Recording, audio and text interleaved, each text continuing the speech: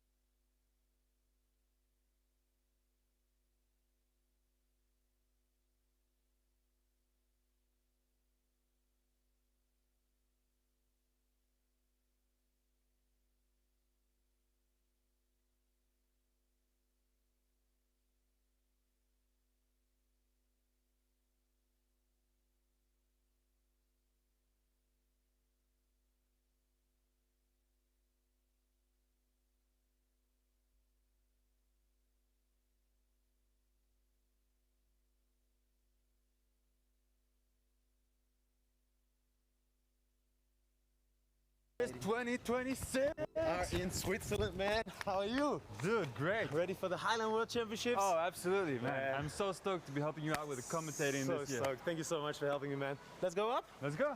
This is the gondola, right? I guess it must be Pretty through sure here. this must be the correct one. Oh, perfect. Man, I can't wait to be up there. Oh, again. dude, I'm so excited, man. Hey, what does this button do? This one? Yeah.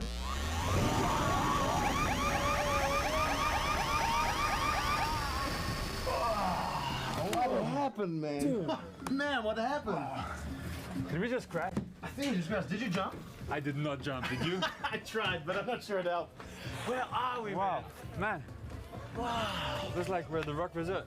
Man, the lines, they're already here, man. Oh, hey, should we just do lax here? I think we should just do lax here, man. Let's go great. check Let's it go out check from out the up there. lines.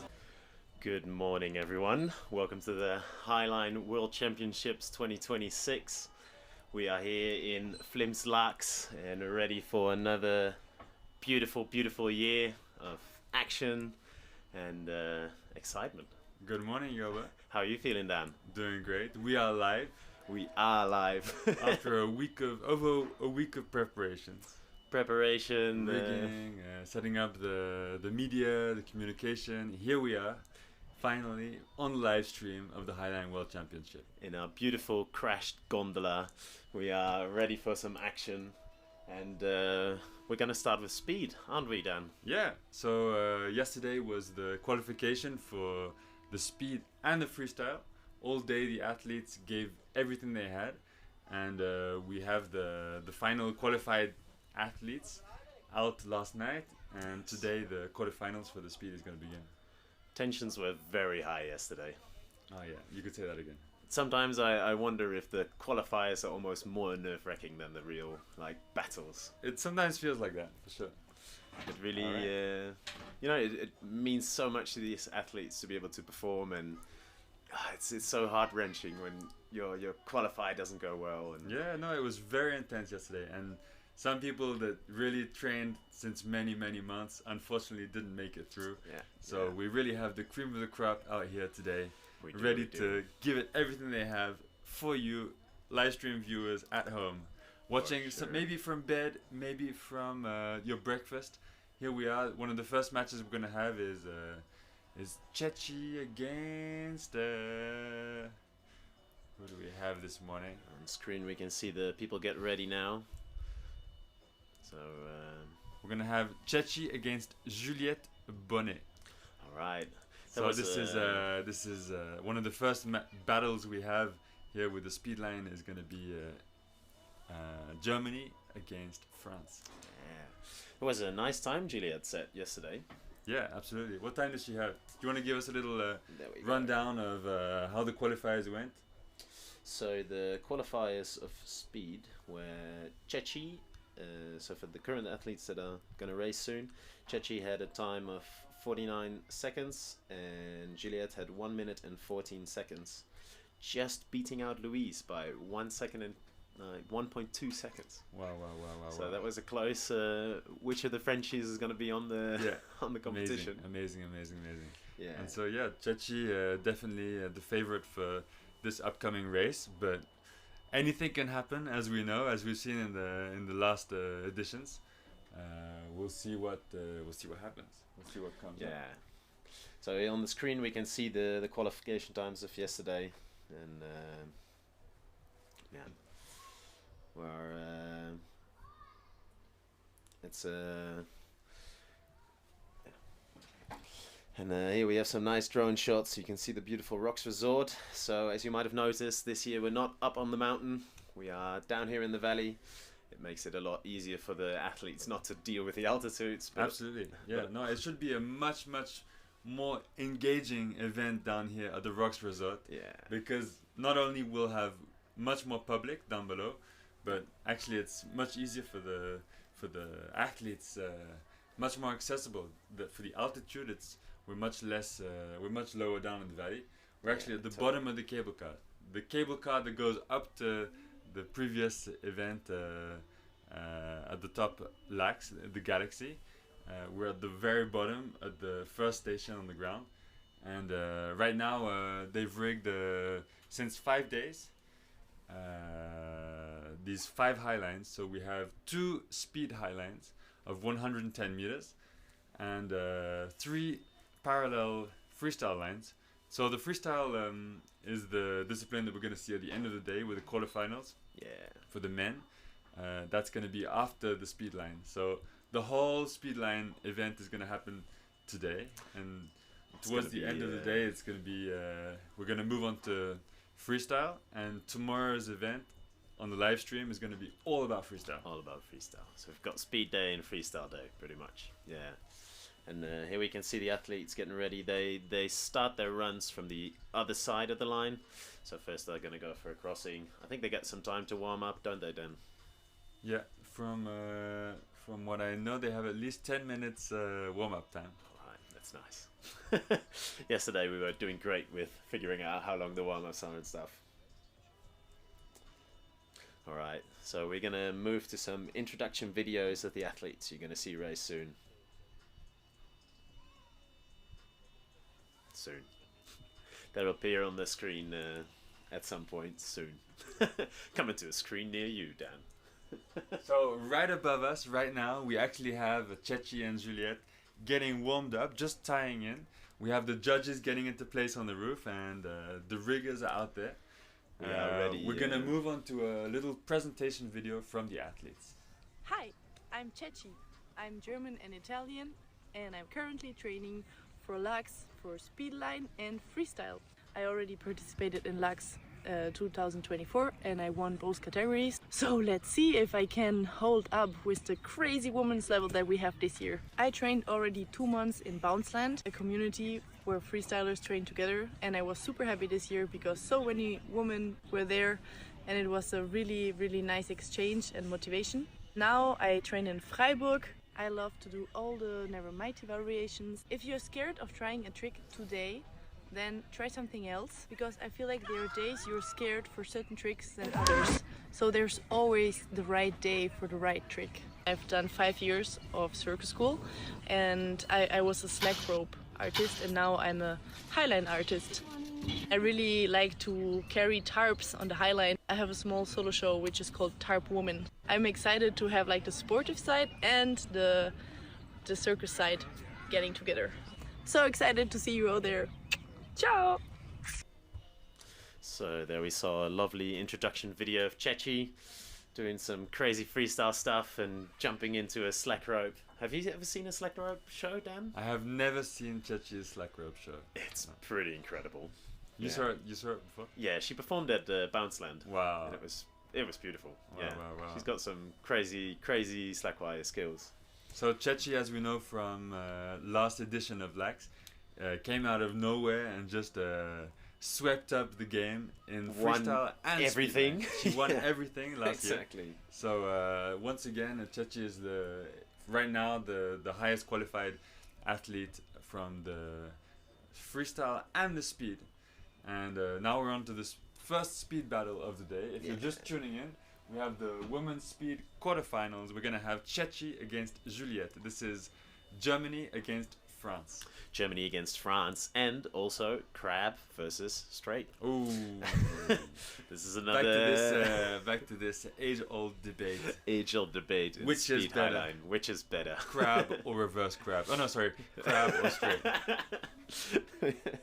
I feel like your opinion's shining through a tiny bit in that statement. I hope that reverse crab is victorious this year. Yeah, you do. Oh yeah. No, actually, as you said to me yesterday, I hope that we have a battle, crab versus crab facing each other. I do like the crab versus crab facing each other races. They're fun to watch. Yeah. I don't know if we have an introduction video for the other athletes. I guess we do. So if we can cut to that, I think we'll... Okay. Okay. So no introduction video of Juliette, but... well, she's up there. I'm sure if Juliette did have an introduction video, it would be a recipe on preparing some delicious crab. So crab. let's see if she can whip up some nice crab stew today. We shall see. There she's getting ready. So once again, we have Chechi against Juliette. This is the first match of the Speedline World Championships here at Flims Laax. Yes. And this is actually the quarterfinals for the women. Kicking it off here at 8 in the morning. So what actually happens in a speedline battle? What is actually going to happen today? So, there's a flag. The athletes start before the flag. That's a new update to the rules from the previous edition. The previous edition, athletes were sitting and started from sitting. Now the main rule is just that they have to be before the flag. Okay. So they can start standing, and that was also a big part of conversation this year. So we're gonna definitely hear about that from the athletes, I think. And then So we're gonna have both athletes standing in front of the flag, getting ready for the big countdown. race, exactly. Then along the racing pit is 60 meters, if I'm correct. Yes. And there are little markers at the 20-meter points. And then and then Okay, that's the race just started. We have Chachi yeah, against yeah, Juliette. yeah. This is the tone that we just heard now was the start tone for this first speedline race of the Highline World Championships. Juliette is pushing along nicely. I think Chachi is. We have both athletes pushing it hard. To be able to see a bit better. So right above us, right above where we're sitting right now, we have Chachi and Juliette busy racing it out. Chachi having a hefty lead, but in speed highline you never know what can happen. People can fall, and it takes a while, especially from exposure, to get back up onto the line. All right, and there Juliette is passing the 40. And we have Chachi who just got to the end of the line. Won the race. Wow, what a performance from Chachi with Clean run. the crab walking, and we have Juliette just arriving to the last few meters. One more tape, few shaky steps. Come on, Juliette, you can do it. You can do it. You've got this. You've got this. Right to the end. Okay, one last tape that she needs to walk over, Exactly. And, then and she'll be we're at the just finish line. a few meters from the finish line. And that's it. Juliette has made it to the end of the line. Right, so unofficial time of Chachi with a 51 seconds. That's 2 seconds longer than her time on the qualifiers yesterday. So no. Chachi still has some gas left in the tank for sure. But, let's Wait, how see, much faster was Chachi for her qualifiers yesterday? 2 seconds. So the unofficial time we get in the screen, which it's written unofficial under there because, you know, this is the times that we get through now, and sometimes there is need for debate for the judges and looking at camera images and get a very precise time. So when you see the time in the screen, people at home don't right away think like, okay, this must be the definitive results. But yeah, for the unofficial time, we got a run time for Chachi of nearly 52 seconds, and in a qualifier, she set a time of 49. So Okay, 49 seconds. Wow. but What a still performance. not far from the time that she set in the qualifier. So that's honestly quite amazing because that it just shows Chachi's consistency, doesn't it? She is a very consistent slackliner. That's one thing you can say about Chachi. She's very good at and that probably comes from a circus background as well. Oh, absolutely. Getting a trick and really learning what the feeling is of okay, I can do this every time, even if I'm tired or nervous or things like this. We have both athletes that have just made their way back to the start point. So as we know from the previous years, and that we'll explain right now, these speedline battles are based on it's a best of 3 actually. So they're gonna race a maximum of 3 times, unless one athlete wins 2 battles. Exactly. So of course we're taking into account false starts and all this kind of surprise. Fuck. Exactly. Yeah. Okay. We have signal. Exactly. We are experiencing a little bit of technical issues here in our cabin, so if you hear some noises on the background, then you know why now. We are doing our best to stay on top of things. So my name's Dan and I'm here with Yoba, and we are very excited to be presenting to you all day and for the next 2 days the whole of the Flims Laax Highline World Championships here in Switzerland.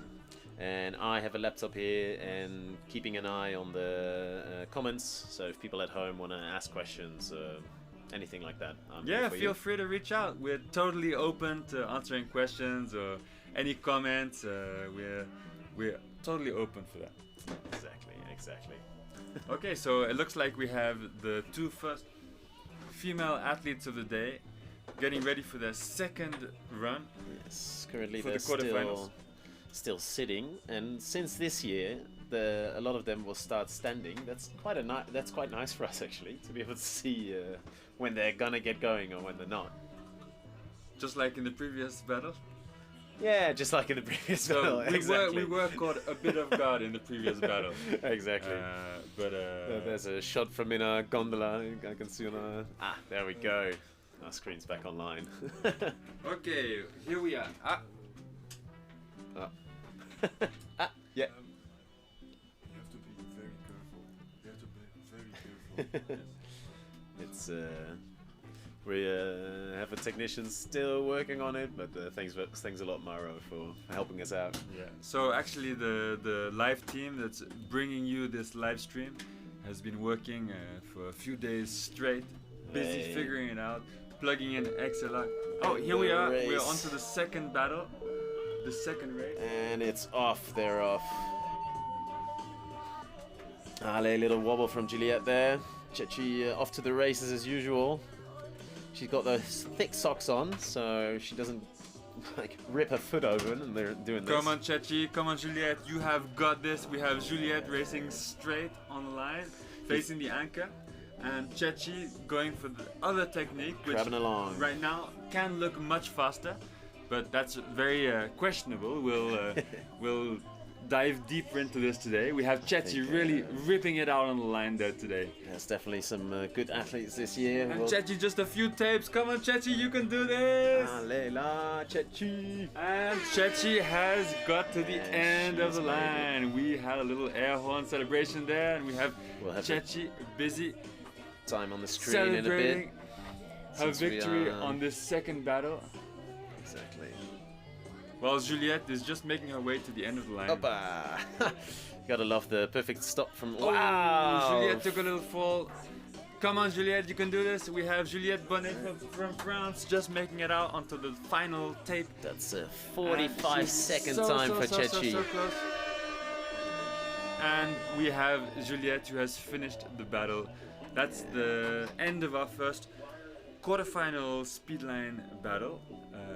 Battles for the women's competition here in the Flims Laax Highline World Championships. We have Race one down. we had Chechi against Juliette, and Chechi was victorious in this battle. So Chechi set a faster time than in the qualifiers as well, which is quite amazing to see. wow. So this means that Chechi will be moving through onto the next round, and Juliette, unfortunately, this is her last battle of the event. Yes, that's. It's sad, but that's how it is, isn't it? Well done to these two amazing athletes of the day, starting here in the World Championships. It's not an easy feat to be training on these lines all week, and then on the day of the competition to be up at 6 a.m. to be out on the line, ready and fresh and active at 8 a.m. Kicking it Yeah. off at 8 in the morning is quite something, isn't it? Dan? Oh yeah. And for Juliette, it's quite something. But now Chechi, we can imagine that with the speed line and the freestyle coming up, she's gonna have a really heavy 2 days. It's going to be a So, long 2 days. Yeah, because some athletes are performing on both of the events. Not every one of them, but Chechi is one of them. Chechi is definitely one of them. Yes. That's, as you can imagine, really tiring, not just to be focusing on one aspect of the sport, but on two. And here the athletes leaving the line. It's quite a funny setup here. One of the lines really passes over the 3 freestyle lines. Yeah, that's true. If you're a bit lighter, it's not a problem, but with my weight, it was quite funny.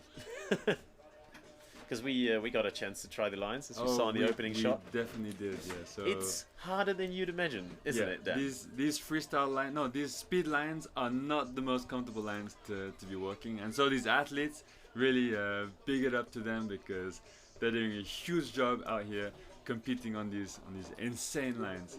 Exactly. We yeah. have 110 meters, which is actually with Y2K light, and that's Dyneema webbing, which is the lightest and least stretchy, extremely slackline webbing, that one of the least stretchy that exists. Yeah. And to bring a bit more dynamic into the line at the beginning, for the first 10 meters on the anchor point, we have the pink tube webbing, which is a tubular nylon. It's a funny mix because the line gives you a little bit of, of course it does give you a bit of that long line feel, like it is a 110 meter line. It is a long line. But at the same time, dynamics wise, it just feels like you're on a 9 meter bit of nylon. So there we have Juliette coming off of the line, and the next athlete's already getting ready. It's a tight schedule today, so there we have athletes hugging, happy with the race, hopefully. Alrighty, there they go. And there we see Jessica and Mia. They're ready, getting ready for their battle. Okay, so the view that we have right now is from the anchor point of these speed lines, and we have Mia busy tying into her leash. We have Jessica from Belgium just getting ready, going over the scaffolding, which is the huge A-frame that's actually being set up on the top of the building here at the Rocks Resort. Yeah. Some crazy rigging here. So I actually heard that for 5 days straight they were rigging, and behind these buildings that you can see, there's actually 2 kilometers of Dyneema going down to the ground. A lot of Dyneema.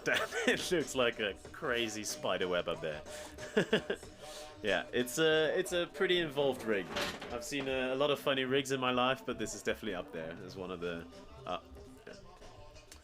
Yeah. Okay, and here up on the roof there on the left, you can see Marshall, the photographer, the official photographer for the event, just checking his cliche shots. And of course, not to forget the judges' booth. That's yeah. So the little black tents that you see on the roof on the left, that's the judges' tents. Yeah. So there you saw the names of the next athletes, Jessica and Mia, and the headshots, and they'll be heading it off against each other on this race. And what do you think? They're both walking straight, right? No crabs this race? I believe so. Yeah. No crabs allowed. No crabs allowed. No. How excited are you to see Mia racing along the line, Dan? Yeah, I mean, it's been a long time I haven't seen Mia racing. I remember Mia just doing some incredible performances over the last years. Man, for the people who don't know, Mia has been a long time slacker. She's been in the game for a long time. And when I started slacklining, I mean, Mia, she's the one who always had all the world records. Like anytime a new world record, she's a big crusher. But she was kind of known to walk slow, wasn't she, Dan? If there was one slow liner that I would have had to cite over the last few years, it would have been for sure Mia. Yeah. Yeah, exactly. She's a very she used to be a very slow slackliner, so that's why we're really excited to see. Yeah, but actually, this is for the first year that Mia has actually qualified for Freestyle Highline too. Yeah. We're gonna see tomorrow morning at 9 a.m. We're gonna have Mia out against Louise for the quarterfinals. So there's a question in the comments. Somebody is asking what's the webbing. I think you just said that right. It's Y2K light. Did you say that? Y2K light. That's interesting because I've never seen Y2K light. But anyway, we're gonna go and move to a little explanation of the rules for the people at home. So enjoy a little introduction.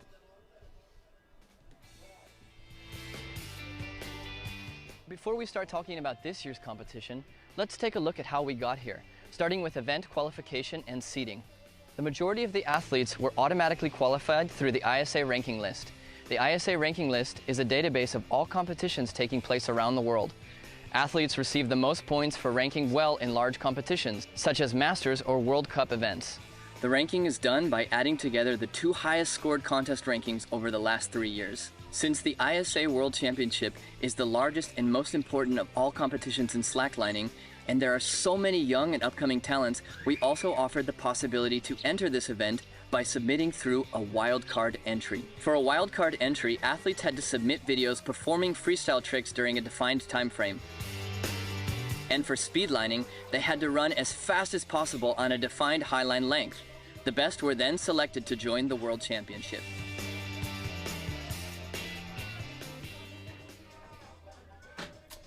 Alright, Thank you for that little presentation, Ian. Exactly. So that was Ian Eisenberg presenting the rules for qualifying in this Highline World Championship. Exactly. We have so basically the previous athlete that we saw in the battle, Juliette, she actually qualified through a wild card, if I'm not mistaken. I think that might be correct, yeah. So the wild cards, the people send in their times and the best ones get picked and allowed to come. So this is the same for freestyle and speedline, right? Exactly. So yeah, everybody, even if you can't make it out to a lot of the World Cups and other events, there you can score points for the overall scoreboard. Then at least you still have a chance if you're fast, if you're good at doing big tricks, to make your way to the Highline World Championships. And if you can't make it out to the World Cups, you can still follow them live on the live streams. Yeah, exactly. No, if you're just tuning in now, we're on to the second battle of the day. We're still on the quarterfinals for the women. And this is Jessica against Mia. We have Belgium against Canada here for the second battle of the day for speedline. Yes, we do. The athletes are just warming up right now, so cruising back and forth a little bit and feeling out the line, getting their bodies warmed up, getting ready to do some fast balancing. What do you think? We'll see another improvement over the qualifier times. Oh yeah, I think that today we're gonna have a hell of a lot of surprises. It's interesting. I was talking yesterday with Jessica, and she mentioned that it makes a big difference, if you have somebody to race against. Yeah. If you're really pushing against each other, I think that's a big faster times, like during the competition, because I can imagine. You're really challenged and to really go into that flow state, go into that focus, and just push across to the other side as fast as you can. Yeah, I mean that's something that I really appreciated from my speedline battles in the past. Is that when I was in a battle format, yeah, my times were easily 10 seconds way faster than. Yeah. I remember some great moments from the first Highline World Championships where you knocked out Vidal, didn't you? Oh yeah, very very tight battle. So that's like a great example of the kind of surprises that we can have. Yeah. Here we have athletes which, even though they've been placed in the ranking in the qualifiers in these positions, we are always going to be surprised with. Not a final, like this is how it's going to be. There's a lot of chance for upsets and big changes and things like that. So yeah, it's going to be intense. I'm so excited to we see. have Jessica and Mia who just got to the end of the line. Yeah. They're sitting down. It looks like they're taking a brief rest after their first crossing. So this was their warm-up crossing, the first session of the day. Yeah, because as we know here in Laax, the lines have just opened. They've just been checked by the riggers of the event, who are up there checking for the safety all through the day on all the roofs. They've checked all the anchor points, and now we have the athletes who are actually the first athletes of the day going onto these lines. Yeah. And Jessica yesterday was saying that she was gonna ask around to see if we can start later. I told her that probably won't happen since there's a lot of stuff planned and a lot of cogs in the machine. But I said I was rooting her on. Okay, there's the beeps, so the athletes will be off. There they go. Time to get racing. Oh, a little wobble there from Jessica. Jessica is known to be very fast, but can sometimes be, a bit wobbly. Whereas, for example, Mia is known to be very consistent, of course. We are out on the second race of this Highline World Championship. We have Mia out against Jessica. Mia is behind a tiny bit, but it's going pretty neck and neck. Come on. Come on, Mia. Come on, Solid. Jessica. You can do this. They're busy giving everything they can. Jessica walking with a little bit of a bounce. She does that often. Ooh, Wow. Both athletes here extremely marker. zoned in. Come on, there they go. Oh, little catch from Jessica. Oh. Ooh, that's gonna give Mia the edge. That's what we talked about, that consistency. And Mia just cruising through, no pushing. care in the world, just super focused. One last take, Man. just a few meters to go for Mia, and we have Mia crossing the finish Oh, line. Mia crossing the finish line. You don't even have to use your soundboard, Dan. They've got it covered out there for you. So we have Wow. Mia who just won the second battle, and That was Jess who just crossed the finish line too. Such a close race, man. Like, they were neck and neck. Jessica was just a tiny bit ahead, but there you see, you push and there's always the chance for a fall. It's Oh yeah, so breathing in your neck we've the whole seen way. it in the past and we're seeing it again now. We had Jess from Belgium out against Mia from Canada. Yes. Or more, should I say, representing Canada, because these Represent. athletes are really some worldwide citizens. We have Mia, who's just come back from month-long traveling around South America in a sailboat, actually. All right. And so I know that she hasn't been able to get that much line time in the past years, in the Yeah. past months actually. So it would be great if we could see some replay moments from this final battle here. Exactly. Jessica from Belgium against Mia from Canada. And we will respond to them about 30 seconds late, but that is how it is, isn't it, Dan? All right. So I think the replays are coming on the screen. There we see that catch of Jessica. You can really see how the distance from the flag when just like they were neck and neck, man. I think Jessica was in a slight lead, but by about a step or two, you know? So really not a lot. I saw 1 second of those replays. Yeah. Let's hope that the next replay we have a little more time to analyze them. A little bit because, more run-up time to the... Yeah. Alright, so the athletes are headed back. So now Jessica has to, you know, really be focused. Because if she loses this one, then she's out of the race, which would be, yeah, be a bummer for her. Jessica placed 4, of course, in the qualifications with a nice time of 15.9 seconds. So we know she can be faster than she ran just now. Wait, what time did Jessica have right now? What was the unofficial time? The unofficial time, that's a good question. Maybe we can see that in the screen. There's a bracket system where we can see the head-to-head of the athletes and the times that they just did. So if we can get that on the screen, that would be nice. But there we go. We can see it on the screen right now. So Jessica did 1 minute and 15 seconds. So even with that fall, she was quite quick. But Mia there with 1 minute and 5 seconds. That's a really nice. Of course, that's 2.5 seconds faster than a qualifications time. But 2.5 seconds after your opponent takes a fall, I think a lot of athletes tend to like take a little breath at least and maybe slow down a bit. So I wouldn't be surprised if. Well, you know, those 2 seconds that can really make the whole difference. I don't know if you saw in the men's qualifiers, just sometimes 1 second was the difference between first and second place. And Absolutely. as we're going to see later today with the men's freestyle, it's really neck to neck. These qualifiers times were extremely close. I'm looking forward. I'm really happy to see the pack of the women though really closing in as well this year. Like we don't have big outliers or anything like that. The times are pretty close together. So now we are looking at a race. I mean, we are of course looking at 4th and 5th. So it makes sense that they are very close together on this race. Yeah, that's true. So this actually this should be a much more exciting race than the one that we saw. Evenly matched previously. race Yeah. for sure. Actually, I think that's going to be a bit of a theme the whole day. As the day progresses, the battles progress. It's going to get Heated. more and more intense and closer and closer, and the battle's going to get tighter and tighter. For And, sure. Here we're on the wait. This is the second Yes, battle of the quarterfinals of women's speed.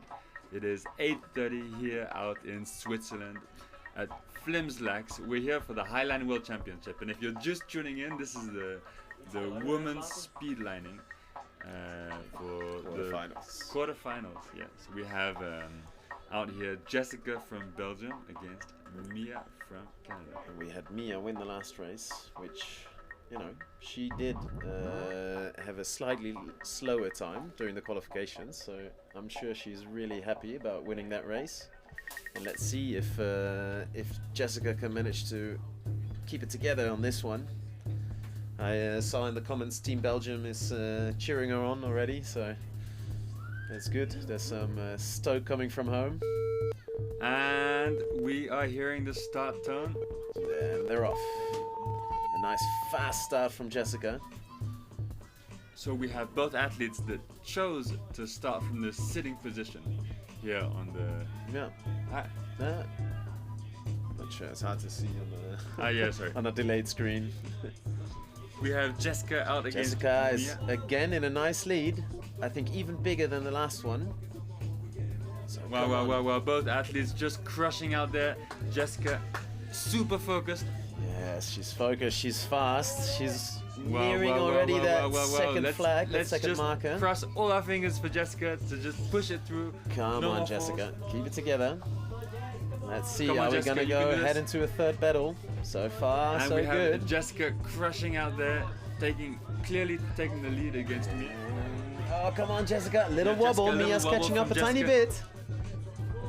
They on, both have come just on. one more tape to go. The gap is narrowing, but And Jessica Jessica has pulls won out this a battle. win. Wow. Okay, so already an extremely exciting battle there Man, for our man. second race of Jessica starting really fast, and then at the end just having a bit of wobbles, and Wow, Mia wow, catching wow, up, wow. catching up. But man, she pulled out the win there. So That was extremely intense. So we just had Jessica winning the second race of this battle right here.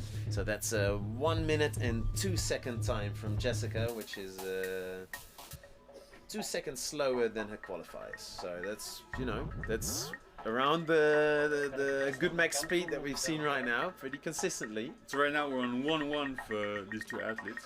So Mia one more Jessica. race to go. So Okay, we have so- an introduction video that we'll see. So we'll learn a bit more about these I'm athletes. Jess from Belgium. I've been highlining for 5 years, and I started highlining when I was 44, so I feel super lucky to be here in Laax at my 49th. Yeah, let's see what happens. Happy laughter at the end of Jessica. Thank you for that, Jessica. Yeah, as you can, as she said there, she started slacklining quite late, and it's amazing to see how well she's doing here, pushing the envelope of the straight walkers. There we see the athletes heading back to the other side. I'm sure the nerves are only going up and up and up. And we have another introduction video of Mia as well. So we will cut to that. Lot of proposes that you put on your phone. Moment, I am spending more time at sea than on land, but I will be heading to Europe for a few months of training before Laax. My favorite trick, wolf to feet. See you in Laax.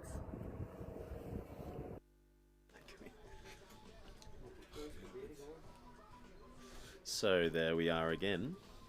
We should be back after the nice video of Mia. You can see her walking to a boat, doing some freestyle. And yeah, what we talking about before, I don't think we really got to finish that train of thought. But I remember, you know, watching always the world records come in. Yeah. And then you'd see like, oh, they walked a 1 kilometer something line, you know, or whatever, 600 meter, or this or this and this. And then you'd see the times of the guys, like, oh, he walked it in 40 minutes. Oh, this person walked it in 1 hour and 20, and then Mia sent it in 4 hours. Yeah, that's a real testament to how solid actually Mia can be on these highlines. Because I think maybe if you don't know, you might see a time like that and then think like, that's that's weird. That's She's normal. slow, but You could say that's normal. I mean, to me that would be normal. Yeah, if I would send a 1 kilometer highline, it wouldn't be particularly fast. But man, the focus you must have to send a line in 4 hours time. That's quite something, isn't it? It's just crazy. And so actually seeing Mia now participating in the speed line battle is just, for me, so impressive. Me too. I think it's for me really one of the most versatile athletes we have on the female side. For sure. Her and Chechi, and it's incredible to see, really. I think we'll see Chechi against Mia. That would be fun, wouldn't it? The ultimate battle of crab versus not crab. Reverse crab, what did you say? Crab versus reverse crab, I think.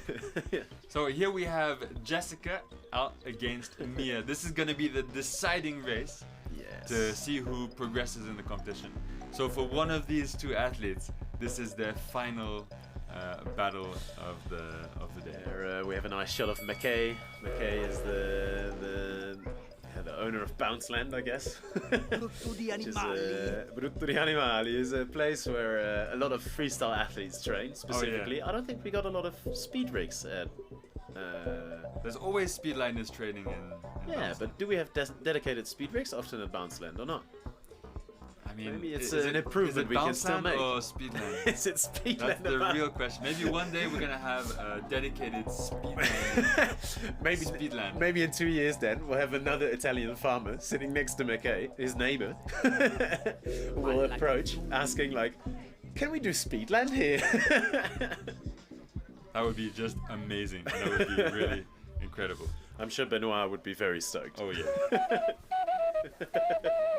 Okay, so we're out going for the final deciding match. Yes, we saw Mia put her hands up. That's her sign of I'm ready. Jessica still adjusting a bit the leash, because leash management is a big part of highlining, isn't it? Oh yeah, especially speedlining, because these athletes actually like the speed that they're going, we're gonna see that getting crazier and crazier today. Yeah. Sometimes, okay, here we are getting ready for the final deciding battle. And we're hearing the start tone. There we go, and off they go. We have Mia out against Jessica from Belgium. So they did do a standing start. There was some Go Jess on the screen there from the comments. And both athletes just crushing out there. We have Mia out against Jessica. Again, Jessica has a little bit of a lead. Oh, dead. And yeah, Jessica indeed having a little bit of a lead. Here we can see on the drone shot, she's just a bit ahead of that flag. Has a little bit of shakes though, so... Wow. Jessica just so focused. I think this Jessica's top speed is a bit faster than that of Mia, but because every once in a while she'll have a shake, and as we saw in the first race, maybe even a fall, that gives Mia some chance to catch up. It's really neck and neck, but Jessica still has a bit of a lead. And they pass this. Jessica pushing. Mia, I can't even tell. I can't tell at all who is getting there. We have Mia and Jess approaching the tape. And there we go. Jessica crossing the finish line just before Mia. Wow. That was close. What a battle, dude. That was insane. Less than 2 seconds off, I think. That was neck and neck. Incredible. So we just had the deciding match, Jessica against Mia. Yes. So Jessica, both athletes, of course, looking happy as ever. Yeah. In general, the vibes out here on these competitions are very friendly. So normally this would have been Mia's final moment on the Highline here in the Highline World Championships, but as we know, Mia has also qualified for the freestyle competition, and so tomorrow morning Mia will be out performing again, but we're gonna be seeing Jessica very shortly because Jessica is progressing in the female speedline Yeah, competition. we have not seen the last of Mia. Jessica there going barefoot, and Mia wearing some socks, I think with some nice holes in them. We'll have to ask her about speedline gear when she passes down here. Alright, then Wow, we see what the a- times on the screen. What a tight match that was. You see there on that first run of Jessica how big a difference a leash fall can make, and or a catch, or yeah. But man, they were close races. Really exciting. I'm so excited for the rest of the day here. We have speedline. If you're just tuning in now, we're starting with the speedline here all day. We're on the quarterfinals for the women's event. And we just had Mia out against Jessica with a victory from Jessica. And Mia, who unfortunately is not going to be progressing in this speedline women's competition. But a well-deserved victory of Jessica there. Pushing hard. I'm sure her nerves, especially after losing the first race from a fall. Oh yeah. Ooh. No, that was extremely tight. That's I'm extremely tight. Sure, And on that third race. We know that it's extremely emotional moments out there for these athletes. For sure. I'm so excited to see what's coming up. So, do you have an idea of what the next race is coming up? I think you have, no? I'll tell you right now. Dan, the schedule man. Okay, so the following race is going to be Erica against Melanie. So we have Erica from Brazil against Mel from Switzerland. This is going to be also a very tight race. So the reason why the previous race was so tight is because both athletes they qualified very close times. To each other. Yeah. And Erica, another famous pro crab slackliner. Also a freestyler. And also a freestyler. Unfortunately, didn't qualify, I think, right? Erica? Yeah, she got 10th. So unfortunately, we won't be seeing her in the freestyle this year. Yesterday, she was doing a nice performance where she was singing while she was freestyling, wasn't she? That's true. Wow, what an incredible athlete. No, it's fun to watch. For Out sure. singing in these Brazilian tunes while she's busy bouncing and throwing rocket mounts and yoda rolls. Exactly. So impressive. So here we see Jessica and Mia getting off of the lines, climbing back on the scaffold. I'm sure Jessica's really stoked about the results there. There we go. Wow. Look at that sportsmanship. We have Mia and Jessica Big just hugs. hugging it out up there. Man, what a race. Incredible. I'm sure Belgium just erupted in loud cheers. Oh yeah, absolutely. So we have Sarah up on the roof, who's one of the lead riggers here for this event. We have joining us here in the studio. First guest. We have Augustin. Augustin, Hello. Who's one of the judges for this freestyle and speedline world championship. So, what's your impression of the races we just saw this morning? It's amazing. We start like with very strong races. Like this one with the best of three. Jessica was having a bit of trouble. I think she's a bit sick, and that's why she, like in the first race when she fell, she didn't have the energy to stand up again straight after. She was ahead of Mia in the start. Wow, yeah that was so intense. And then she managed to catch up in the next two races and make up her time. What a performance! It was amazing, yeah. Amazing. And this morning, Chichi was already close to world record. Really? Well, like she did 46 seconds, I think, something around 46 seconds. I don't remember exactly. And the world record is at the moment 42. So we can see, like she's gonna try to beat it every race. Do you think we'll be seeing more world records today? So in the women's, I think, yeah, Chichi is gonna try to beat her world record every single race. I don't know about the. Do you know where she set her world record? It was in Paris. Yeah, I believe so. In Noisy-le-Grand. The World Cup last year. Yeah. Last summer, Noisy-le-Grand. Not Paris. Very close. We had Chechi. I think it was the final of the speedline competition. She set the female world record. I was judging there, but I don't remember. But I remember that in the men's, the world record was also set at the same competition, and by Sasha, and it's 25 seconds 25. So Alright. we'll see that just a bit later. So wait, you're judging right now? No, so I'm Judging from the I'm gondola. judging mostly like in the freestyle. In the I was getting everything ready for the speed line this morning, and now they're working. And we have an amazing team of judges. Yeah, right. They're all very good. Yeah, I'm super happy to be Because working it's with them. sometimes I guess can be pretty tricky figuring out who exactly which toe passed the flag first and. Like on this setup here, we're so close to the finish. I don't know if you've seen this on the live stream from the drone image. Right. The judges, we are like 3 meters away from the finish. It's Wow, That's really like the nice. most so convenient, intense. the most convenient way to see the flags and the finish. So Yeah. intense. We'll be able to see some replays from the race soon, so that will be Yeah, fun. also We might that- be able to get even closer than 3 meters. Even closer to the 3 meters exactly. If our So, screen works, You unfortunately. could tell us a little bit more about the setup. The setup. So the setup the athletes are racing on, it's 100 meter long between the two anchors, and we have. It starts with 10 meters of nylon webbing, which is pink tube from Slacktivity, and this allows like the nylon webbing has more stretch. It gives a bit more bounce to the line, and it feels less static. Yeah. And then everything else is high-tech webbing, which is Y2K. It's lightweight, very Is it static. Y2K light or Y2K? No, it's normal? Y2K normal. It's Okay. 25 millimeters wide. So for those who don't don't slackline at home, it's 2 fingers wide, roughly. We Exactly. actually have a piece of webbing right here.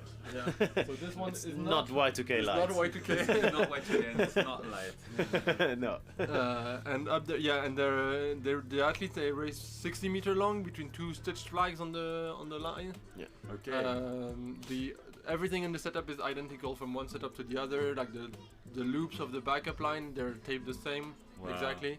And the markers we see, I guess they're thirds, right? So Yeah, 20 like 20, meter, 20 yeah, and 40. 20 yeah. and 40 meter markers. Yeah, they're also stitched. Yeah. Okay. Nice. Great. Yeah, it's a good setup here. I really like the anchor side over there with the scaffold. I was there for the rigging. It was a lot of work. How much Dyneema is stitching that anchor? It's Dan mentioned something like 2 kilometers. or so something? we started with 2 kilometers and we were left with less than 300 meters. Less than Like, 300 how did meters. they imagine these anchor points? I think Thomas Buckingham, the main organizer of this whole thing, he's a Yeah. bit like he's on it. So is He's it true? rigged before. Is it true that the reason why there's so much Dyneema is because they didn't have the authorization to attach something It's not- directly onto the roof? It's not really about authorization. It's about like if it's feasible. Okay. Like the roofs It are wasn't not. possible. There's nothing this to roof. bolt there. Wow. They're not meant to handle heavy loads, so we couldn't put like a big container and anchor Wow, to that. wow. But so the compromise was to rig the scaffolding up on the top of the roof.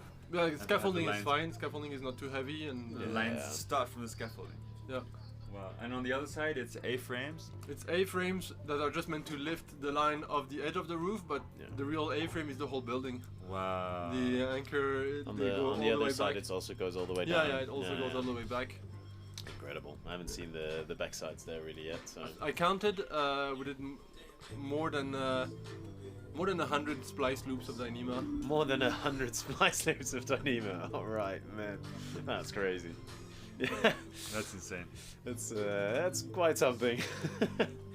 Oh, Being man. unable to splice Dyneema myself, I can't even comprehend yeah. how much concentration that must take. If you do 100 loops, then you can do it afterwards. I hope so. I hope so. That makes a lot of sense to me.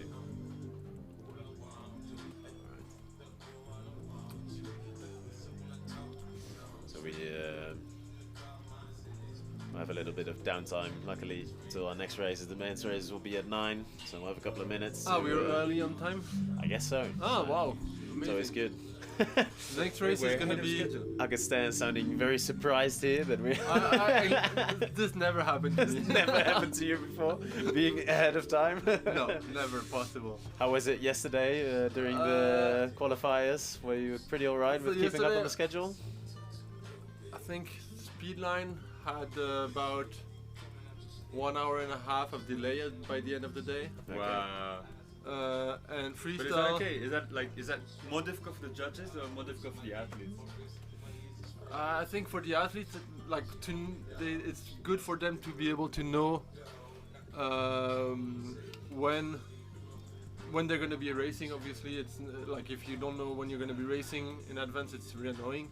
But they can also follow who was ahead of them, so they had like at least they could get slightly updated by just looking at who was ahead of them. But if they were trying to just get in the zone and not look at anything else, they couldn't just show up on the time. Wow. That was I mean, it's probably better to be later than earlier. Oh well, if we're earlier, we just wait for the athlete. There is no. Oh, you weren't there early, but we were on. We were early. That doesn't exist. I'm sorry, you're here right on time, but you missed your session. Yeah. Too bad. Too bad you didn't qualify. You're actually disqualified. No. So here on the screen we see our schedule of the day, by the way. So for people wondering who to watch and when, we can see the schedule for Friday and the schedule for Saturday. And on the freestyle, we were actually mostly on time yesterday. Oh, okay. Because like it.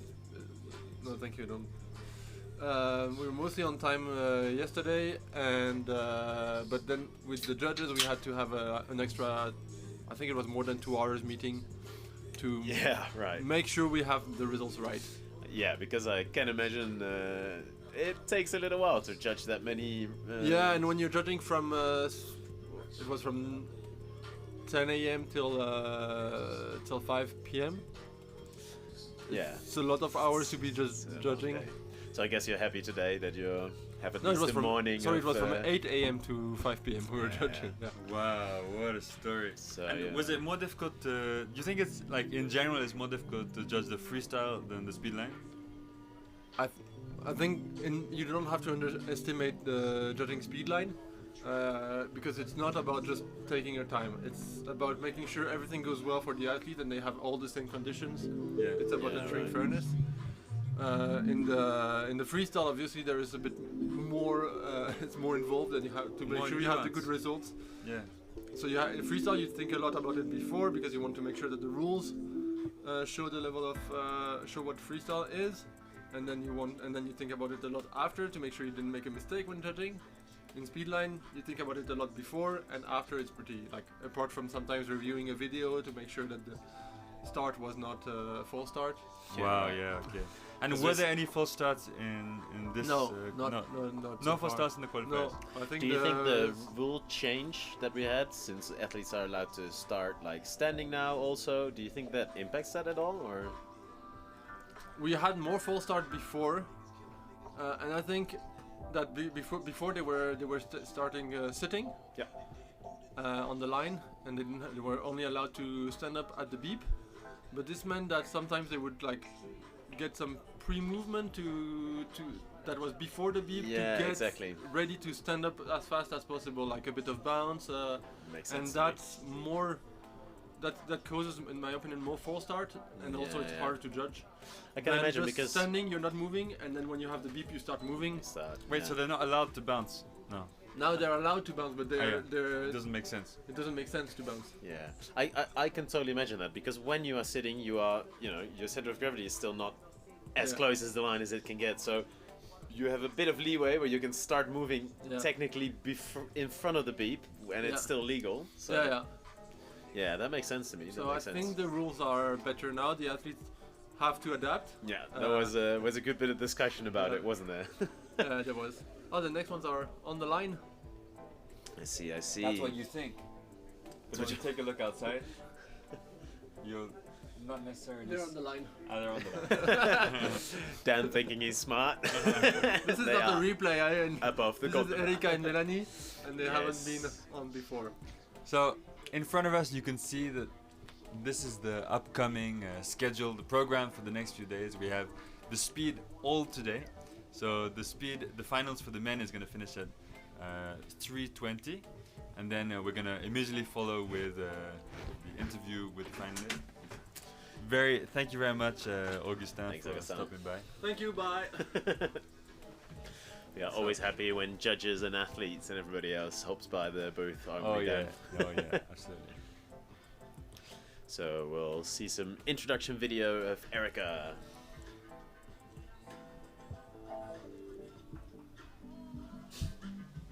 At some point.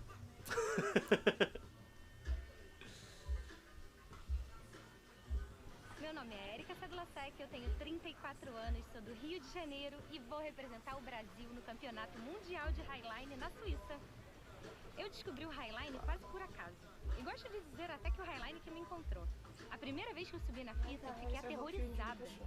Mas algo mudou dentro de mim. Eu senti uma sensação muito profunda de conexão, liberdade, gratidão. Se você tem medo de tentar algo novo, ótimo.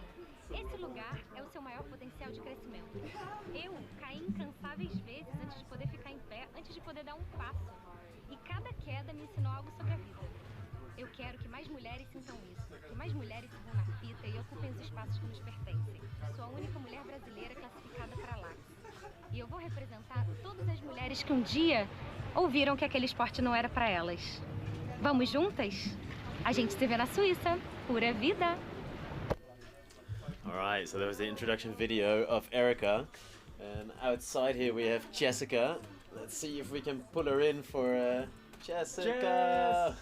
Come here. Want to say a little word? How did you feel out there? Yeah, super exciting. I'm a bit coldy, so it was a bit. I was short of breath. It was a bit difficult. Wow, August what a Star. performance out there. It was so nice racing Mia. How did the line feel this morning? Nice tension, a little bit of wind. It was very enjoyable. Okay, great. Yeah. I was very scared of catching against Mia, because if you catch against Mia, you lost. We saw in the first one, it was so tight. We were like yes, this. And I caught and I was like, Wow. Yeah. Amazing. Yeah, no, super solid. And both of you super solid. Yeah, it was so nice Yeah. racing Mia, because we have a bit of history, Mia and I. You've raced in the past together? Yes, we raced last year in. Sorry. Well, I'll sit down then. We raced last year in the World Cup in Paris, so we Okay, had yeah, like the of course, final was Chachi, me, and Mia, Yeah. and then I beat Mia. And then in Ribeauvillé we came out against each other, and then Mia won in 3 Wow, races as okay, well, yes. and now it was a rematch. Okay. And then the next exciting thing is Poland. We're going to be racing one Yeah. another On again. is that on the 1k? That's on the one thing. Yeah, wow, that's gonna be so cool it's as gonna be well. super Wow, cool. wow, wow, Yeah, wow, wow. yeah, Super yeah, intense. yeah. When is that coming up? 3 to 6 September. Ah, yeah, I okay. think. So, yeah. Yeah. We had a question in the chat actually about the tension. What tension do you guys walk on? Well, I prefer a tension of like 1.1 steady state, and when you come off the line, it's sort of like 0.9. Okay. But it really quickly it goes up again to 1.1. But that's only Right. if you have a steady Yeah. state. But And that's did you the have a ideal line tension. just like this to train on? Yes. Yes, Okay. I trained on exactly the same line. I have a Y2K, big tube. Wow. Try to find the right spots where I Yeah. do the exact length, because every line length of a line has a certain dynamics, so you want to practice the dynamics. And when you So talk about the tension, do you monitor the tension on your home line too? Yes. Yes. So you also have the dynamo rigged on. Yes. Wow, Yes. okay, yeah. You need to, otherwise you can hardly Yeah, know of what. course, I mean, yeah. here you get the. Otherwise it doesn't work. Yeah. I guess at least the dynamo, does it change a lot with like humidity and like from day to day, or? Yeah, it can. It gets tighter when it gets really sunny. Yeah, exactly. Yeah. You think that during the day we're gonna feel the athletes are gonna feel a change in the tension of the line because of the weather? It's difficult to say because it hasn't reached its steady state for so long. yeah. So yeah, and it's being sessioned now the whole time. So yeah, I don't know. I think it might need a tiny tug at a certain stage. Okay. Yeah. Nice. So soon our athletes are gonna get ready to race. Erica versus Melanie, the crab versus the straight walk. Yeah, come on, Mel. On the dog. yeah. Yeah. Alrighty. Got probably some nice thick socks again from. That's something we see a lot with everybody who crab walks. Some fat sock, especially on that front foot. Tattoo socks. Okay, yeah.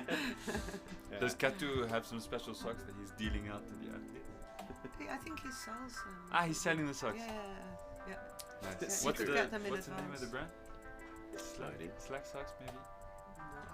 No idea. No idea. No idea. We should ask him. I'm sure he'll pass by at some point. I'm sure he'll pass by. All right, athletes are Okay, sitting can I ready. go and watch Yeah, this of course. live? Yeah, See you always. guys. Thank you very much, Jessica. Well done again. Okay, so we have the start tone we're just hearing now. And they the are athletes are off. rough. At least they should be. I think we got a false start. Wow. I think the athletes didn't hear the start tone or something like that, I would guess. We definitely hear it. Oh yeah, we definitely heard it. Okay, I think we'll try to do it again. Ah, okay, Mel's sitting back down. Erica's doing the same. So what you're hearing there is Dan's soundboard. What could have caused that false start? You think it was your soundboard, Dan? I think I might have pressed the wrong button once again. I'm sorry, guys. I'm sorry. The race being aborted. Well, I do my best. I do my best. I do my best. Start aborted.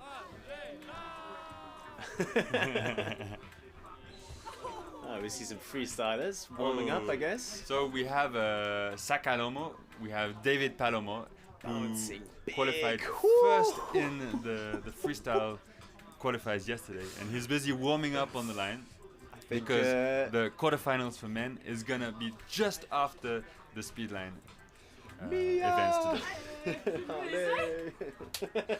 So fun. Nice run, nice run. So we have Mel against Erica, just getting ready again, standing back up, and we're hearing the start tone, and here we go. Yes, and it Erica seems like they against heard it Melanie. this time as well. Busy pushing it out on the speed lines. Some nice big strides from Erica there. The clock's ticking. We have Mia in the studio, so if you hear another voice, that's Mia. Alright, so Erica with a little lead. Mel both cruising. athletes super dialed in the zone. We have Erica busy crab walking her way. Oh, we just had a fall from Mel. Fall from Mel. Mel busy climbing back up the leash and getting back into position to stand. Erica just super focused. She seems fast to me, Erica. Putting down a nice time, I think. She's just a few tapes away from the end of the line. We have Erica approaching the finish of this third battle for the day, the Highline World Championships. We have speed line, there she goes, touches the amazing. flag. And that's ready. 1 minute and 4 seconds. That's wow. nice. 1 minute 4 seconds. That was a great time from Erica. And Melanie just finishing up now. Yes, Mel will be walking away to the end, unfortunately, of the fall. It happens. It happens. How was that race for you? It was really fun. I think when we get the chance to walk and have such close races, it's way more exciting because you just don't know. Jessica's faster than I am. We both know that, but if she's not clean and she catches, I have no chance. It was very fun to watch because I think Jessica is, she's just a bit faster and just a couple of steps ahead, but she has a little bounce going often and she wobbles a tiny bit more than you. I think you have that really solid, very stable shoulders. So, sometimes we see Jessica wobble a little bit and you just think, catch up a tiny so bit. Intense, it so intense was to a watch. good race. Does it ever happen to you to take falls while you're speedlining? Actually, 2 years ago against Chechi, I was really trying to push, and that's probably what I should have done on the last race here, is just go for it no matter if I fall or not. Yeah. And then I have a chance of falling when I really push. So I feel like I stay in my comfort zone, which is not what you want for speedlining. Yeah. I mean, we'll see, huh? We'll see. For you, So there you had Mel crossing the finish line as well. Fortunately, a minute after a fall, but we have another race coming up, so another chance for her. I think I'll leave you guys to it. Sure. Thanks for coming by. Yeah. So we have Mia, who just passed by the gondola studio. Mia, who just came down from her final race Yeah. for the speedline competition. Exactly. But it's going to be progressing in the freestyle. So now we just had Mel against Erica, and we Erica had a with the- big fall from Mel in the around halfway point of the race, and that gave time to Erica to just crash her way through all the way to the finish line. Let's see how it goes. Yeah, it's always something. We've had it also many times before. We saw that in races that people took a fall and then kind of gave up because they thought, well, I'm not gonna make it. I took a fall, but then sometimes the other athlete takes a fall. There's always anything can happen, you know. It's important to just get back up as fast as you can and keep racing. So we'll go to the introduction video of Melanie. We'll see. My name is Mel. I'm from Switzerland and I'm living in Bern. So this is the way I train with my community on the water. When I'm scared to try a new trick, I always breathe one time first, so it helps me to calm down. And yeah, then I just need to try it, and sometimes it works and sometimes I just fail. And I think failing is a good way to be better in your sport. So never be afraid to fall. This is how you get better. See you in Laax. So there was some waterline action at the famous spot in Bern. Have you been a lot to the Bern City Slack Festival? It's been years that I haven't been to Bern. Me too. It's been a little while, but it's always a fun time when you're there.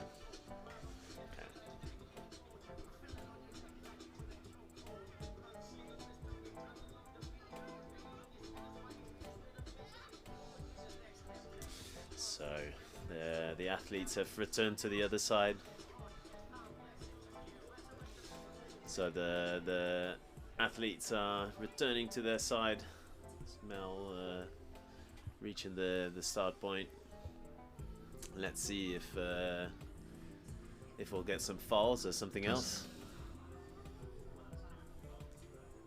So we're going into the second heat of this quarterfinals. We have Erica against Melanie. Exactly. The second heat. So will Erica take the race here or will she not? We have a little preview here on the right. We could see a tiny bit of freestyle. And we saw an interesting trick being attempted before, didn't we, Dan? I didn't see any trick. Didn't see any trick. I saw some space action. There we go. All right. Wow. Okay, so out on the line for the freestyle line, we have Sacalomo, aka David Palomo. I think that's the first time we've gone out to space on busy on showing live. us that we're gonna have some space tricks later on in this competition. So we had David just push out a space orbital, followed by a 360 Almighty. Yeah, I think we're gonna see much crazier than that in just a few hours. So was it a space orbital or a space eclipse? What is what again, Dan? Well, the orbital is when it starts in front of you, and you land on the line Backwards. from the back. Okay. And the eclipse is when you throw it from your back and you land from the back. No, Alrighty. from the front. Yeah. All right. There's the athletes giving their hands up. That means they're ready to race. See the times on the screen. Let's hope that they don't get a false start and that they actually hear the start beeps again. Alright. There's the beeps and off they go. Some big strides from Erica there. I think I heard somebody talk about yesterday that if you fall when you're walking straight down, sometimes you can just catch and get back up real quick. But in Expo, that's a bit harder, isn't it? Absolutely. Actually, for me, one of the most impressive things for these crab walking Expo speedliners is to not be distracted by what's happening in front of them. That makes a lot of sense. You don't have a line to look at. You don't kind of see where you're going. You just see the other person's line. And Yeah. I can imagine in the races where it's really tight, Must seeing be the so other person just distracting. walking in front of you pushing it. Must be so intense. Okay, now we have Erica is not seeing somebody in front of her right now. She's pushing forwards. She's just seeing empty line in front of her. Nice and pushing, fast. Pushing forwards. We have Erica just approaching the finish line. I think there's just a few more tapes left. We see the flag just there, and Erica taking the win for this competition. Clean victory, but this time Mel is not letting it go with the fall. Come on Mel, just pushing it through. Hoping to set a good time here, I think. Just 2 tapes left for Mel. Melanie coming up to that finish line. And Mel finishing the flag, having a little fall. Alright, so 1 minute 30 seconds, much faster than her previous race, luckily. So I'm sure she's a bit more stoked for that time, but still a commanding victory from Erica. Wow, what a battle. Still seems to have a lot in the tank. I mean, her qualification time was 56 seconds. So that's this time of 1 minute and 4, I think she got now. Means she still has some extra push left over. That's freestyle. So yeah, so that was a nice race. There they go. So we have Erica and Mel just coming off the line right now. Big smile on Erica's face. Happy with that result, I reckon. That was a win for Brazil right now. Yeah, rocking the shirt. I wonder what time it is in Brazil. No idea. You think there's a big Brazilian community watching? So if there's any Brazilians watching right now, you can tune into the Portuguese live stream.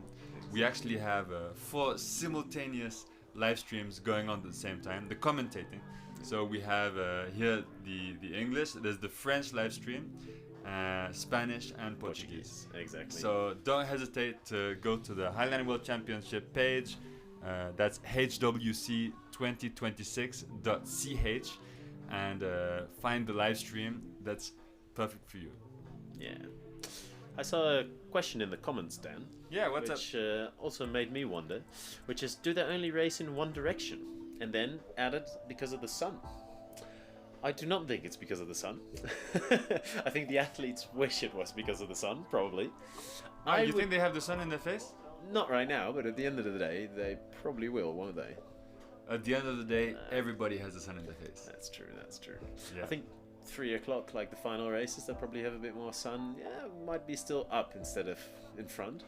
So on the far left of the screen, we can actually see Jonas, the drone operator, for this live stream. Giving us these beautiful shots. And we're at the Flims Laax at the Rocks Resort. And that's the place allowing us these beautiful views and these perfect spot where we can have all the lines we need. Yeah, this is actually the first time that the Highline World Championship is down at the Rocks Resort. Exactly. And what a beautiful spot it is. Previously, we would take the cable car that we can see on the screen right now all the way to the top of the mountain. And this year we're staying down below, and it's actually I'm really happy that we're down here this year, because the possibilities seem endless. It's a bit more accessible, and it's a bit more like less of trouble for the athletes as well. Yeah, with the altitude and the views. Yeah, but you know, up there were days where it was extremely foggy sometimes and windy, and I remember in the past some of the qualifying runs, they would happen without even being able to see the end of the line, because because we were really up in the clouds. I see some comments, Dan. There's somebody saying it's 1 a.m. in Mexico right now, and so some nighttime, and 3 o'clock in Chile. So okay. Some people watching. We don't yet have the time in Brazil, but I'm sure it'll come up in the comments very quickly. I think soon we might also see some replays of the race then. All right. See some close-up shot of probably some big strides of Erica, maybe a little fall. Let's see. Yeah, man, that's the big strides of Erica. Looking fast. Little wobble here and there, but Erica just pushing her way to the end of the line. Wow. Just sliding into the split. So she's not the only Brazilian athlete that finishes the speedline races in the split. It's actually something that Matthias Vidal, also often performs at the end of his... I've seen him slide into a split for a finish, for sure. It's 4 in Brazil, by the way.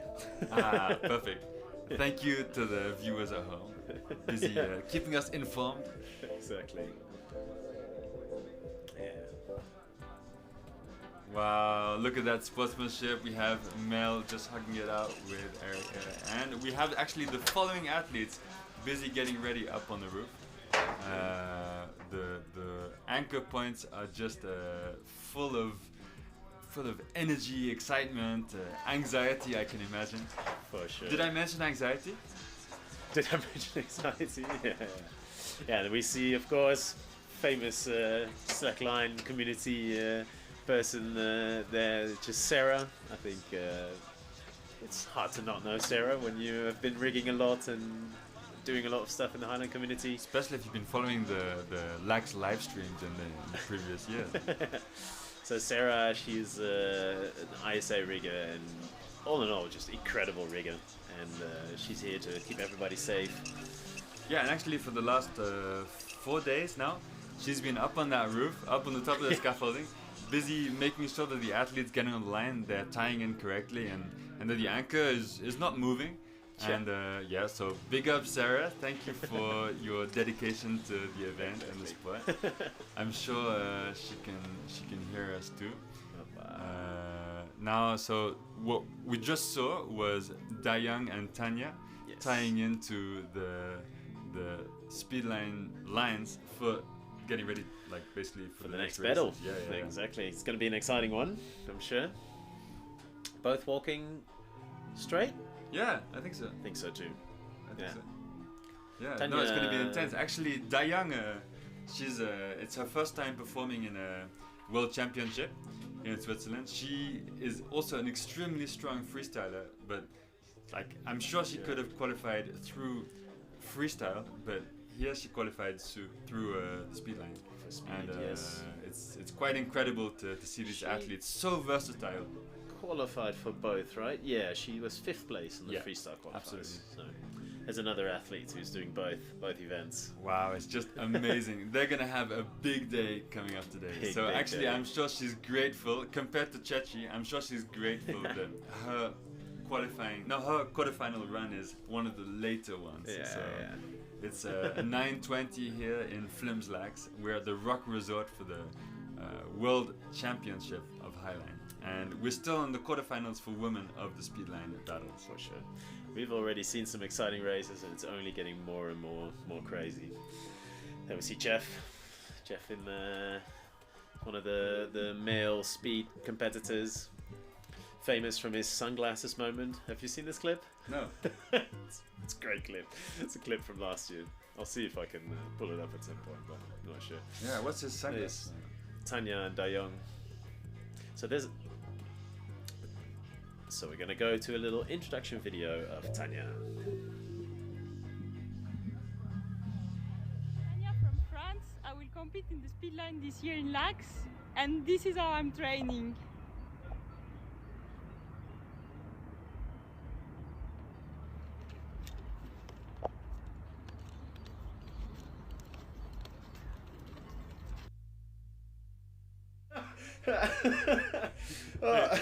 Thank you, Tanya. So we can see the rivalry. No, that's a first reveal for me. So we have Tanya, who just showed us how she likes to stew her crab, and unfortunately this isn't a crab battle right now, but no. We have You Tanya. think that'll impact her performance after all this training? I think it won't impact her performance. Okay. Both athletes here have been training like crazy, and as we saw in the introduction video, have been taking it extremely seriously. You think half of the time, just to prepare for the non-crab athlete, she puts the crab sign like at a different angle? I'm sure she does. Yeah, absolutely. Because I'm sure not all crabs run sideways. Not, yeah. I'm sure. Can a crab walk forward then? I'm sure we'll find out today. I'm sure we'll find out I'm today. sure today All we'll right. find out. There's Young getting past the pink tube, the little stretchy bit of the line. And I think the athletes are not allowed to walk or fall there. It's like a little no-fall zone until the little thing that's hanging on the line there. And that's the marker of from here you're allowed to walk, to fall. To walk or to fall? Walk or to fall. Because not all athletes take a fall at the end of the battle. That's true. That's true. We're definitely gonna see it later today. But basically, some athletes they push it so hard that at the end, in the final step, they can't help themselves but to fall. And that can be quite precise in terms of timing. We've already seen some athletes already getting to the end of the energy level and just falling before getting to the end of the line. Can you imagine that? Yeah. It's always a spicy bit at the end of the race. I mean, we've seen that many times before, haven't we? Like people just slipping on that final step, or it's it wouldn't be a first if we saw it here. Let's say it like that. And once again, you've seen it here first. We're here at the Flims Laax Highline World Championship. At the rocksresort, we have Tanya from France and Young from the States. Busy just getting ready on the line. I think the warm-up will shortly start. They're busy communicating with the judges' roof. So to see the qualifier times. So Young qualified with the time of 1 minute and 11 seconds. And Tanya qualified with a blazing fast time of 58 seconds. So she's a good 10 seconds, more than 10 seconds ahead of Young. Wow. So we'll see if Young is going to be able to make up the difference in these head-to-heads. I'm sure she will. Yeah, let's see. Okay. But both looking solid for now. Cruises the way across. Young wearing some pretty pretty chunky shoes there. You should ask her about it, because it is a big thing, the feet gear.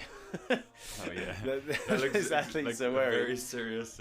You know, Sasha's tape job he always have on his feet, and then we saw some barefoot walkers. We've seen skinners, we've seen different socks, and especially the crabs, they're always wearing quite crazy gear on their feet. Yeah, because they need to protect their feet, actually. Yeah, because they are sliding all the way across the line. Yeah, the friction of the webbing on the skin can actually dig into the foot.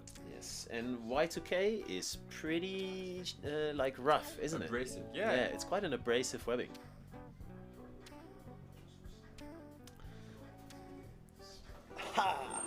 Erica! How are you guys? We're great. How are you? So we're welcoming Erica to the live stream. Oh, thank you guys. How are you?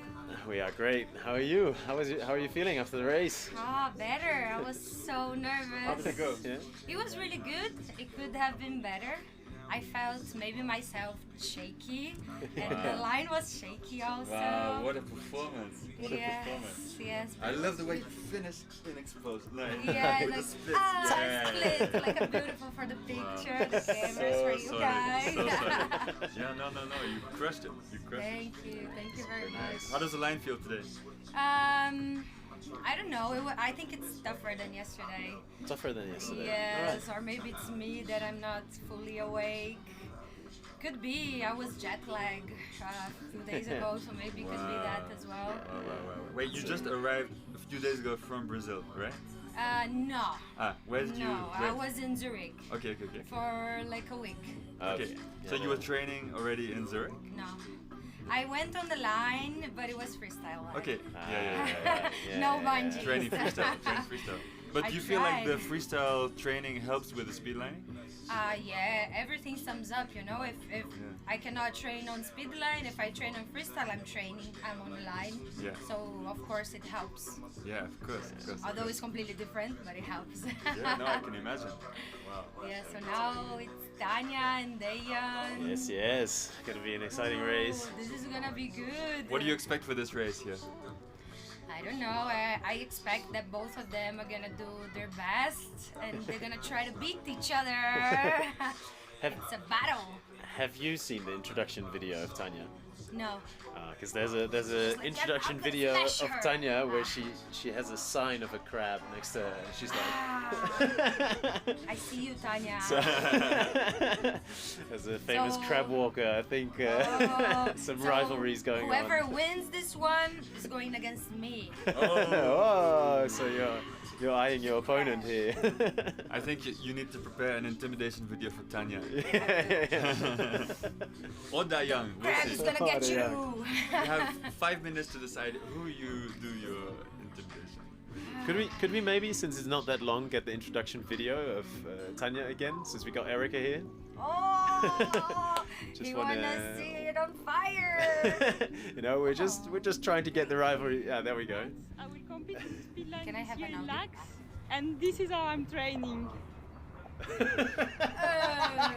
Tanya, I see you, Tanya. I'm gonna get you. Look at her.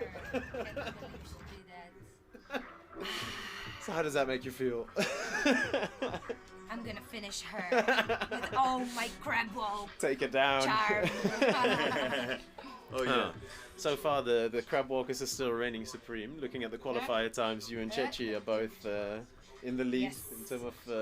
I think if you want a speed line, you're gonna start now. You should start crab walking. Oh. That's the future. Crab walker president. What is your sock setup? Do you have like a thick sock on one foot and? I didn't bring it down, but every day I was bringing down. I found like a ballet shoe, but you don't have the fingers nor the back of your feet, so it's just the middle. And this protects my feet of getting blisters. Like perfectly against. And then I put the socks on top for grip. Yeah. Okay. All right. Wait, the socks grip extra. Yes. Okay. So the ballet one is leather. Yeah. Oh yeah. Well, okay. Yeah, right. It's leather, and then I have the grip socks on top, and on the other feet is just a sock. It must represent a real budget, the footwear for the speed line, especially crab lining. But I don't want a blister. No. Yeah. So here we have Tanya and Dayoung on the far side, getting ready for the race. I think I'm gonna go see them live. Go for it. Thanks for hopping by. Thank you for the insight to the behind the scenes. Thank you, everyone. So there we see the thumbs up of both athletes. We have both athletes that are raring to go. Both standing up, and here we hear and the we signal. have Tanya and Dayan out on the line. Off to the races they are. Right. Oh, Tanya looking fast. Let's see who's going to be approaching that flag first.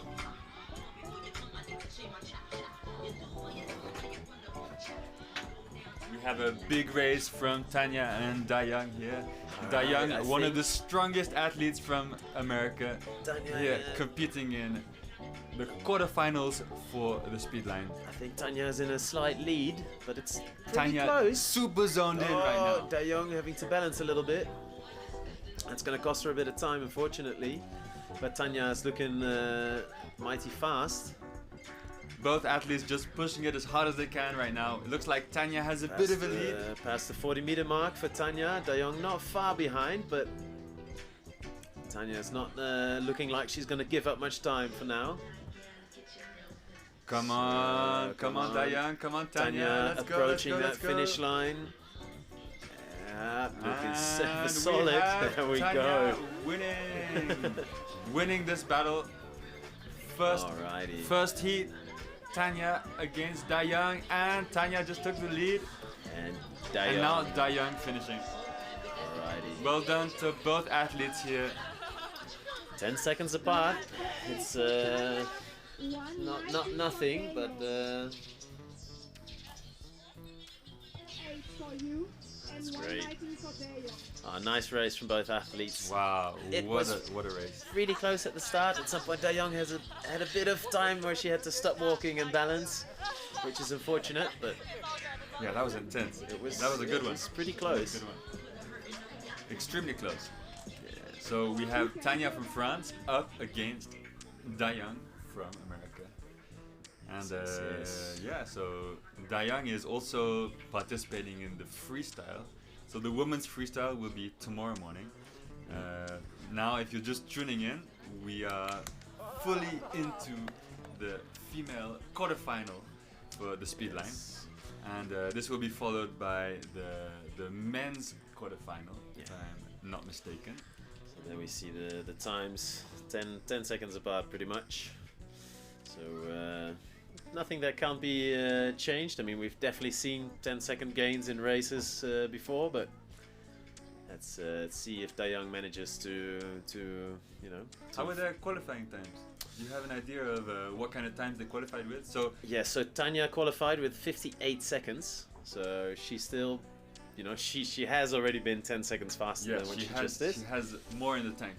And Dayong qualified with 1 minute and 11 seconds. So we'll go into some replays. So we gonna look back at some moments of the race. There's the start. Athletes getting ready. Tanya looking solid as ever. A little bit of wobbliness from Dayong, but really still looking fast. And damn, there, hitting that flag. That's very nice. Very nice replay. Thank you. A huge big up to the team that's making this live stream possible. We actually, Yoba and I are in a small gondola here in the center of the plaza of the Rocks Resort. But there's actually a studio in one of the buildings surrounding us, which is 5 times bigger than this gondola. Dan calls it a studio, but it looks more like they're doing like a space launch or something. I'd say, yeah, space launch laboratory. It's the command center. Definitely a command center. The control center, we could call it. So from the control center, that's where they're busy controlling all of these cameras that you can see right now. So we have a few cameras here in the gondola. We have cameras outside. We have cameras up on the roof. We even have the drone pilot busy flying the drone non-stop all around the Rocks Resort, giving us these beautiful views of Flims Laax. Cameras on a cable. Yeah, we also have the cable. What kind of cameras do we not have, Dan? Hot honestly, air balloon? Honestly, I can't even. I don't even know, man. I don't even know. I don't think there's any cameras that exist that we don't actually have ready to launch here. So maybe a hot air balloon cam, or maybe we could sort that out. Just give us 30 minutes, okay? Just give us 30 minutes. How about Dan? I've got an idea. Next in 2 years for the Speedline event, we'll rig a third line next to the speed lines, and we'll get Speedline Dan with the camera to run among the athletes, because I mean, mythical creature Speedline Dan. Wait, I'm sure Speedline Dan's a camera operator now. Why not? I'm not sure. It's been a while that I haven't seen Speedline Dan. It's true. I think he maybe have retreated back into the river that he came from. I heard that he's actually. I heard that he's in South America right now. In South America? Yeah. But you know, for Speedline Dan, distance is nothing. No, so he'll run his way over here in no time. Speedline Dan is a mythical, a legendary speedliner from the previous edition of Laax. We'll see if he makes an appearance. Yeah, let's see. I know that his schedule is quite busy, but he's always running everywhere. You know, it's hard to catch him. All right, the athletes are back at the starting point. And, I'm sure Dayong will give it a good push this race. Alright, there's I think that was some thumbs up. Yeah, there we see some thumbs up from the athletes. That means they are ready. Then they're probably going to move into position just before the flags. And soon we'll hear the starting signal. And we are off to the races. Let's see if Dayong can pull out a victory I'm sure Tanya is not going to make it easy for her.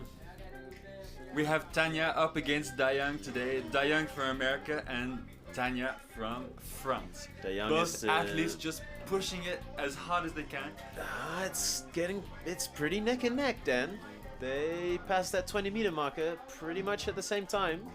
So this is the final battle, the final race of the quarterfinals for the women's speed. We have Dayang up against Tanya. Oh, small shake from Dayang. It's going to cost her a bit of time, but Tanya looking super solid out there. It's still pretty close. As you see, Tanya's feet, they're passing the 40-meter mark, and Dayang is only 3 steps behind, something like that. Come on, Dayang. Can we go to a third battle? We have Tanya and Dayang pushing it. We can hear the public encouraging them from down below. Crowd outside. Wow, both athletes definitely speeding up right now. Come on, Dayang. Come on, only just a few more tapes to go. Wow, Tanya really pushing it as she crosses the finish line. What a race, what a race. What a race from Tanya, what a race.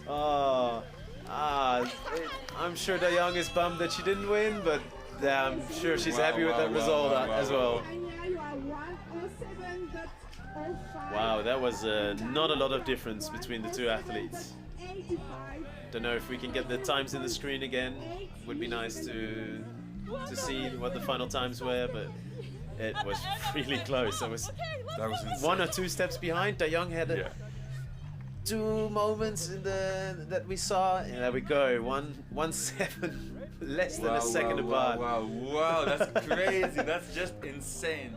Wait, so wait a minute. We're gonna be seeing we're gonna be seeing another battle, right? No. Tanya has taken the lead by winning twice. So basically, it's best of 3 here, and Tanya, having won 2 battles, 2 of the races, is gonna be progressing on to the semi-finals. Wow, what a close race that was, man. I'm sure Dayang is bummed out that she didn't, take this heat, but I'm sure she's happy with that result as well. Absolutely. It was a beautiful, beautiful race. So generally, this would have been the last time that we see Dayang in the competition, but she's actually also qualified for the freestyle.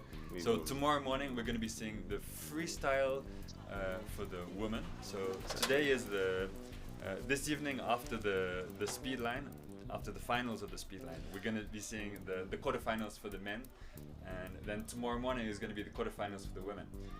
We will see her back. We're going to see Dayang performing. So looking at the qualifier times, Dayang just put down a time of 1 minute and 7 seconds, and she qualified with a time of 1 minute and 11 seconds. So she shaved off 4 seconds. Well, yeah, that's the battle effect, actually. Exactly, the strong spirit, the strong push of.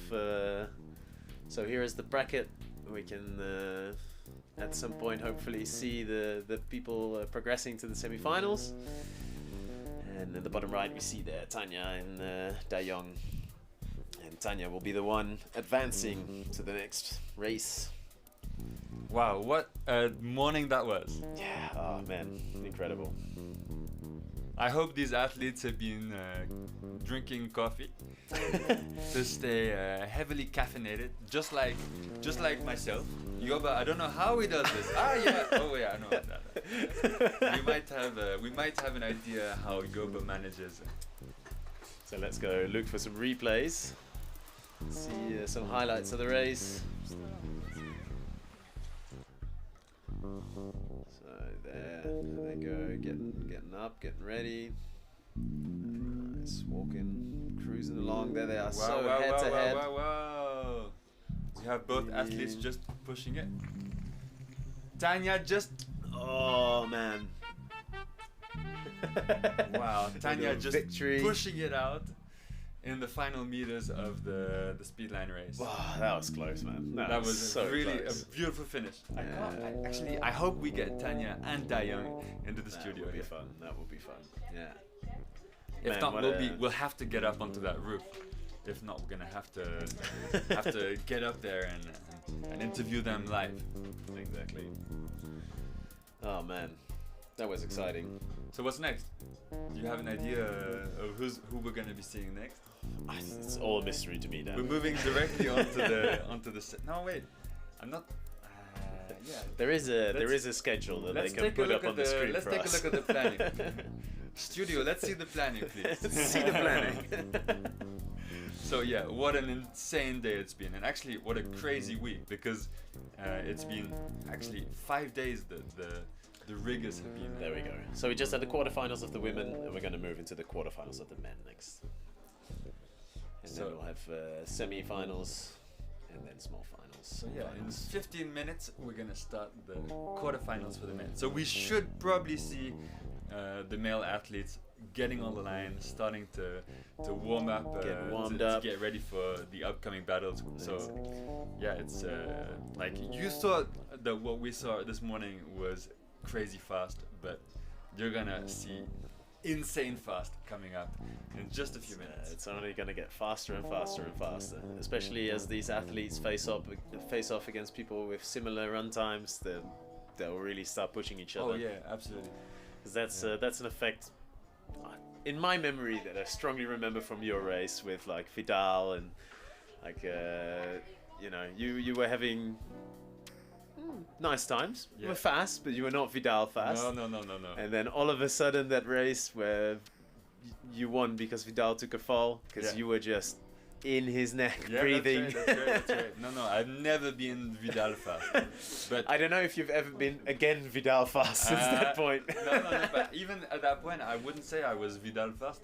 So, speaking of Vidal fast, here we have Matthias Stocco Vidal with 26 seconds. 6 seconds then. So that's just an insane time. So actually we can see that the top 3 places are all 26 seconds. 6 seconds. Jeff and Yang LP and Vidal, they the 3 of them have extremely tight times. So but not just them then. There's only 6 second difference between the first qualifier and the 8th qualifier. Wow. So that's like nothing that we've seen so far today.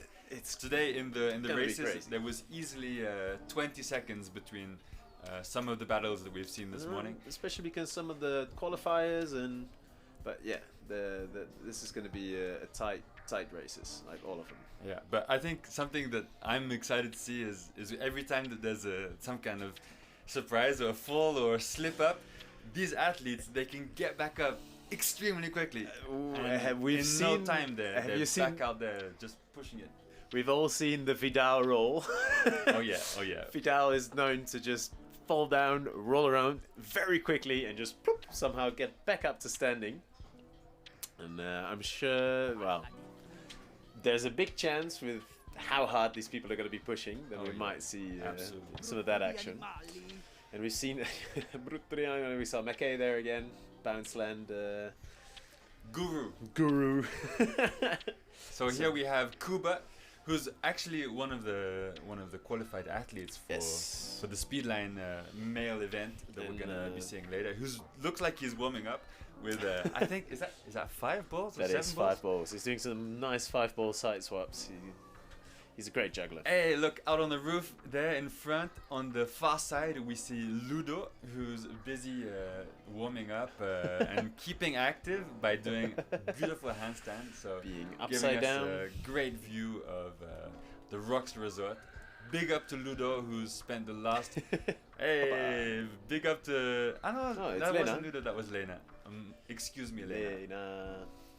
Lena One and of the Mikey, riggers. one of the main riggers here, who were rigging for 5 days straight to set up these crazy lines. So it's actually, it looks like there's 6 lines, but the reality is that there's just 5 lines. We have 2 speed lines and 3 freestyle lines, all parallel. Don't forget about the zip lines, Dan. Yeah. So there's also not the zip lines, the cable cam. There's the cable cam, So and then there's zip lines on the right. So as we know, Lena and the riggers were extremely busy. They even had time to rig a few zip lines here at the Rocks Resort. No, that's just a joke. But the bike park and the zip lines are open here at the Rocks Resort. So big up Flims Laax for basically allowing us to perform the Highline World Championships down here, because in the previous years we were up at the top of the mountain, up at the Galaxy, And almost injured an athlete here. Sorry, Dayong. how's it going? You would like to come and speak? I'm eating chocolate right now. Feel free to have a seat. So we have Dayong entering the gondola. Nice race. You were really close together on that second one. We have Dayong here in the studio with us. I wanted to make her stress, you know. She's gonna share a bit about how the race was. What were your impressions? How did the line feel? How did you feel out there during the battle?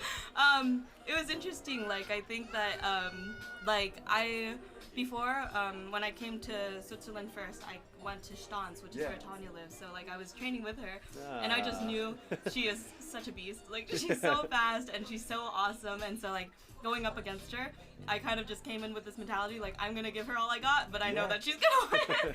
Wow. Okay. Gave her a good run for money there. No, I know. I was like on the last one. I was like, oh gosh, okay, let's go. So did you practice some races with Tanya already in Stans? There was only one lineup, so we were like timing each other. But we were trying it out. That's a real camaraderie. No. It was. I mean, she's amazing. Like, must have been exciting news then to hear that you like qualified at the perfect time to compete.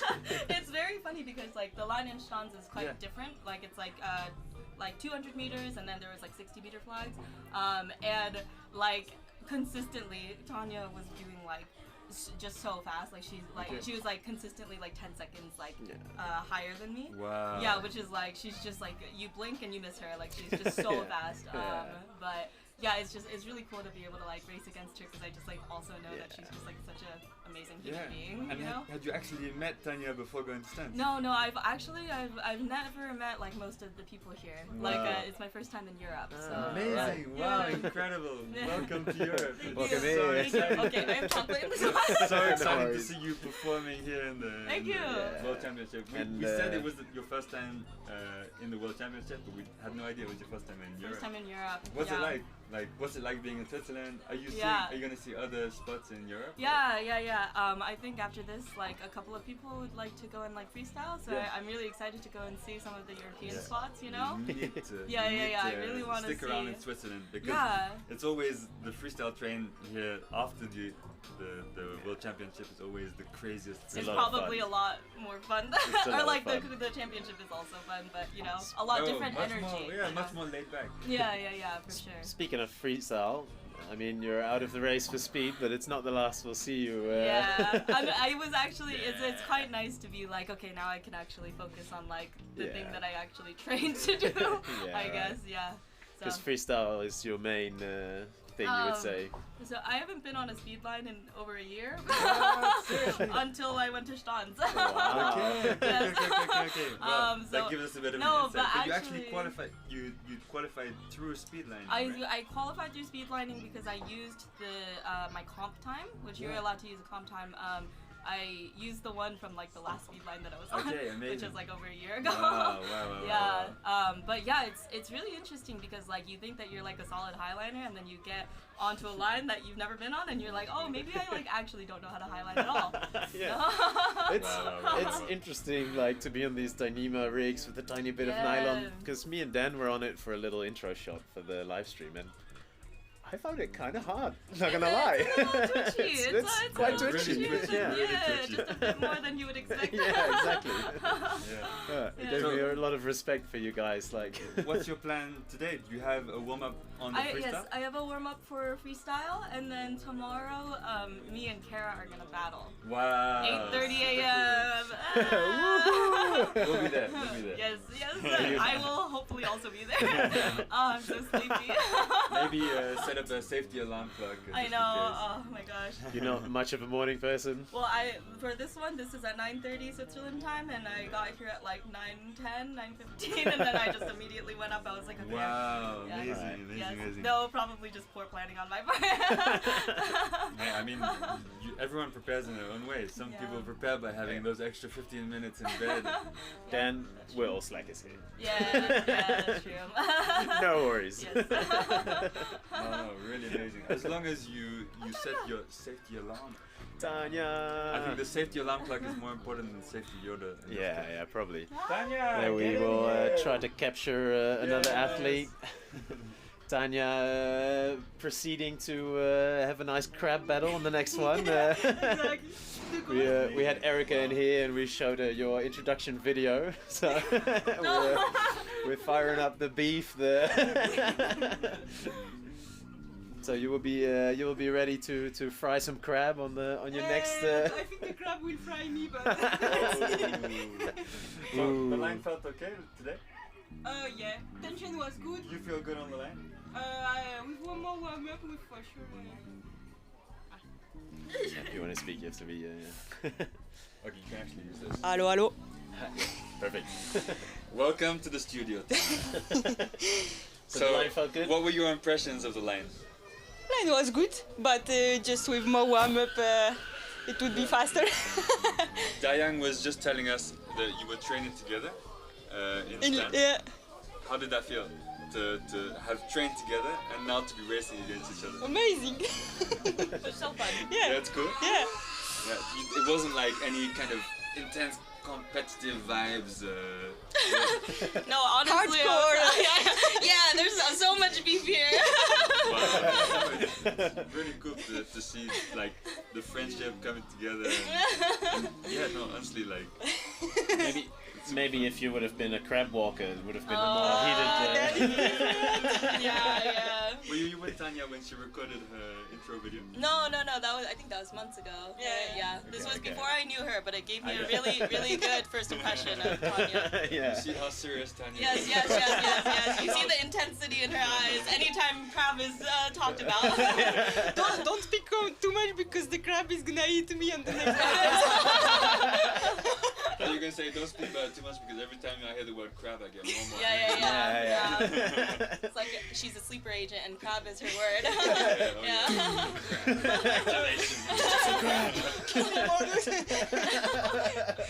Amazing. Nice. You guys just crushed it. Thank you. I wouldn't say we crashed it. Yeah, I think it was a good battle. Yeah. It was a fun battle So to who watch. are you against next? Erica. Yeah. Erica, of course. The crab. Yes. Yeah, super nice. Wow. It was fun to see. Like it's whatever. It's always fun when there's like two steps of difference. Yeah, like exactly. like we were in the edge of our seat in here. I didn't see Diane behind me, like because of the perspective of the lines, and I didn't know she was so close. And then the last step, I was fuck, she's close. Whoa! Yeah. That must be a nice moment. Like you touch and then you finish. You get the time to look and you're like, oh. All right. The first thing that Tanya said when we were done with the second race, she was like, "Who won?" I was like, "You definitely won." You guys were so close. Very close. Did you see the times already? They told us like quickly. It was like less than a second. Yeah, it was less than a second apart. Could we get the replay again of the finish of the race of Tanya and Diane? Of the second race? That would be fun to get on the screen. No problem, but that's just somewhere around here. But I was missing the pot banana and the banana thing sound. Ah no. You're the pot banana? Yeah. What? No. Don't worry, it's coming up. They're gonna search for the replay, so we'll be able to see it here on the screen in a second. I'm excited. So Tanya is referring to the Mario Kart sounds that I'm gonna surely be sending during the live replay, using my machine here, my soundboard. Coming up in a second now. That's so funny. There we go. Oh, they're gonna Getting ready. We have Tanya against Dayang. This is the final. And so you'll And be we able to see have that Tanya finish. just passing her foot on the finish line. Oh, nice. Yeah, that from the side. Wow. Nice. Two steps behind, really. Yeah, like. seriously. Yeah. Beautiful. Thank you for the little interviews. And, Thanks a lot. And for the insights. It's really good to hear how it was. Yeah. Go and rest. Go and rest. Well deserved rest. If at any For point of the Dayang day and you Tanya. guys are bored, feel free to take a seat here. Always welcome. When I'm gonna be eaten by the crab, You come back. No.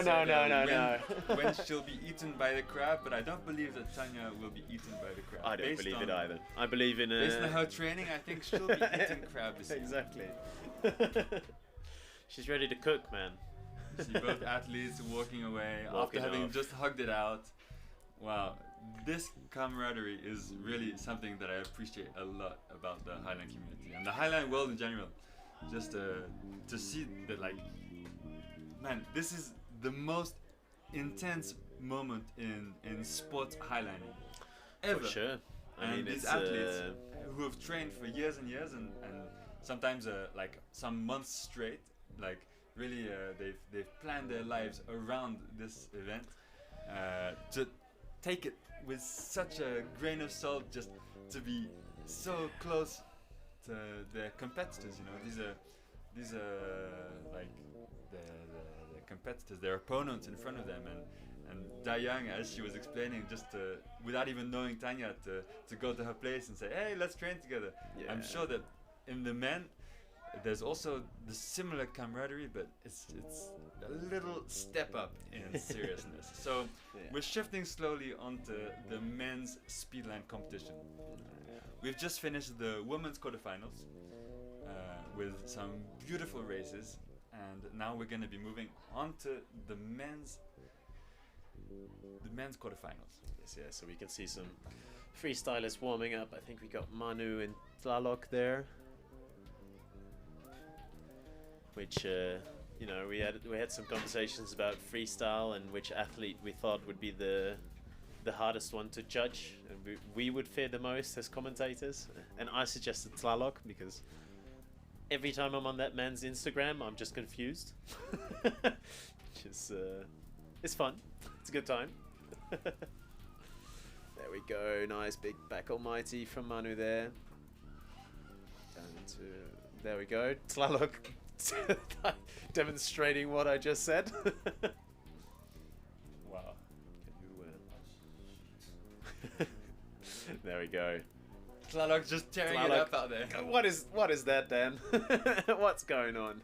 There's only one way to know, Yoga. There's only one way to know, and that's by asking the man himself. Because Tlalok has the most insane tricks. The freestyle event is gonna just be completely crazy. Yeah, I'm sure of it.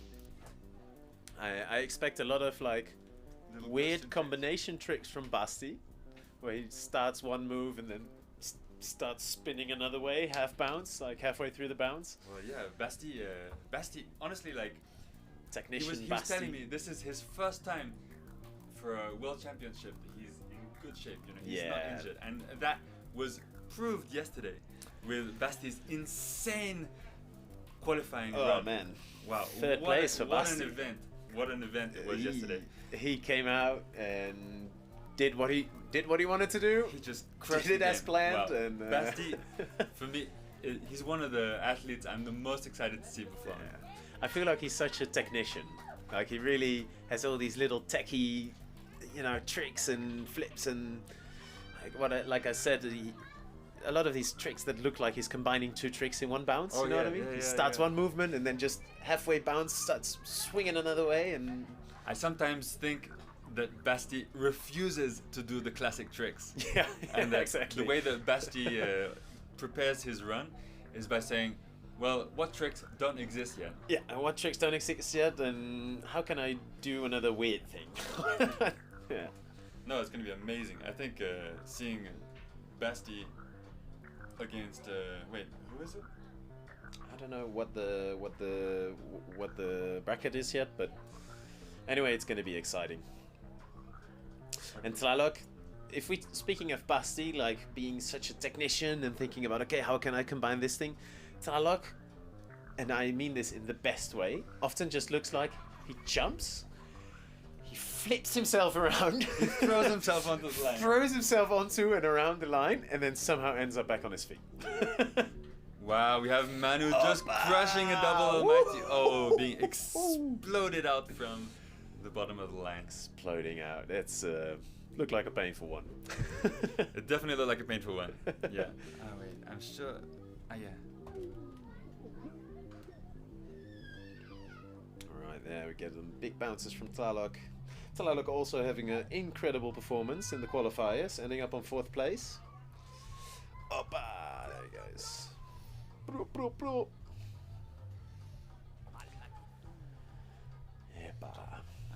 So we are still waiting for the athletes for the quarterfinals of the men for speed. So I think they set up a microphone on the freestyle athletes. So what you're hearing is Dan playing around with his soundboard. If there's any questions in the chat, that's also the perfect time to ask them. So feel free to, you know, to hop in there and yeah, don't ask us hesitate. anything you want. Don't hesitate. Ladies and gentlemen, welcome to Laax Highline World Championship, hosted by Flims Laax and organized by Slackline. So, just to give you a bit of background, these knobs and buttons that I'm busy pressing here in the gondola studio are not controlling the cameras. They're actually controlling a whole bunch of effects and music that I'm busy launching during the live you want me to stop you, sir? There we see Vidal getting ready, it seems. So yeah, the following match that we have is Vidal against Gustavo Coutinho. We have a double Brazilian battle right here. Brazil versus Brazil. Wow, yeah. it's gonna be really intense. I'm excited to see once again Vidal crushing it out there. So Vidal was actually the first qualified athlete after yesterday's qualifying runs. Yes, 1st place, and 8th place was for Gustavo. So they're gonna duke it out, Brazil versus Brazil. And you know, they are only 6 seconds apart. Sounds like not a lot, but in the grand scheme of things, you know, when the pack's this tight, it's definitely some time to make up for Gustavo. But I'm sure he's gonna do his best out there. This guy. And it was a really tight bracket between Gustavo and Highline. They ended up with times less than a second apart and deciding who was going to be ending up in the qualifier or not. So, but it just so it was just Highline was just beat out by Gustavo. So that's why we got the. There we go. We can see the qualifier times on the screen. Okay. So there you can see that difference between 9th and 8th place is less than a second. So there's 7 seconds between Vidal and Gustavo. Yeah, like 6, 7 seconds, exactly. There we see Sasha. On that list you just saw, that was number 4. Some real last year's champion. Oh yeah. Two years ago's champion. I'm sure we're gonna have a real show coming up for the quarterfinals Allez! for the men's speed. So if you're just tuning in now, we're here at Flims Laax for the Highline World Championships. There's Sasha in beautiful Switzerland with some real main character energy from Sasha Grill right here. Yes. We have Vidal and Gustavo busy tying into the speed lines. You can see them at the end of this leash, which is quite a long leash. And So just after this, we're gonna have the battle with the warm-up from these 2 amazing athletes, and then the battle, the speedline battle. So it's best of 3, as we've just seen in the female speedline battles. There we saw Vidal was just standing on the line, and I think asking if he can just walk. I think Sarah just instructed him to first get to the past the no-fall zone, and you saw him sliding on his butt across the line. But it happens. It happens to the best of us. Happens to the best of us. We'd all scooted a fair distance over a line before. So the reason why Sarah just asked Vidal to slide instead of walk is because the speed lines actually pass directly over the first few meters of the freestyle lines. Really well see there the anchor of the line that Vidal is sitting on is all the way on the left, over literally passing over all the freestyle lines. So especially near the anchor, have to be not having a big fall. There we have Vidal. So Dan, How did it feel beating out Vidal that first year? I mean, yeah, Vidal is such an incredible athlete. All right, we can go to an introduction video. Actually, yeah, can we see a little bit more about Vidal? I think we can, Dan. All right.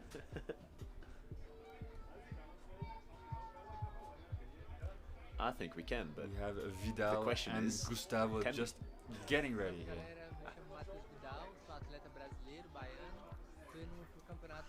Right. There Vidal walking, cruising across the line, leisurely pace to the flag. We can hear Vidal busy presenting himself. Coutinho walking towards the flag.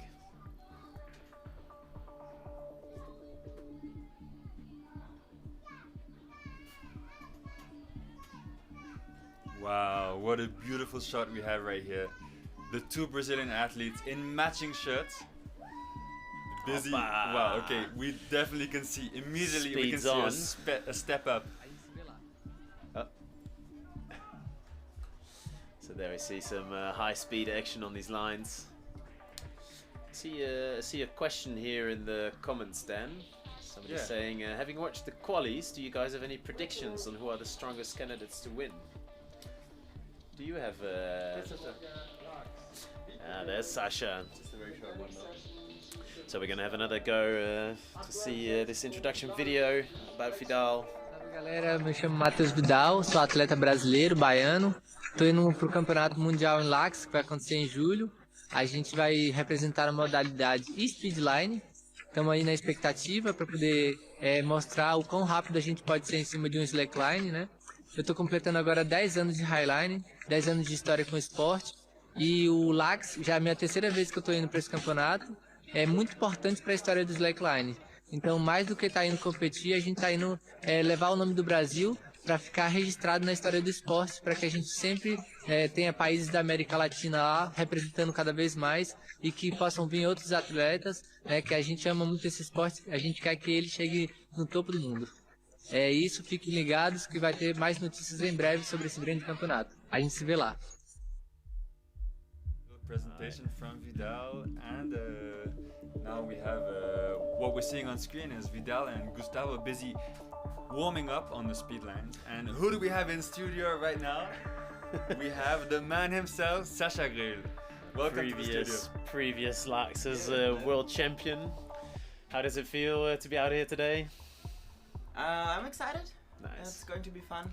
It's going to be tight races, isn't it? Oh my god, yes. Like the level so high. Yeah. Everyone really wants it.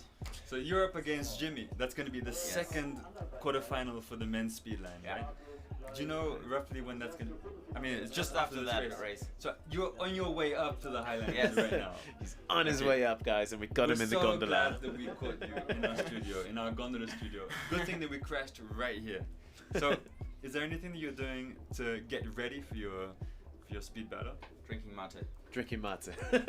He's ready. He's on it.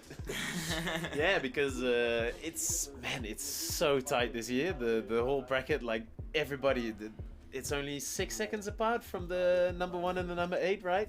And you guys in the top are all 1 second, something like this. It's crazy. Like we never had this. Like the quarterfinals are so exciting. Exactly. It's never been so tight.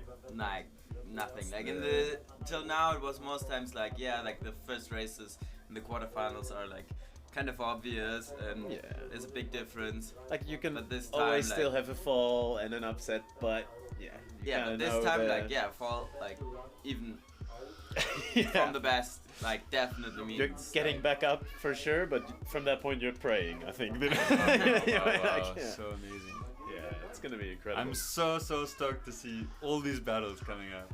So somebody in the comments asked, having watched the qualies, if we have any predictions. So what do you think, outside of course Sasha? do you think you have any strong person you're like, well, I think they have a good shot at like the top this year? I mean, we all have seen the qualifier times. Yeah. You think it's just a toss-up? The first 4 people, I think, are fucking fast. Yeah. Incredibly fast. Yeah. Everyone else is also good. Like, probably it's one of the first 4 going to take it normally, but yeah. The times are great. So you've competed a lot in China, right? In the last because they've been really active organizing competitions there. We see that in our qualifier bracket as well. Like Team China has definitely shown up this year, and big LP at the front. LP is crazy. Tell us a bit about LP and Jimmy. Well, LP is like a guy who, like, you met him. I think the athletes are just giving their thumbs up, so we're gonna get ready for the race. They're standing up, and soon we'll hear the beats. So we have Gustavo against Vidal. They're standing, and now we're just hearing the start tone, and it's time to go. Yes, off they are. Oh. So there they go. So the athletes are busy pushing it.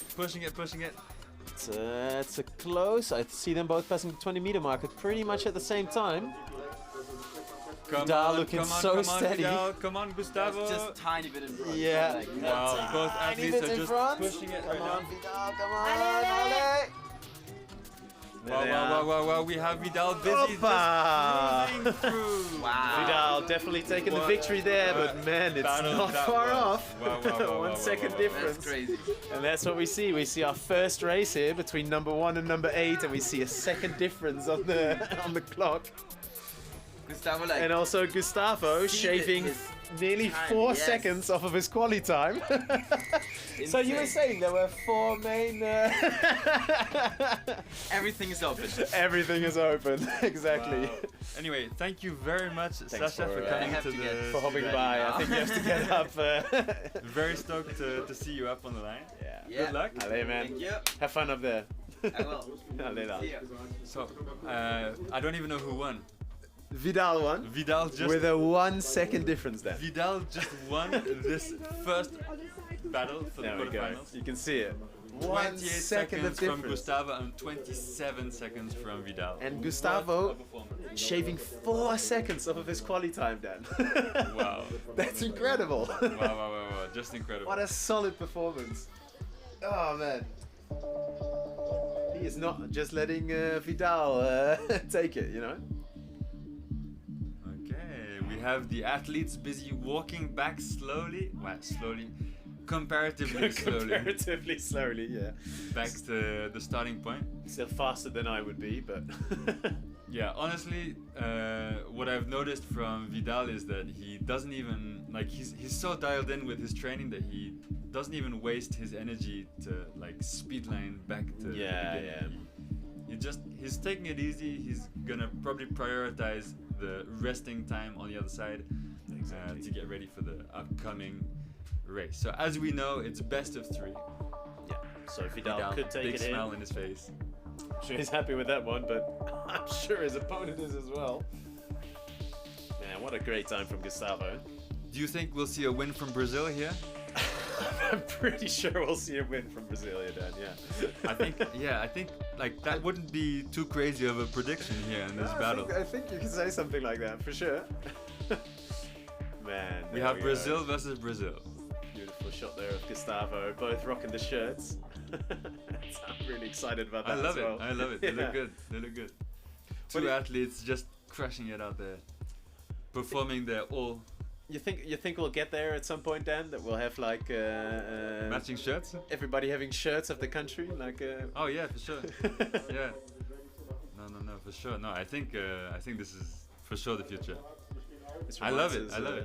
Reminds me of an intro video, Dan, with the crashed gondola. Yeah, a bit of a shaky camera here. There they are. I hope you viewers at home are not getting too much motion sickness. Getting dizzy. Man, incredible. 1 second difference, Dan, on the first heat. That's nothing. A 1 second difference on the first battle. All right, there the hands go up. So that's a sign to the judges that they are gonna get ready. They're feeling good. They're ready to race.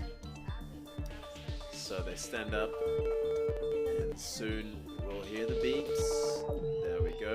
And they're And up. off they go. Here we go. We have Gustavo against Vidal, busy pushing it out on the speed lines right now. Vidal definitely in a lead this Wow. time, a bit Both more athletes than last. just super concentrated, pushing Ooh. it so hard. Vidal not letting him take the victory. Oh, he's having a commanding lead. Come on, you can do it, you can do What it. a push from Vidal, a little and bit of Gustavo shakes from just Gustavo. pushing it. Wow. Hey, and they got it. 26 seconds from Vidal. Another incredible time from Gustavo as well, with 28 seconds from Gustavo. Incredible. Wow, what So an event. the difference we saw between them was not Gustavo being slower than his first race, just Vidal being that much faster. Wow, Vidal, what a machine. What a machine. Vidal taking the lead with 2-1 battles. And Vidal is going to be progressing onto the next stage, the semi-finals. Yes, big smile on that man's face. Against who? We'll soon find out, I think. There he is, stoked Vidal. And your prediction was right, Dan. Brazil won. I'll predict the next one too if you want. You're predict the next one too. Brazil. Dan's on Team Brazil. I think I might be on Team China for this one. Honestly, if I was a betting man, if you were betting, you'd I'd be have on bet on Brazil. Bet on Brazil. I think I might bet on LP, just for. Yeah, no. Why not? So yeah, I wouldn't bet on Brazil for the following match. What a time! So Gustavo there, even being a tiny bit faster on this run, it almost didn't look like it because Vidal had such a commanding lead, but that's just how fast Vidal is. Man, incredible! What a great race there. So we have a little comment from Mr. Ricky Returns. It makes sense, but it's the first time for me seeing it. But athletes are leashing the back of their harnesses. Yeah, so the athletes are actually not leashing to the back of the harnesses. They're still leashed in the normal tie-in point, but a lot of the athletes do have a leash holder in the back of their harness. So leash holders are a bit of a old, archaic, dinosaur times piece of slackline equipment that's making a comeback with the speed comp, and it pretty much just allows the athlete to keep the leash completely out of their way, and so it doesn't disturb them while they run. Yeah, in the previous events we've often seen athletes attaching the leash to the side of the harness. But yeah, no, I'm pretty sure Sasha wears it to the back too. It's all a question of how heavy the leash is, and there on this harness, you saw and the how little- their steps actually influence the movement of the leash. It's like in the past,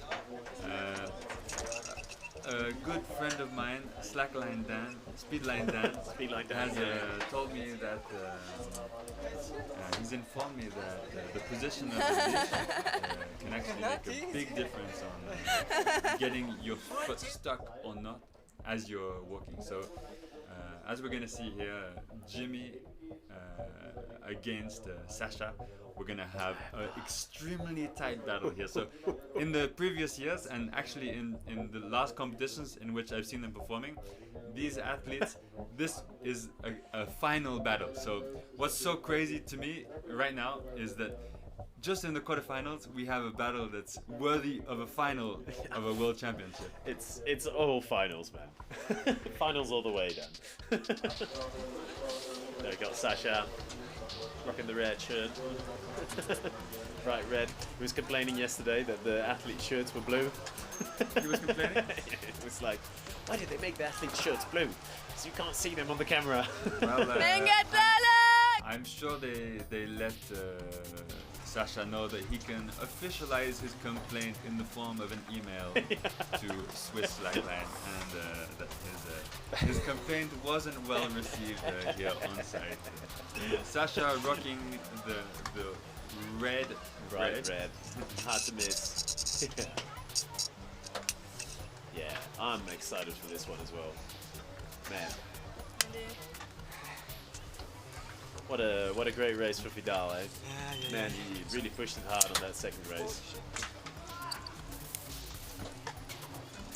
I mean, his final time, I think it was like 25 seconds, wasn't it? Vidal's time on the last race.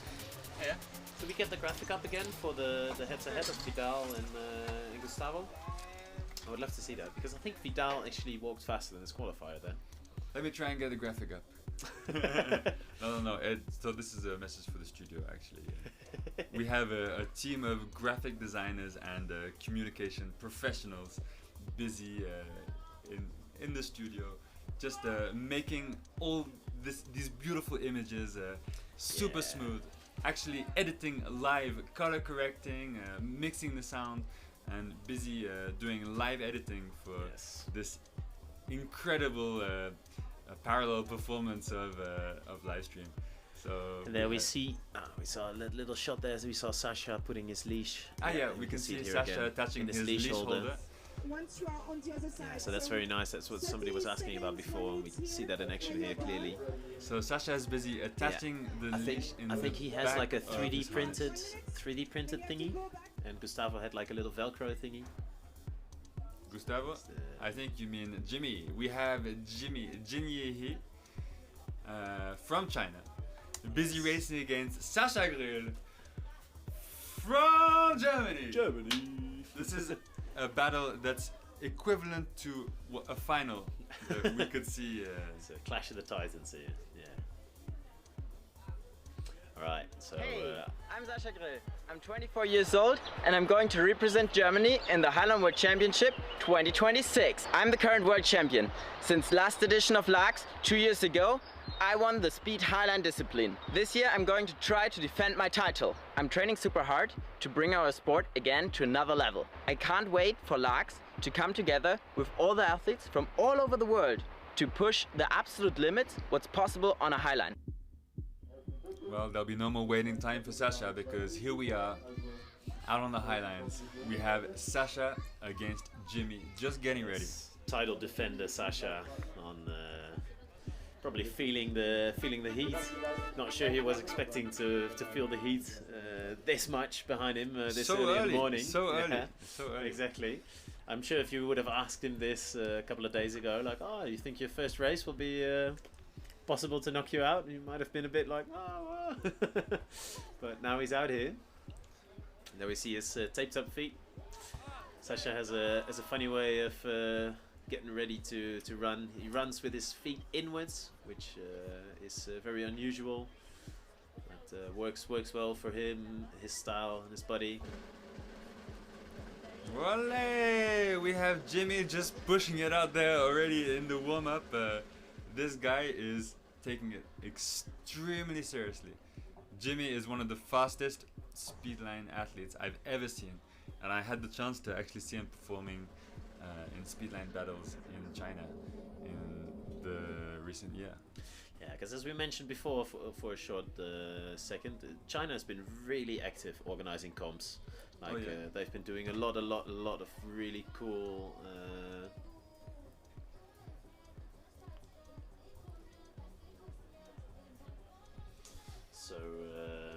So that's the thing they've been really pushing out there, and we can see that we almost had 3 people from China in the qualified, like ready to go. So unfortunately, Highline didn't make it, but I mean 9th is still a very respectable position to be in. So yeah. Yeah. All right. So I'm excited to see Team China perform. We're gonna have an insane battle coming up soon. It's gonna be just incredible. Sasha against Jimmy.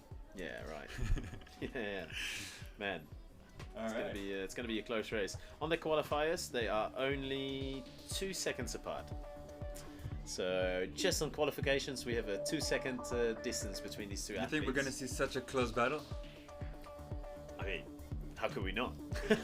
I think maybe even closer then. And so far, we've seen real consistency from the athletes. No falls yet, but I'm sure as the times get closer and closer, people are going to be pushing harder and harder.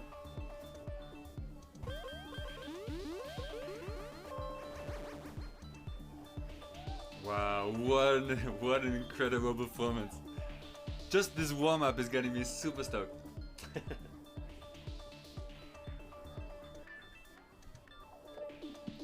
And there you see that technique from Sasha with his toes inward. Saw them for a couple of seconds just walking. It's a really interesting technique. Nobody else walks quite like that. He says it works for him because his feet are not in the way when he walks. Like his legs, you know, he has like the minimum distance that his feet have to pass. Because Ginny, if you have to imagine his feet, they have to go like around the foot standing. Yeah, that can be a real problem. That's taking steps with your feet in the way. Yeah, so that's the idea from Sasha about this way of walking. That he kind of has the space for the feet to pass without hitting his legs. And I think the first time I saw it, I was a bit skeptical. I was like, okay, cool, it works for you, but when he explains it, I'm like, I can see the idea behind it for sure.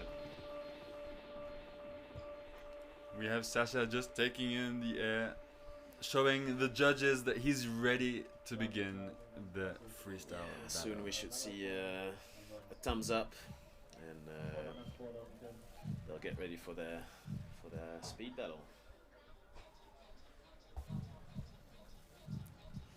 Chilling out, having a little relax before the race. This is a really intense moment, actually, for these athletes who've been preparing so long for these upcoming battles. Exactly. Sasha versus Ginny. There we go. Soon.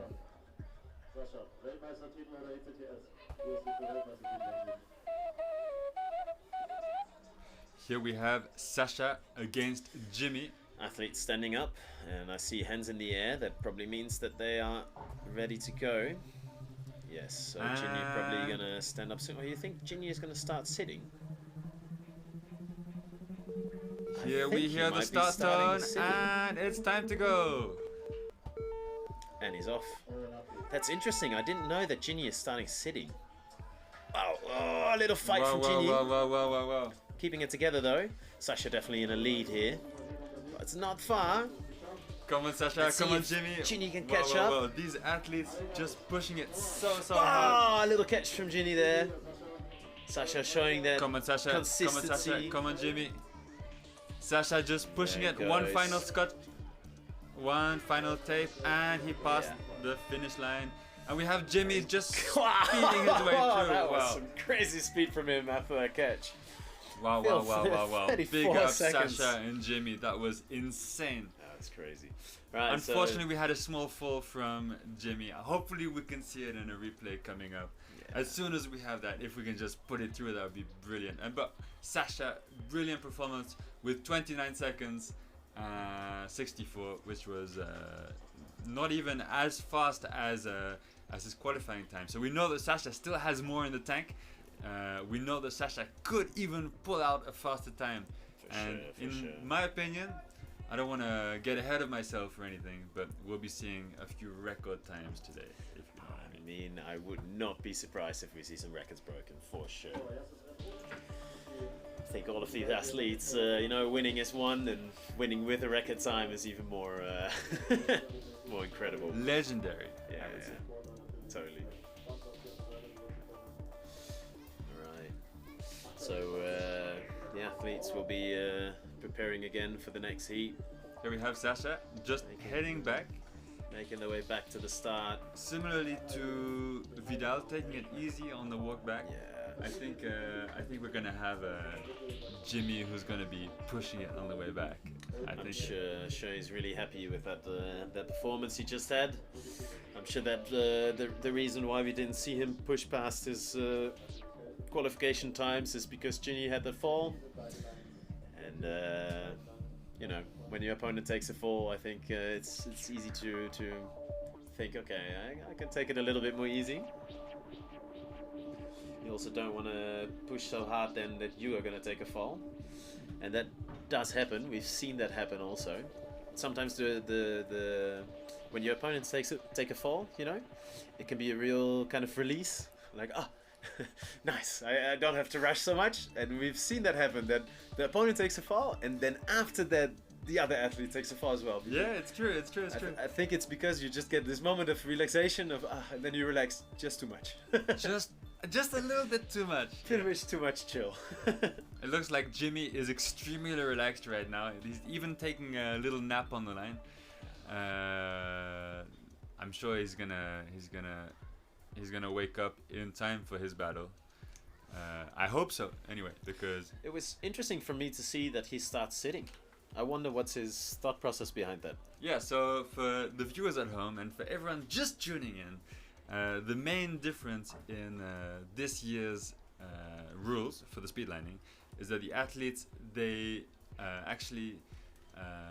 allowed to start standing. In the previous years, the athletes needed to be sitting behind the first flag, and this year the main change to the rules is that most of the athletes begin standing. So actually they have a choice, and here we have a clear view of that choice because we have Sasha who's starting from standing, and Jimmy who's making the most of this momentum as he leans forwards. He's standing up and he makes the judgment that he can actually have a faster time by starting from sitting. I wonder if it's also because he trained a lot like this. I'm not sure, but it would be interesting to ask him why he decided not to start standing. Yeah, actually, it's quite an interesting decision from the judges and the team to make a change in the rules like this. Alright, athletes giving their thumbs up, hands in the air. That means I think they're ready to go. Yes, so soon we'll hear some starting beeps. There they are. And they are off to the races. So let's see if... Oh, it looks like Jimmy might have a little lead. We have Sasha against Jimmy, pushing it out there on the I think maybe Sasha touched the 20-meter marker just before. Come on, Sasha. Another fall from Jimmy. Jimmy took another fall. That's the real heartbreak zone. Yeah. Come on, Sasha. Sasha's strong point is sure that really gives Sasha a lot of rest. I think Jimmy is down again. And Sasha just blasting his way through the finish line. Good job, Sasha. Really amazing race there. Jimmy busy pushing it behind, taking a few steps, the final tape, and here we go. Whoa! Extremely fast. I barely even saw that. Just a blur of steps. Showing that if he wants to go fast, he definitely can, but yeah, it's always the risk of speed versus consistency. And unfortunately, Jimmy didn't win that battle this time. Wow, what an insane match that was. So, as we saw in the previous battles, this is a best of 3, and Sasha just won the previous 2 races, and so Jimmy for now is out of the competition, and Sasha will progress onto the semifinals. So well done, Sasha. Well done, Sasha. We look forward to having Jimmy in the studio on his way back down. Sasha's getting, one step closer to defending his title. And, as you know, Sasha is... There we see the time, Sasha being a bit faster than his first run. So 27 seconds, which is pretty much exactly what he did on the qualifiers. Just a tiny bit slower. But good run from him. Even though his opponent took a fall, he definitely didn't take his foot off the gas. So it's nice to see.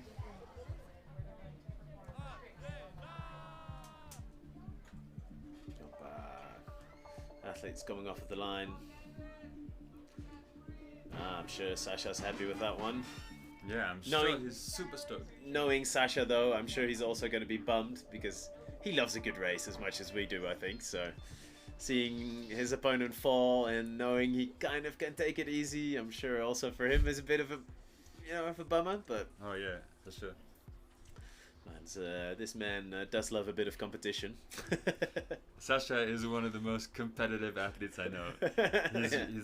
Sometimes he looks like he lives for the competition vibes. I mean, in sportsmanship, he's a great athlete. Yeah, I'm really impressed by Sasha's camaraderie but his dedication to the sport is just insane. Yeah, he really loves competition. I feel like he's really into it and always pushing each other athletes a bit. Yeah, it's true.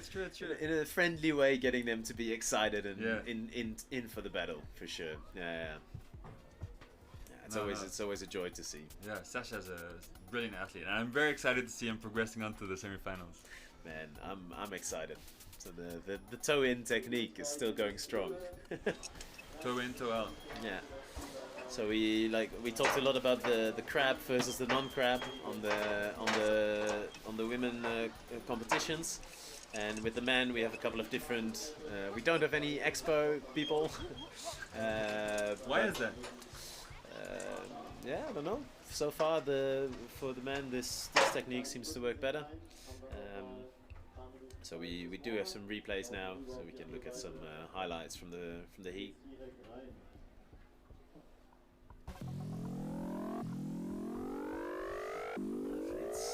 Athletes just pushing it.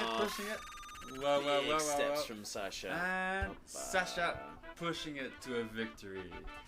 Brilliant. Wow, what an event. What an event that was. Sasha just crushing it out there. Yeah. Really nice performance from Sasha there. Just a bit, like first race, not as fast as his qualifier, and the second one pretty much the same speed. It's nice to see. I mean, he's really consistent as well, Sasha.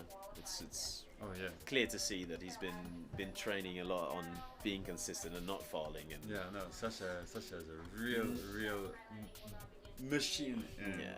Knowing what speed feels to him, like a proper, like something he can maintain without trouble. Yeah, for sure. Yeah. Now we have a nice view out of a crashed gondola. If you've seen the intro video. I mean, there's worse places to crash, to be honest. Yeah, there are definitely worse places to crash. I'd say, actually, good thing we crashed here. Good thing we crashed here. For sure. It would be sad if we were somewhere else. And there we see some freestylers again. I think that's Davis and Yoshi out on the freestyle lines. Yeah. Busy warming up. Opa. Big 180 almighty. Beautiful tricks there. Back almighty to double drop knee.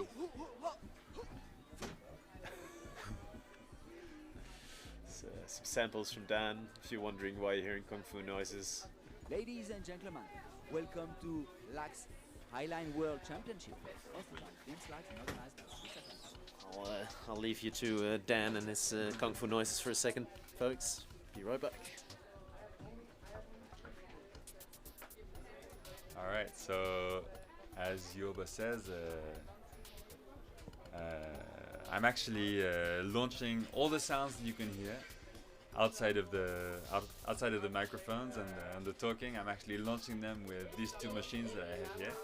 I have a sample bank and like basically some tunes that are lined up for the athletes here on the machine, which is controlled by this MIDI controller, and I can basically launch the sounds straight from the machine and control the effects, low pass and high pass and a few delays, and basically start and stop the sound from here. And on here I have all sorts of incredible sound bites, so like some classic freestyle vibe, Highline, Slackline atmosphere. Hey, we have Danny, one of the cameramen, behind me. It's a huge team of professionals who are actually making this happen. So we can actually have a little tour of the studio right now. This is the Gondola studio. Welcome.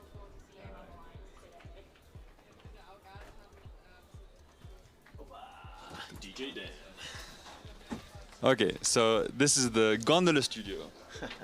On tour. We're gonna go on a little walk around the site.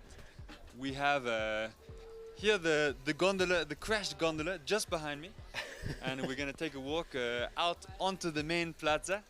And we have Nina here, who's one of the main organizers.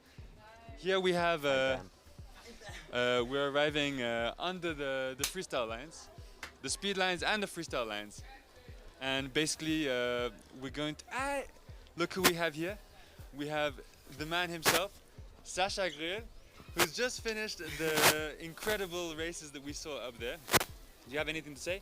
What's your impression of the lines? Well, yeah, it was like intense the first race, definitely already. Like, there's all the pressure suddenly going on, and yeah, Jimmy definitely broke under the pressure this time. Wow, those falls that he took, what an insane moment that was. Did you see him fall at that time? No, like, I knew that he's a tiny bit behind me, and I think that this is why he just like broke under the pressure, like being behind me, trying to catch up, going to risk everything, and then like being super shaky and everything, and yeah, so. Yeah, wow, but so you can't see his line moving.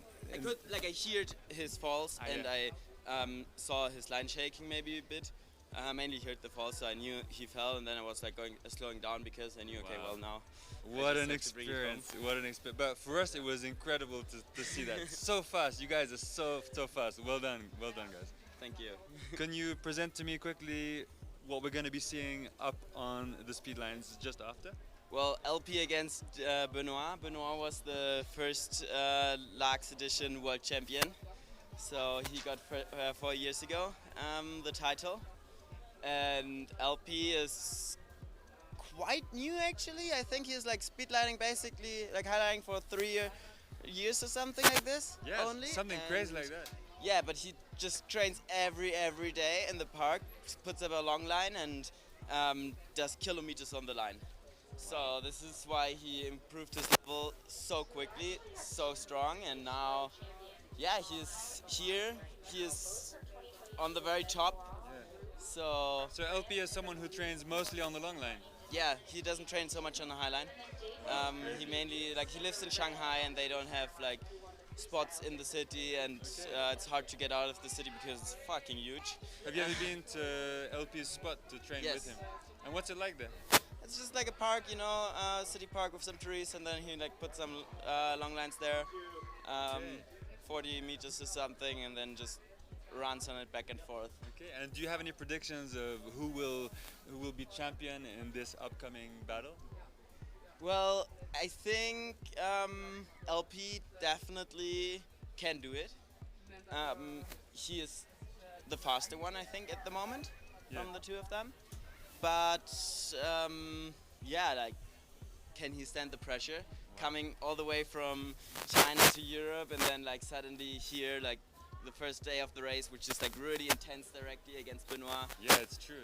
And they've already raced against each other in the last year, right? A few times, if I'm not mistaken. I don't remember a direct battle between them. Okay, so this might be actually the first battle between LP and Benoit. I think like a hidden competition, actual battle, yeah, could be. Wow. So we can probably take a look back to the studio. Thank you very much, Sasha, for those words of insight, and see you later. Thank you. See you. The sound is a bit rough from the mic. So. All right. Nice chat with Sasha.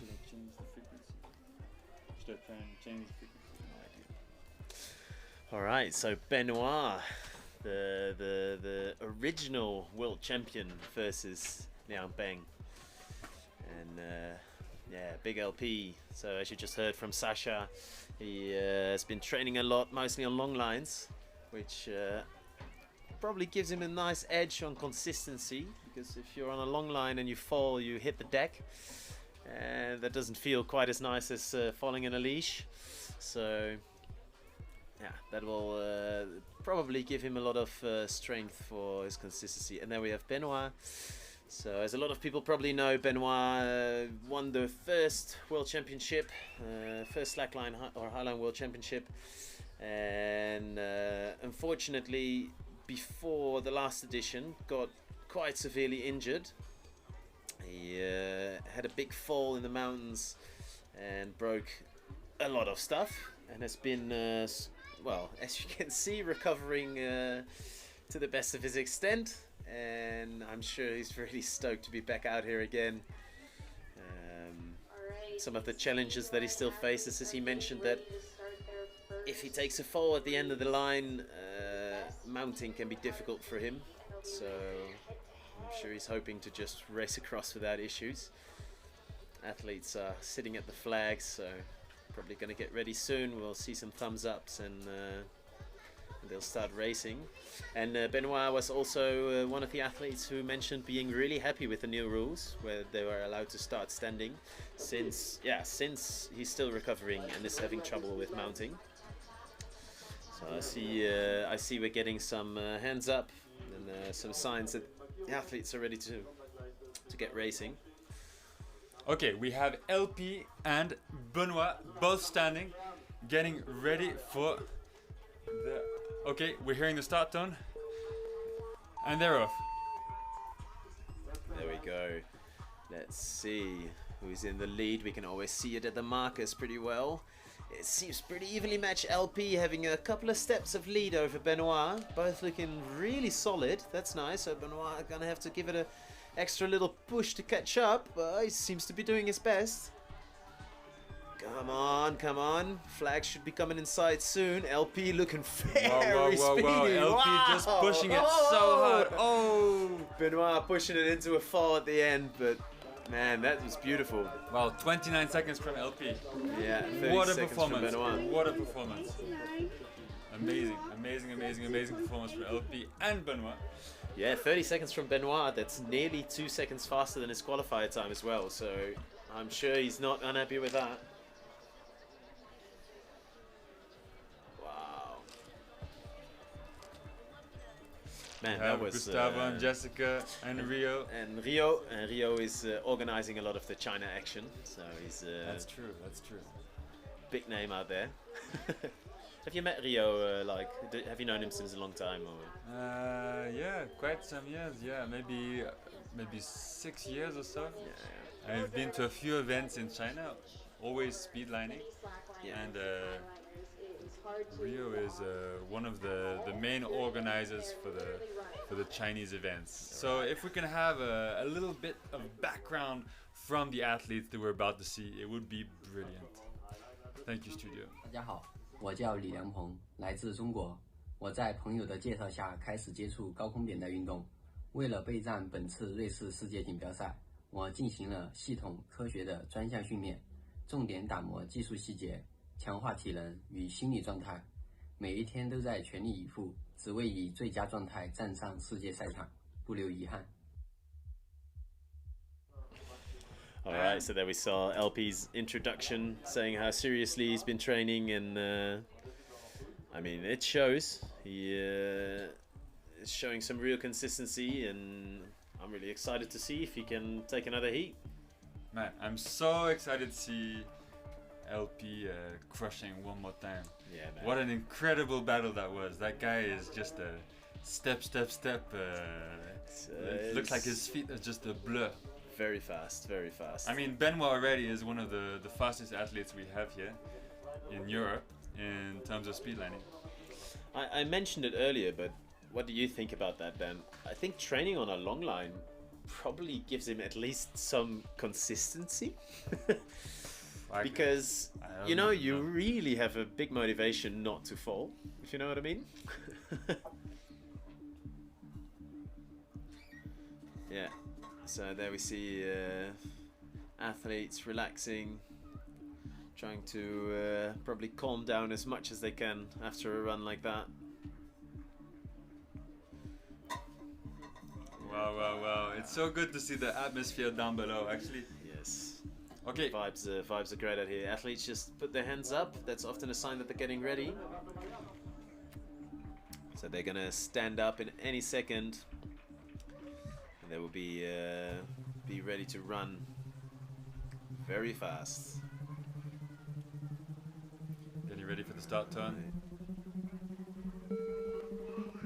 There we go. Okay, and they're off up. They are. Let's see. Benoit and Yang Pen just pushing it out there. How are we doing? Can we see the flag markers? They look Come on, pretty neck Benoit. to neck. Come on, LP. Both athletes just pushing it harder than they've ever walked LP is before. on a tiny lead, but it's smaller than last time. Benoit's really pushing hard on this one. Come on, Benoit. Come on, Flags LP. coming into We sight. can- Yeah, LP just Benoit again pushing. Huge fall from Benoit there. Huge Big fall from Benoit. Wow. Man, what a great push from him. What an event. What an event. I'm looking forward to seeing the 29 replay from that one. Yeah. Wow. Can't wait to see the replay of the finish there. We are live from the Flims Laax Highline World Championships, and this is the quarterfinals for the men, and we've just seen a battle that is worthy of a final of a World Championship. We had Benoit, who nice looks serve super going. stoked.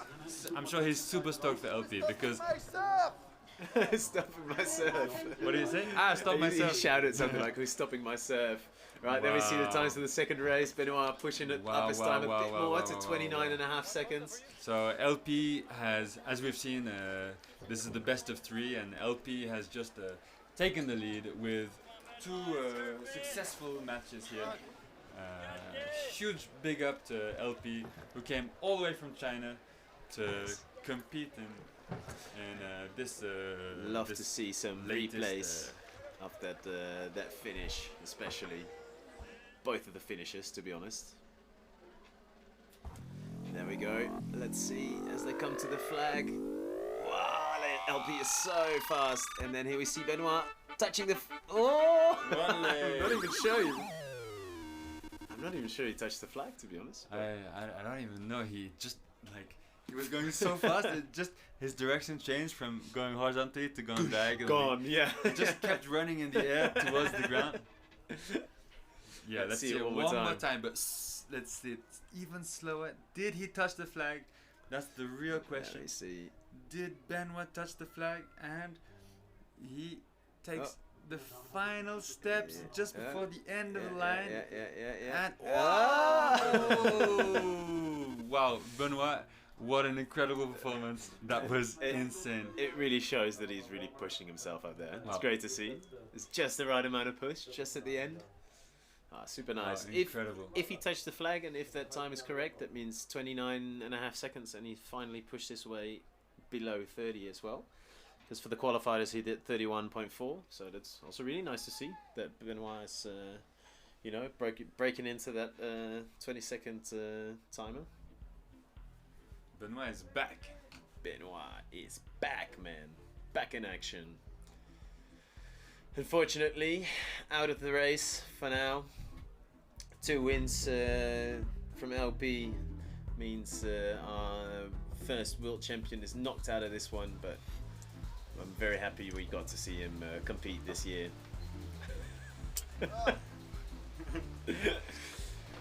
Alright. Man, that was a good race. Dude. That was very close. If we're gonna have more races like that, I'll be happy. Dan, do I have news for you, Dan? Do I have some races for you? I have some news for you. We are gonna see more races I can't like wait that. to see what you're gonna pull out of your hat, Yoba. More races. More races. And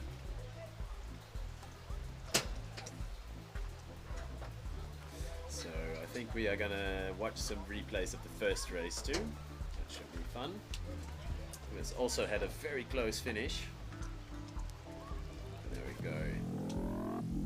This is from Sasha versus Ginny.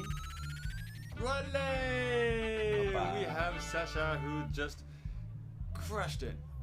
Nice little replay. We have Davis going crazy. Oh! So, if you're just tuning in, we are right now full on into the quarterfinals for the men's speedline competition here. We've just finished the 3rd battle. We had LP against Benoit Brum, and it was a beautiful victory from LP. Benoit unfortunately out of the competition now. Not quite taking the victory there, but man, I mean, look at the times. Look at It these was a times. very Incredible, close race. incredible performance from both athletes. And now the next battle that's coming up is gonna be a tight one too. Sure of it. Yes. Who is it gonna be, Dan? We have Jeff against Jeff against Jacob Kuba. I guess. Yeah, Yes, should be Jeff against Kuba. I was surprised to see this name. Everyone knows him by Kuba, the Polish machine. Exactly. Representing out here today. Kuba. So actually, Kuba is the juggler from the plaza that we just saw. Exactly. He's back. Juggling after his warm up. He's on the roof now. He's ready on for, the roof ready with for Sarah, a race. busy preparing mentally and physically for his upcoming battle. Last time I saw Kuba in a competition was when I was doing the live stream for Belgium last year. And the fun thing about watching Kuba race then was every race he was just a bit faster.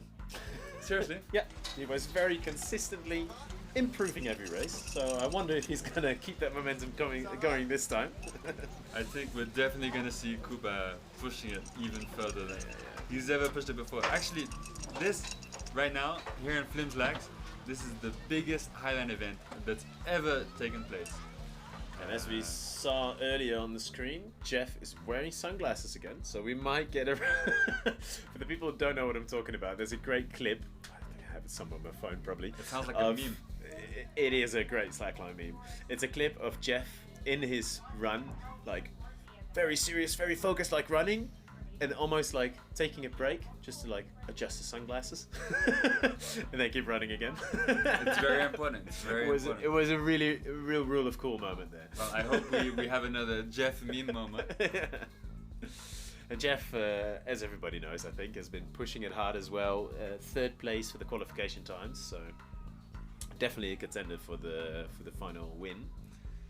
Wow, I'm so excited to see these athletes pushing it up there. We'll see who takes this one. Is it going to be Kuba or Jeff? Because Kuba, also not to be underestimated, having a 31-second time for the qualifiers. And as I said, I know him as being able to definitely improve in the moment. So we'll see. We'll see Ladies and where it's going to take him. Highline World Championships. So somebody, Josh Stark is asking the distances of the lines. So the line I think is 110 meter, isn't it, Dan? Hi Josh, nice to see you here in the comments. Yes. Welcome to the live stream. You are now currently displayed live.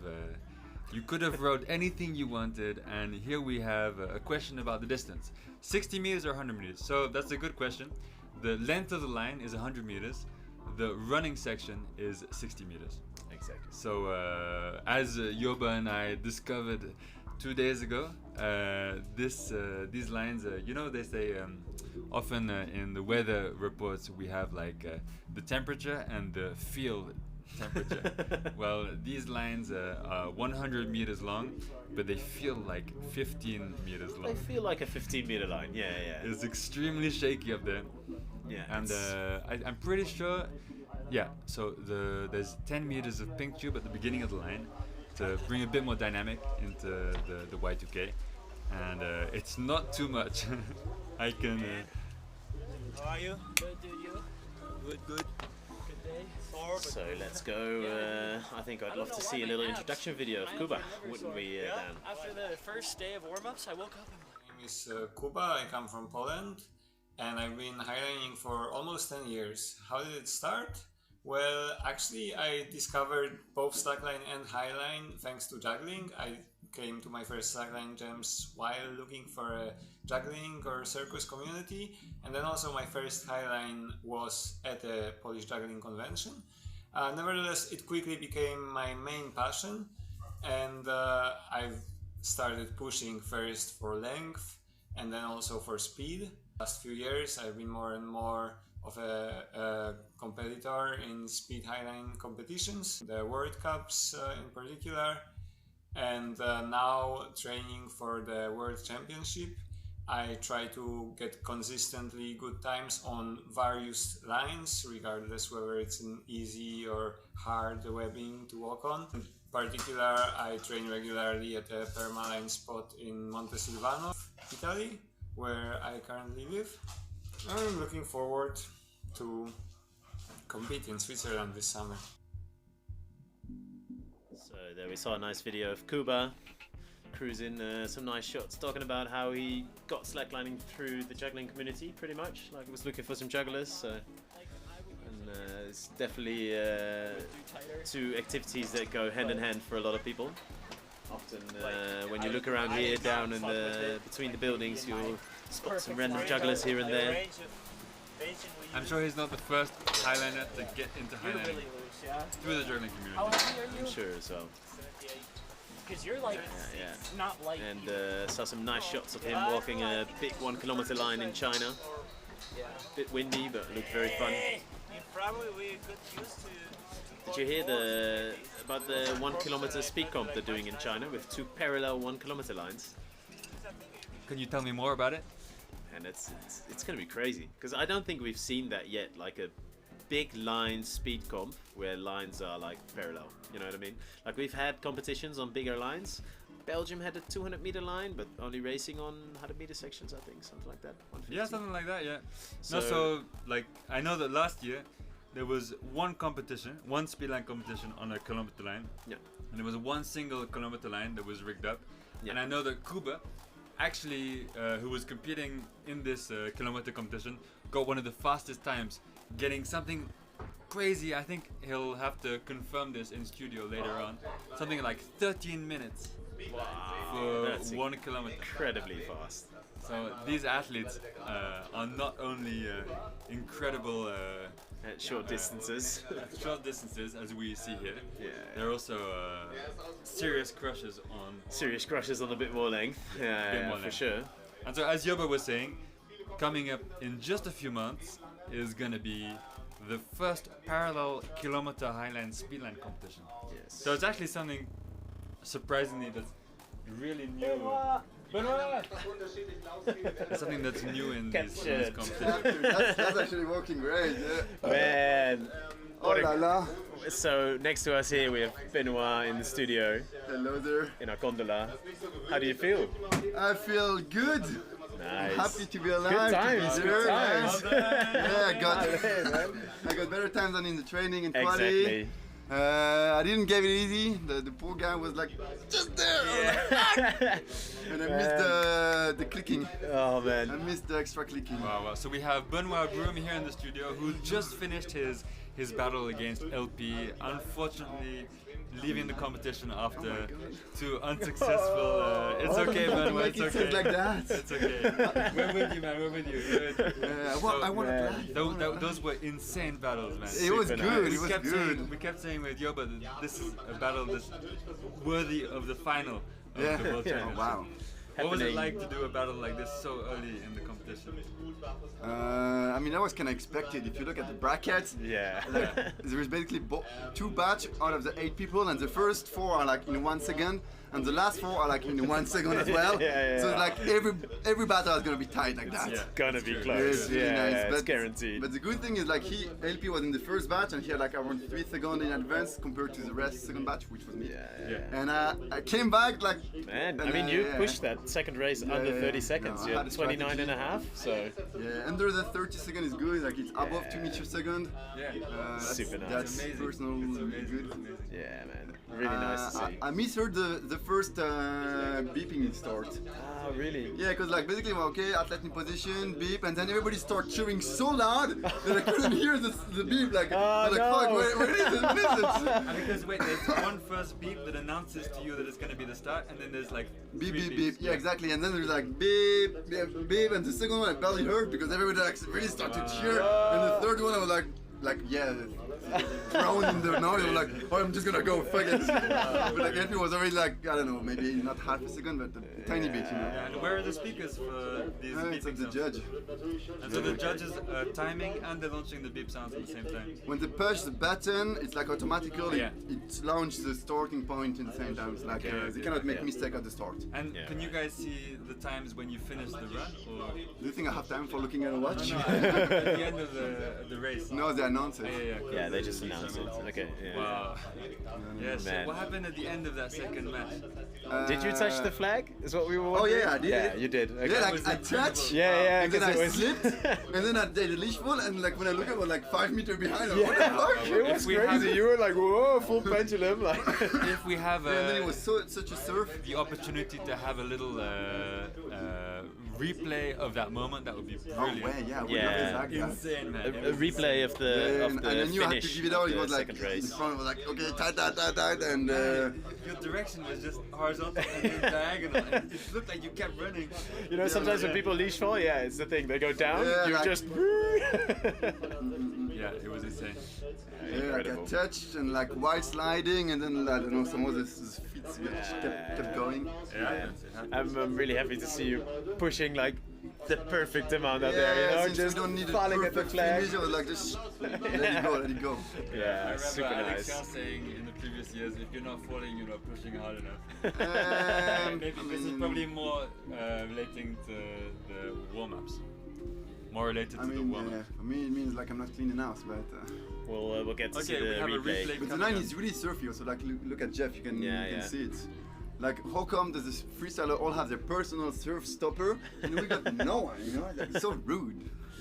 Alright, we'll get to see a replay of Did you the feel this- finish. There we go. Replay? Oh nice, thank you. So there we go. Bam, bam, bam, bam, bam. Oh, we need more time rate. Wow, look at these feet, my man. Coming close to the One. finish. Oh man, I'm 2 steps behind. 2 steps behind. 2 steps behind, that's all. Man, that's all what we need to see. It looks so good. Man, Insane. But Insane. it looks so fast. Like, Yeah. But I'm very happy to hear that you touched the flag actually. yeah. Yeah. So we were wondering I about wouldn't that. allow myself to fall without touching the flag. So here we have Jeff and Kuba. The names are switched around on the screen, unfortunately. So sorry for that, but it's Jeff on the right and Kuba on the left. Yeah, And, Jeff, Belgium, yellow. Exactly. They just did the hands up, so they're getting ready to start. Oh, wow, that is nice. And we have And I hear some start beeps. tone.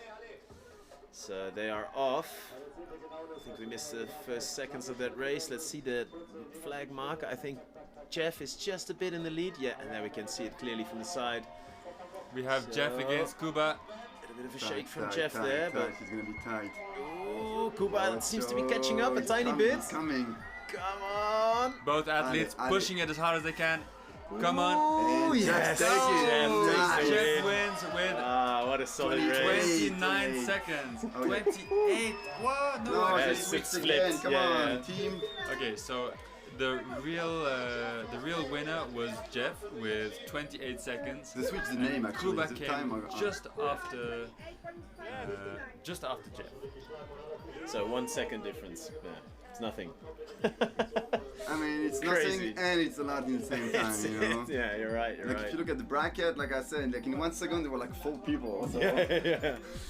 Oh wow! But great race from Kuba because No, what did for he sure, do in for the sure. in the qualifiers again? Yeah, His yesterday time he was wasn't that 31. that, so that warm, yeah. yeah. But Kuba has proven in the past he can like he got I resources. said that to Dan as he well. has that resources. What I remember from Kuba is every time he races, he's a bit faster than Exactly, the race before. exactly. No, he made like 29, now he's gonna make 27 and then yeah, so that's a 29 from Kuba and a 31 from his qualifiers. So he's already 2 seconds faster than he was with LP, before. I really wish I had a third round, you know. Yeah, Just make it to the yeah, second. of course, and of course. That would have been amazing. Yeah. Man. Wow. So, But yeah, what two a steps, beast. two This steps. Jeff is such a Belgian beast, man. Yeah, big steps, Big stable, steps, big and look at fast. You know, that. there is no secret, huh? Yeah, you take big steps like that too, right? Or do On you this feel time, I could feel I wasn't big enough. Okay. Like when I was like on the round of, like I really extended my step, and when I was like running, really running, like I had a bit of holding back, you know. So for the people at home, these names and times are wrong. They're flipped around because Jeff definitely won that race. So Jeff was the one with the 28-second time and Kuba with the 29.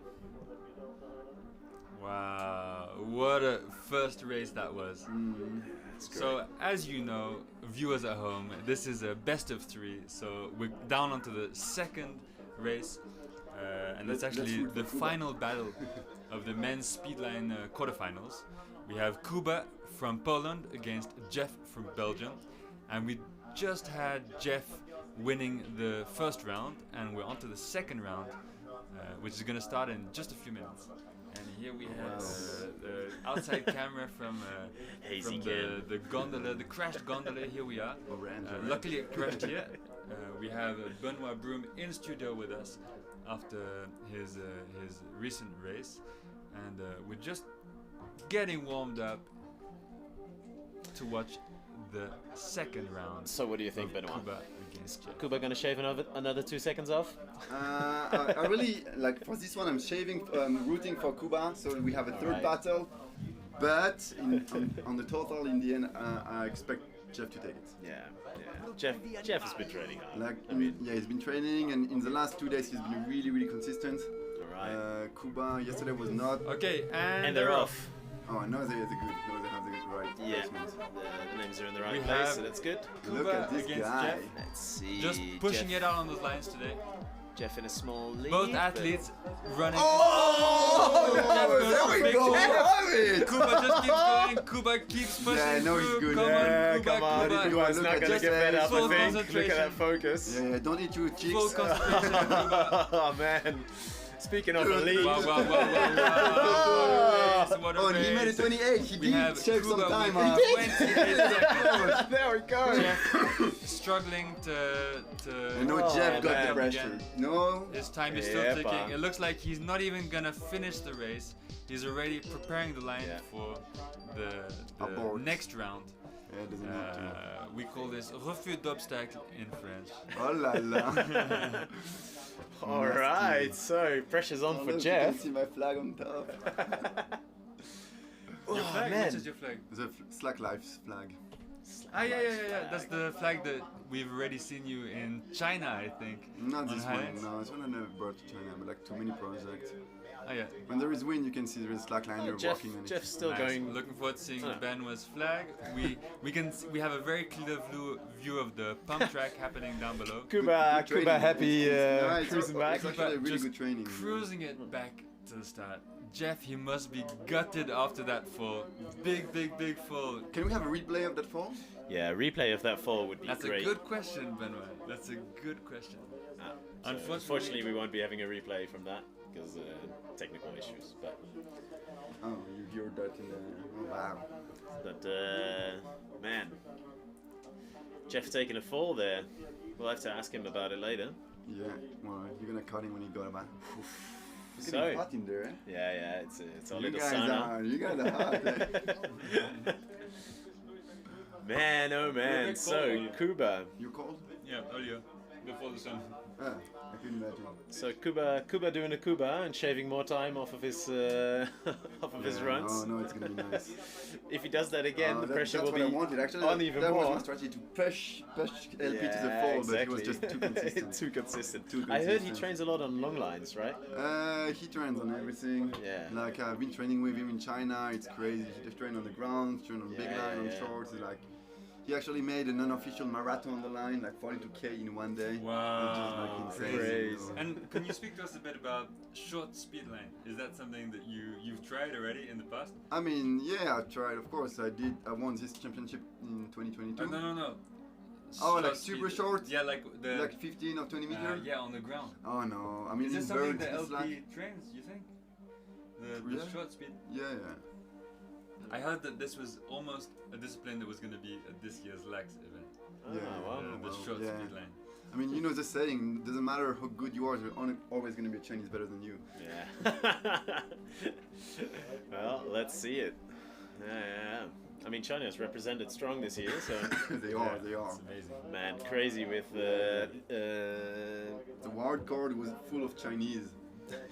And with Highline just barely not making it into the qualifiers. What a heartbreaker. I mean, the 9th place is the worst place. Oh man. I was really fearing to be in that place yesterday, and I was like, oh my god, tense the whole day until Highline gave me the 8th place. I think the athletes are ready. They're standing at the starting flag, so we'll probably hear some beeps soon and watch the race get started. So Jeff's gonna have to lock in and keep it together. Look at that guy. And we're ready for we are next ready battle. For the battle. We have Kuba against Jeff. Both athletes ready. We're just waiting for the start turn. Oh, Yeah, so yeah, it was it's an just long takes too standing long. are actually like at some point you lose the focus, the balance, and you're spending more energy to keep the standing instead of locking in and going. What just happened then? I guess Like, they they probably just, had like, some technical issues. Took some time or for beeping, something. and Jeff said, "Okay, I want to have a stopping and redo," you know. Yeah. Because he was like losing the balance, and if it's sort like this, you're gonna have a false start. Makes sense. Makes sense. So just stabilize the line again. Bam, get ready, position. Yeah, but get ready, back in focus. But you can see like Kuba was like doesn't care. Yeah. And I think I Stabilize just the heard one rock. beep, and here's the beep, so they're off. Allez, Let's see. Here we go. Okay, Jeff Wow. having a commanding lead. Wow, big steps from Jeff. Big step. Both athletes pushing it harder than they've ever pushed it. Let's see, can Yeah. Kuba shave off more time and can Jeff keep it together? You can see no more smile on Jeff's face. Yeah, Just no more focus. smiles. Jeff is all smile. seriousness. Oh, But look, Kuba's Kuba coming, seems look, to be Kuba, catching yeah, up a yeah, bit. he is. Oh, a little bit of shakes. Come on, keep it. Keep it, keep it. Come keep on, it. Oh, nice finish Wow. from Jeff. And, 27. Yeah, 27 from Jeff and a 29 from Kuba. I'm leading you. Unfortunately, a tiny bit slower than the last race, but Jeff definitely Thank you takes for the your win. input, Benoit. Yeah, you're Thanks welcome. for coming by, Benoit. Looking forward to incredible, man. to the next races. Wow, what a crazy event that was. Pressure was on for Jeff there. Man, oh man, I can't imagine how it must feel after, having lost a race for taking a fall and then knowing your opponent is just a step or two behind you. Man, that was insane. What an incredible quarterfinals we just had for the men's speedline right there. It was This a was a great real- effort from Kuba as well. Like seeing him having a little bit of, he was a bit behind Jeff, definitely. Like Jeff had a nice lead at the start, and he managed to kind of almost catch up a bit at the end there. It's true, definitely. So we are seeing Kuba getting off the line right now with Jeff. Yes. Both athletes have just performed a world-class race here in the quarterfinals for the men's speedline at the Flims Laax Highline World Championship. I didn't see Jeff adjust his glasses at all. I missed the... You missed the Jeff meme moment? I missed the classic Jeff meme I hope moment, we can yeah. see that one. I hope we can see that one. So yeah, we have just, if you're tuning in right now, we've finished the quarterfinals for the female speedline, and just now the men's speedline quarterfinals. We're gonna be very shortly moving on to the semi-finals for the women. Yes. Probably in just a few minutes. It's And, gonna be very it's gonna exciting. be a very intense race. I know that we're gonna have Tanya against Erica very shortly. DNF. There we have the times from Jeff and Kuba. Did not finish. Yeah, they did not finish from Jeff there because he took the fall. And man, some beautiful times from Kuba, all under 30 seconds. So All under 30 seconds. big push from him. Yeah, I don't know how these athletes are gonna up their game one more time. Okay, so we now have the seeding for the semi-finals. We're gonna have Chechi against Jessica. That's gonna be a very, very intense battle. And then the winner of that is gonna go towards Tanya or Erica. So it's a 2 times crab versus non-crab battle. Crab versus non-crab? Yeah, because it's Chechi versus Jessica and Tanya versus Erica. Yeah, so as we can see here, the races that started at 8 a.m. this morning. We had Chechi against Juliette with a wonderful first match with Chechi victorious, and now the following match we're gonna have is gonna be Chechi against Jessica. But first, let's go a little bit memory lane. Let's go down Back memory to, lane and watch some back replays. to the most recent speedline battles that we've just had. I guess There we go. It's a good time Replays on for- screen. And there's the run. Volley! Big steps from Jeff. Oh! Wow. And Jeff really pushing it out there. What an incredible performance. And here we have the new generation. New generation of speedline champions. Speedline champions. Here we have, so actually here at the Rocks Resort we have all sorts of activities down below. It's a good time for the spectators, learning the slackline and chilling in the Ticket to the Moon hammocks. Yeah. Ticket to the Moon is one of the sponsors of the event. So here we have the seating for the men's final. We're gonna have Vidal against Sasha and LP against Jeff. So Vidal against Sasha, as we've seen in the past, is already gonna be an insane battle. Clash of the Titans. And to have one of them going through to the final against either LP or Jeff will just be insane. Yes, so pretty much for the men, the top 4 from the qualifiers made it, you know, to the semi-finals. If you have any questions, feel free to write to us in the live stream chat. All right, so we're gonna go into some commercials, and we'll see you right back.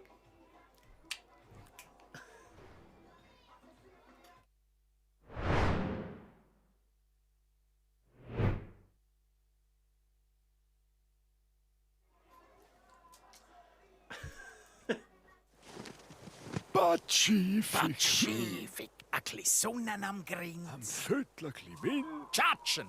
Weißt du, was das Pazifischste ist? Was? Ein Winterschlaf. Du kannst doch nicht... Jetzt macht er einen Winterschlaf.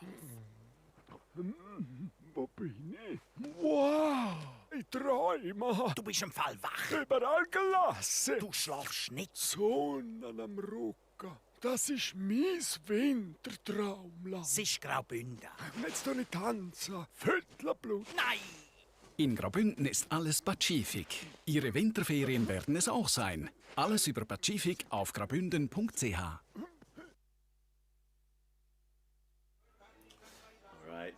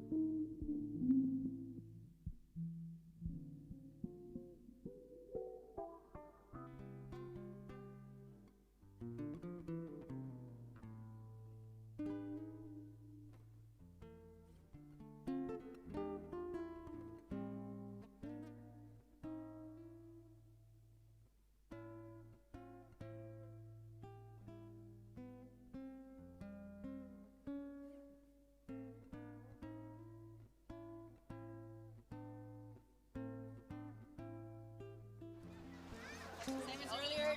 Wait for the signal. Yeah.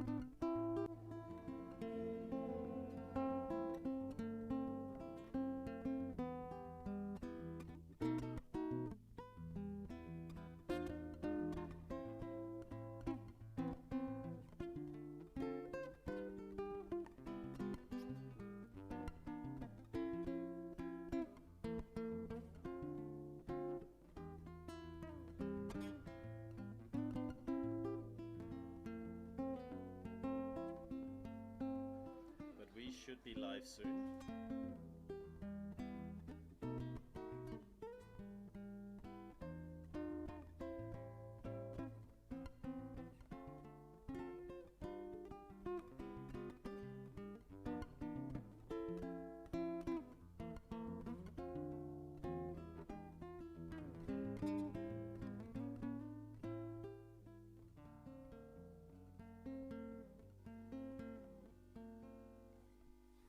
Okay, so we are back after our break, and we've got Camille here. If you've been listening along still, you've been hearing his noodling around. Guitar. Beautiful guitar. Gorgeous tunes live here from the gondola, and soon we'll Gondola Studio. Gondola Studio. Here at Gondola Studio, we have Camille doing some live jamming for us with the guitar. I think I need to tune myself, by the way. That's all right. Short break. And we have our athletes getting ready there. We see Jessica and Chechi, yes, getting ready for the race. Let's see, will the crab be victorious again? Tis the question of this year's competition, just as much as 2 editions ago. So yeah, we're having Chechi against Jessica now for the first battle of the semi-finals, and we have the semi-final woman for the speed line of the Highline World Championships here in Flims Laax. Yes. And to look at the qualification times, Chechi qualified with 49 seconds and Jessica with 59, so she's got 10 seconds to make up according to the qualification times, but of course we know everything can change. So yeah, I'm excited to see. And it's getting quite hot out here. This morning the temperature was nice and comfortable, but slowly it's getting more and more warm, so let's see if the blazing Swiss Alps sun is going to impact the races at all, but so far people seem to still be enjoying themselves. Might be just us in our sauna down here. just us enjoying ourselves? Yeah, just us in a sauna. So my question is always, does Chechi watch her opponent or not? I think she is going to be.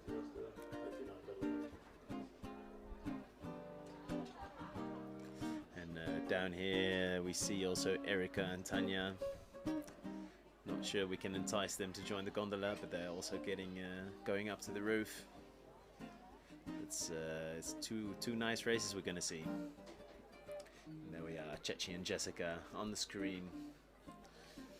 Best of 3, just same as before, and I'm excited. So here we see the Jessica walking and Chechi crabbing her way along to the other side. Crabbing her way. crab action. Turning her back on her opponent for now, but I think won't be the same case during the race. Should be maintaining eye contact all the way. This is gonna be a big battle. This is gonna be a big battle. So, Camille, welcome to the studio. Thank you so much for the little guitar. Oh, thank you for all the listeners, and sorry to not have tuned the guitar before. So, just to give a bit of background, in the music that I'm sending, some of it has been created with Camille. So you've actually heard Camille's sweet guitar riffs already earlier on in the day, and so it's such an honor to have this guitarist with us, Camille Lenoble. Welcome to the studio. Thank you, man. Thank you very much. Everything we've been hearing and seeing here on the live stream is built up from the ground by the community. Also, all the video work, all the editing, all the color grading, it's all done by community members, and it's a big effort. Absolutely. Yeah. So it's sometimes we might have a little bit of technical issues or something like that, but we make our way through. Because it's homemade. It's like made by the family for the family. Home-brewed live stream for the family. Tastes like home. Exactly. Tastes like home. Tastes like mama's stew. Alright, I think the athletes have reached the other side. Alright, we're almost ready to start the next battle. Yes. So, thanks Camille for the sweet guitar. I think soon we'll see the names on the screen. The names are flipped around again. So we see now Jessica is actually on the left line and Chechi is on the right line. So I'm sure they're gonna fix that again. But yes, that's correct. So that's Jessica on the left and Chechi on the right. Both athletes are in starting position, so they'll at some point give a thumbs up, then they'll hear a beep and they'll kind of start to get ready, and then the 3 beeps to start the race will happen. Chechi checking her socks there. Yes. Thinks you do it. Get Make socks sure ready. Get the grip. The grip is ready. It's funny that they need a perfect, Oh, look at that! They're doing a heart to each other. All right. So there we see the hands up. So that means the athletes are ready. It's a sign to the judges. They'll get into position. Right. Athletes are getting ready. We have Jessica against Chechi, and now the start tone is on.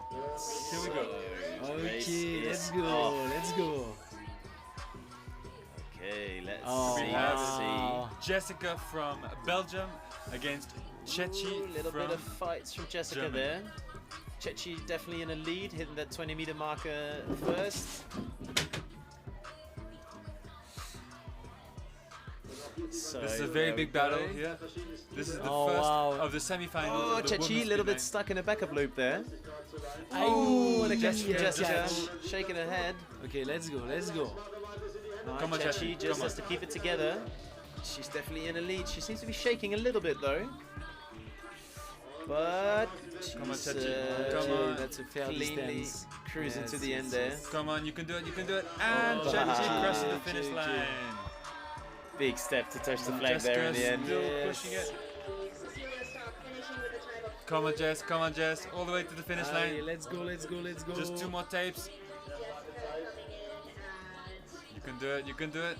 Wow. And Jess crossed the finish line. Jessica has a different technique on both of her foot. One of her foot she's putting like straight on the line, and the other always to the side. Yeah, it's interesting to see how it's not quite symmetrical. It's like exactly. a It's bit not like symmetrical. This. Yeah. And Jessica often have a little bit of a bounce going when she walks. Okay. It's also it's interesting to see also. Like for me that don't do so much walking or speed line, I'm impressed to see the different techniques that when you pay attention, there's a lot going on between behind walking. Even in styles that look very much similar, like there's still a lot of diversion on the little details, Yeah. For sure. I mean, he's not here. I forgot his name, but 2 years ago we had also an athlete, for example, who walked straight but with both feet one way. Ah, like that, So, yeah. And then of Wow. course there's the famous example of Sasha walking toe inward. Yeah, yeah. He's got a funny explanation for that.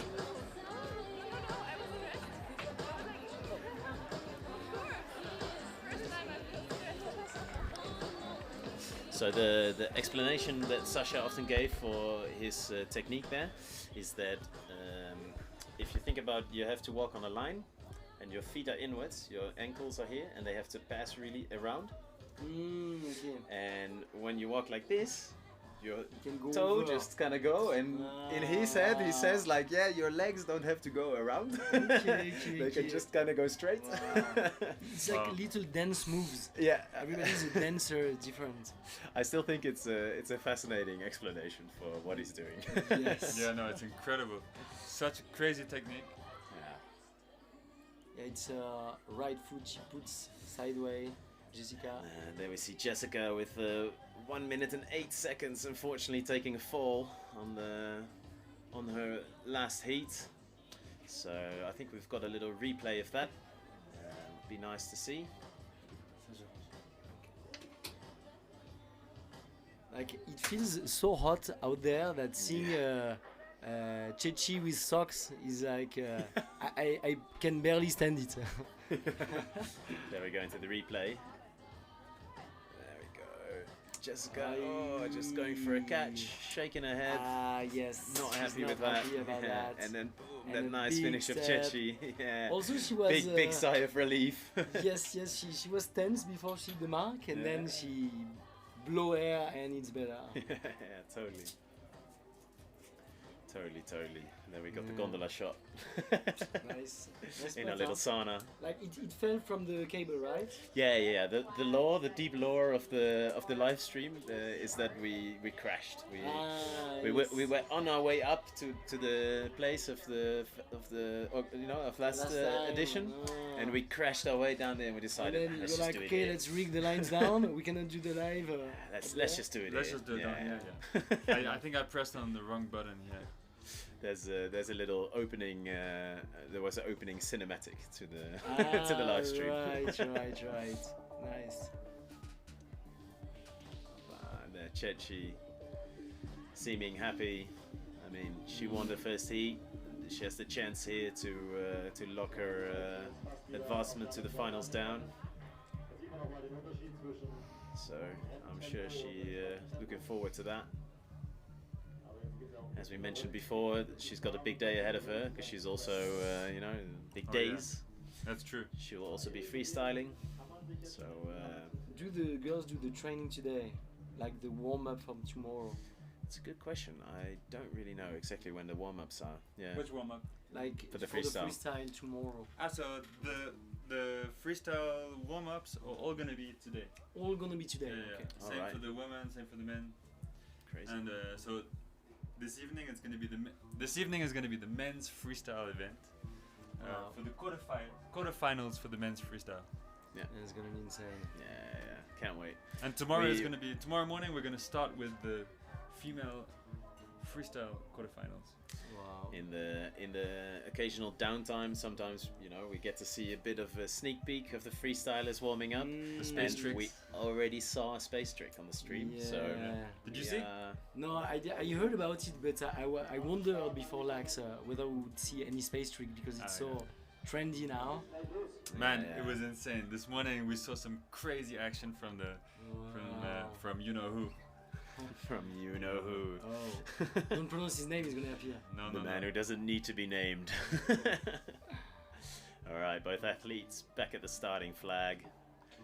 Here you can see Chechi pulling that back up to straighten out the line and just get the racing track clean of debris. And we'll be starting with the set battle soon. Jessica will have to pull out a victory here, otherwise she's out. Pull out a victory? Put out a victory.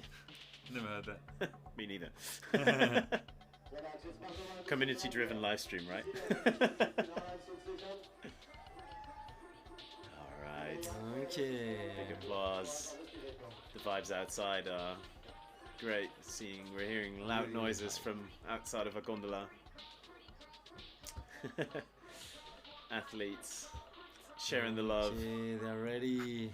Alright, let's go, Jessica. We see some hands up. Let's go, Chechi. So that means the athletes have signed to the judges that they're ready.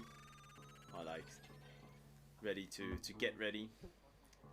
And now they are in starting position. So they hear 1 beep to like kind of get ready, and then 3 beeps to start the race. Off they are. Okay. Let's see. Okay, let's go. Let's go. Chechi seems to be in the lead, but Jessica's speed seems to be pretty similar. Let's see if she can kick it up a tiny bit to close the gap. Chechi hitting that 20-meter marker there. And okay, let's not go. long Let's after go. Jessica does. We have Jess from Belgium against Chechi. Cecilia Stock from Germany. Oh, Jess catch takes a big again fall. of Come on, Jessica. Jess, get back up. You can do this. You can do this. Come on, representing Belgium. Let's go. Chechi. Come on, Let's see if Chechi. she can keep it together Come on, all the way Chechi. to the end. Chechi pushing it to the side. It's never over till it's can do it. over, but Chechi's is known this to going to be be a quite victory for the consistent. crowd? One more fall from Jess. That's fine. And Chechi slides. Alright, calmly that's the over crab hands from Chechi Yes. as she actually moves out of crab position, which is funny. Come on, Jess. Alright, It must so be really tough on the other Come side. on, Jess, let's go for finish. So victory is for Chechi on this battle. 2 commanding victories. Jessica, unfortunately, taking some falls. I wonder if there's a reason. Maybe the line's tight or something, or different than she would have wanted it to be. I mean, it's much warmer now than it is earlier. Yeah. It's warmer. I think the athletes will pressure's on, struggle of course. under the heat. Hey, good job to Jessica. Great job. So, if you're just tuning in now, this is to remind you that this is the first match of the semi-finals of the Flims Laax Highline World Championship. We hear there's Chechi on line 1 and Jessica on line 2, busy showing us the fastest speed lining in the world, actually. I saw both athletes looking at the judges, kind of with a questioning look in their eyes. I wonder if there's something going on, maybe like a false start, or let's see. I think you're done. That's maybe they're done, maybe they're not. Looks like they're questioning a bit, but they seem to be getting off. I think it's Everything's good. It's race over. What? Why? Alright. So they're coming back to the side. Good fight from Jessica. Could Jess be injured? Good fight from Jessica. They only did 1 match. No, they did 2. They did 2. Dan, just like the Highline freestyle tricks, Dan's also gone off to space. He's on space tricks. I'm on space tricks. He's got space tricks on the mind. In the space speed. Oh la la la la! She chooses to come back with a Rolex. Chechi not wasting any energy. Okay, she's warming up the hands. Yeah, warming up the hands. She's gonna need those for the freestyle. Yes. What would she use her hands for in freestyle? Yeah. She. I don't know. Nothing. Can do no hand everything. To reception the line for the Never Mighty, stabilizing the line. Some well dones in the chat for chess. Yeah, very good. Yeah. Well done. Well deserved. Pushing it all the way to falls. What was the quote you gave again? About speed. About like if you don't fall, that you don't push hard enough. Yeah. So last year, no, 2 years ago, Alexian would tell me when I was training that if I'm not taking falls during the warm up, then I'm not actually pushing hard. Yeah, right. Wow.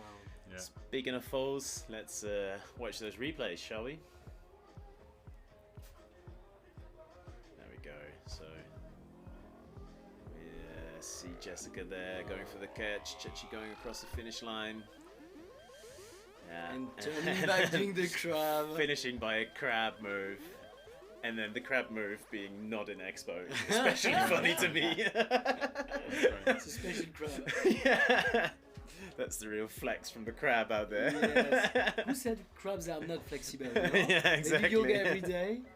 I think Chechi proving that crabs can actually walk forwards. It was a discussion me and Dan were having earlier. That's true. That's true. It just raises every time. And actually, from her fall, Jessica was really fast back on the I think just all the women were like lighter or less power. So I just heard both of the athletes complaining about the tension. So I think they both found it a bit too tight, which is unfortunate. Maybe they heat. There we have Sasha in the room. Hello, Sasha. Welcome. I mean, this one now is 0.7. Was the first race of Chechi announced as a first start? Not sure. I don't think so. At least we didn't get any info of it, and they got off the line. But I did see them both sitting and looking slightly confused at the judges. So I was wondering if I told Chechi that she did a false start because I recorded it. Okay. But, I know. I think Chechi did a false start. First one? I'm pretty sure she did. I wasn't hearing it. I think it wasn't your fault. I think Anyway, these new rules are really decision was made. So yeah. How was it? Both athletes are fine with this. Yeah, I guess if they decide together that it's okay, then it's okay. But, Maybe it's me. yeah, it's a bummer that they were apparently unhappy with the tension, but yeah, it seemed like it. Both of them were a bit No, it's not so much. talking about that it felt a bit tight to them. You prefer the line tight, Sasha, or well, like the 10 kilonewton or something like that? The problem is with the line scales, they are completely off. Like I always shake the line because today it was like showing 1.2 and yesterday it was showing 1.4 and today it was tighter than yesterday. Okay. So like the line scales are so off, so I think just giving the line a good wiggle. Yeah, right. Tells you way more than actually the number what is showing. Okay. So maybe it's specifically the lower tensions that the because one is not a lot of tension for a line scale like line this. Scales are just. Do you think we need a more like specific line scale for this kind of stuff that can be more accurate at the lower weights? Like something what doesn't calibrate itself so easily. Yeah, right. I think the old line scale was even better than the new one, but I'm not sure. I felt like this one, like the line scale 2, like always showed a bit more accurate results, but maybe maybe it's just the feeling. Yeah. There they go. There's the athletes. Really nice. Yeah, look at that. So the next crab race, dance. the next race we're gonna see is gonna be Tanya against Erica. Yeah, the other two. There we see the athletes hugging it out. It's the best part of the sport. Yeah, exactly. Like athletes on their offline time.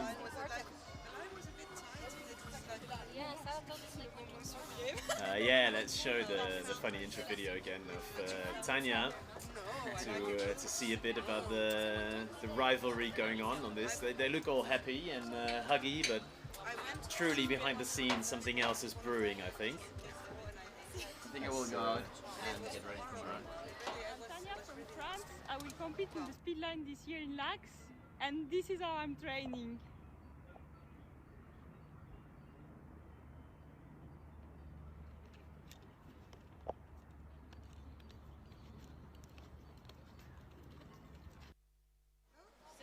So there we go.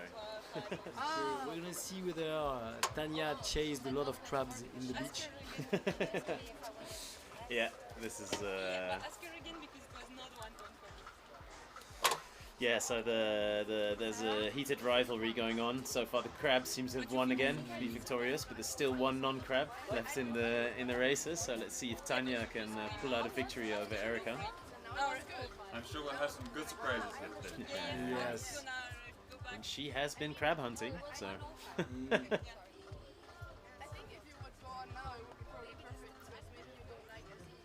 can hear Chechi speaking about the tension. Yeah. We can hear them on the microphone talking about the tension. Yeah, maybe I reckon that head shake from Jessica was about that. Oh, really? I wouldn't be surprised if she took the catch and was like, this doesn't feel quite right, which is unfortunate, but at the same time, it's also part of the competition. Sometimes to adapt. We are still in outdoor sports, and yes. conditions where not everything can always be on your side, and being able to perform in those moments is still what makes the difference, how you adapt to the line. Exactly. And also between the early start and now, like it's way hotter than before, surely the lines must get tighter, so you have to get on with it maybe. Because for the people who don't know, temperature and humidity actually changes a lot how tight a line is. Yes. You can have a line and not change anything about the rig, but the second it rains, it just becomes a lot looser, or the second it gets hotter, it's more tight. And so maybe at one point you think you rig the line perfectly, it gets a bit hot, and there you are again, your line is too tight. So I have maybe a specific question, but does it happen also with Dyneema lines so much? It's what I asked also to Jessica earlier, and she said that yes, like it's less pronounced, I think, than on, for example, like nylon, because nylon does this a lot. Yes. But it does it does still happen. Okay. You can feel it. Yeah, exactly. She says she can feel it. I always have a funny anecdote about this, which is that one time I went for a sleep on a 90-meter nylon highline. I was like with a hammock, and I just rolled out on the line, put my hammock, was like, wow, nice, had a great sleep. During the night there was a little bit of drips, like tiny bit of rain, nothing too bad, didn't disturb my sleep, but and then I woke up like all the way down and getting off the line. You had like a proper hike to do, climb up the hill. Was pulling my way. So I was pulling my way up through a bunch of bushes to get back out. And so a big part of the competition, of course, is this tension, and weather changes it, humidity changes it. And unfortunately, that means sometimes you might be doing a race not quite on your ideal conditions, but that's a bit life.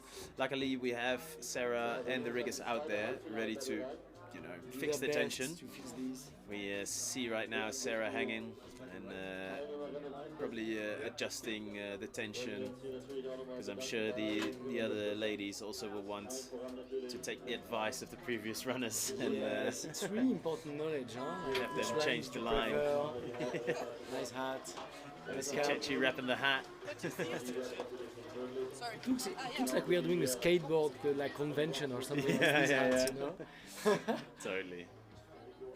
It's Sarah wrapping the hat. Yeah, we're really happy to be supported by Flims Laax and offering us this beautiful location. Yeah, it's perfect. Yeah, it's really nice. And even though we're in the bottom of the valley, we still have the beautiful mountains in the background. So that's always a big plus. So as you know, here in Flims Laax, there's a beautiful bike park accessible with the ski lifts. In the summer, it's open all through the summer. There's zip lines here for the children and a great, huge pump track. So if you head down to Flims Laax this weekend, you'll see lots of action. You can be the spectator for the Highline Freestyle World Championship. That'll happen this evening and tomorrow, and all day today is going to be the Speedline World Championship. So we've just started the semi-finals for the women's Speedline, and just after this will be the semi-finals for the men, and it'll lead directly into the finals. Yes, I think we have a little interlude right now because Sarah seems to be fixing the tension, but I'm sure when she's done, Erica and Tanya will get straight into the action. I can't wait. I think this has the opportunity at least to be a very close race, so that'll be fun. Yeah. As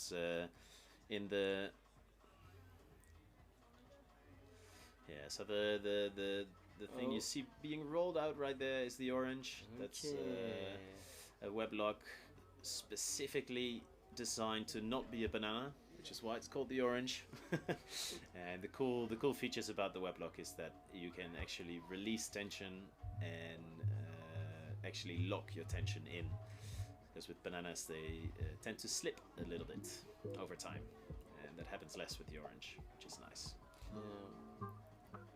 Good demonstration from Sarah. Exactly. How to use it. Sarah demonstrating here. She doesn't know it, but like she shouldn't do a mistake. Yes, totally. see some nice vistas of the vibes down here. Combination of nature and a lovely crowd. On these beautiful, beautiful Highline rigs. All these Dyneema lines running over the floor there. Tanya and Erica chatting about their upcoming match. So in their qualification times, Erica set a time of 56 seconds and Tanya set a time of 58 seconds. That's Yes. really So close, huh? there is a good chance to have a very, very exciting race coming up. And Erica never fell on the racing on the line, no? I don't think we saw a fall from Erica, and don't neither think so. I think from Tanya. I think Tanya did yesterday. Yeah. She stepped out of the line or something. All right, but not today. Not today, no, not today. No, just. No, she rested good, and now she's hungry. She's ready, hungry for the victory. Hungry for the crab. I saw her this morning taking a little less breakfast than usual, which is a bad sign, That's a bad sign for the crabs out there. Bad sign for the crab. Hungry Tanya's out there to get you. Don't you dare do this with your hands. Yes.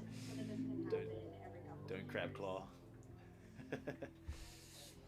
So there, Sarah was done with one line, so I guess she's probably hopping over to the second one. You think she's just going to stand on the freestyle lines to do the... Who? Sarah? If you do the ride line, you can just stand on the freestyle lines? That's true, yeah. I guess it depends where the freestyle lines are being used. So every time we see somebody on one of the freestyle lines today, it means that they're actually busy training and warming up for the upcoming quarterfinal match. So Yeah. we have the men and the women's freestyle quarterfinal battles coming up. And so all the freestyle action that you see during the speed line is actually the future athletes. The preparing. preparation, exactly. Also, I heard, I don't know whether it's gonna happen, that the judges might have a run of freestyle, like in between then male and female. So Do you think the athletes will get to judge the judges? that's Just the do, first to do a question little I role asked, reversal? you know? yeah. With a bunch of tomato, Yeah. notepad to write like Notepad. numbers. A notepad, and along the top is just written really bad. That'll be good. That'll be good. I'd love to see that. Yes. That's some action I'd be happy to commentate. Ooh, there's some leash action happening. So Okay, I reckon shortening the it or making tensioning it is longer? done, and the athletes are gonna get ready for their races. Well, first of course, a little warm up. It seems that over the year, the leash of freestyle and speed line got to the same length. Maybe not quite. but Yeah. The speed line leash are getting longer and longer and longer. And when they take a leash for, wow, you have such a way up to climb. Totally. And you don't have the bounce to help you get up. That's true. Like That's on true. the freestyle. So these lines, as you can see, they're right at the top of the buildings of the Rock Resort, around 20 meters high at the anchor points. These speed lines and freestyle lines, and so thanks to the gear from Slacktivity, our athletes are 100% safe when they tie in and do the speed line battles. Absolutely, yeah. Here we can see Erica from Brazil busy tying in. Tanya just behind her with her leash already tied. She's just getting down onto the speed line. These lines are 100 meters long, and the running segment is 60 meters in the middle. Yeah, coming back to what you were saying about the leash length, I think we can see Erica here, for example, having a relatively short leash. So you can see the tail of a leash drooping down pretty far. Okay. And it's a big consideration for the athletes, because the longer the leash, of course, if you take a leash fall, it's a longer way back up to the line, so it's going to cost you more time, but at the same time it's less in the way. So I think especially as the times get pushed more and more athletes kind of consider when you take a fall, the chance of recovery are anyway pretty slim. That's true. So maybe the trade-off between leash length and it being out of the way more is a bit more in your favor in the Do end. you think they need a longer leash when they walk facing the anchor or when they walk sideways? That's a good question, actually. I don't exactly know what the leash handling for the crab is. I guess it just goes past the front. But I'm not sure if they use like a leash holder or something. But definitely Tanya has a longer leash right now. I Yeah, think. yeah, definitely. She's also taller, but Yeah, that's true. but I think comparatively, Yeah. for sure. Yeah. If you look the leash of Sasha, it is not the tallest of the competition. Yeah. He has a long leash. Completely at the end. Yeah. It's pretty funny to watch.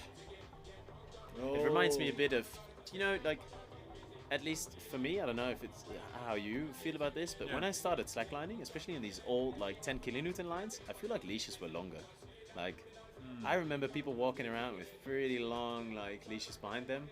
I think the idea was also the same a bit, like it provides more freedom. Look and at then, Erica. And then also because the thing is, at that time people didn't take leash falls that much.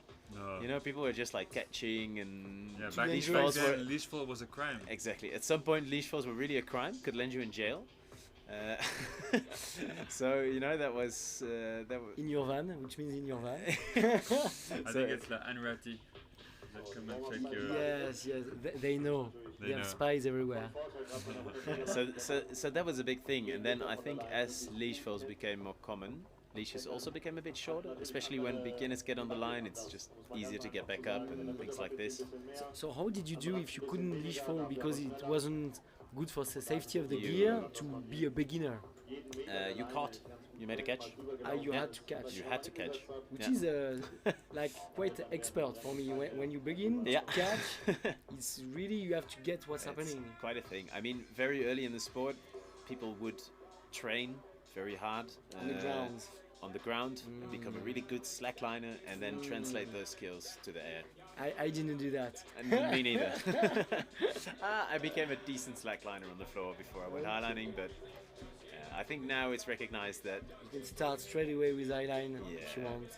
I think for me, the first person I saw like really learning highline that way, which really blew my mind at the time, was actually Louise. Really? Yeah, I have a vivid memory of like meeting Louise and hearing her story of like learning highline really on the highline. And after that, we were in Villarbonneau at the house in Grenoble, close to Grenoble, and watching Louise try, I think it was a 14, or not even less, maybe like a 10-meter beginner line, and she was not able to walk it at all. Have you seen Erica taping up her backup loops, I think? There's too much backup, maybe. I guess she found there was too much backup on the line. The left line. So for the people at home who don't know, the backup under the line influences the way the balance works a lot. Back in the day, when we're talking about old school, the backup used to be tight, because from a safety perspective, there's not really a benefit to having a loose backup. It just increases extension in the case of a failure of one of the two lines. So ideally your lines would just be twin tension. Then the community kind of discovered, if we release the backup a little bit, it becomes much easier. Yeah, it makes the line easier. Yes, easier to walk, because back then it was mainly walking. It was mainly walking, and it made lines way easier. And there was actually a whole period as well where, just like when we transitioned from no leash falls to let's go, leash fall all the way. Leash fall as much as you want. Exactly. Let's go, guys. There was also always discussions about like, but putting your backups loose is cheating. That's cheater loops and your cheating curtains that you hang under your line. Cheating curtains. Cheating curtains, God. man. I heard that one a lot. Yeah. So nowadays it's very well accepted that we have these cheating curtains because, to be honest, it just makes it more fun. And it's not even cheating. Yeah, it's not even cheating anymore. It doesn't really change the balance it's just at all. Normal slacklining right now. And especially since the dawn of splits, the problem that curtains caused got really mitigated. So for people who didn't quite catch what that means, when our main line breaks, this loose backup, it takes a while for it to engage. So that means if the main line fails, you go for a far fall, like a long fall. And on really long lines, that becomes a big problem because this fall becomes Yes. really big. Yes. The first kilometer high line was rigged with a single no split backup.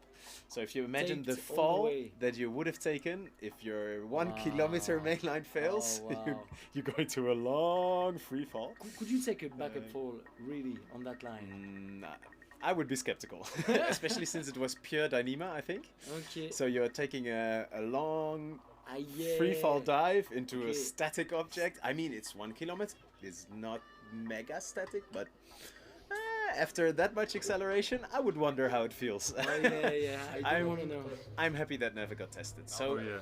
the upgrade that we have been gaining in the Slackline community is splits. And splits mean that I think the easiest way I always explain it to people is it's like putting one Highline rig and attach it to another Highline rig and attach it to another Highline rig. Yeah. And these splits can be the length, any length that you want, and it just makes sure that if your mainline fails, actually not your entire mainline fails, but just a section of the line. Yeah. So it's made the sport much safer, actually. Yeah, especially on lines like this. These lines are high, but comparatively for our sport, they're not that high. So that this technology really improved safety, especially for lower lines, which is great. For like shows, for instance, in Yeah. the city where it can be just you- like 10 meters above or like less than that. If you want to be close to the audience, that really it Yes. allows you to both rig a line that's easy and comfortable and safe, and that's a Yeah. really nice and powerful combination. Here we see some athletes getting decorated for for the competitions. Oh, I guess. Oh, it's for the sun, maybe, you know? For the sun, maybe. Yeah, sun protection. Hippie sun protection. I'd say it's sun protection. So both of our athletes seem to have reached the starting flag. Okay, now it gets real. Are standing. Okay. And I hear some beeps. That means. Okay, let's go, the let's race go. has started. So Allez. let's see. Both of these Allez. athletes had very similar Allez. qualification times. So. Okay, I'm we really have wondering- Tanya against Erica. Let's go. Erica from Brazil. It seems that they're pretty naked. Oh, Ooh, little shake oh from la Erica, la la. which allows Tanya to take the lead. Aye, it's. Come on, seems it to seems surf a really bit. close. Okay, Oh, okay. Erica oh, making some big step, strides. Big step. Catching up with Tanya. Allez, Reaching Tanya. that 20-meter mark before Tanya. I think Erica's in a slight lead right Okay. now. Okay, oh la la la. Little shake allez. from Tanya. Yes. That allows Erica definitely to make some distance. Come on, Tanya. Let's see, come allez, on. allez. Yeah, Erica so and there we Tanya see both Erica having a lead, but pushing it Tanya super seems to be hard out catching there. up a little bit. Yes. Both athletes. Okay, just very passing the focused. halfway point. Okay, very focused. Allez, Tanya. Oh, little shake from Ole. Tanya, unfortunately. Every little bit of stopping to balance costs you time. Yes, she's I catching. think come on, Erica's come on, in a come on, lead come on. though. Allez, she's Yeah, catching. Tanya's Allez, catching allez, up. so close, so close. Oh, Both of them, yeah, no? I think Erica touched the flag. Maybe. I'm pretty sure. The timer has stopped, so I think the judges Okay, have recognized okay. that as touching the flag. And otherwise, she's probably gonna do her best to get up That right now. was But really intense. ooh, that was Oh a la close la la race. la la. That was a close race. Really close. We knew it was gonna be close, but it's always more of a nail biter than you expect, isn't it? Wow, that was insane. That was crazy. Tanya really pushed it there at the end to try to catch up and almost did so and just took a fall before the end. Like the beginning seemed hard for both of them. Yeah. Like the line seems to surf and they were not quite at their Here we full see the speed. replay. Is Erica? Tanya's The backup, Yeah, so look at the Tanya's backup. off. Maybe look at the loop. And then did Erica touch the flag? I'm pretty sure that's touching the flag, the foot there. Yeah. Which seems good to me. That's We real speed line. We'll hear official Machine. results if we. Tanya. Not quite satisfied, making but a face, exactly. she has a little smile. I mean, don't she think knows Tanya's it's happy. possible. She knows. Definitely knows she it's possible knows, after huh? that. I always think that when you're first, you must be scared that Yeah. someone is just behind you and you don't Yeah, see yeah. it, you know? It's a disadvantage because you don't know. You just put on the pressure. And when you're then, behind, you have a rabbit to catch. or finish crab. them off in the last bit. Oh, that was a really it was constantly flip-flopping who was in the lead, you know. Yes. One athlete would have a tiny shake and the other one would take over again. I think they're both really pushing it out there. Such an intense battle. Yeah, a real battle. Yeah. Ooh, so, are we gonna have a third? Is the question. Is there some ice cube bucket for us here to calm our nerves down? Okay, here we get some replays. Okay. Oh, there's that little shake from Erica. That was a big one. Lost us some time. Oh, it got caught in the backup. Yeah, that's what I thought. Double fall. Oh man. Yeah. So maybe Erica's call of taping up the backup was a good one. Yes. Yeah, that's true. Do you think that's why she taped it up? I have no idea. It's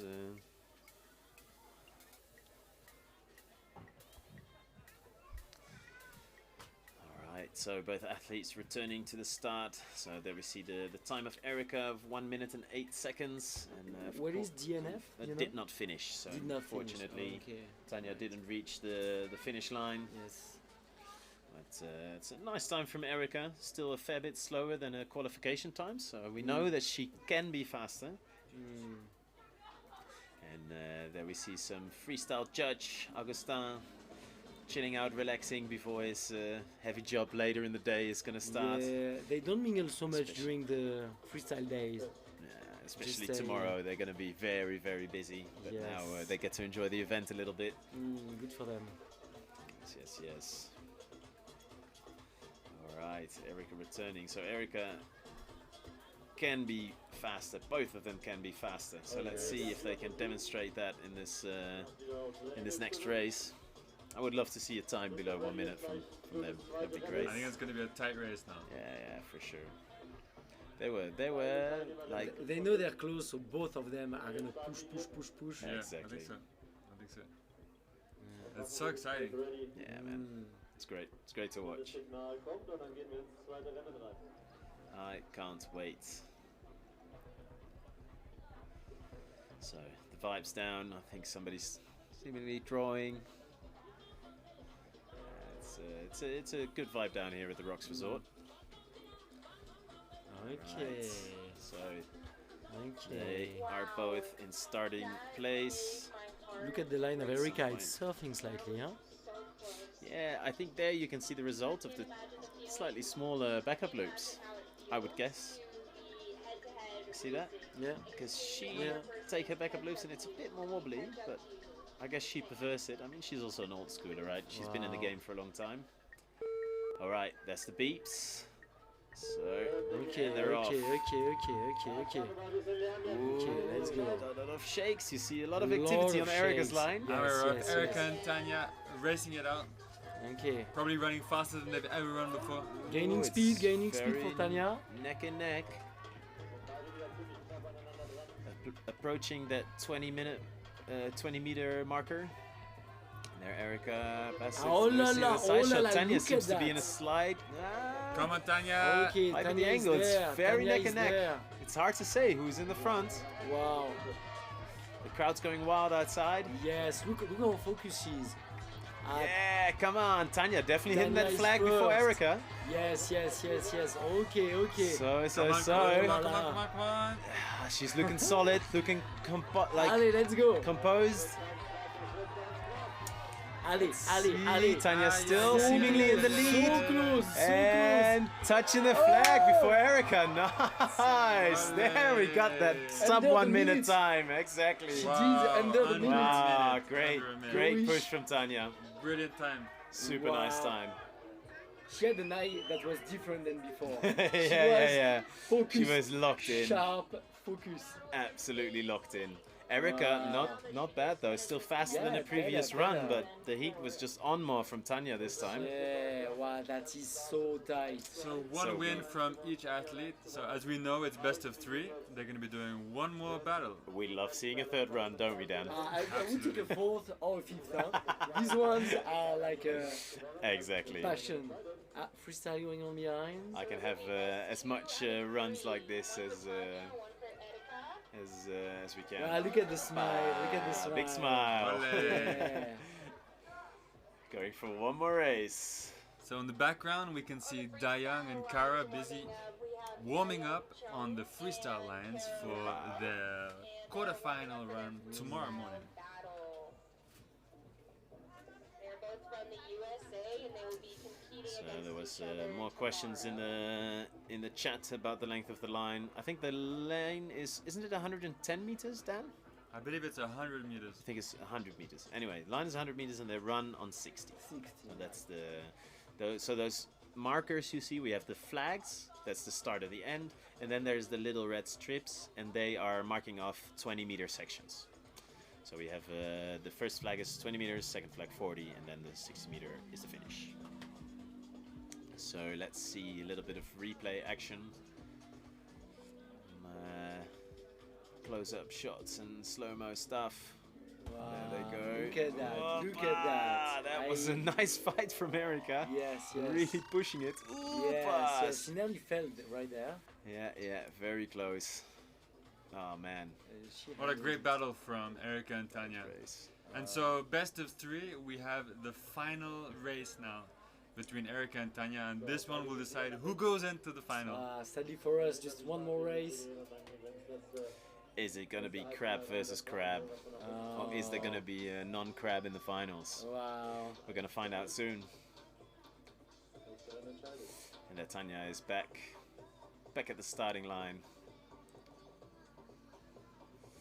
It's interesting that Erica decided to take out a bit of backup.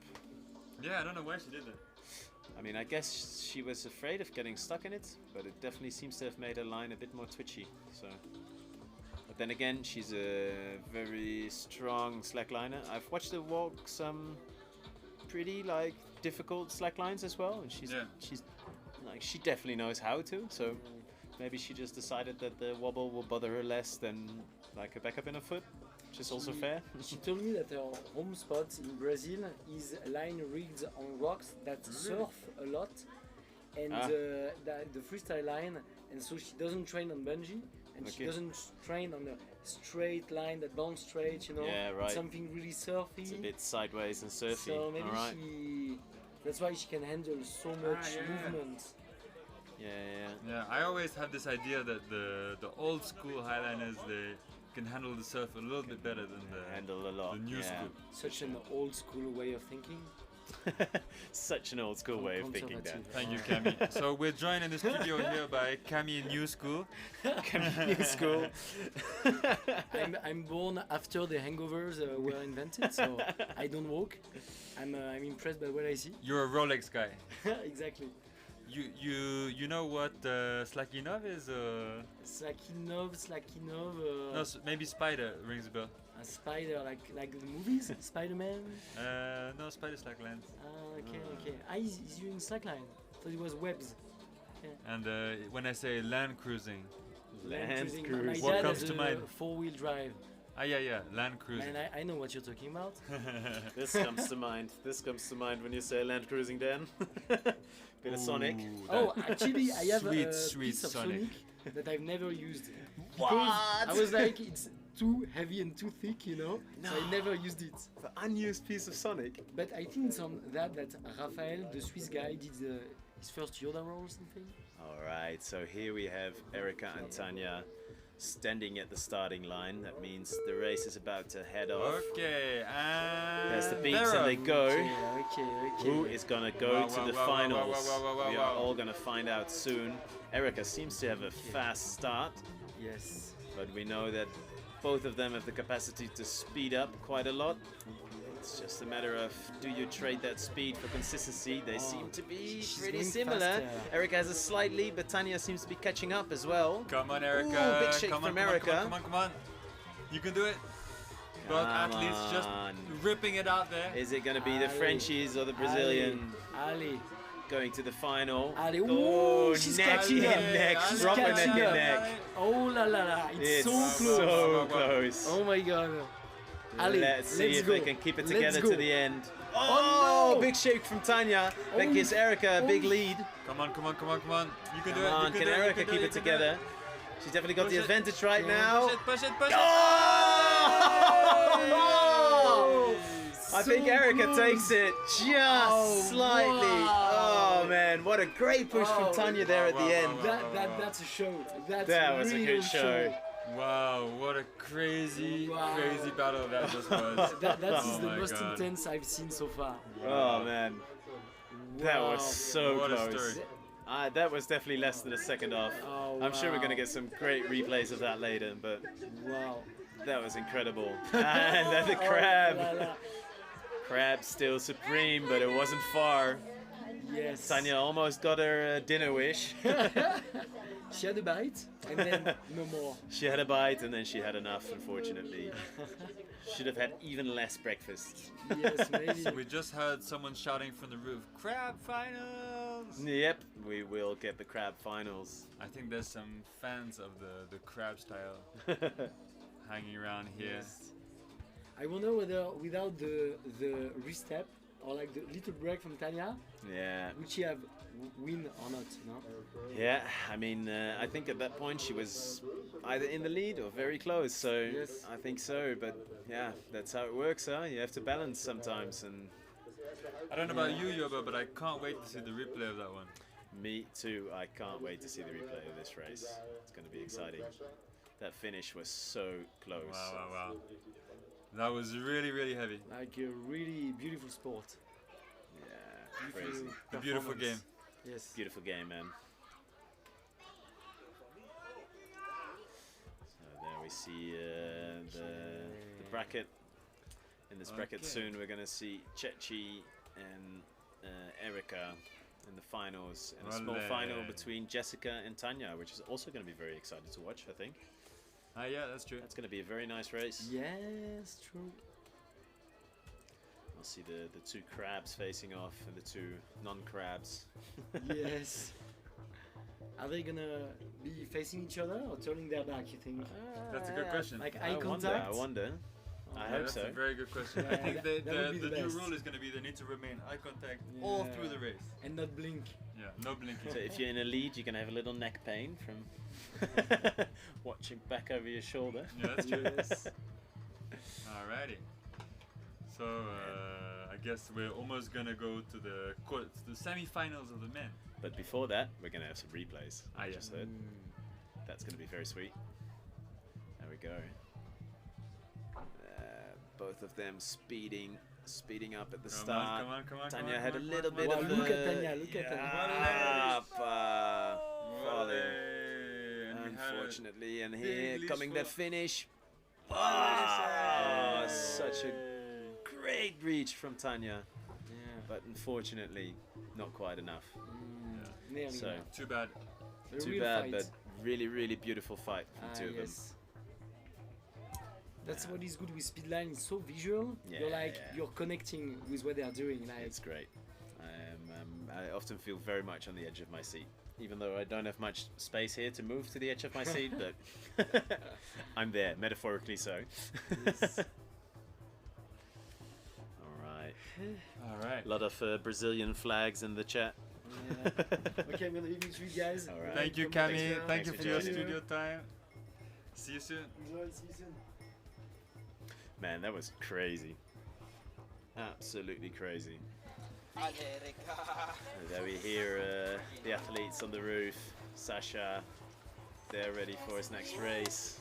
It was Giving close. some big hugs. It was close, she says. Well, it sure was. Very, very close battle there. Very, For Erica and very Tanya. close battle. Absolutely. Stunning race. Sasha giving the line a little shake, remember? He just mentioned that Sasha just mentioned to us that he sometimes finds his line skills not so reliable at lower tensions or something like this, so they get decalibrated. So he says he still prefers to just give the line a little shake and figure out. Can I have to pee again? That's true, that's true. But he seems to be tying in, so I think he's going to be. He seems to have decided that he's happy with the tension, which is interesting because if Sasha is okay with the tension, I really feel like Jessica and Chechi must have really been having some tension on there, if you know what I mean, because Sasha's definitely a bit heavier, and I think generally if you're a bit heavier, you're going to like a bit more tension. Yeah, I'm not quite sure about that. Because the heavier you are, the more tension your weight actually puts into the line. that's true. But if you're heavier, you also end up a bit lower, a bit more stretched. So I think it feels like different in that sense, if that makes sense. I know what you mean. That if you're a bit lower, there's more sag, so there's actually more line to cross. There's more line to cross, but also... If you take out 1 meter, it's maybe just 1 meter less to walk. That's... I think the difference in length is pretty negatable, tension-wise, but I think it's mainly just the amount of sag that you get. That changes a lot. Where your center of gravity is compared to... If you would draw a line from anchor to anchor, where your center of gravity is compared to that line make a big difference to the way the line behaves and the line feels. And if you're a bit heavier, with the same tension as a lighter person, you're going to be further below that point of... point of contact. That point. So I think that's why often very small, light slackliners, they prefer to have a bit less tension, because otherwise they're really up far out in space. So yeah, and I think that's the thing, that Sasha seems to have decided that he's happy with the tension, and we'll see a big clash of titans here. In 5 minutes, come back up. And of course, a famous matchup at this point between Sasha and Vidal, which is gonna be very exciting. I mean, we've seen these guys match up a lot at this point in the history of slacklining. It's a common race at this point between Vidal and Sasha. It's excited now this year because there's, now we're seeing the two of them in the semi-finals instead of the finals. So yeah, that's our drone operator Jonas there, coming in from the Netherlands, flying above everybody else. Flying Dutchman, exactly.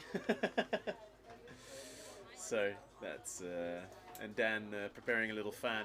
Some fan action. Some fan action. Thank you, Jonas. Brought some fans, luckily. Sasha and Vidal laughing, enjoying the nice yellow Brazil shirts up there on the scaffold. So Dan, I heard you are Team Brazil, right?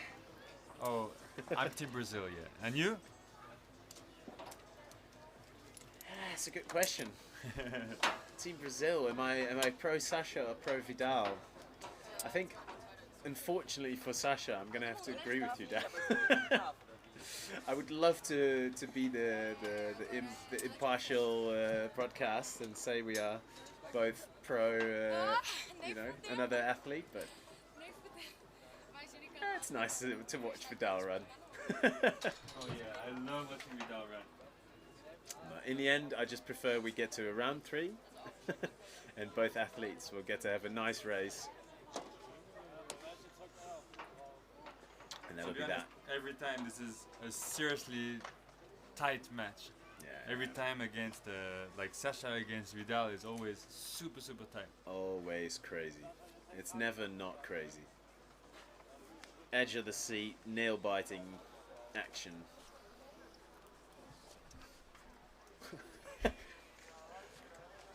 Dan.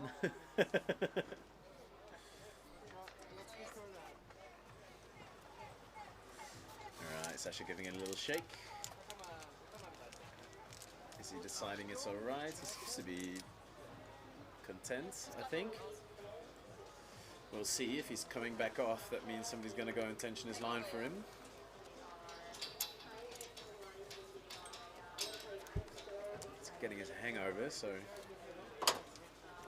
seems to have decided that it's okay.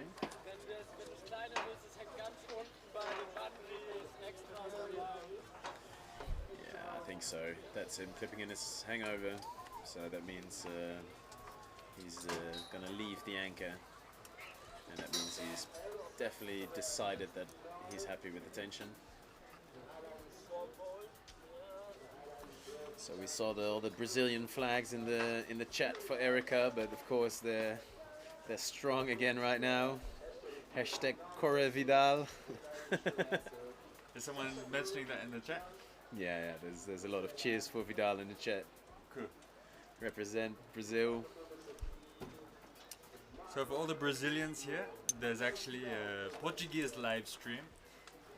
Just go to the website of the event to join the Portuguese live stream. There's also a Spanish and French live stream. If you're sick of our voices, then head over there. Hello, Ian. How are you? You wanna come closer? Get into the studio trap with us. Hey guys. How are you feeling? Feeling good. Nice. So we're joined here by Ian Eisenberg, the speaker of this year's event. Speaker, freestyle legend, Ian Eisenberg. Yes, absolutely. Yeah, it's been cool to be here as a spectator and not a competitor. It's way more relaxed, less stressful. I can imagine. Yeah, super nice. So, what have you been thinking about the races so far? Have you been on the edge of your seat, biting your nails? It's very exciting. I was like getting chills, you know. I saw, you know, I was down below just looking at Erica's face and just seeing her face of concentration and like knowing how much she wants it. Like I got the chills, you know, just looking at her face of pure focus and flow. And eyes on the prize. Yeah, and then when Tanya took that second race, kind of opened up some space for That's true. Oh some man.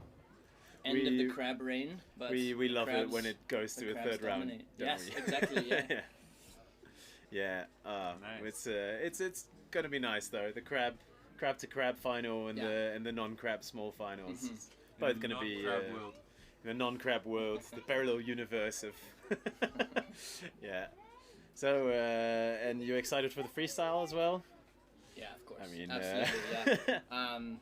It's just been so cool watching these guys in their warm-up runs, guys and girls, and yeah, I'm sure that they're not showing everything that they can do yet because they want to keep some stuff hidden under the belt for I hope most of these guys, I feel like guys and girls have been not really posting or sharing what they're doing so much, and I think it's very much intentional. They're all kind of hush-hush about it because they want to surprise their competitor, maintain that competitive advantage, and while it's a bit for the people who want to see their clips, you're like, come on, post something. But yeah, I personally love it because it's a surprise. It's a surprise. We've been speculating on like how much are we gonna go to space and all these kind of things, and I'm so surprised that these athletes are able to work the space tricks into into their sessions, into their runs with the standard tension. Exactly. And it's so interesting because when I was learning the space tricks that I've done,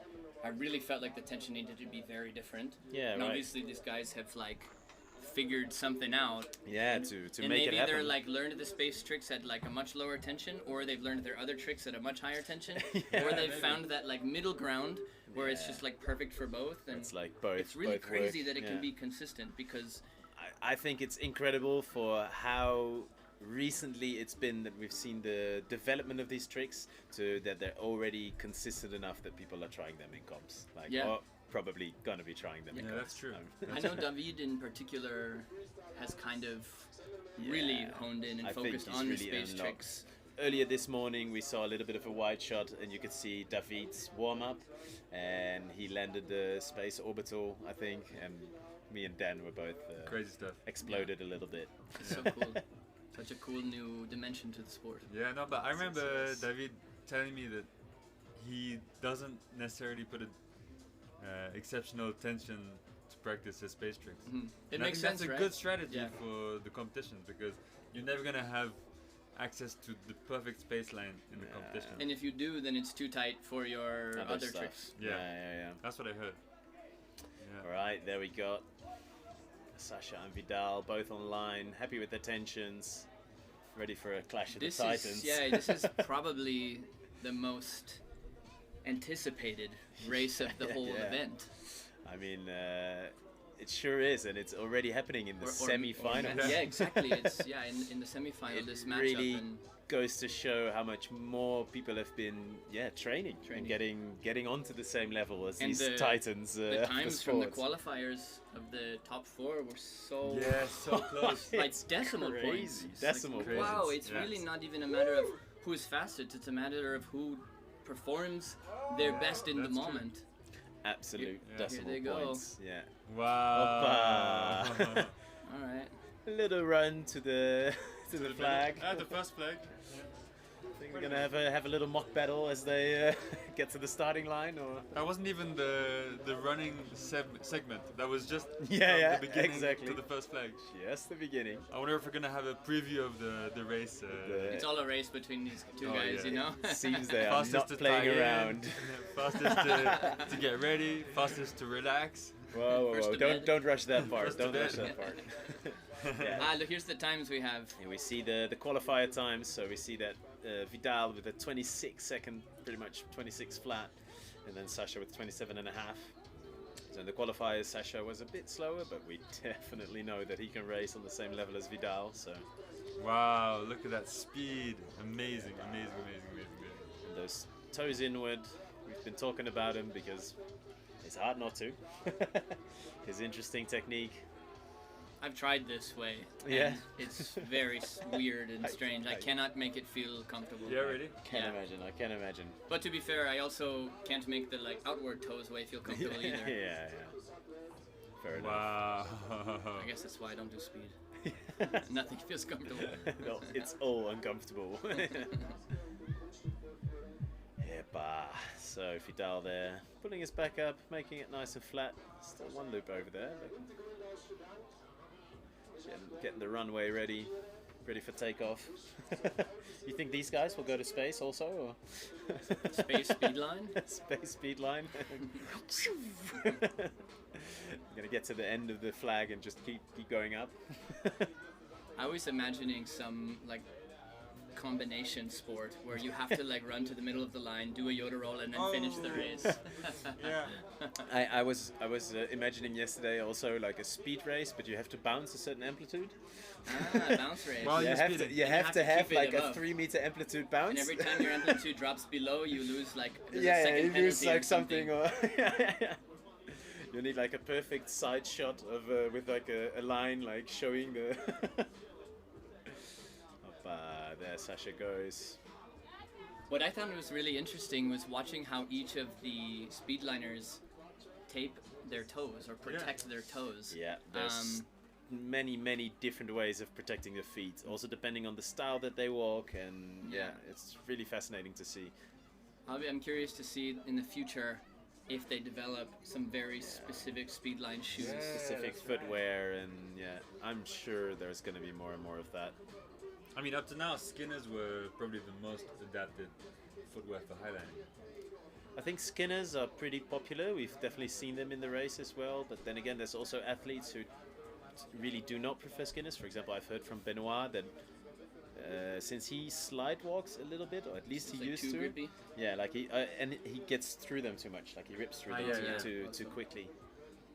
What's a space trick? We got a question down there. Exactly. A space trick is a new style of orbital trick where the line passes around the athlete instead of the athlete around the line.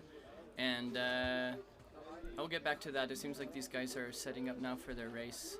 Oh, anyway, the space orbital is passing the line fully around your body without touching it with your hands or feet. Exactly. And landing back on it with your feet or some other part of your body. That's the big difference between a normal orbital or other tricks, is that these space tricks really happens without anything touching the line. You don't have any hands on the line. Because all these rotations, if you think about the Yoda, you really grab the line, and there was the Almighty where you kind of hook a foot on the line, and then this space orbital, you're truly out. Some years ago, the orbital was already bringing a new dimension, because now you're taking the line and passing it fully around your body, hence the name. And then just a year or so ago, athletes started learning that they could tension the line in a specific way and bounce big enough to be able to kick the line behind them or in front of them, and the line naturally would swing in a big arcing circle around them. So the little bow they did, with both athletes doing a little some bow mutual towards respect each other. there. Exactly. They They're both want the other one to do as well as possible, while also wanting to beat the other one. For I love this perfect mirrored pose. With the mirrors. Both Yes. athletes, legs on different sides of the line, but very much happy to be in, ready to race together. And we're up in the drone view. So athletes are standing, hands are in the air, so that's them messaging to the judges like we are ready to get going. Okay, we are about to get underway here. The first heat between Sasha and Vidal. How is it gonna go? And they're off. They're off. Oh, you can hear the crowd Yeah, riled up crowd's for going this wild one. outside. Come on, let's go. Wow, Whoa, they're look at that flying. speed. Look at I that think speed. Sasha was a tiny bit in just front there. crushing it. Wow, both athletes just going crazy right now. Look at Yeah, those there shadows. we see Sasha's definitely hitting that These guys flag are before properly Vidal. running on these lines. Oh, fall from Sasha. falls. Okay. Oh, Vidal was behind, but Vidal just he crushing may it. take the first heat for 26 happening again. seconds. I'm just Yeah. full Wow. No, for sure. Oh, Come man. on, Sasha, come on. Crazy. Right to the end. Sasha definitely had a lead there. But, He was definitely running faster. Yeah, he was faster. He was in the maybe- front, but maybe too fast there. Maybe feeling a bit of pressure from those qualifier results, recognizing that his time was a bit behind Vidal's. Wow. 26 Wow. seconds from Vidal. That's a beautiful time. Wow, these times are insane, actually. I mean, that's pretty much the time that he qualified with. So it's a great effort from Vidal, not leaving much behind. Not getting distracted at all from Sasha's fall. No, And straight. keeping his pace, really. Yeah, that he can still perform so well. Exactly. Well, I mean, we've seen in the past sometimes Vidal getting a bit distracted with the falls and, what's going on around. And no, mean, this is just insane. He's locked in. Performing so well. It's really hard. I mean, it's also something we've talked about before, that we've seen that in races, that people fall and then the other person also Yeah, falls. that's Even true. though you think, you fall, you can. Because sometimes can I think relax the and- relaxation yeah. comes and then you relax a bit too much, or It's probably this like burst of excitement, like, oh my Yeah, god, I'm like, gonna win. woohoo, and then you lose it, you lose the focus. Exactly. So that's really beautiful to see Vidal just keep that focus straight and still putting down a 26-second time. It's incredible. Dan grabbing Vidal there. Can we make a little heart?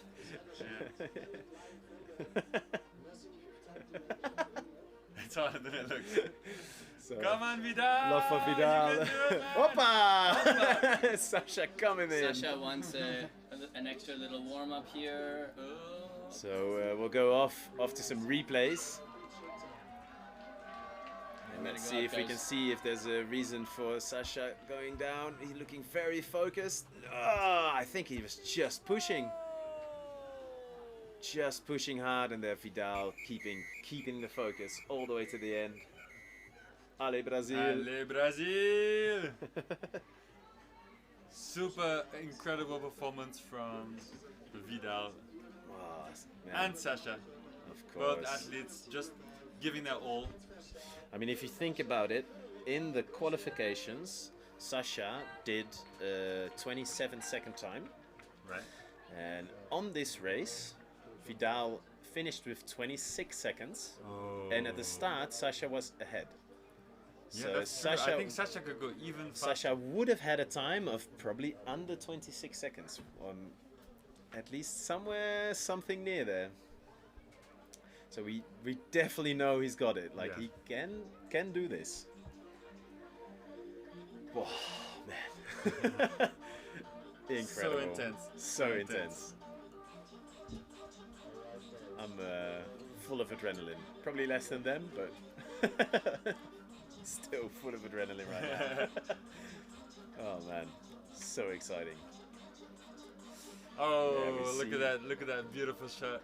Vidal just taking it all in. Is he gonna take the victory here? Is he gonna go to the finals, or will we get a third race? We're very lucky to be hosted here by Flims Laax and the rocksresort for the Highline World Championships. If you're just tuning in now, then man, what have you missed? What have you missed, man? We're here for the semi-finals of the men's speed line.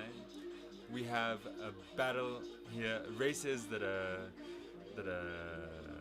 equal to final battles in the past. Okay, I see the athletes ready again.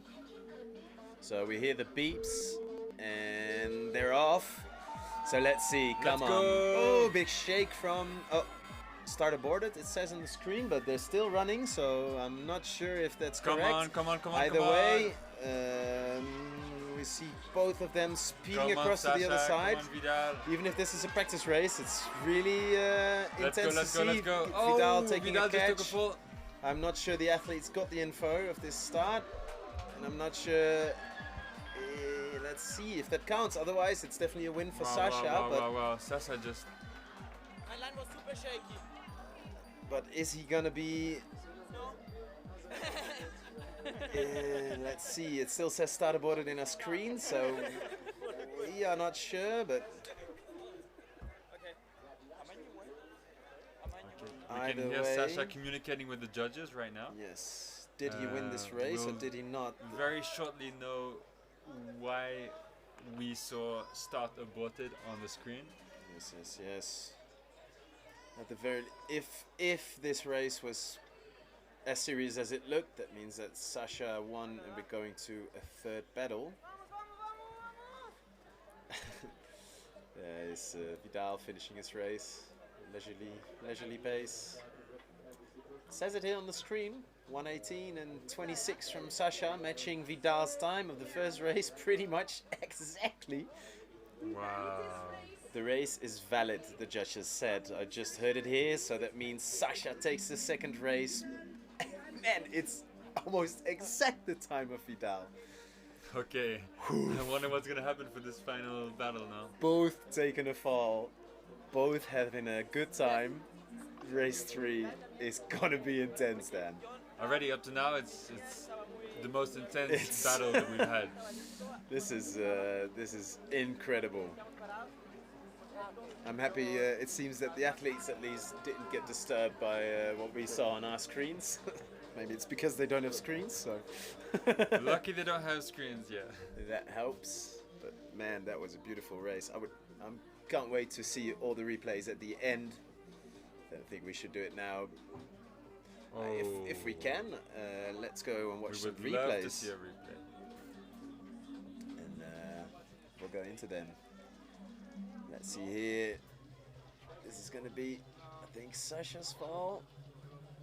Oh, yeah. Oh, and then here's another angle. Oh, I think he just, misstepped and went down. Oh, man. And Vidal just running along. And in the future, I'd love to see a shot of Vidal as well, of his fall. See if we can learn anything from there, but we'll get that when we get it. Oh man, one fall from Vidal, one fall from Sasha. Wow, it's so tight. It's Third so race tight. is gonna be nuts. It's gonna be nuts. We knew it was gonna be a clash of the Titans then, but oh man. To this level? To this level, it's always surprising. It is always surprising. I don't even know what to expect anymore. Yeah. Who are you rooting for? Like I said, I think I'm personally. Honestly, I'd love to see Sasha pull it through. Actually. Yeah. After pushing for Vidal, it's complicated. It's complicated. Either way, whoever wins, I'm stoked. I'm going to be stoked just having seen the race. Wow. It's going to be well deserved no matter who wins, for sure. Man, oh man. Both athletes probably feeling the tension right now. Feeling the heat. Feeling the heat, feeling the tension. I'm sure anxiety is through the roof.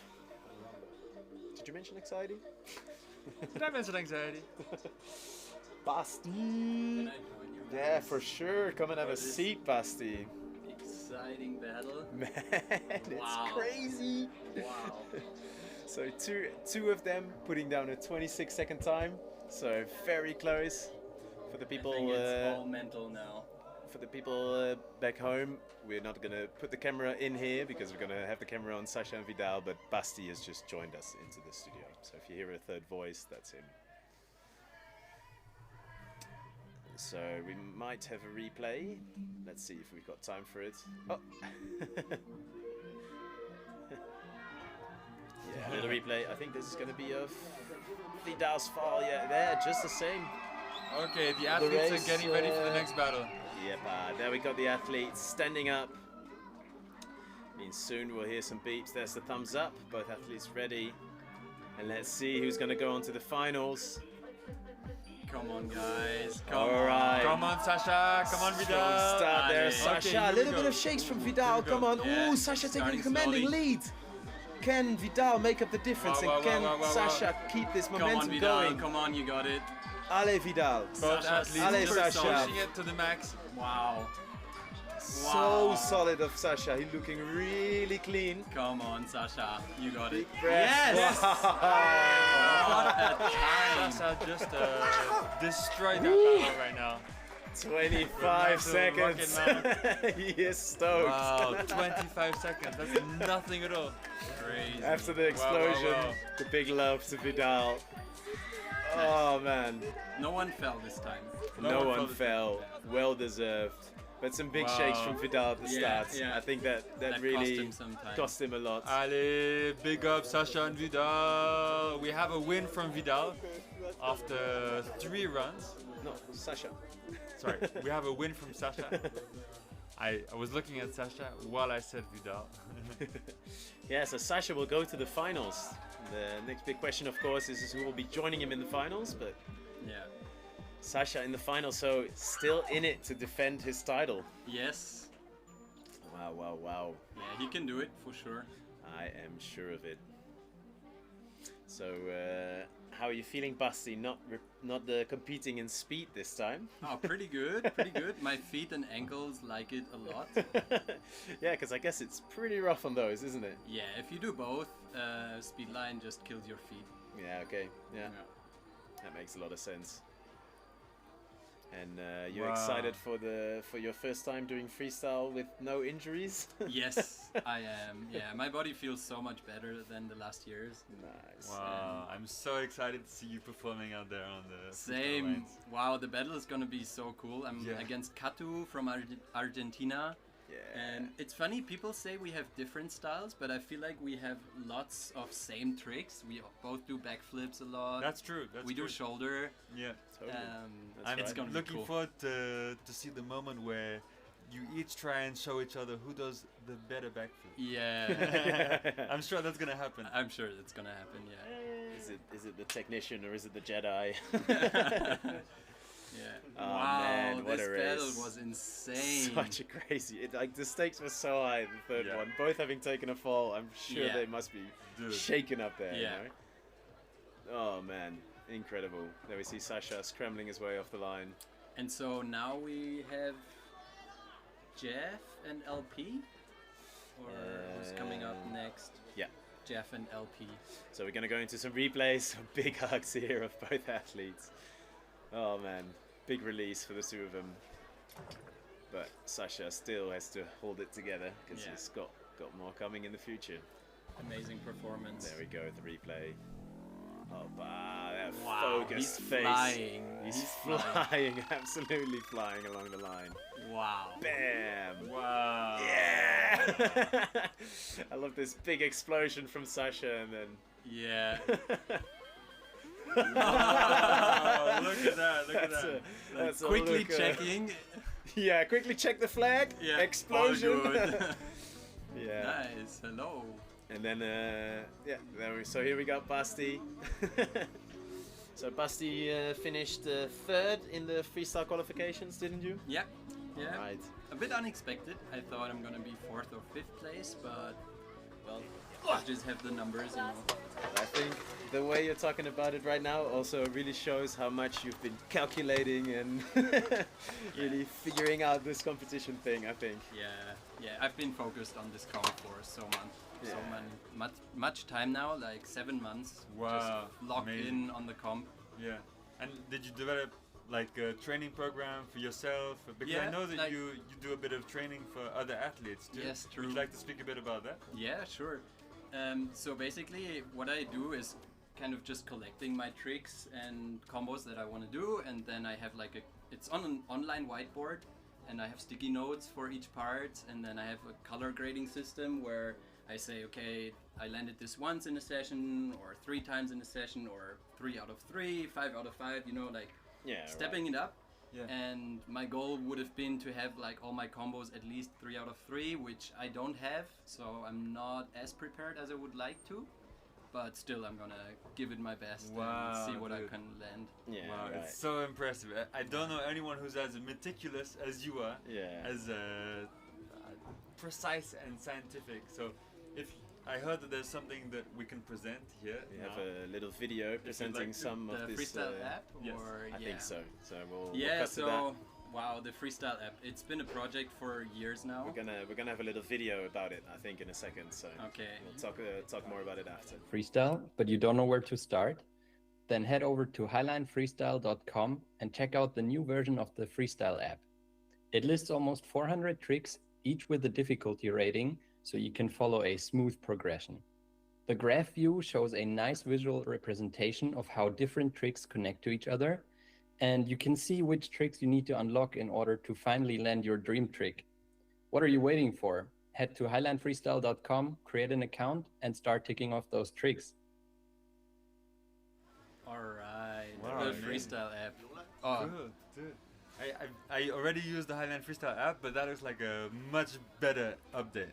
Tell us about the update. So first of all, the old Freestyle app, it's been existing since 4 or 5 years, and the project has been kind of dead for a couple of years because I just didn't have the time to work on it. And then we started having people like just help us and work a lot on rewriting the app and putting in a lot of effort. Even one guy who doesn't even highline was just stoked on the programming. Like coding. Cool. Yeah, and so that was amazing to have Julian's and Valdemar's support. Okay. And now we have a new member on the team, Jordan Robinson from Canada, and he's super experienced as well. Yeah. And he's kind of the new project lead now. And yeah, we just try to release the app now for Laax. To be honest, we're having some problems. So if you cannot open the website from this link that we just showed, head to freestyledb.com. It's gonna be hard to see. I need to be it on the other camera. I don't know if we can cut to the other camera, but freestyledb.com. Yeah. Freestyledb.com. So yeah, we're currently having some issues, and since I'm here and I'm currently focused on the comp, I can't really work not on the the time to computer to fix fix it. it. So yeah, There we it's a cool project. It's obviously a hobby project, a side project. We don't invest that much time into it, but I hope we're gonna get it stable and I think nice for everyone to use. the new functionality of seeing a graph with kind of the progression is really cool. Like to see like it's got elements of this trick, elements of this trick, and learning all of those along the way is really good. For viewers at home, this is the website. You so can go and check out the brand new app that Basti is busy working on. Exactly. Freestyledb.com. Yeah. So, and eventually it should be highline-freestyle.com, but currently we're having some issues, so sorry for that. Man, I'm so excited to see what you guys have been working on. Yeah. And is this self-financed or you have sponsors? No, it's all self-financed. Wow, amazing. We just put in the work because we love to do it. Yeah, of course. Nice, incredible. No, already what you created with the previous Highline Freestyle app was a huge big up to the community.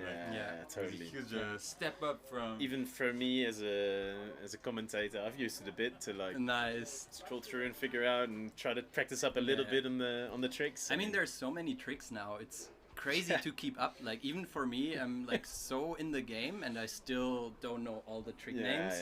So yeah. I think it just has to be a community-led approach where everybody can submit their tricks from the app, and so people can just see what's the deal. Have you spoken a bit to Tlaloc about the names of tricks that he's creating, all the new tricks that he's made? I haven't. He's liking the food theme. Oh yeah, we had a funny time, and now it's getting more religious actually. Okay, we had a good time with him. Jean the Baptiste or something. John the Baptiste. John the Baptiste. To Jesus, to cream cheese. Okay. I was talking to Dan about which athlete he thinks will be the hardest to like commentate on, and I said for me I think it's Tlaloc. I think so. Every time I get on his Instagram, I'm just kind of confused. Yeah. Like, wait, what? His style is wild. It's so crazy. Absolutely. Yeah. It's really fun to watch. No. Yeah, thanks for doing this for the community, man. Yeah, it's thanks. really great. Really. Yeah, wouldn't be possible without all the help from the others that were contributing. Axel, Rory, two of the judges helped a lot in the beginning. Cool. Julian, Waldemar, and now Jordan. Yeah, Yes. if you're a programmer and you're stoked on the project, just reach out to us and yeah, we can do it together. That's a call to all programming Highline freestylers. Yes. Contact this guy.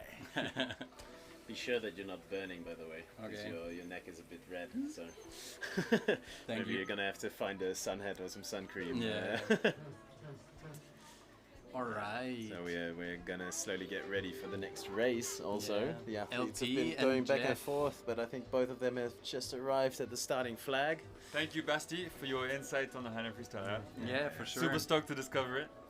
And we're gonna go back. Who are you rooting for, Basti? Oh wow. LP or Jeff? What? I'm obviously kind of for Jeff. Okay. But LP is so fast. The thing is, I think Jeff just has the advantage of the long legs, you know? Yeah, fair. Yeah, I think he that makes helps a lot. big steps. His steps are huge. Huge. When you see the outside shots now, it looks crazy. Like Yeah. such a big extension, and Yeah. it's not easy to.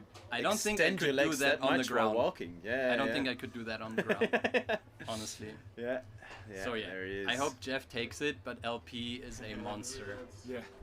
Absolutely. Wow, the crazy. two of them together will be just an insane match. Hello, Hey, Sasha. we have Welcome the man to the himself. studio. Sasha in the Gauntlet studio. You're excited for what we're about to see, Sasha? Who are you going to be up against? Yeah.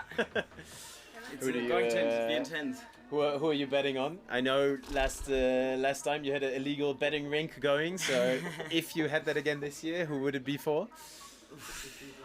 That's a really hard one.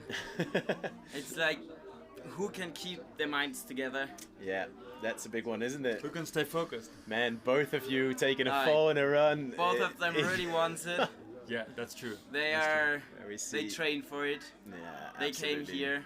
We see athletes Not putting not their hands following. up, so that's them signaling to the judges Wow, that wow, they're wow, ready, wow, wow. right? It's a good sign. LP We're had a almost there. really good, like, solid runs till now. There we go, both athletes standing, and we'll hear some beeps soon. Probably some explosions of sounds outside, and the run starting. And here we go. Here we we have go. LP from China against Jeff from Belgium. Both Ooh, athletes Jeff seems just to be pushing it No, out, it's crushing. really neck and neck. Step They after both step after step after step. passed Both that marker at athletes pretty much exactly the just same time. pushing it super hard. Let's see the 40-meter mark. That's always easy to see. Yeah, Wow, LP is definitely in the lead clearly right now. Wow. Let's see if Jeff can catch up, but So Yeah. crazy time. Wow. And LP wins. Oh, big lead from Jeff. 27 seconds from LP. 28 from Jeff. Beautiful, beautiful race. Wow. That's crazy. Wow. What a battle. So strong. Jesus. 27 seconds from LP. Team China. What an Now insane, it's a lot insane of match. pressure on Jeff. Yep, it's a lot of pressure on Jeff for now. But Wow. maybe he can work under this pressure. Let's I just see, did. Let's see. You just did. It's definitely possible. Sometimes you need this. Yep. I guess it can be a good motivator. Yeah, it's like, Wow. okay, now there's no option anymore. No time Yeah. for errors But anymore. it's so rare to see Jeff taking a fall during the competition. How did you? Yeah, but like, it's not super rare. Like, definitely does happen. Yeah, you've seen him fall in high I have pressure seen situations. him fall against me fight and- this year already. Yeah. In the final in Belgium, I have seen him fall earlier. I think it does happen. Not super often, but as soon as he is under enough pressure and The pressure someone- is on. someone is just slightly in front of him, it can happen. How did you feel after you took your fall at the first race? Did you think kind of like it's over or No? No, just you're not allowed to do this. keep looking forward. Exactly. It's like, yeah, okay, well, I knew like, okay, I was in front, so actually I can win this. That's what we were talking about. Like you were definitely in the lead. Yeah, And then you took a fall. I knew this, so I was like, okay, Sasha, you just felt like, but you don't have to. So just keep it going. If you keep it just together. do the same and just don't fall, like the fall was super unnecessary. So we're gonna watch So, a little yeah. replay of the race now. It was just my mind. Yeah, for sure. So let's see. I think LP really pulling away from Jeff there at the end. I think at the start they were pretty evenly matched, but With LP, it's super LP dangerous just- when you're in lead in the beginning because he is not super fast in the beginning normally and speeds up in the end. Really, So if you're in the beginning in the front, you're not allowed to feel safe. yeah, okay. I realized this, like I had a 60-meter race this year already in China against him in the final. Yeah. And it was like best out of one, so like you Okay, directly pressure's on have to- fully from the start. Yes. Yeah, okay. And yeah, so there I was in lead, and I kind of knew this, but I still like slowed down a bit. And then he caught up, and then I had to like push again, and then I was like just one step finally in front. Crazy. It's- Yeah. That's crazy. Yeah. So yeah. How is that? How does that feel like different? Having a battle that's just one, one race against three? I prefer the 3. Okay, yeah. Because the it's also public like prefers the 3 too. It's so good for We the. just get to see more of the races. I'm always so bored by so sad when I watch best out of one, and I'm like, come on. We want to see more. This was so close. I want to see one more of those. Yeah, exactly. Oh man, and especially when falls happen. For me like this, you now took a fall, and then Vital took a fall, and wow, we are on the fucking edge of our seat, man, for that third race. Like, couldn't contain ourselves here. Yeah. Oh, so there he is, LP. Chilling out, Jeff there, looking cool with the sunglasses as usual. Tall Belgian. I guess Can he pull out a win? For it's a bit more random who wins when it's best out of one. Like if there's a slight mistake from the better person, like the more races you have, the more likely is the better person wins. Both athletes just gave their hands up. That means we are gonna start racing soon. We'll get into position. And then you hear a first beep, right? And then you have it's like a heads up, or Yes. Yeah. But So first they're gonna stand up. Yeah, they first stand up. First they stand up. Then they get Then- a beep like it's ready. Or, Yeah. Yeah. After the second race, where I was like, All right. I heard one beep, so 3 beeps, and they're off. Okay, it's back. So let's see. We have LP from China against Jeff from Belgium. Let's see. They both passed that Jeff flag is tiny pretty bit at the in same lead, huh? time. Come on. Tiny bit of lead, but just Yeah, what you said, like- LP can speed up a lot. yes. Ooh, Come on, but Jeff. There it's, he it's comes. really close. Now LP is in lead. LP is in the I lead. think- Let's do it. I think Definitely, this is going to definitely. be a Oh, LP, yes. Come on. Yes. Cleanly across the flag. Falls again. It was pretty much what you were talking about. Don't get comfy when you're in the lead against LP, because he can speed up at the end. Wow, man. Sure. Jeff was I think in the front at the start, and man, LP just kept accelerating. We have a win from LP. Yes, clean Crazy. victory. 2 wins from LP. So, China or Germany? Well, I have beaten him once already this year. You have No, beaten twice. him twice already this year. I have been on a 100-meter race and on a 60-meter race. All right. So it's definitely possible. I'm Wow. very excited to see it. We can hear the public encouraging Jeff and LP. Yes. Both So- athletes just gave it everything they have, and Absolutely. LP came victorious. Man, he was Sasha. pushing and accelerating so hard. Crazy, I'm so excited. It's gonna be crazy. And you know what? We still have 2 great races to go. We've got Jeff versus Vidal, which is going to be fun, and you against LP. Yeah. I mean, all of you had such close times in the qualifiers, and I think you were the last in the qualifiers, but currently have put Like the fastest 4th time place, down. yeah, So I was like, yeah. You were 4th in the quali, but did a 25 time, I think, 25 seconds on your race. Yes. So it's. Yeah, we still can all go faster, I think. You can always go faster, So Sasha. now, but- like, we haven't pushed the limits, you know? Because what's the world record right now on a length like this? 25.25 with Okay. sit start. Wow. With sit start, okay. This was Yeah, me yeah. last year in Paris. Okay, yeah. So 25.25. So you were close on your race because you did 25. yeah, So 0.6, I think. Yeah, okay. So yeah, like still above it. Yeah. And we're here standing start. So Yeah. like in training we did all much better. In theory, that's yeah, true. can do So, a lot yeah. more, but that's There's the the thing. potential. This is not training. No, this is not training. This It's is. a I mean, like different also story. like against Vidal, like we had no race where it's like in the end we had to push because even the last one where both of us didn't fall. Vidal was behind. He Was had a struggle at the quite start. a bit behind, so I don't know if you- really knew. Like I heard him like he was shouting at some point, so I heard okay he's quite a few meters behind. At the start of the race, Vidal had a couple of wobbles. Yeah, and he told me he was a bit surfy. Yeah, and then he really got behind you and of course did his best to catch up, but Yeah. when No, you're it's hard. that far behind, it's very difficult. So, all right, so LP versus Sasha. Yes. That's gonna be exciting. Can't wait. This is the 3rd final we have this year together. Actually. Nice. Wow. Final. That's great. Yes.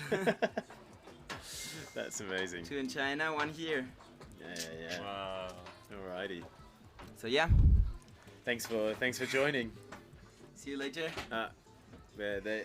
They ask us to keep you in the gondola, Sasha. If you want to stay for a couple more seconds, I don't know yeah. what's about to happen, but Of course.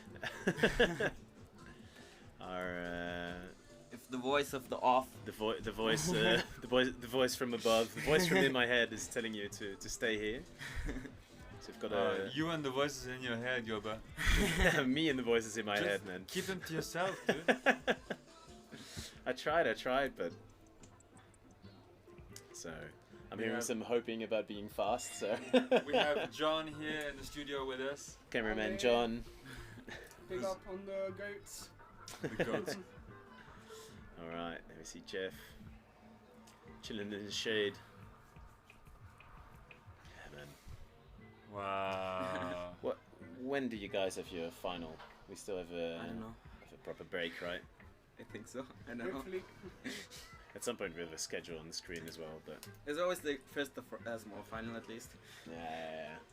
And women are before men, so I still Right. have Yes, some time sometime. definitely. Some time to recover.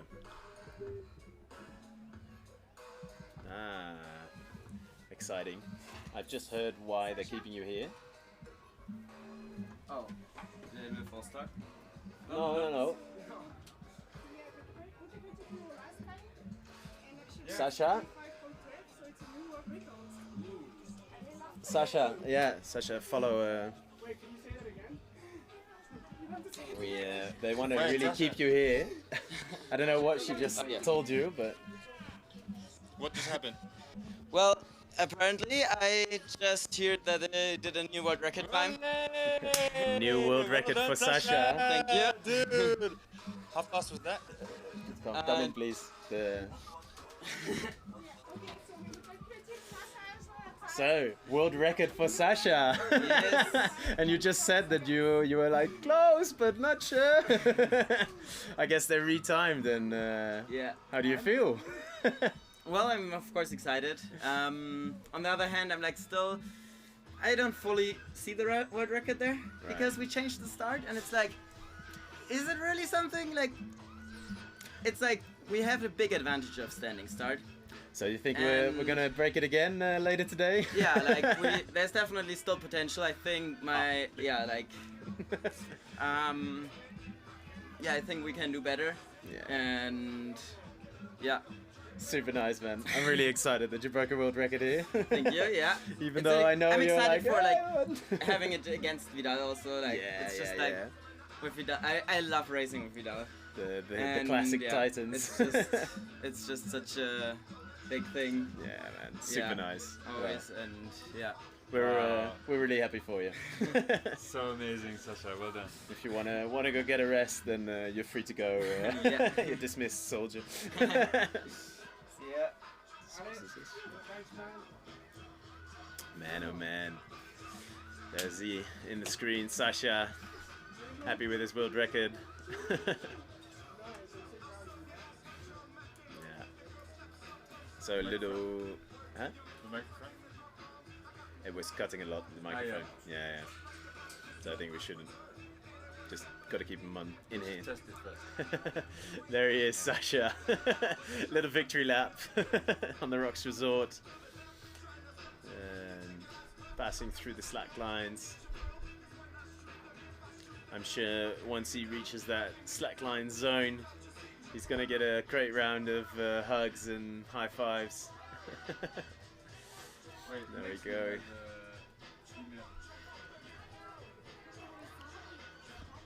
It was cutting a lot before. So there we see it on the screen. New world record, 25.12 seconds on 60 meters. So incredible. Highline, stoked for him. Man, what a nice race. Nice result. Next is female final, right? Probably. Small final? We can ask for it on the screen at some point. Huh? Yeah. At some point, can we get the schedule on the screen? So we know what's happening next? Yeah, there we go. So that's the schedule. So the next thing up will be small finals for women, and then the small finals for men, and then we'll head to the finals. So in 10 minutes, we head to the small finals for the women. Super nice there, Sasha. I think we might be headed to a break. I'm hearing some, yeah, there we go. So we'll see you soon. Thank you, Yoba.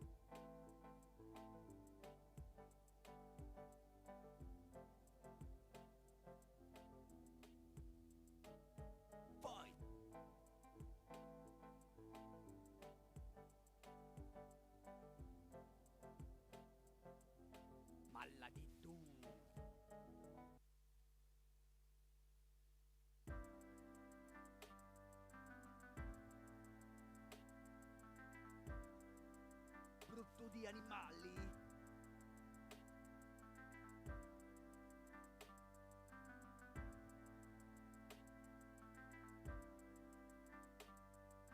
Non mais on est où là?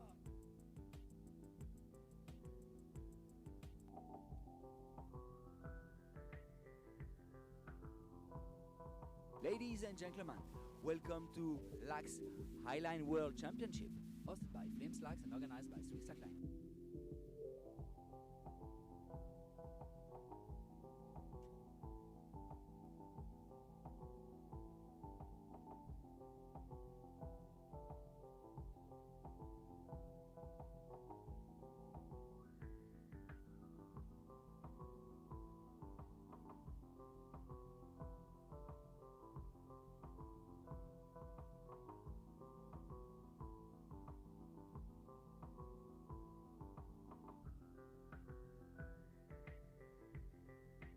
Balla di tu.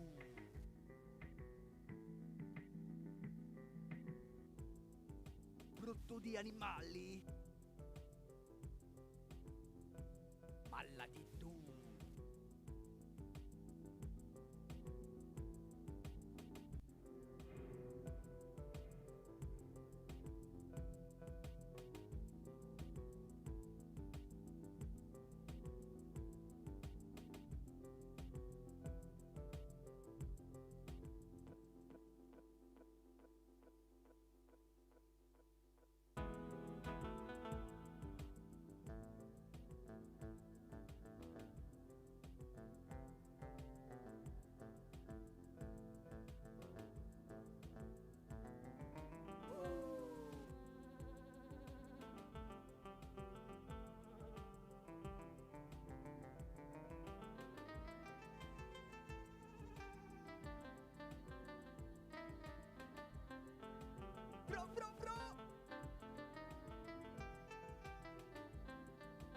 Ladies and gentlemen, welcome to Laax Highline World Championship, hosted by Flims Laax and organized by Slackline.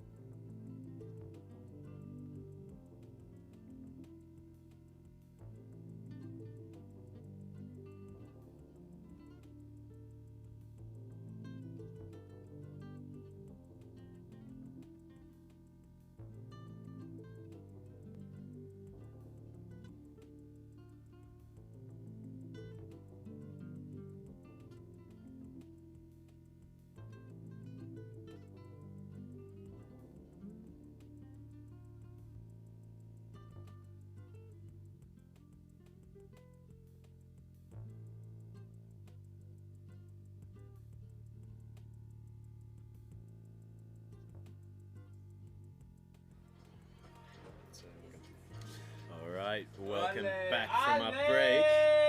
Some freestyling happening in the background. Dan's stoked. And here we got the final bracket.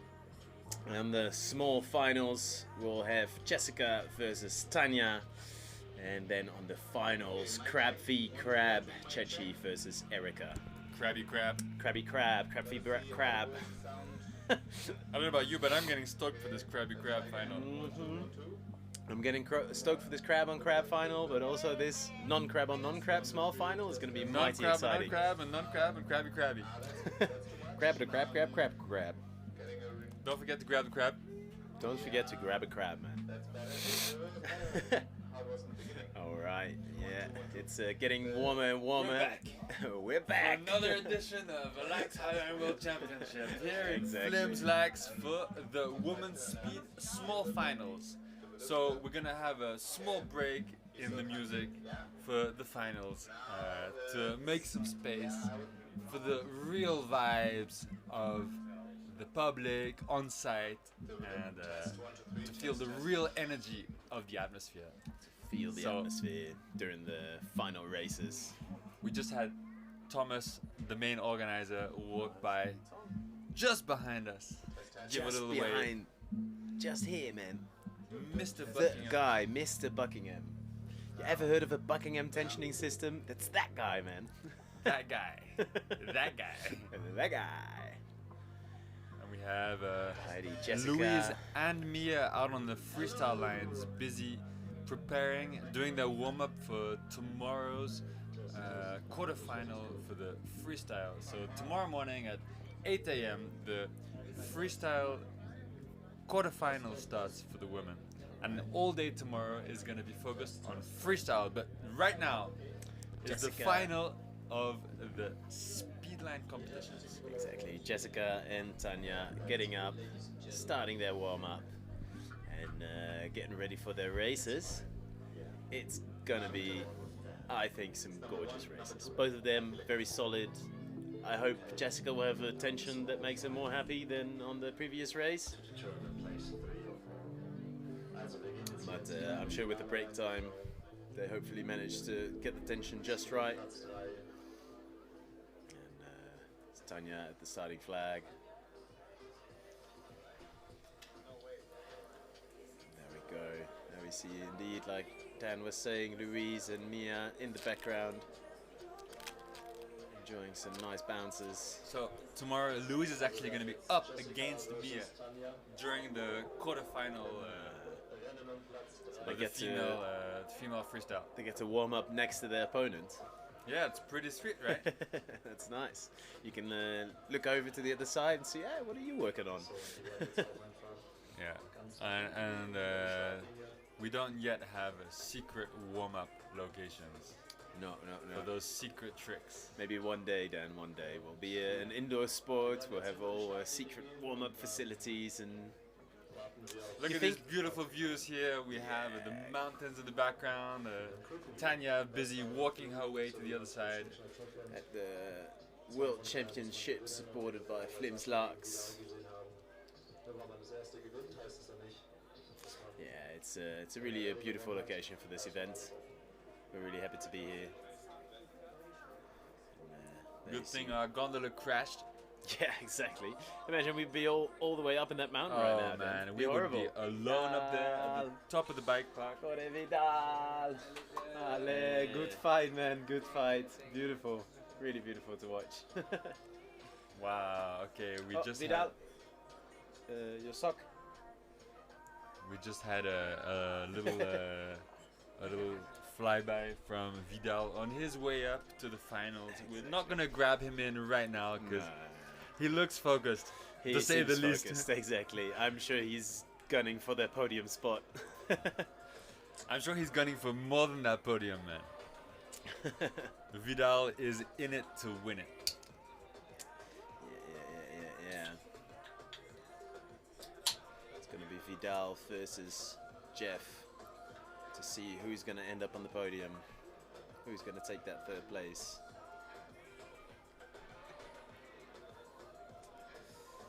There we go. Both having some nice sun hats on. Ready for the weather. So we're here for the women's speed small finals. We're gonna have Tanya against Jessica, and we welcome into the studio Thomas Buckingham, special guest, the Hi, man guys. who made this happen. Welcome to the studio. How are you? Nice to be here. I'm fine. How are you guys? Very good, very good. We're enjoying some really exciting races. How have you? Have you gotten some time to be outside and enjoy the views? Absolutely. I mean, the last speed race is incredible, no? Crazy level, right? Yeah. Man, Crazy yeah, level. yeah. It's been nuts, like nail biter after nail biter after nail. Like, And in the previous years, what we saw for the quarterfinal and the semi-final were equivalent to the kind of level we would see in the final. Yeah. Absolutely. And I don't know if you already heard the news. I think you did, right? World record of Sasha. The people on site don't know yet, but you guys in the live stream, you're a bit ahead of time. Yeah, you heard it here first in the live stream. Heard it here first. So it got confirmed, and new world record. Wow, new world record. Yeah, we had a chat with Sasha about it, and he said like, yeah, but you know, it was not from sitting. The last world record was so we can still go faster. So we have something to look forward it's for kind of still. a new category. Yeah. So we have something to look forward to still, according to Sasha. So. Yes, I agree. I think 25 is totally possible. Yeah, totally. I cannot do more than agree. Yeah, and now we have the women's small final. We see Jessica there, getting away to the other side. And it's also going to be interesting, right? I think it's going to be a close race too. Yeah. Because both of them definitely have the ability to go similar speeds and same techniques. We'll see which one of the two will make it to the podium, pretty much. So very excited, yeah. Very bit of a speed nut, more than freestyle, as you probably know. Yeah. So I'm very excited for these races. It was Chill's theory that secretly this whole event exists because you saw Vidal and went, I want to just see that guy in a race. That's probably one of the reasons, but there's more behind it. Both athletes standing up. They gave their heads up to the judges, and we see the first beat, and the race is off. And we're off. We have Jessica from Belgium against Tanya from France. Big race here. A little bit for of the a women's surf going, speed small Tanya. finals. A bit of a patchy start from Jess, but she definitely looks like she has the lead. Yeah. Seems to be in a commanding lead right now. Tanya seemed to have a little bit of a surf going at the start. Jessica's got some shakes as well, but is managing to push through them a bit fast. Ooh, some leash trouble there, allowing Tanya to maybe catch up a bit. What's going on? Come on, Tanya looking solid, taking nice big steps. Jess a little bit patchy. We see that, but she still seems to have the lead. See that 40-meter marker getting inside. Come on. It's really looking neck and neck. Tanya's catching up. Okay. Tanya is definitely starting to catch up. Overtaking Jessica or not, it's hard to say. Oh, it's a tight race, man. It's a tight race. Neck to neck. The flag is coming inside. They're really neck to neck. The flag is so close. They're just one tape away. Oh no! Fall from both! Okay. Both athletes need to get up as quickly as they Jessica's can fast. right now. She's good at that.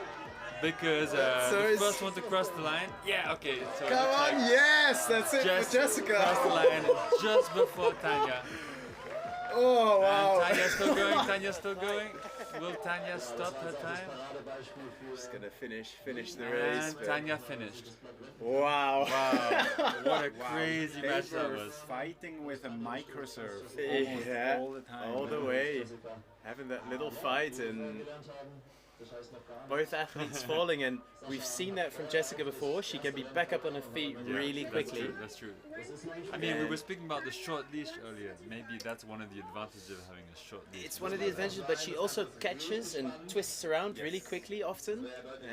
I think she talked about on the qualifier run, or that she had even almost like a sushi pop. Like she kind of fell and just did almost a sushi to get her way back up. So wow, what an incredible performance from both athletes here. That's actually worth training as well, huh? Yeah, no, it's falling and getting back up on the line. Because just like we saw now, it's not over. If you fall, this is exactly what we talked about before, I think. Because it happens when one athlete falls. Sometimes it's the this moment of release or excitement or something in your head, maybe like, oh, I'm gonna win, and yeah, we've seen it before that can lead to a fall. So I think it's probably one of the most direct advantages from freestyle in the speedline event. Yeah, being able to really quickly get back on it.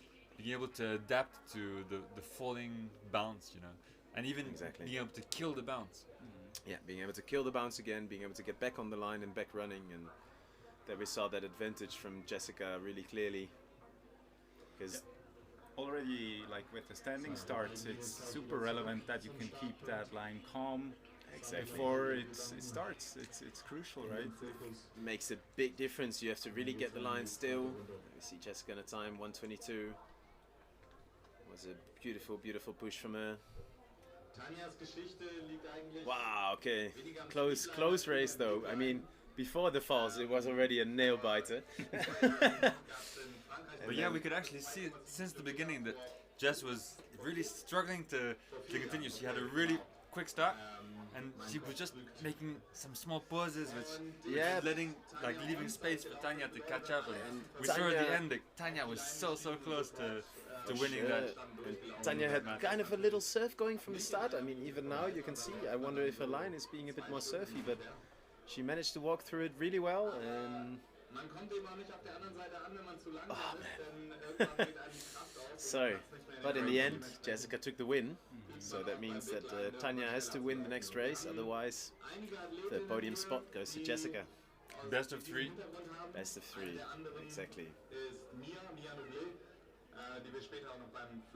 Oh man. Tanya's still fighting with that surf, huh? She cannot get it out. Still get the surf going, yeah. That's also a skill, to keep on walking while the line is surfing so hard. Yeah, totally. Different kind of focus. So we're gonna go watch some replays right about now. Let's see. There's gonna be that slip up from. Oh, that's so it was Tanya. Yeah, Tanya fell first, and then Jessica, just whoop, turns around real quick and back up. Yeah, if you can catch, that's an advantage, right? Yeah. Like the leash fall will definitely take longer unless you can directly climb back up. Totally, absolutely. I mean, like I said before, we've seen that from Vidal also a lot. He's sometimes really quickly, like, it almost also looks like he falls faster than other people. He's just... Yeah, it's true. You blink and you miss it, and he's back on the line and back running. Sushi pop. Nah. They're gonna call it the speedy pop. the speedy Vidal twister. Actually, Vidal is phone calls. I have to go again. All right, Mister. Visiting you guys. Thank you, Tom. Thanks for joining us on the stream, and thanks for everything, man. Thanks for Thank you guys. facilitating all of this. All right, so one race down. One or two to go. Let's see. Will Tanya eke out a victory here? Will Tanya be victorious?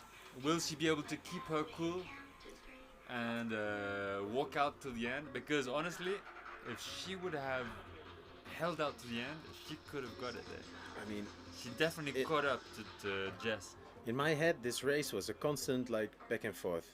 Then like Jess was a bit, and then Tanya was like, it was incredible. And like, Jess was like, and then Tanya was like, and then Jess was like, and then Tanya was like, yeah. And then I was like, oh yeah, dude. And then I was like,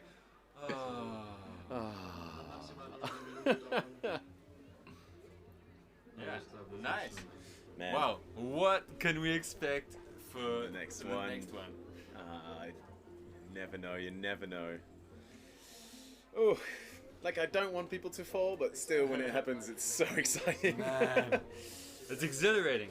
All right, with Tanya standing, Jessica as well.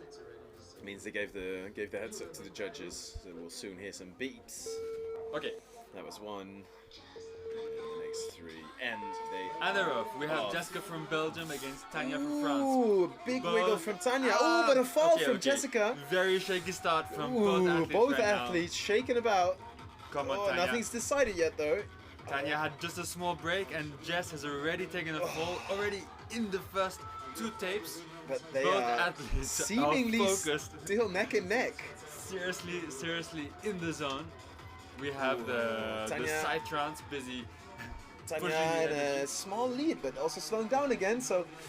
No, now Jessica's taking the lead. They definitely look like they're at the same level. Jessica looks super focused right now. Yeah, and Jessica's definitely in the lead right now, so she might just take it here, but okay, the anything winner can happen still. Of this race will take 3rd place in the Flims Laax Highline World Championships. Come on. They are really neck and neck now. Come on, Tanya. Come on, Tanya. If Tanya Come wins, on, Jess. we'll Come go on, to a Jess. 3rd round. Jessica's on, giving Jess. us a Hold shake. Hold this. Having her little bounce walk going. Let's see who's gonna take it. There. Oh, Jessica's slowing down a tiny bit. It looks like Tanya is definitely... That's really close, yes. Tanya took it. Ooh, so we're going to a 3rd race.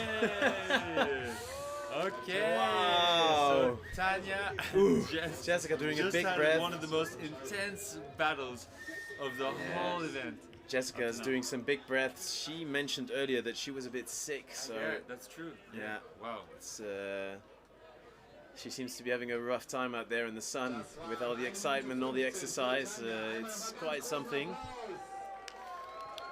She's still laughing, smiling, clapping, despite all the, you know. I mean, it's not fun being sick and having to do a competition. Oh man! So one more race. There we got the times for the runs. Tanya with 1:15, Jessica with 1:19. What a beautiful fight that was. We had a incredible battle right there. In my opinion, one of the most nail-biting races that we've seen up to now. Just the constant back and forth, you know, like one was a bit in the lead and the other had to have like a little bit of a fight, a little bit of a shake, and the other took over again. Wow. Yeah. It was incredible to watch. I did not expect that. You know what? I have good news for you, Dan. What's happening? Going to the 3rd race. Thank you, Yoba. Thank you for the good news. I'm honestly, happy to deliver it. I thought that for the 2nd race they would like keep it down, you know. They would chill just out, stay solid. relax. But Yeah. already since the 2nd tape, they both had pauses. They both Jess had a catch, man. Yeah. And they wow. So we're gonna go into some replays. Maybe we can see that catch again you just talked about. Oh, it would be great to see a replay. Yeah. So there we go. We got the start of the race, and there Jessica. Yep. With a catch, and you see when she does the catch, Tanya was you know, behind, but managed to catch up. Some big fights there from Jessica. And Tanya takes the win. Take the win. Opa! Bam! Clean. Oh man, that was such a tight race. So you saw Jessica kind of gasping for air there, so I think she was definitely struggling a bit with being a bit sick and being in the heat. Maladito. Okay, these are the Dapo crew busy warming up down below. And you may see some freestyle happening in the background. We actually have Louise Lenoble out on the line with Mia Noble, because tomorrow morning from 9:30 they're gonna be head-to-head against each other for the quarterfinals of the Women's Freestyle Championship. Absolutely, we are excited to see some freestyle. And so for all you freestyle fans, just so you know, just to remind you about the planning, right after the women's speed finals, there's going to be the men's speed finals, and then we're going straight to the men's quarterfinals for the freestyle. Yes. And it's going to be a huge moment because, yeah, we're going to have some of the biggest tricks ever being thrown and landed. It's going to be crazy, man. I mean, you know, we've gotten some little looks and stuff from this morning, a little bit of previews. We saw somebody go to space. Yeah, and we did see some space action. We are excited to see it. And they're not even qualified astronauts, man. They're not even qualified astronauts, man. NASA doesn't know what's going on here. I'm pretty sure. Ain't got on there. These are some real astronauts, dude. These are the actual astronauts, man. NASA. ISS, watch out.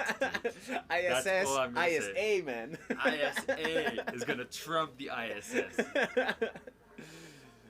We are winning the space race, man. Honestly, I'd say Spain is winning the space race. yeah, that's true. I think Spain is winning the space race right now. There we see Ian talking with Flora. Ian, of course, famous freestyler. And, not competing this year, but we spoke to him earlier. He was in it earlier, as you might have seen, and he's very happy to just be able to be a part of watching and be able to be a part of the vibes out there. It's a really good time here out in Flims Laax. It's hot, but it's a good time. Don't forget to drink your water, guys. Don't forget to hydrate. Drink that water. Hey.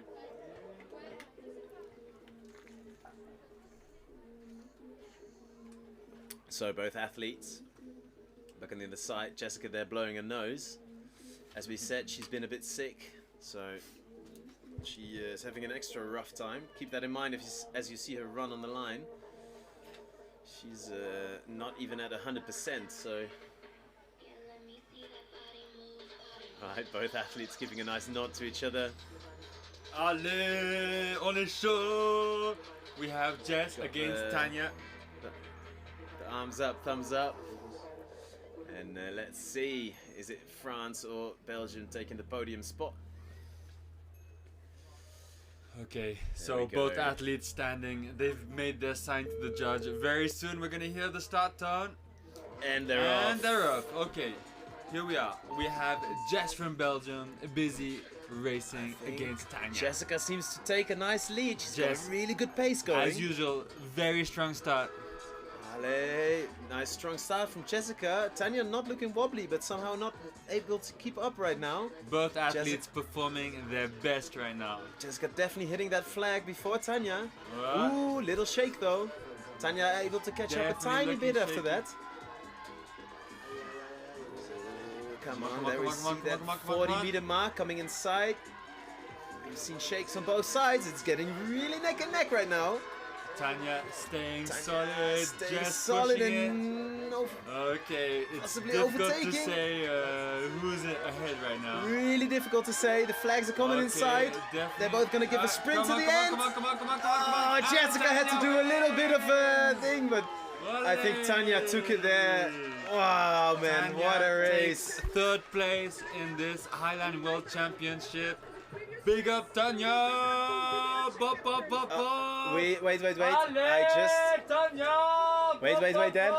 I just heard judges say that they had to video check something. So before we explode, we're gonna have to check. It could be a false start. That's what we just heard. That's what we just heard. So let's see. They are gonna check the videos. Wait, so if it's a false start, that means Tanya is disqualified. I'm not sure. I think doesn't it mean that they just have to go again? They go again? Ah, it was the previous race apparently. So Tanya just won this race, but apparently the previous race there's question of a false start. Yeah. Did you see a false start? I didn't see anything then. We're gonna have to take a look at the action replay for this false. I've had my eyes closed since this morning. You've had your eyes closed? Yeah. I've just painted eyes on my eyelids. And I don't believe you. oh yeah! Now you just opened your eyes. I see it. Now I see it. Ooh, man. Let's see what's the. There was 4 different settings on the fan. I just noticed. It was on setting number 1, and I could barely feel it for the last hour. Dan realizing fan technology. Okay, I can last for another hour at least now. I'm sure both athletes would like a bit of fan technology right now. Out in the sun, out in the heat. Yeah, so... Waiting for the call from the judges. We'll get some information on that hopefully soon. We'll see if there has to be another race or what's going to be decided. Yeah, well, because of the music, it's right next to the ears. When the race is starting, I don't know if you push the time or something, but in our live stream that's black, and then yes, the race started. Same for you? Yeah. It's not us. No, wait. What do you mean? There's a moment often where there's a black right at the beginning of the race. Yeah, possibly. But you should ask the live stream room. It's just the camera that isn't working, or some kind of graphic. I think this had to be with the time in the. But ask at the room. We have up at the nothing to gondola. do with it. I have no idea. They're doing well. You two do. Yeah? Yeah. You don't know. Or see. Huh? You can see or. We're not watching what you're doing now. Ah, okay. Thank you. Both athletes still sitting there. We just had a little pass by from one of the other live streams because we're streaming in 3 different languages. 4 different languages. Yeah, we're streaming in English is not a language. Esperanza, English, Spanish, Portuguese, and French. You just said 5. English is also not a language, Dan. Come on, let's be honest. English is just a made-up vocabulary. It's a made-up vocabulary randomly tied together by... If Dapo was a language, it would be English. Like bad tea and... We'll get a replay of the start, of the second start, the one that's possibly disputed. We have a replay there we go. of the beginning of the race. Okay, So, yeah. that was the replay. Let's see what the judges learned from that. I'm For really, us, really on our side, interested it's very unclear whether that was a false start. It's always hard to see, but I mean, judging by the time that it's taking the judges, it's also not easy for them.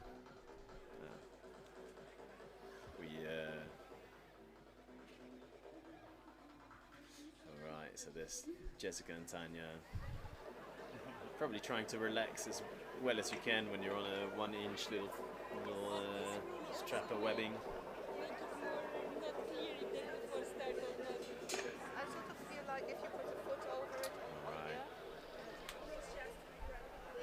Just discussing about the races, I guess, both athletes. So what's going to happen? What's going to happen next?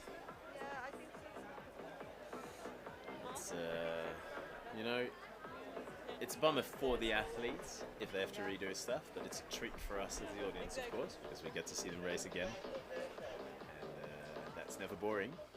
I'm really excited to see them again. Okay, the judges I think have finished the review we're gonna of get this review race. soon. After review, there was no false start. Okay, so in the end there was no false start in the review, so the winner is Tanya. Tanya from France taking podium place.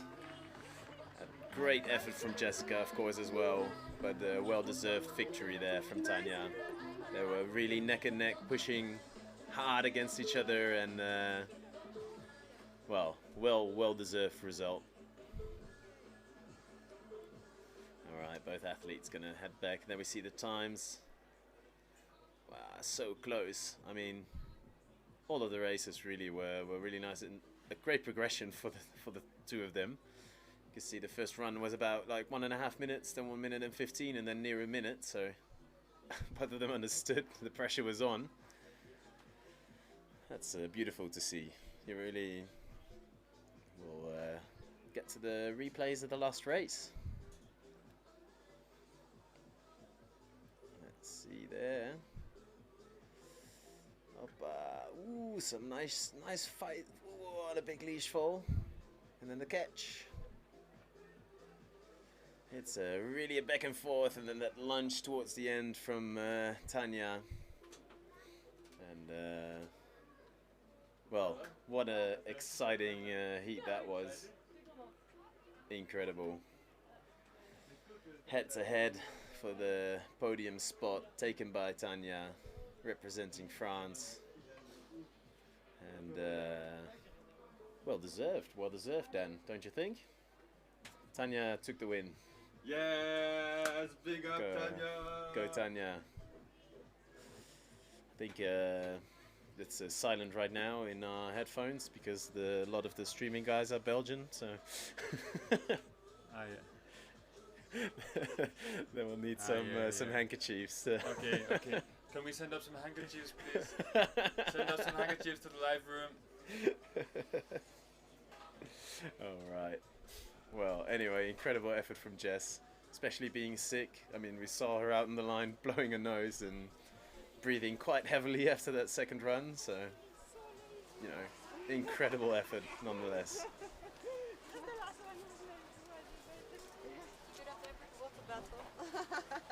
Man, how nice was that? Balen! Wel dikke show. And up there, I think we just heard Jeff cheering on his fellow Belgian, saying Balen, which means like bummer in Dutch. Really? Yeah. But, well, good try. Amazing effort. There we see hugs and cheers all around as it's supposed to be. Good vibes up there on the scaffolding.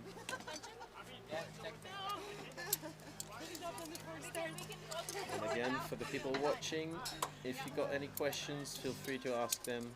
We are watching the comment section of the live stream, so we are always ready to have an answer. So if you can't find the answer, then we'll supply it for you.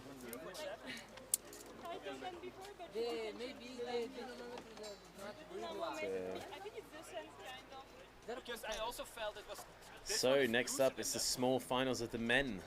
We're gonna figure out who is gonna get that third podium spot. Is it gonna be Jeff or Vidal? Both of them are gonna be fighting hard for it. They've been having incredible times on the qualifiers. They were 0.4 seconds apart, something like that. So it's really, you know, anyone can take it. You know what my wild prediction is, Dan? What's your wild prediction? I think Vidal's just gonna make a world record happen, man. If anyone can make a world record happen while racing, for the third place spot, it's gonna be Vidal. Wait, so who exactly we're gonna see? I've just tuned in and I've lost track of what's going on. If you could please refresh my mind, Yoba. Somebody distracting walked by for Dan. So everyone who just tuned in, myself included, we're about to do the men's speed small finals, and it's a race against. It's Vidal against Jeff. Ah. Yes, the sunglasses man versus the. We have Brazil against Belgium. Exactly, Brazil versus Belgique for the third place spot. And I think we're excited. We're excited to see it. Jeff there, rocking his sunglasses as usual. I keep referencing this clip, and please show me the clip, Yoba. I'm gonna search if I've got this clip. I thought I had it on my phone somewhere, but. Right.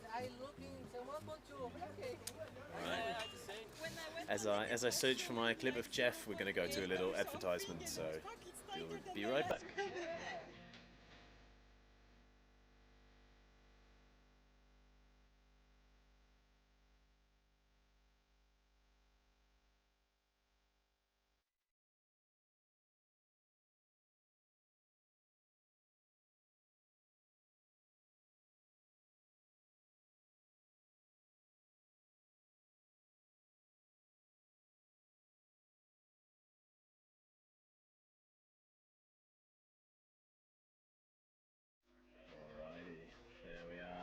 We see the athletes both in yellow, confusingly enough.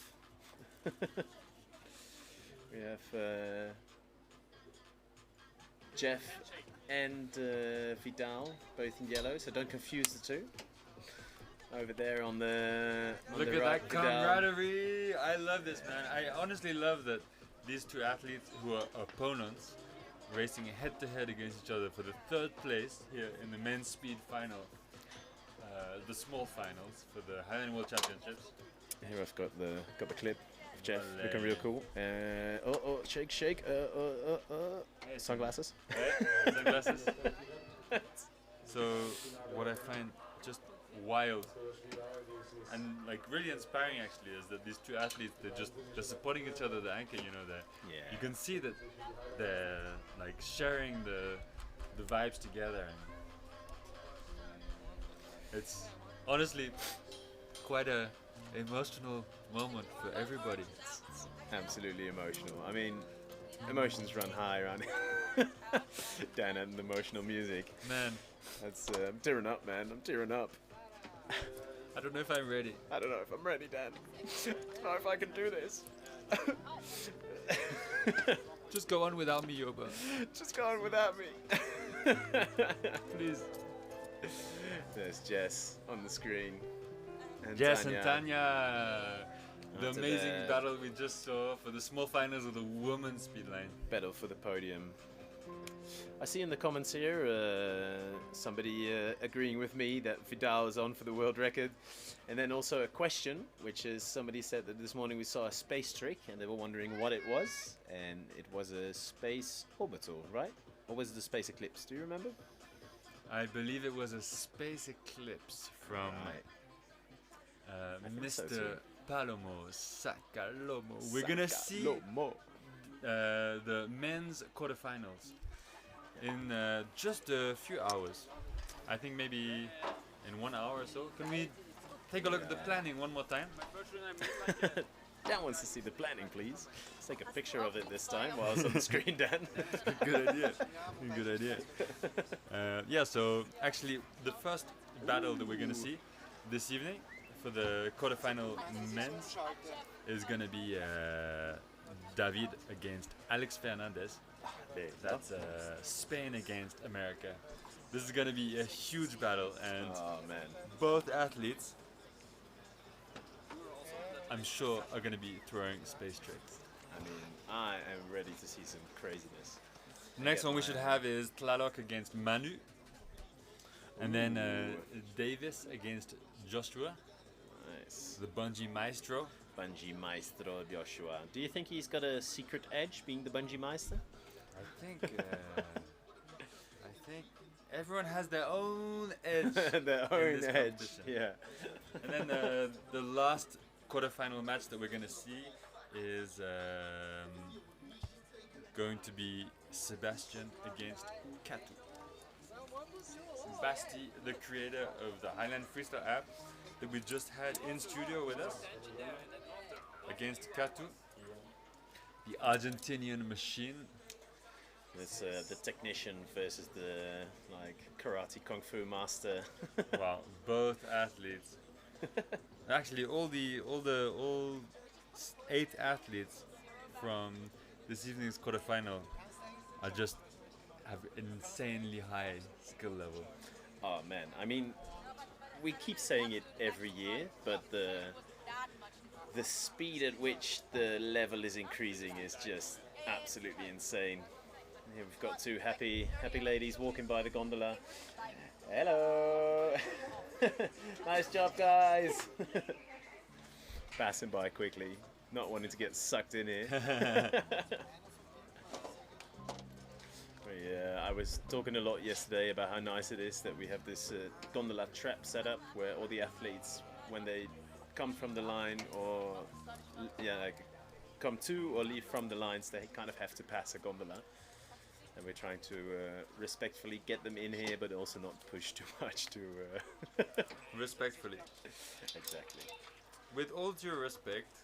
With all due respect. Get your ass in here. Get your ass in the gondola.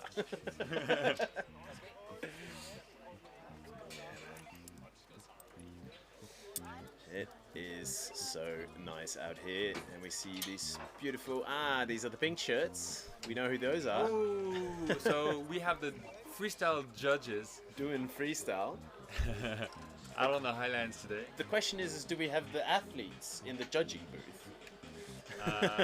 Yeah, busy reading the notes of the athletes. Busy reading the judges' notes, I'm sure. You're ready with your pad, Dan. We've gotta get some nice sounds under this. Right now we have Rory bouncing on big on the freestyle line. Down to sofa.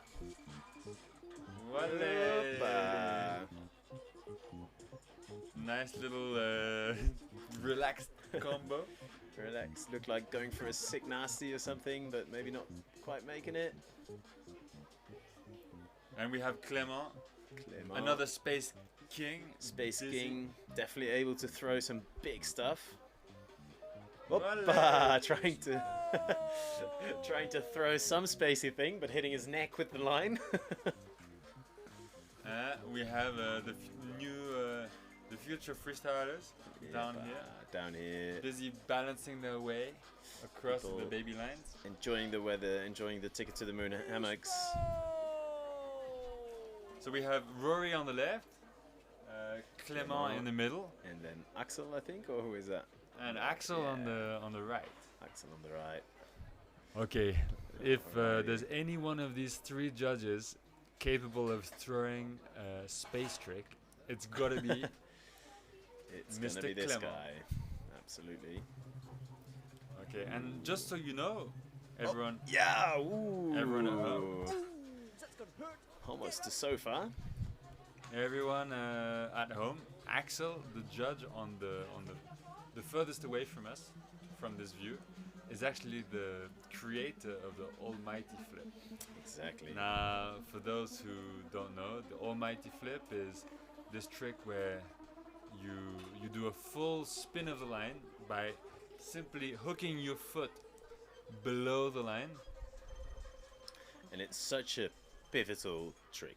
Like, to me, the Yoda roll was the first trick that I saw, which really was like, wow, freestyle is like, it's cool, you know, like this is a big trick, this is a crazy movement. And then after the Yoda, like the Almighty was really for me the level up. Like, okay, no, this is going crazy places, you know what I mean? Opa. Yeah, no, these guys who created these, like, for me, the freestylers who create whole new categories of tricks. Wow. Huge respect to them, because before they started working on this category, no one had landed these tricks. It's such a different world when you're doing something that like no one's ever done before, and you're really not sure yourself even if it's possible, you know, and it really makes you doubt and makes you know, all these thoughts go through your mind, and it makes a big difference when something has been landed before.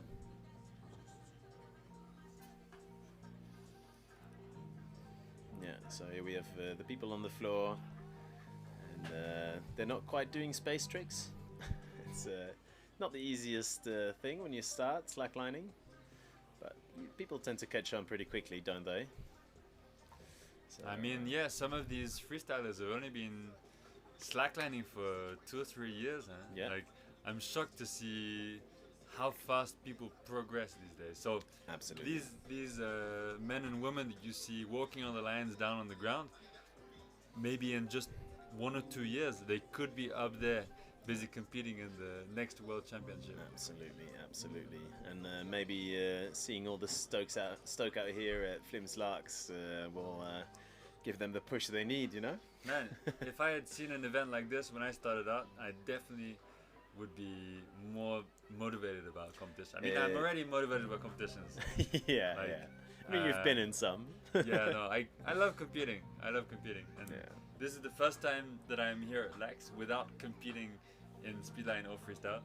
And honestly, it's just a great show. I'm really stoked to be doing the commentating here on the live stream. Happy you want to be here. Doing the music, bringing the vibes, and making this job possible, really, because alone it would be quite boring.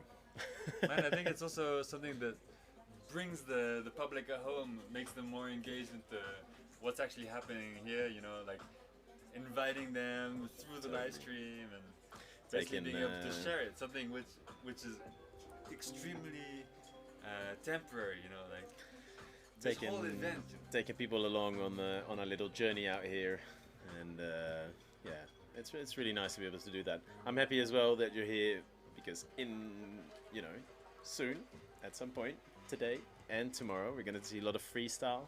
Oh, I don't know about that. I don't know about that. The people who've watched the previous editions probably know that my freestyle knowledge is somewhat limited. Man, as long as the judges don't hurt themselves out there, we should see some freestyle. So please judges, take care out there with the space tricks. Clement, I don't know if you can hear me, but take it easy out there, man. We need you. We need you, Clement. We have Rory busy bouncing. Down to Korean. Whoa! Oh, that was a save, I'd say. A save to the sofa position. And Clement saying, "What was that? What were you going for there, man?" Me bragging about how Dan knows all the trick names, and then a trick happening right away. This is the step. This is the turn.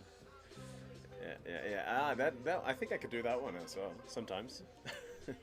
Who do we have here? You know, watching judges is fun, but the guy with the sunglasses rolling out, watching him is way more fun. There we got Jeff and Vidal. Jeff on the left, Vidal on the right now. Getting ready for, well, the deciding, figuring out who's going to be on the podium. Ladies and gentlemen, we have Vidal against Monsieur Jeff Cox from Belgium. This is a Brazil-Belgium match. We got some Brazil shirts in the door here at the cabin, representing, cheering on for Vidal. Allez, Vidal! Okay, so we have Vidal from Brazil, busy racing, Jeff from Belgium. Both of them with a clear leash holder, having the leash behind them. And because this is, once again, the small finals of the men's speed line, we're going to have a little break in the music to really let the on-site vibes shine through.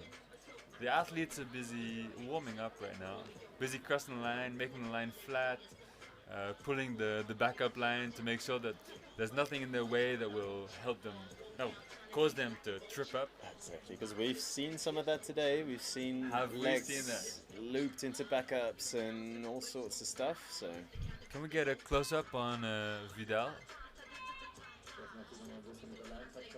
What do you want to look at, Dan? Dan's got a plan. Ole! There we go. Look at this beautiful mustache. Thank you. Do you know that the mustache makes him faster? Does it? Yeah. He spent a lot of time in a wind tunnel, just looking at which shape of mustache makes him more aerodynamic, and I think this one won. So that's a special aerodynamic mustache. It's a special aerodynamic mustache. You know? I've never heard so much whoosh in my life. You know, like the wingtips of a plane, Dan, how they're slightly upturned. Yeah. That's Vidal. So this is Vidal's wingtips, aerodynamic wingtips. Exactly, You heard it here first on the Laax live stream. Monsieur Dame, Highline World Championships, here we are. Yep. And of course, talking about speed, I mean, Vidal's got the mustache advantage, but Jeff's got the sunglass advantage, so it all balances out in the end. It all balances out. Great. Just like Slackline. It's all in balance. Both athletes seem to have reached the starting line, so I think they're going to probably get ready soon. We're gonna move to figuring out who is gonna take the podium spot for the men. Yeah, so this is the small final, which means the winner of this battle will take third place and end up on that podium. Jeff's practicing a little start here. Okay, so there's still. Let's have a little close up on Jeff. Yeah, beautiful. So we have this Belgian machine busy preparing. Hey, look, he has some known for the big steps. Beautiful socks. Yep. Wow. Look at these huge steps. Vidal not looking very impressed. Vidal's like, I don't need to warm up. I've got it. Saving his energy. Locked in. Ah, never mind. Oh, here we go. Vidal busy. Wow, he is dialed in. Yeah. So it's quite rare to see Vidal nervous about a battle, but I think this is really Vidal knows it's going to be a close one. Yeah, totally. I mean, Jeff is not going to let this go without a fight. That's for sure. Vidal crouching down, putting the backup loop back over. Nice, meticulously cleaned line. I think that's something that Speedliners and old schoolers have in common, don't they, Dan? Enjoying a pretty line with all the backup loops under and not twisted around like crazy.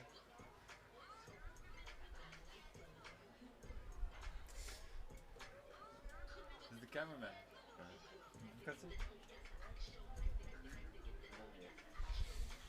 Alright, so both athletes returning back to the starting flag.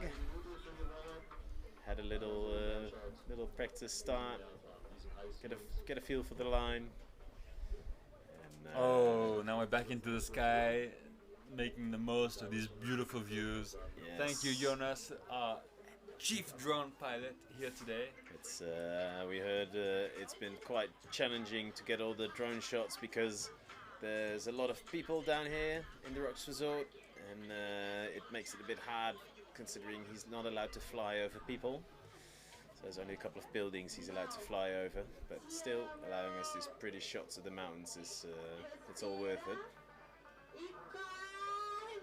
And there, both athletes sitting. It looks like they're almost gonna be. It's almost gonna be time to launch the hostilities. Exactly. Get the battle going. Yeah, both athletes standing up, which means that it's all right. It's gonna be time soon. Everybody ready? Everybody sit down, please, because it's time. Okay, I'm hearing beeps. Start the race. And here off we go. They go. Vidal against Jeff. Both athletes giving everything they have. Exactly. This is absolutely. For the third place of the Flims Laax Highline World Championships. Am I right to say that Jeff seems to have a slight lead? Yeah, Jeff definitely has a lead. Jeff is going steps, so man, fast so right now. fast. Come on, Vidal, come on, Vidal. All right, keep it together. Ooh, Vidal speeding up at the end. Whoa, what the hell was that? Ooh, those are some interesting times, Dan. 25. These are unofficial times, so let's see if we're gonna see some announcements soon. I wouldn't be surprised, but man, that speed of Vidal at the end trying to catch up with Jeff.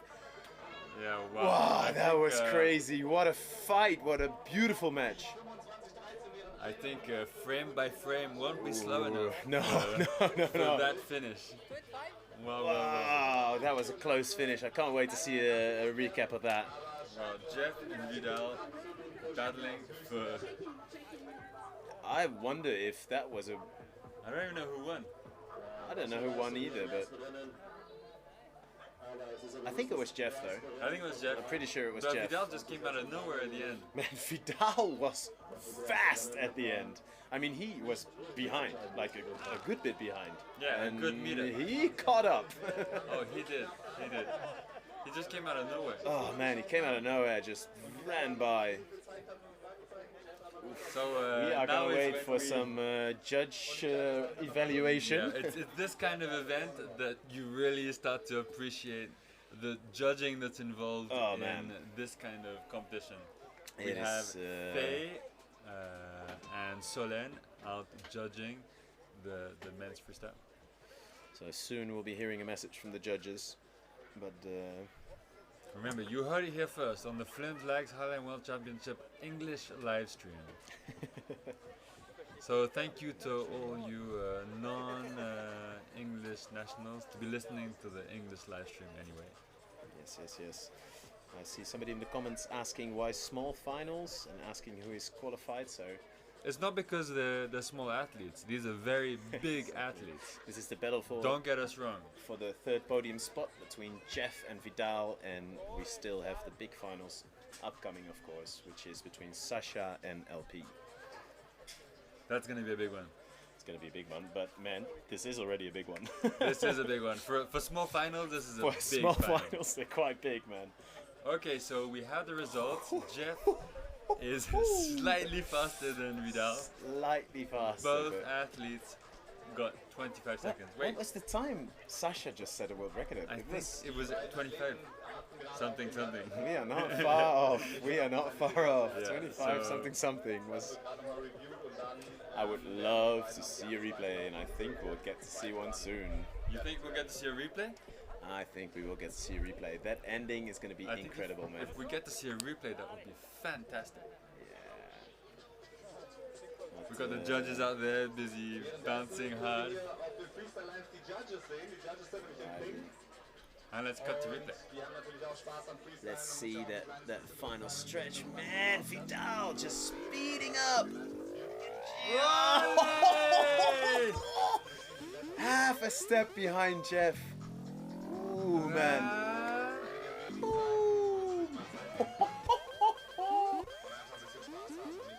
Wow, man. Incredible victory from crazy. Jeff there. Wow, Incredible. I think wow. I wonder what do you think one of them got a world record or what? I wouldn't be surprised. I mean, world record best mustache. That's for sure.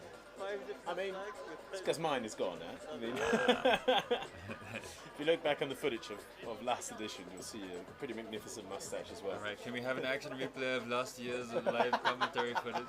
I'm not Sorry, sure. 2 years ago. Hello. How are you? Very good. We are getting our minds blown. It's crazy. Yeah. So I think the athletes are busy waiting once again for jury deliberations, I guess, probably. Do you know what's going on, Chechi? Or yeah, what are they waiting for?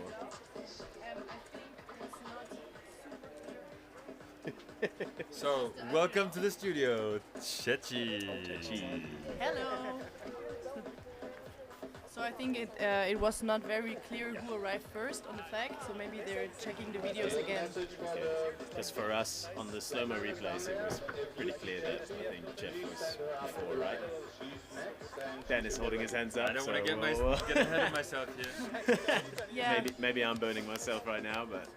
I think I have to go up because they just called me in the micro. Alright, well, thanks for hopping in a second.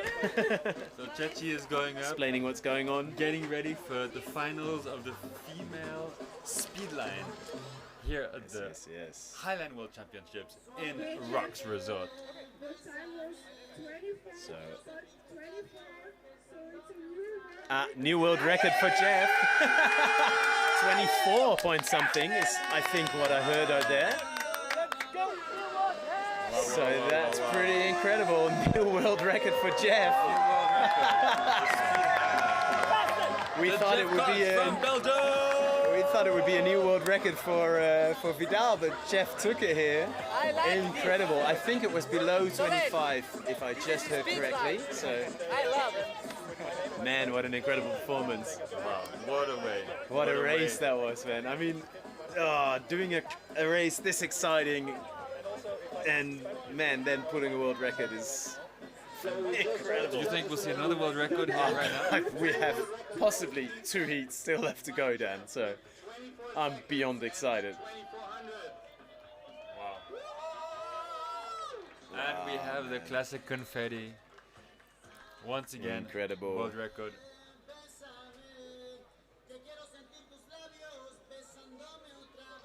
Man, oh man. I can't wait. I can't wait to hear the exact times, or if we can maybe get a visual of the exact times in the screen at some point, but that is incredible. New world record from Jeff. So I think we're going to go into a little replay again, just to see that finish. There we are. Man, Vidal, you see him speeding up so much, man. And just after Jeff hitting that finish line flag. Wow. What a finish. Man. What a finish. Think about this then. If Vidal somehow manages to do the speed that he had at the end all the way, it's possible. You know If what I mean? Vidal does his final speed all through the run, Yeah. I think he might be on the line. I think I might be on the floor. My brain is going to be like gone somewhere. Here we got the times 24 and a 25. So if you think about it, that means that Vidal also, you know, would have set a world record if it wasn't for Jeff setting an even crazier world record then. Man, all I hear you say is world record, world record, world record. World record, world record, world record. How can you not when it's When are you happening gonna right tell in me- front of you, man? When are you going to tell me how you feel, Yoba? I feel incredible. Just- I'm caffeinated up from all the mate. You never talk about your feelings, Yoba. All I hear is world record, world record, world record. World record, world record. And these Okay, let's go back to 60 Yoba's meter line feelings. races. So there we have both athletes ready at the start. Do you think they're going to do it again, Dan? I think they're going to do it again They and might again just and do it again. Yeah. I think if we were expecting them to do anything else, we would be incorrect. Yes, yes, yes. 24 from Jeff. Man, that's incredible. So the hands were up. That's a sign that the athletes are ready. So the athletes will get to their standing position. And let's see, is Jeff gonna take third place here, or is Vidal gonna give him a run for his money on the and go to a third battle? Both athletes are ready. They just raised their hands, and now the judges are going to announce the beginning of the race with the start tone as soon as the athletes are standing. Exactly. So, viewers at home, if you've just tuned in, what on earth have you been doing all day? Alright. This is the men's speedline small finals. So we have Vidal from Brazil against Jeff from Belgium. Putting world records racing down. for the third place. And the boobs are, and here's the they're start off. tone, they're off. We don't have the timers on screen, but I'm sure We they're have just going to be Vidal fast as against hell. Jeff. Let's go, let's go, let's go. Vidal seems speedy, Wow. passing that 20-meter marker just a bit before Jeff, so let's see. Both Oh, and a athletes fall pushing for it. Vidal. Vidal That's just really took a sad. fall. Come on, Vidal. Jeff Back just up in no time, cruising but through. Jeff being really solid here. Wow, wow, wow, having wow, a wow, commanding lead over Vidal. Jeff And just hitting that cruising finishing through. flag. I'd say Jeff got That's, like 26 seconds, and now Vidal up to 34 seconds. Man, what a nice race. Well deserved third place spot Well for Jeff deserved. there. Yeah, absolutely. Head in his hands. Wow. What a fight from both of them. Wow, Jeff. What a machine. What a machine. The Belgian machine. Big steps prevail, Dan. Big steps prevail. Yeah, you could say that again. Wow, man. Please say that again. Big steps prevail. Ah, they do prevail. Big steps prevail. Big steps prevail, my friend. Prevail they do, the big steps. Man, that's crazy, man. What a race, what a race. Vidal was in the lead at the start, and I guess he just pushed it a bit too far. Yeah, and Jeff out there just giving Usain Bolt a run for his money. Oh man, how beautiful. I mean, Vidal was definitely in the lead at the start, so he was absolutely pushing it. What a great race, man. Wow, yeah, that was insane. That was really one of the most wild matches we've seen. Belgium taking a podium spot. What do you think about that, Sasha? Sasha just joined us down here in the gondola.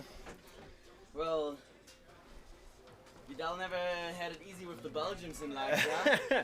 What do you think about Vidal also beating your world record, and then Jeff beating the record even further? Crazy, eh? Crazy, crazy. Yes. That was some kind of small finals, and there we see Jeff. Yeah. Absolutely. I'm sorry that your world record didn't last very long. Yeah, sorry. Luckily, you still got a chance to take it back, but 24-24 is quite incredible from Jeff. That was crazy. Big hug from both the athletes there. Oh man, beautiful, beautiful. What a race.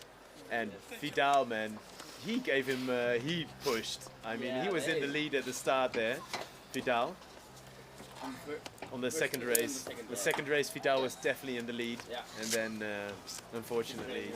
Sasha didn't see it. He was busy running on the ground below To see, yeah. trampling over some kids on the way to to see if he can keep up. All right, there, athletes coming back. The beautiful emotions there on Jeff's face. Stoked to be on the podium, taking home medal for Belgium. Man, how beautiful is that? Now let's see if we can get 2 titles again for Germany.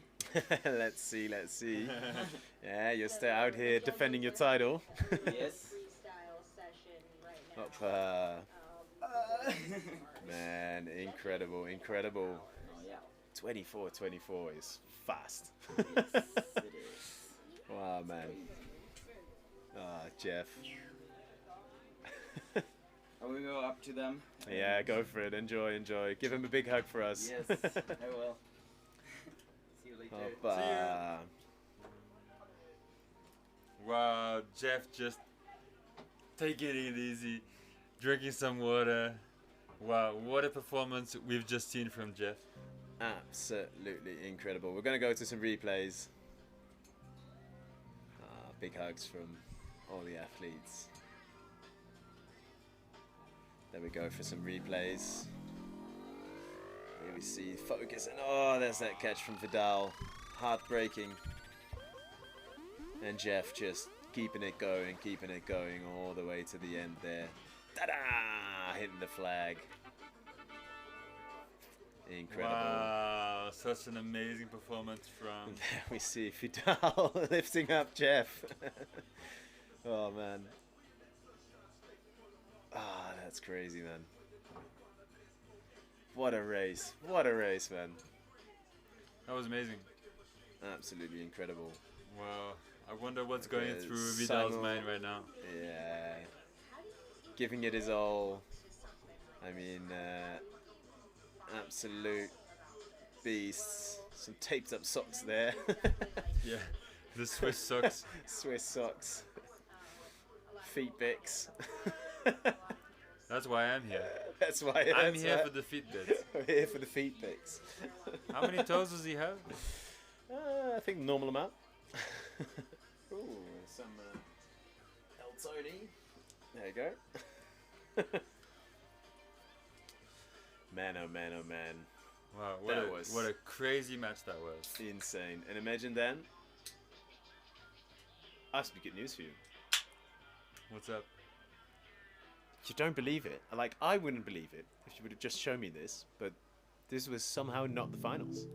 What do you mean? This is the small finals then. We still have the finals coming up. Dude. So there on the screen we see the comments. Stefano Orsini asking where are the lines anchored to, and it's actually a fine question. They are anchored to the floor, to a tree, I think, to a random bit of structure, but everything is far behind the buildings, because on the buildings there couldn't be structures and there couldn't be bolts or anything like that. So all of the lines are actually only using these buildings pretty much as A-frames, and to prevent any stretch or any annoyance from, you know, big anchors, because I think a lot of people have been on highlines with like large anchors and it can really change the feel of the line. And to make sure that that doesn't happen, they actually showed up with 2 kilometers of Dyneema, and at the end they had 300 meters left over. So there's 1.7 kilometers of Dyneema spliced up into all of these massive anchors, reaching down far behind the buildings. If it was just you that told me that, I would not believe you. Yeah, I don't know. But we heard it from the man himself. I'm not a trustworthy individual, but we did hear it from the man himself. That's true. Yeah, so that's what the lines are anchored to. Sometimes on the drone shots we get to see a little bit behind the buildings, and you can see some of the lines. So maybe we'll get some of that at some point. But yeah, it's pretty incredible. So there we have Chechi tying in. So we're gonna have the big finals to figure out the battle for first place between Chechi and Erica. Of course, let's not forget to mention that Chechi's defending a title here, so... That's true. Chechi, 2 years ago, came out of nowhere and swept up the competition, winning the freestyle and the speed line. Yeah. Both. It's incredible for one athlete to win both of the categories that there are to win, and that's pretty incredible to see. And I'm sure Chechi's going to try to do it again. I'm sure she is. Yeah. So, I don't know if you knew this, but Chechi is actually the latest addition to the Highline show company, Uldus. Uldus. Since only a few weeks. She's joining Louise, myself, and 10 others in the team Uldus French show company. Yeah, we're very excited to have Chechi, who's an amazing performer. It's a great performer and a very strong highliner. I'm sure it's a great addition to the crew. I still need to see a show of you guys, Dan. You've never seen our show? I've never seen your show. And I can't make it to Australia. I've just gone through that trouble, so You've I'm been not too ready busy to do it live again. streaming? I don't do anything else than live stream these days, Dan. Hi, there we see Erica. Erica, smiling to the camera.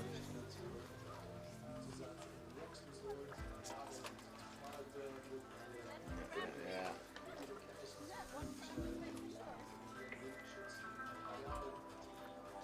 Man, oh man.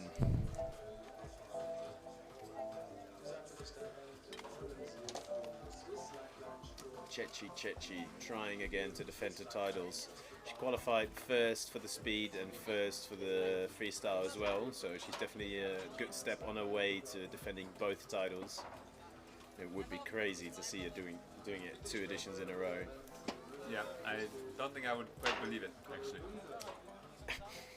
Sometimes you can't believe your eyes. It's just how it works. Sometimes, today I told you I wouldn't believe that this happened, and it happens. And it happens, so... It happens, yeah. Yeah. Crazy. Here we are in Flims Laax in our gondola studio. Beautiful gondola studio. Busy commentating for the Highline World Championships live stream. Drinking our El Tony, the mate sponsor, keeping us caffeinated. If you're wondering why do these guys talk so much and so fast, it's all the fault of these guys. Yeah, and we started at 8 AM and we're going all night. We're going all night, man. 5 o'clock midnight, we're still going to be streaming it. There's not even going to be slacklining. But we're still going to be crushing those world records, man. Because absolutely. We don't need athletes on the line to crush those world records. Believe me, these records are going to keep going. I'm sure we're going to have one more world record here. There's somebody mentioning in the comment section, déjà vu to Laax 2024, because the crab on crab battle, they're back at it again. Let's see if the result's going to be different this year. Erica does seem to have been training. She had a pretty fast qualification time. She is like 6 seconds off from Chechi, 6-7 seconds. So it's not going to be easy. It's not going to be a walk in the Slackline Park, but still, definitely possible. There we go, little fist bump. Actually, I'd say that for these athletes, it could very well be a walk in the Slackline Park. Because for them, the Slackline Park is every single park. It is every single park. You can always make it a Slackline Park until you get kicked out, and then you just leave and make it a Slackline Park again later.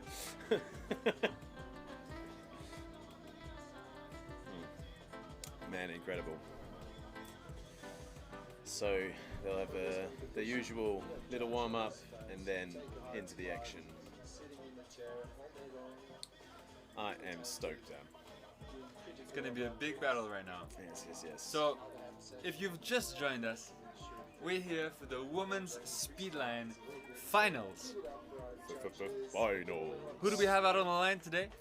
We have out on the line Chechi, the defending champion of last edition, and then Erica, the other crab slackline speed walker.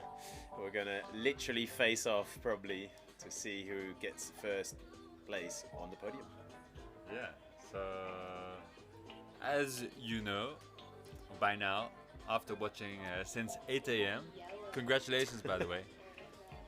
Not even As 8 you a.m. know- and for some of the Brazilians 4, wasn't it, when we asked? 4 in the morning. Yeah, of course, yeah. So Whatever. some Since- people, as you've been watching since the beginning of the live stream, you know by now that it's best of 4. No, best of 3. Sorry. Of the speedline battles. So we're gonna have Chechi against Erica once, twice, maybe 3 times. We'll see. We'll see. I would love to see it. That's actually, for sure. What I think I noticed in the previous battle with Jeff is that racing 2 and 3 times, it starts to take its toll on you. We saw that Jeff's time went down. Absolutely, definitely. After this first one, we saw that his time went down. Maybe it's because in front there was the fall, and maybe it lightens up the pressure, lets you relax a bit, you know, get you more into the zone of like. It depends though, because at the same time that we say this, the previous race of Tanya and Jessica, we saw a consistent like 15 seconds increase on the race. The first race was 1.5 minutes, the race after was 1 minute 15, and then it was like about 1 minute. So they That's were true. just pushing That's their true, way faster to that finish line. So let's see. There we saw a shot again of Erica taping up her backup. So I think after last time she decided that she still enjoys the way that felt. So even though it's a bit more shaky, or it seems a bit more shaky, it seems that that's preferred for her. So Who knows if it's more shaky? If she's used to it like that, then it's probably less shaky. That's true. So here we see that both of the crabs are back to back, which means that on the way back they're going to be face to face. On the way back to back, they're gonna be face. And there they are, crabbing their way. You know, it might be the finals, but it still doesn't mean that there's no space for a bit of fun. And what would this sport be without a bit of fun, Dan? It would be a walk in the park. Walk in the park, yeah. There you go. Right. So there they go. Pulling the back up, cleaning it. There's Erica. Chechi in the background, looking back over her shoulder.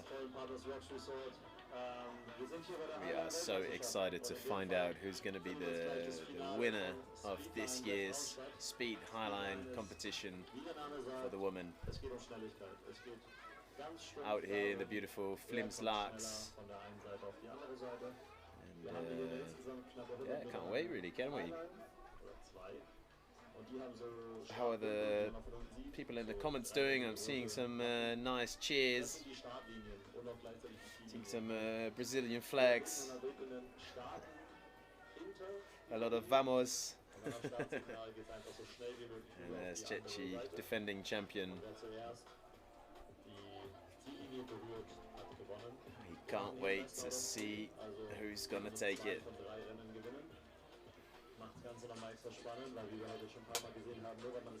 So there we got some nice drone shots of both athletes making their way over.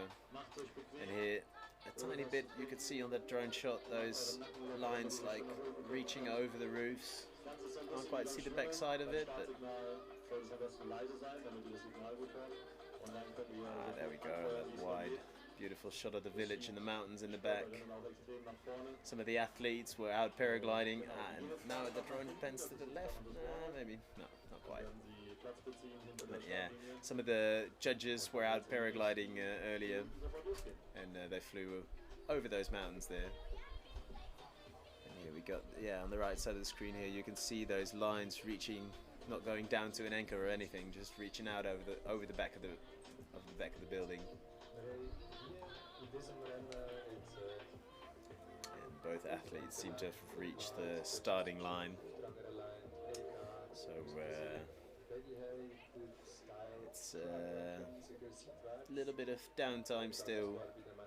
little bit of relaxation. I see somebody in the comments is asking if it's Y2K as main, and somebody's saying it's Y2K light, and we had a little bit of a mix-up, but it is indeed Y2K. I think Dan mentioned at the start of the stream that it might have been Y2K light, but it is actually Y2K. So you guys know what they're running on. Y2K, light webbing, Dyneema, blend, quite abrasive I find always, bit rough on the feet, but nice and light. So.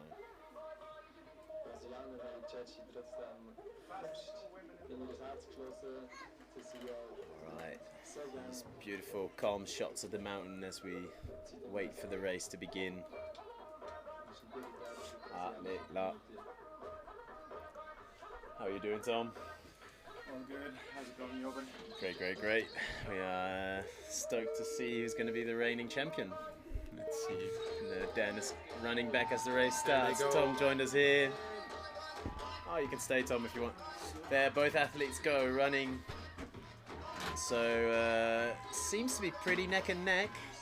Chechi touching that flag a tiny bit before Erica, I think, but yeah, not far off.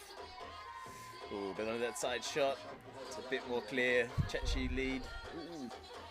Erica's foot getting stuck in the backup a little bit, even Both though she taped it up. Pushing it to the max. We have Chechi from Germany and Erica from Brazil. Wow, Chechi's really pushing it. You think she's pushing for that world record, Dan? She's pushing it for that first place, that's for sure. First place, absolutely. So unofficial time is saying 44, but I think it stopped a bit late, so let's see. And Erica getting to the end of the battle, and her time stops. Still with a beautiful time of 56 seconds. Which is a great time, 56 seconds. That's pretty much exactly what she did in the qualification. So definitely out there pushing it. That was her time.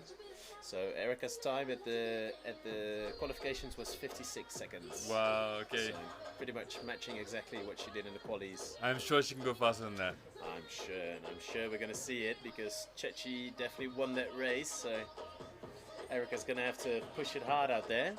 If we wanna go to a third round. Both athletes crabbing their way back to the beginning of the race. Exactly. Can't forget the hands. Great. Back to back. It's funny how they face each other during the race. Yeah, it's really funny how they face each other. Absolutely. It's actually a big advantage if you see the other athlete. I would also think so. Racing can also distract, obviously, but yeah. Because good to know where you are. That's something we also talked about. Like you got the advantage of seeing the other opponent, but at the same time, the way their line moves and yeah, that's true. I think it can be really hard to find a real focus point, you know? Yeah, because sometimes we've seen when one athlete falls, it distracts the other, and instead of just taking it easy, they also fall. And I can imagine seeing the line could definitely amplify that feeling, you know.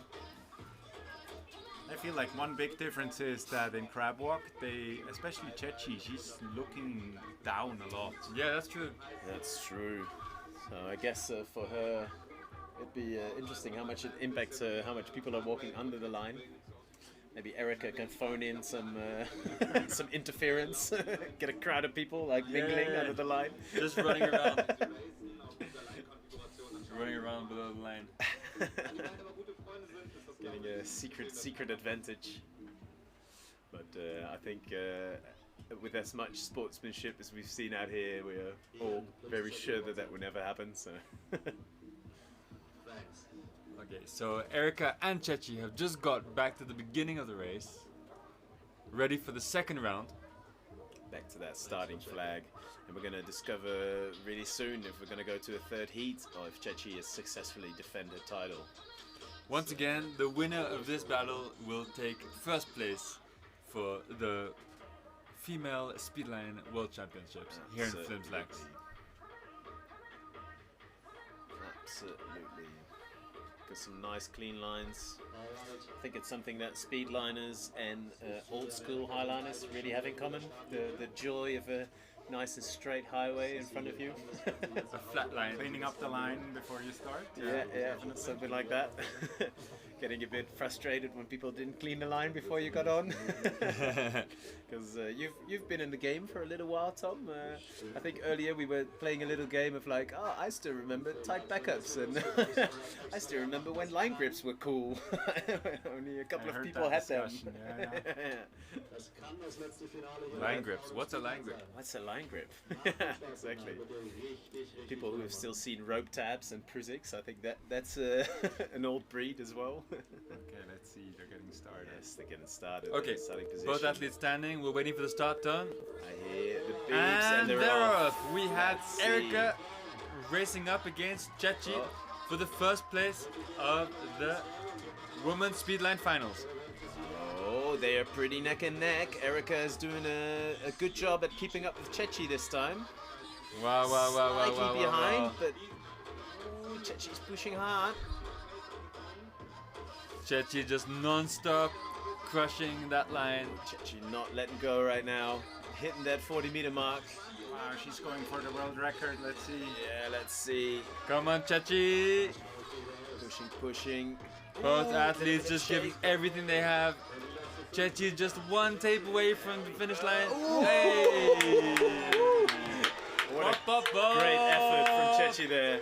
We have Erica just a few meters away. You can see that she was. Erica's time stops. Very nice, Erica. Great time as well. Man, what a nice push from Chechi. You could really see that she was giving it her all in the end. She got some wobbles, and it's not often we see Chechi wobble, so. Both athletes doing a little victory dance. Enjoying the music out there. You can't hear it too loud on the stream, but there's some speakers blasting tunes out there, so. There they go, the crabs crabbing their way off of the lines. It looks so easy when they do it. Yeah, oh, just dancing and enjoying the view. Oppa, and there they go. Going down into the split position. Crabbing their way down into a split. Oh. They're super nice. Incredible race. Chechi successfully defending her title here and taking the first place. These are the best female athletes in the speedline discipline in the world right now. Busy racing head to head. Erica taking the tape out of her backup. Huge performance from Erica shorter backup and Chechi. There we go. Chechi winning this Speedline World Championship. Exactly. What an incredible effort from both athletes, but for the second time in a row. There we see in the background we see the lift going up to the spot where we were last year. But now we're down here at the beautiful Rocks Resort, and it's just incredible to see these athletes enjoying themselves up there. Well deserved post race. They are really representing the crab. I see a comment on the screen of somebody why they're standing before the start. David Cruz is asking. And that's been actually a change of rules since the last competition. It was decided that I think the rule right now is pretty much just as long as they're before the flag, they're good to go. So whether they want to be sitting or standing, but since when you start standing, you don't have to get up, induce a lot of shakes in the line and stuff like that. Most of the athletes now have decided to start standing. I think only one athlete we saw start from sitting, which was Jimmy, right? I believe it was Jimmy, yeah. It also simplifies judging. Why? Yeah, I can imagine. There were all different kinds of ways to get up, and basically the rules were, defined in a way that you would have to be sitting. But what is sitting? Does it mean the butt on the line? Does it mean chongo? What is sitting, right? So it was not very clear. Everybody preferred a different style. So you would see all these different ways of getting up. Yeah. So it's a way of unifying and like basically harmonizing the start position. I would even say simplifying. Yeah. Simplifying. If you prefer, you can still go sitting, but It's in the end, that's how it is. We're gonna go and watch some nice replays on the live stream right now. See the incredible effort from the athletes again in slow-mo.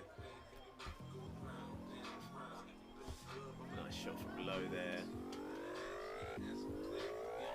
And Chechi taking the win! What an effort. Wow, amazing performance from Chechi and Erica here. Hugs from Sasha, who is probably stoked to be next.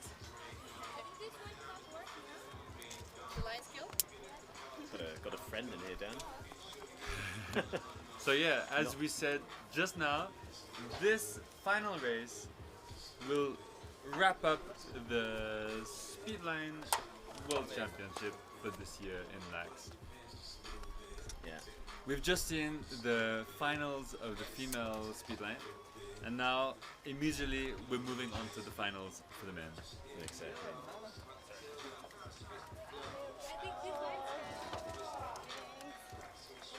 I think this line scales like They are all Phase 355.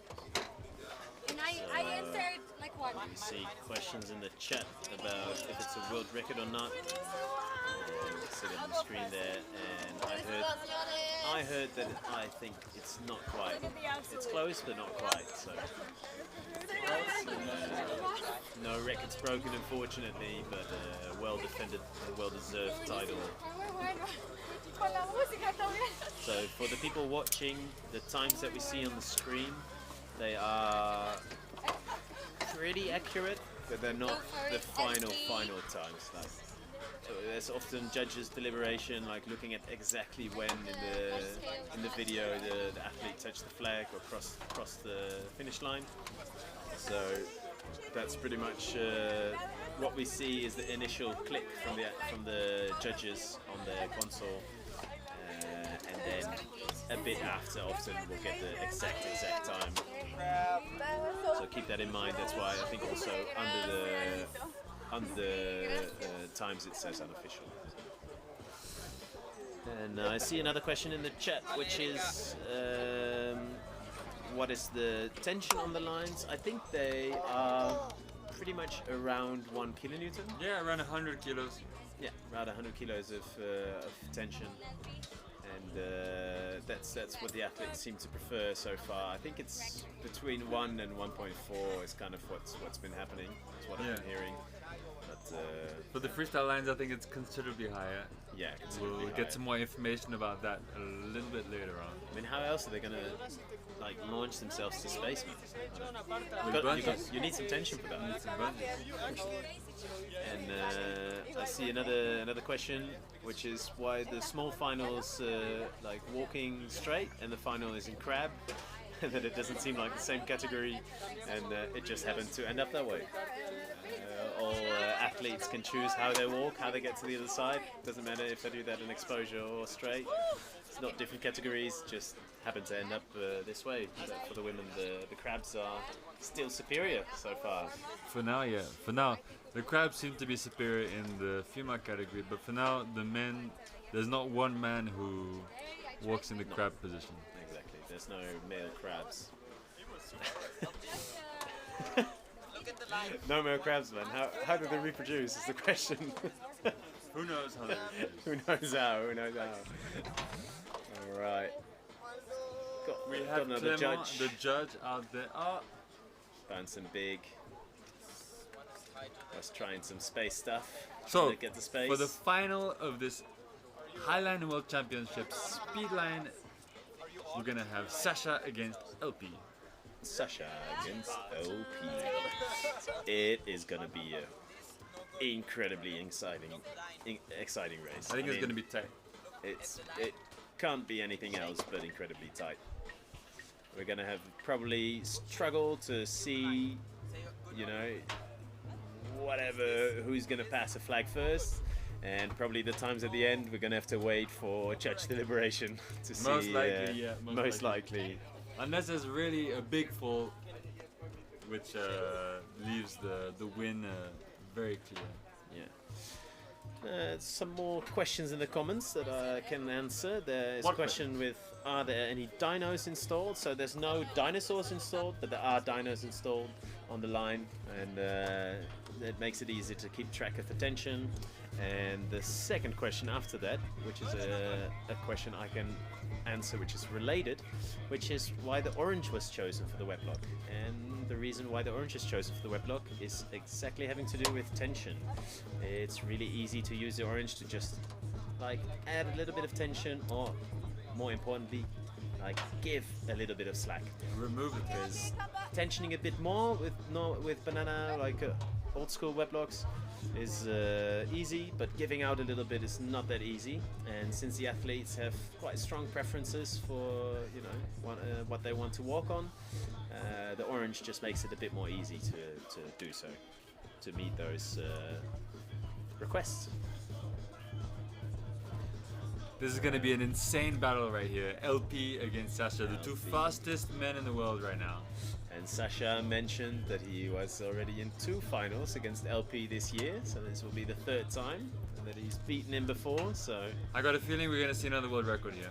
I would not be surprised then. I would not put it past him. You think we're going to go sub 24? I think we're going to go sub-Saharan. Sub-Saharan. Man, oh man, oh man. Ah, it's going to be crazy. I'm already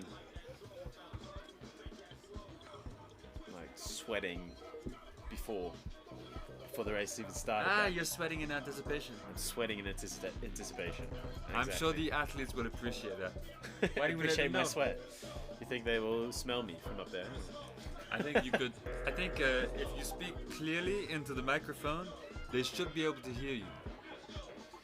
If I speak clearly. Sasha, go for the world record, man. You got it, Sasha. Sasha, world record. LP, world record.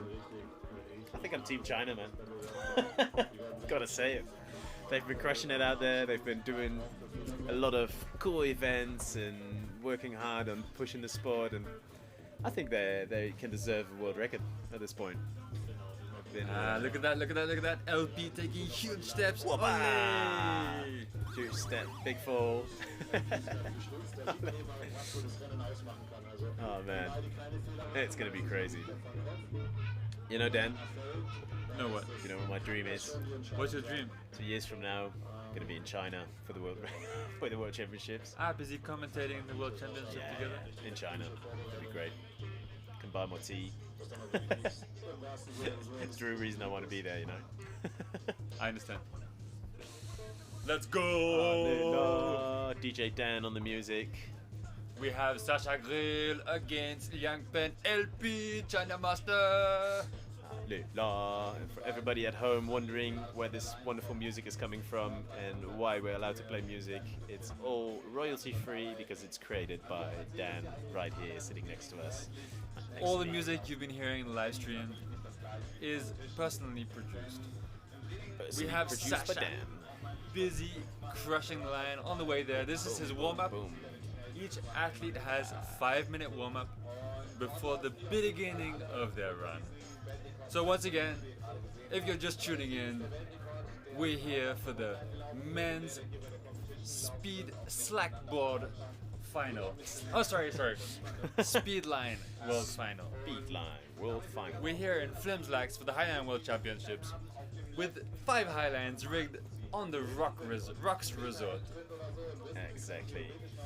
About to wrap up our speed competition with these incredible athletes ready to give us a final showdown. Okay, one more little break from the music. Yes, we'll allow maximum focus on the athletes here to duke it out.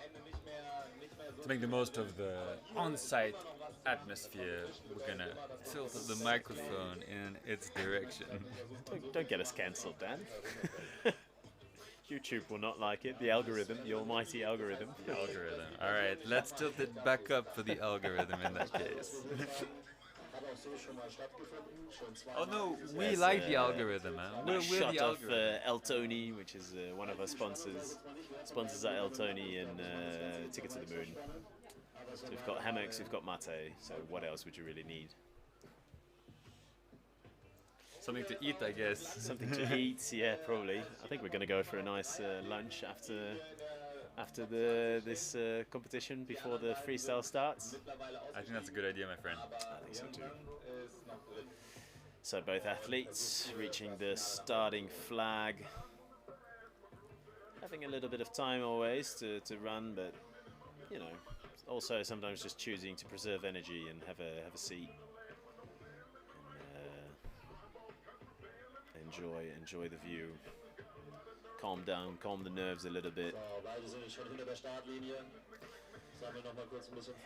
Yes.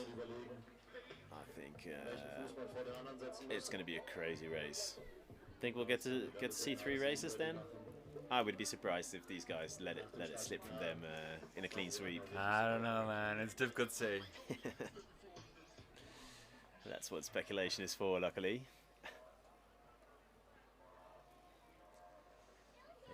Yeah. We see the good vibes down here. Future Slackline prodigies.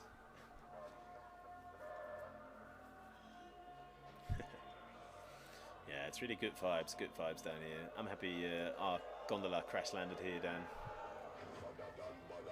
So here we see both athletes cheering each other on. We have LP on the left, representing China for this men's speedline finals for the Highline World Championship, and Sacha Grill, and the defending champion riling up the audience. He is ready to fight, ready to battle. And we are going to find out. He's going to cross that finish line first. He's going to crush that finish line first and stomp their foot down on that flag. Okay, so the fact that now LP and Sacha are both standing up means that very soon we're gonna have the start tone. And here we go! Off to the races. Come on, both athletes giving everything they have. Let's China see. against Germany. Seems to be pretty evenly matched. Wow, Maybe LP these is a are the little bit in fastest front. men in the world. Let's see, there's that. Yeah, I think LP touched the 40-meter flag a little bit before Sacha. Let's see if Sacha can speed up at the end, but it seems that LP is touching that flag before. And LP takes a clean finish. And you see that time right under there. We will get an exact confirmation from the judges later, but it seems LP might have broken into the 23-second. What a final. What a final. Whew. And that was not a bad race from Sacha. I mean, he is fast. 25 seconds is not bad, but 23 LP, seconds is better. 23 seconds. I'm not a mathematician, Dan, but I'm pretty sure that might be a world record. I'm a mathematician. Mathematician. I'm sure they are working hard there with the judges to validate this time, but that's incredible. Sacha looks concentrated. I don't know what he's doing. He's busy redoing his foot tape. tape. LP, man. Sacha was saying this earlier, but LP really speeds up at the end of his race. Like, you know, he starts at a certain pace, and the crazy thing is, he started at a very fast pace. I mean, he was pretty much ahead of Sacha during even the start of the race, but then the end flag came in sight, and the gap only widened then. It's true. Crazy. Quite a wild finish there. Yeah. LP just pushing it across that finish line. So that was race 1 done. I think a pretty concise victory for LP. Sacha's going to be doing his absolute best to push his way over that finish line for that was insane. Making sure they go to a 3rd battle. These athletes are extremely quick. Sacha is here just testing his tape setup, maybe making his way back to the starting line quick so he can rest. Out here we have the fastest men in the world on Highline. Fastest men in the world, absolutely. Incredible. We're going to go to some replays. we'll be able to reminisce. There we go. You see that final speed up from LP, man. He's making the distance from Sasha. It's incredible. Like, they were pretty neck and neck, and you just see LP like widening and widening the gap. That's incredible. That was also a big smile from Sasha. Crazy finish. What a crazy finish. You saw that at the end there? There was a big smile from Sasha to the right. Like, that guy was fucking incredibly Do you think fast. Sasha knew that LP got the win? I think so. I mean, looking at the smile on his face as he kind of crossed the line there, I think he understood what happened there. These athletes have a backbone, that's for sure. That was crazy.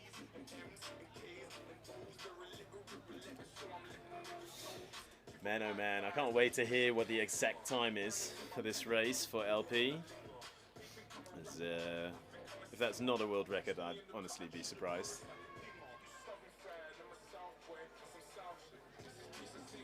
That was a crazy final. What the hell? First race of the final. And they were neck and neck, and then LP saw that finishing line flag and went, bye-bye, Sasha. I'm not giving you a chance. Oh my god. Oh, look at LP focus. is in the zone. He is in the zone. I like those umbrellas down there. Yeah. It looks a bit like a target. Target. Both of these athletes are going for the world record, as you know. So LP took the first race. So the big question is going to be, will he take the second one? If LP wins the next race, that means the world champion title goes to him. And if Sasha wins the next race, then he still is in it for a chance to defend his title with last year. I saw some hands up there. Okay, both athletes have signaled to the judges that they're ready to go. Sasha busy psyching up the crowd. Psyching up the crowd. Will this be the end of Sasha's reign as champion? Will this be the end of the Speedline races?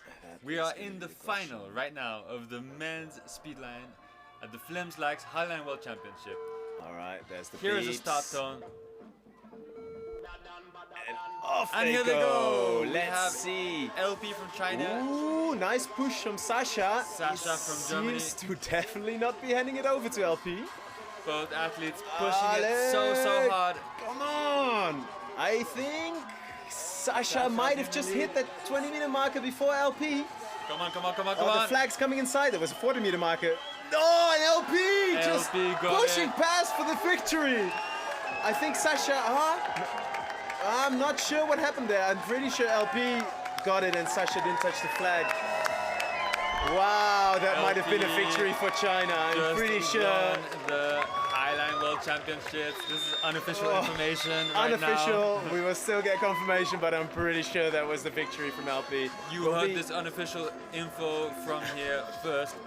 I think we will get some replays very soon and we'll be able to visually confirm pretty easily who won. But man, oh man, what a beautiful effort from him. He's smiling big. That was wild. That was absolutely wild. How beautiful. I can't wait for... There we hear a new world record announcement. Ale. Incredible there, Sasha and LP. Sasha in the splits. LP having a relax after his well-deserved lay down after this beautiful fight. What a shutout from LP, winning both the races, not letting Sasha a chance to win. And let's get into those replays. I can't wait to see how that finish looked like from up close and slow. There we go, see them approaching the finish line. Wow, even a little shake from LP at the end there, but man, not giving up and clearly pushing his way past the flag. Man, oh man, what a great push from both athletes. And we just got outside confirmation that LP made a world record, so that's very nice. world record and a win from China. Wow, such an incredible match there. What an incredible race, man. Allez là. In the comments being mentioned my blood pressure, you and me both. Oh. They are surfing, I think, for a high five. I'm sure the riggers on the roof are not enjoying this, but we sure are. Come on, come on. LP, going to next boat. Yep, high five from the line. Oh, so great. What a finish. What a finish. Nice race, guys. Well deserved. What an incredible race. Congratulations to LP. There we go. Oh man. So how crazy was that? We just had an incredible victory from LP. There we got that high five again. Victorious here at the Flims Laax Highline World Championship for the male speed line. Incredible, incredible. The men's finals did not disappoint. What a shutout from LP. Not giving Sasha a chance. Unfortunately losing his title, but I'm sure he's stoked and excited as ever. Wow. World record and a win for China. Sorry, Jeff, your world record didn't last very long. didn't last. Sorry, Sasha. Sorry, Jeff. China is in the place. China in the house. Man, incredible work. How exciting was that, Dan? That was crazy. That was absolutely crazy. I want to see more replays. All the replays. Let's go for more replays. Some beautiful reactions from the athletes, of course, as they're getting off the line. Very soon, we're going to go for the quarterfinals for the freestyle men's. Yes, that'll be up next. I'm sure we'll take a little break between then and now. I hope we get to have a little chat with those two down here. Oh yeah. Love to see some reactions from the two of them. But first we'll see it up here. Man, oh man. What an effort from both of these. Sasha, the previous world champion, commenting on how crazy it was. And man, oh man, he's not wrong. This is such a victory hero shot right now. Absolutely. LP and Sasha with a world record. LP. Such camaraderie. This is Sasha and LP, who just finished the final for the World Championship. What was that? 2026. Facing off against each other a couple of times this year, but Sasha asking himself, what was that? I mean, absolutely incredible performance from LP here.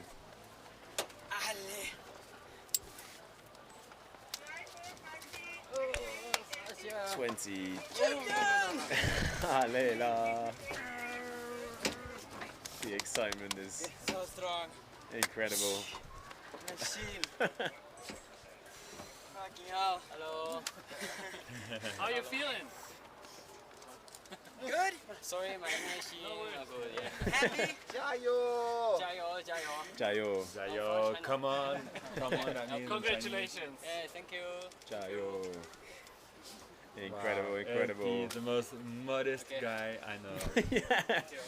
Such a machine. I don't know how. Just come off of the line from breaking the world record and casually standing there. Yeah, that was nice. All right, man. I hope we can get those guys in here. Man, oh man, oh man. That was wild. Absolutely wild. One photo like this? What an insane battle. Crazy, man. Now we see. So LP first place, Sasha second. There we got the image for a new world record. Not for Sasha, but for LP, of course. There we go. Did Sasha have a flag there? Is he putting away his flag? I think he might be taking on the Chinese flag from now on. You heard that, Chinese embassy? There we go, looking at the times. 23.05 seconds and 23.13. Wow. Incredible. Once again, we have a world record. Also, Sasha with 23.77 would have been a world record if it wasn't for his opponents. Getting it at exactly the same time. Well, not quite. Getting it on the first run. Just before. Yeah. Getting it one run before. Oh man, oh man, Wow. oh man. Incredible. What a day that was, What a man. day. What a freaking day. That was nuts. Man, oh man. Men's speed finished up. This is the end of the speed competition of today. I'm sure we'll go to some award ceremony at some point, but for now we'll just keep watching some exciting athletes being stoked. Man, oh man. How good is that?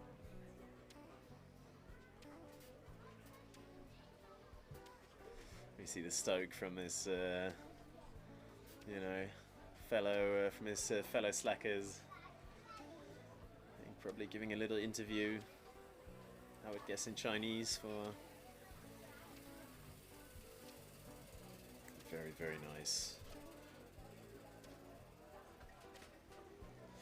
Man, oh man. 23 seconds, Dan, to cross 60 meters is crazy. That was extremely fast. So as Sasha told us earlier, LP actually trains on the ground. He trains the speed line on the long line. A lot of time spent running on long lines, and when you run on long lines, Dan, you've got to know falls are not permitted. You know, not permitted really. Especially if you want to keep training as an athlete. That means you. LP is an extremely solid athlete. Right, exactly. We'll watch some replays from that match in a second. And there we go. See both of them running. And that fall from Sasha there. LP going for the victory. I'm not even sure. Did Sasha touch the flag there? Wow. Not 100% sure. Anyway. Didn't look like it. Man, oh man, didn't look like it, but doesn't really matter. Anyway, LP would have been faster. Man, oh man. What a crazy event this is. Absolutely, absolutely insane. I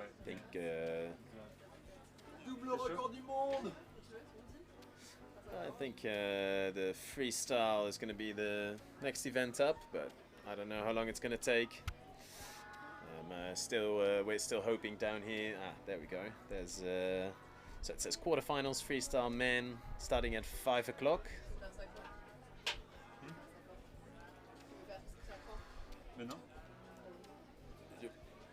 Are we gonna do a break right now, or can we still pray that the athletes will pass down here?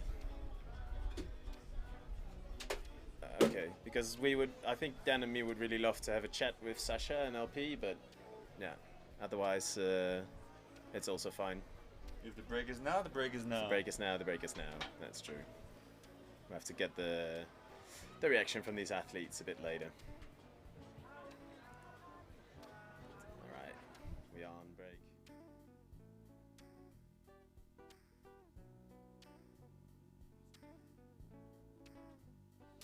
Hello. You want to entertain the people on the break?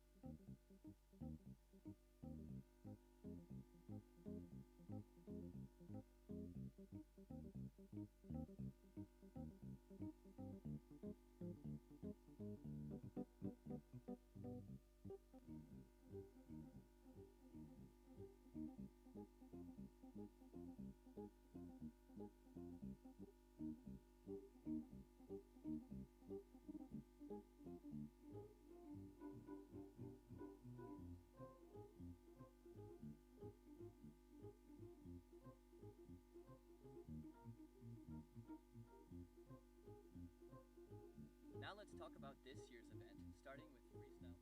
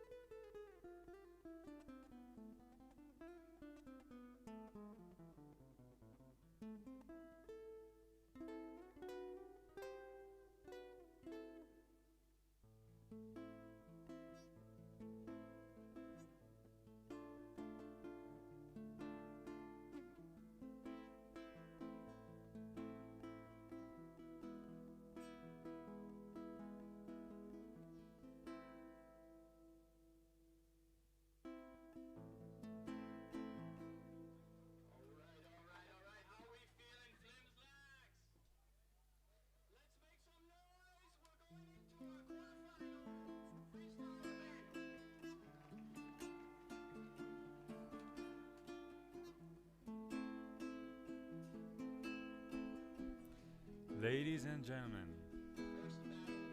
welcome back.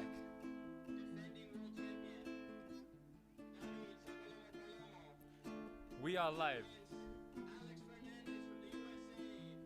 at Flims Laax for the Highline World Championships.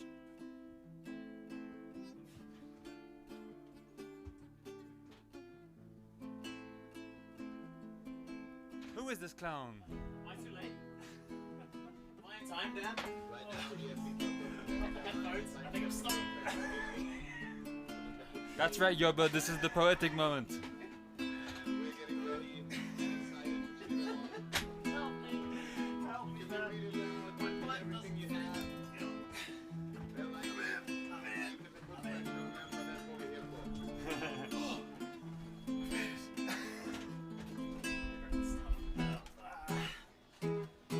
Dan, are you excited or are you excited?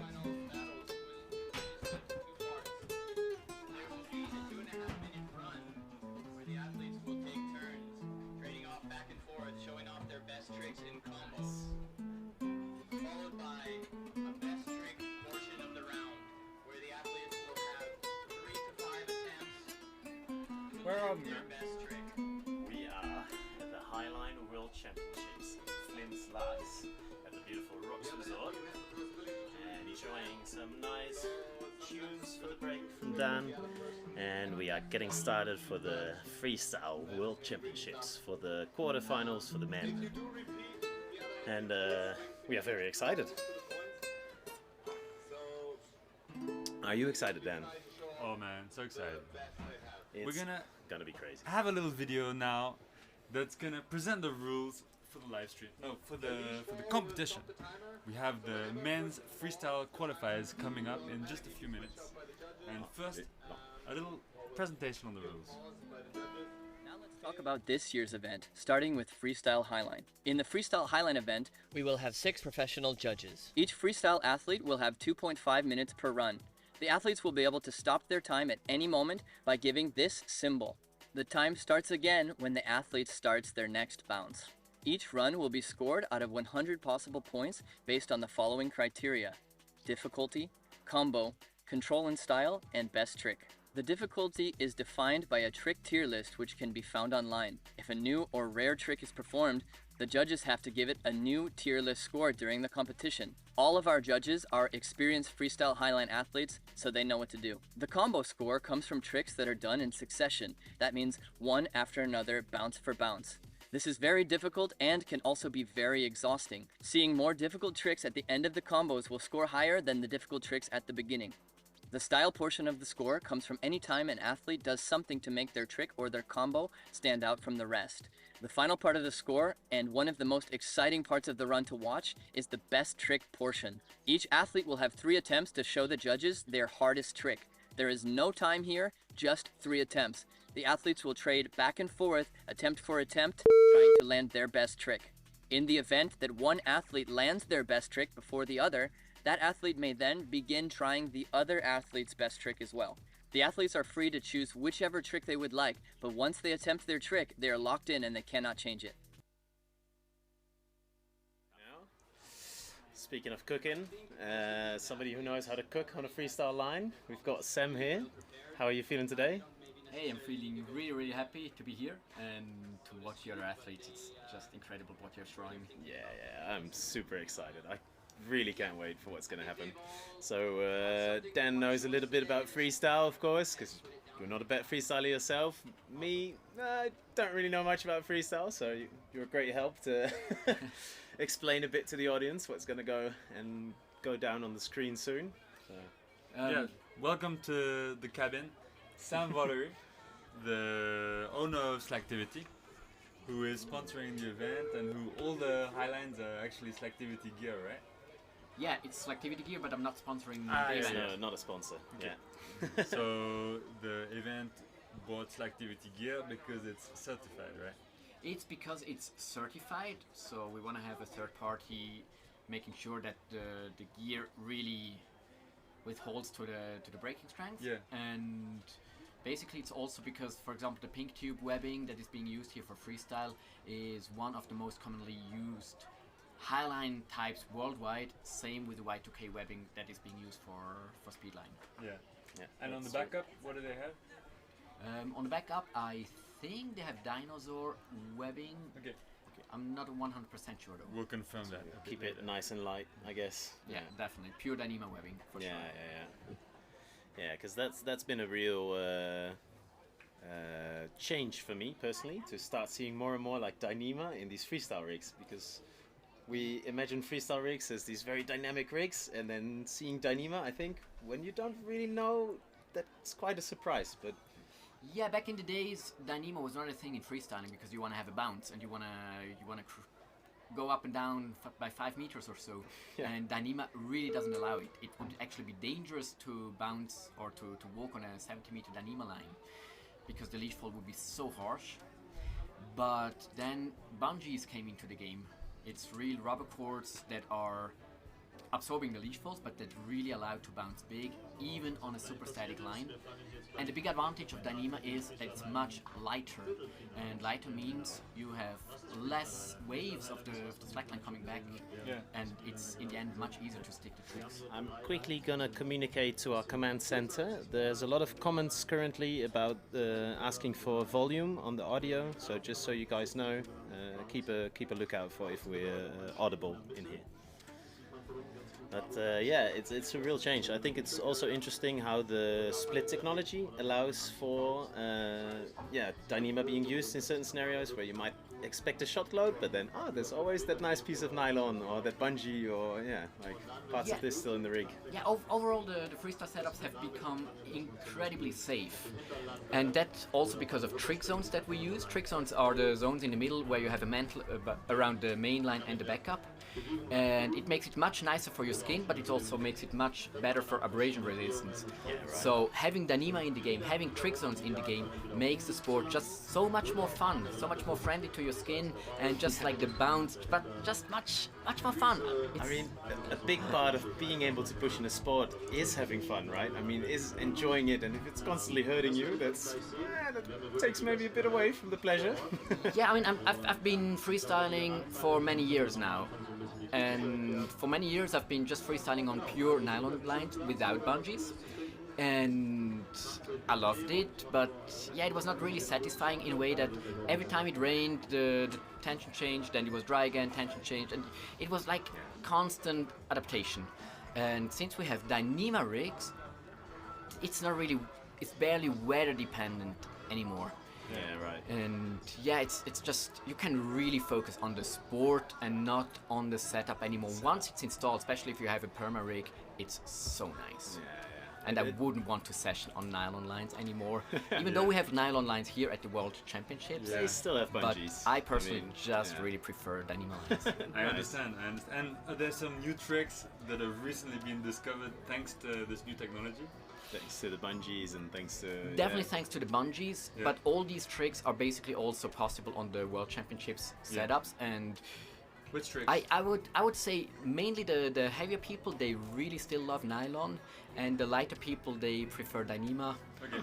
And yeah, which tricks, like the new trick category is the space tricks. Basically the space trick is where you bounce and then you let go of the line goes once around you and you land on it again. Wow. And the cool thing about it is, like in the upcoming battle between Alex and David, they are both probably the strongest two people in the world when it comes to space tricks. So I'm really hoping that they will throw space tricks like you've never seen before. I hope so. Me too. We've been waiting for that all day. Yeah, we've been wanting to go into space. Yeah. And I just hope you have some good slow motion videos, because you only see what's going on when you look it in a real good slow motion. Yeah, some nice replays. Me, I really enjoyed. I think you also recently tried, but doing some space tricks like on a line where you're not leashed, like on a water line, right? Yeah. How does it change at all, the way this works when you don't have a leash? Like, how does that? I mean, first of all, it changes inside my heart, because like I did it above 7-degree warm water. There was still some snow swinging around. No, but back to the technical thing. A leash actually makes it less performant because the leash limits the line from going where it wants to go. So the leash actually pulls the line down, and technically it works rounder and better without the leash. Wow. But of course you don't have as many tries because if you fail, yeah. you're wet. And you have to swim out, you have to climb the line again. It's very Especially energy taking. in 7-degree water, you said? So, it was tough. Really technical about the space tricks. Is it true that the athletes need to start a surf and to release the line during a surf? Or is it something that they can throw with a normal bounce? You can throw it with a normal bounce. And yes, there is a truth to what you say. Some athletes say that you need a surf. And I have a different technique. I don't. For me personally, it's one of the tricks where I bounce 100% straight, where I create zero surf. Right. As soon as I create a surf, I'm like, oh no, I fucked it up now. Huh. Yeah. Whereas other of the super strong space astronauts out there, they are like, no, you definitely need to have a surf. Yeah, So yeah, right. It sounds extremely time-consuming to find the right type of surf for the right trick. It seems like already getting the right strong bounce is one thing, and getting the right surf, the right angle. And then imagining on also- one hand, yes, but at one point you just know your line. You exactly know, like you give that little flick in after 3 bounces, for example, and you start exactly that surf. You know what's going on. Do you think it limits it more to be able to like engage, like put it into combos? If you have the surf technique, do you think your straight technique allows it more to be like viable for combos? Yes, I would say that. Okay. And that's, I love tricks that don't create surf, and for me exactly Yeah, like this right. space eclipse, for example, is a trick that creates 0 surf.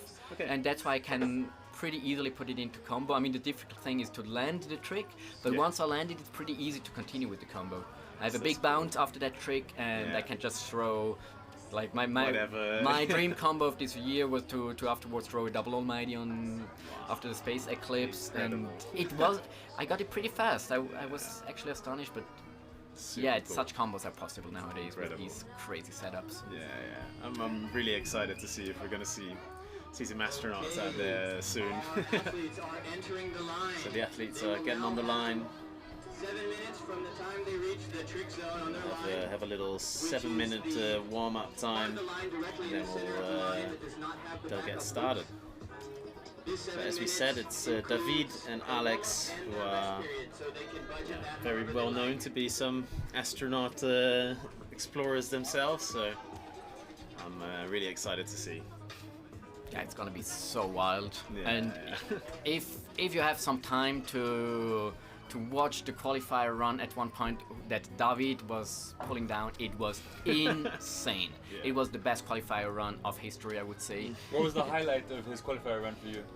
That he made 0 mistakes Yeah. for 2.5 minutes, throwing big tricks, sometimes having almost no bounce anymore, nonetheless still throwing big tricks. Wow. And normally when you do that, you're like so low in the bounce in the landing that you start like shaking hard.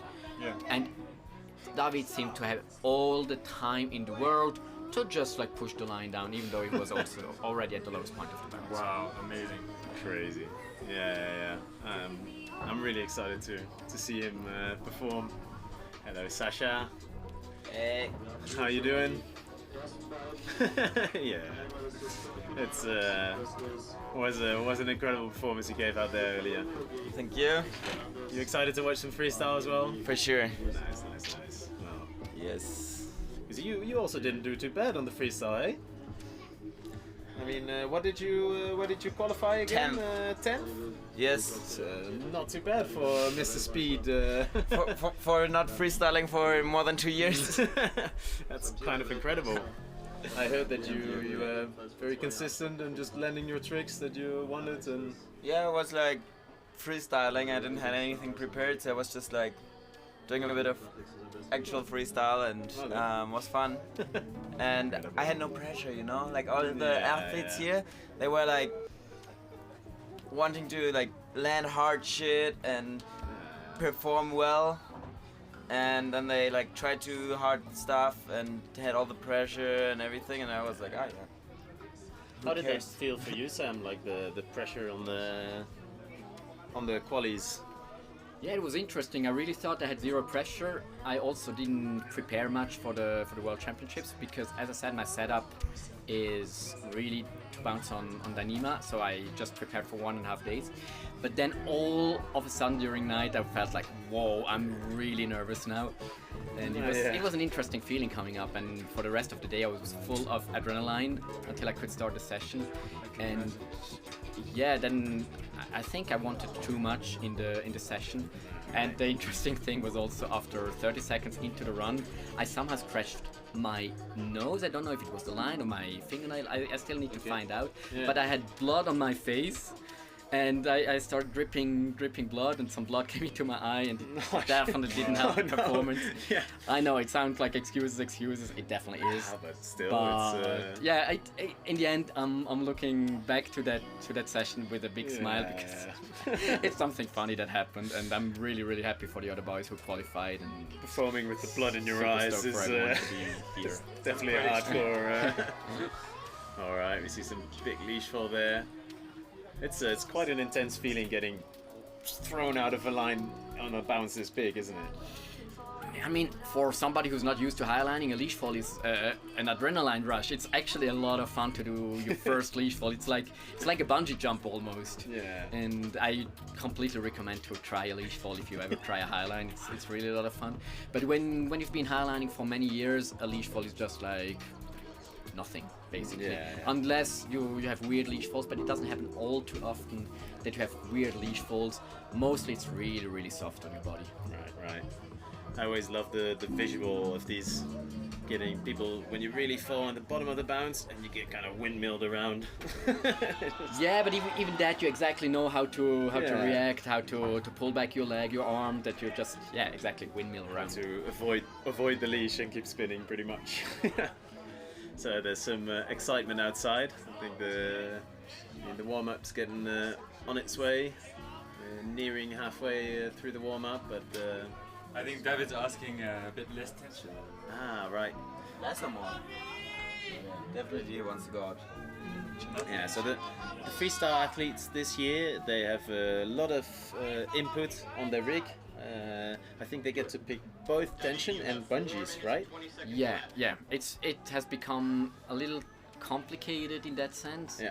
Because you can put extra bungees, you can change the tension, and in the end it still depends on the temperature and the humidity, how things are changing. Yeah. And sometimes it would be easier to just have that certain setup that you anyway have to session on. Yeah. Because then also as an athlete you don't have to overthink these decisions. But at the same time you want to have the perfect performance. So it's also understandable that you can choose. Yeah, totally. Yeah, for me it's really interesting to see also the innovation with the bungees that Yoshi did for this event specifically. I think to be able to have these little additions, and it's fascinating to see.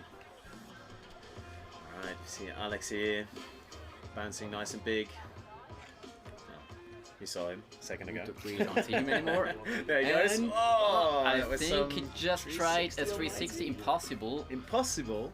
An impossible is like an almighty flip, but without hooking the line, without touching the line with your feet anymore. Basically, you're flying free and you're doing a misty flip, a misty 7. Okay, so you're just kind of hoping, your feet just has to find that line out there in space somehow. Exactly. Yeah. I was talking to Alex about this trick, and he said sometimes he lands with both feet right away on the line, sometimes he feels it on the shin and then re-stepping. So there are different techniques, and it's a bit of hoping, but after trying it 200-300 times you also know how much you have to bounce, and you have the exact timing and everything. Most of these tricks start out as a bit of hoping, right? I mean, I'm sure when at you the were beginning, doing your for sure. When you were doing your first Yoda rolls, the first Yoda rolls, I'm sure there was some hope involved. Yeah, I mean, I did the first Yoda roll, I don't know, more than 10 years ago, and I just didn't know if it was possible. Yeah, Oh, and David is also throwing some space tricks already in the warm-up. Yep, we are off. Both athletes are going crazy. Could you jiggle my cable a bit there? Yeah, now sudden. Yeah, there we go. David still wants to release tension. Ah, right. Yeah, he goes off and That's, gets some less tension. Yeah, now. because what we just saw for 2 seconds is that he tried a space orbital. Space orbital is where you're just like straight in the air and the line goes once around you. Yeah. And he did a complete overshoot. So Okay. he went twice over the line without touching it anymore.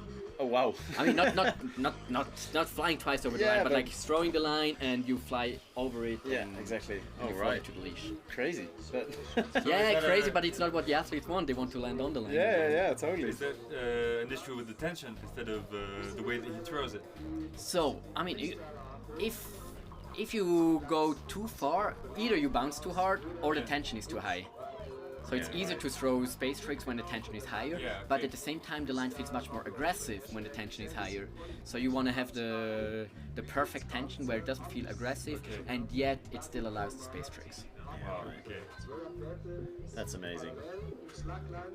It's such a wild new thing. Like I really, my brain has been consistently exploding ever since this, these new tricks have been starting being found. And actually, like the space tricks came up basically 2 years ago. Tim and David were playing in the wood and coming up with that completely insane stuff, and it was mind blowing. They put out this video of I think 2 minutes of mind blowing tricks.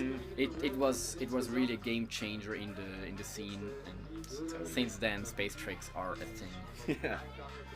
Alright, I see here that our warm-up is coming to an end, so I guess after the tension change, nice, almighty Front almighty, back almighty, 180.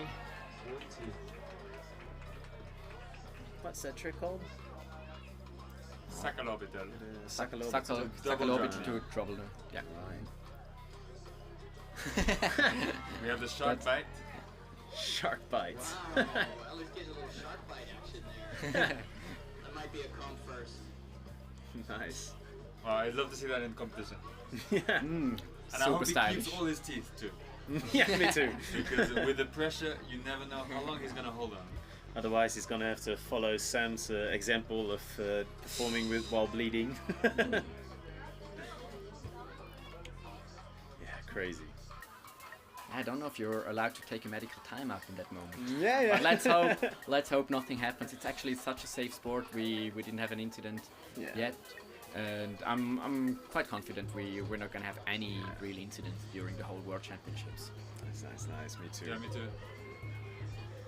Yeah. But already these quarterfinals are gonna be crazy, I think. Oh, it will be wild. Yeah. Like every single of these quarterfinals will be just mind blowing. That's a hard. Like now, David, I think there's no time to warm up anymore, and he has a new tension. Yeah, retention. That's So that's complicated, right? It's a tough one. It's like so hard. Like you don't. Yeah, like you knew that it's too tight, but then you just like. Yeah, like as the rules are that you cannot change the you can change the tension, but then you just lose your warm-up time. At some point, and it doesn't stop it. It's so done. I think this is. Really? That's how it is? Yeah. This is why he was like first like considering to not change it, and then in the end he again changed it. So it's like it's a tough decision. Guys, I know you've been out here all day in the sun. Alright. At least he has a few meters that he can walk out, even though it's not really bouncing, he still gets to feel the line a little bit. It still gives you a lot of feedback, just these few steps on the line. Alright, so there we got our two first athletes for the Freestyle World Championships quarterfinals. David Sacalomo and Alex ready to throw some stuff. Are you ready? David is ready. He means business here. And, here we go. We know this man knows business, so. And he's so strong in comms. He's just not making mistakes. Incredible. Okay. There we go. Timer starts now. He has 2 minutes and a half.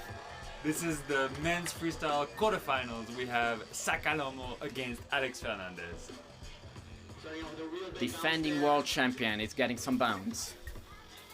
Oh, starting with an impossible. Wow. Almost. Wow. Oh, it's so hard to like. Venturing into space. trying the new trick to like the first time here with the new tension. Starting with an impossible. That's such a trick. What a way to open the freestyle comp. So for those who watched closely, he was not touching the line with his feet anymore, but landed on his feet, just couldn't hold the bounce afterwards. Now we have Alex Fernandez in front, who replies with an almighty. Back almighty one. Down to the leash fall. And another leash fall. Too bad. So leash falls deduct points, right? So it's quite a thing to like fall in these comps. Yes, but the rules have changed a bit, Okay. and leash falls are punished much less than 2 years ago. Okay. And in my opinion, it's a cool thing because like the athletes can take much more risks, bit which more makes risk. it more spectacular. And unlike other freestyle disciplines, it's not dangerous to leash fall. Yeah, that's great. All right, let's see. Oh, no! You gotta rewind? No! Come and on! not a leash fall. Oh my god. Big tricks, but not yet big consistency. Yeah, it's wow, they're going all out from the start. And with a completely new tension. Yeah. And oh man. Alex is taking some momentum. Let's see what he's coming up with.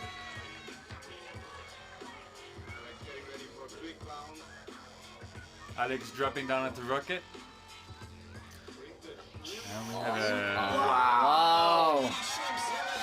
shrimp 180. 180 Shrimpzilla. The double drop knee. Double drop No, knee. single drop knee. Ooh! Wow, what a combo! That was Macaco at the feet from Rocket, right? Yes. Yeah. Alright. Imagine the strength that he takes to hold on to that line and throw such tricks, all the body tension that he needs for that. Wow, wow, wow. So David has to respond with something big. Yeah. But he's the macaco master. For sure. Let's see if he answers with a dog caco or macaco. Oh, He tries again and fails again. Ooh, now he's under pressure. That's gonna add some pressure for David. So Wow. now David has lost 1 minute. Yes. This time. That's our Trying the defending same trick champion. twice.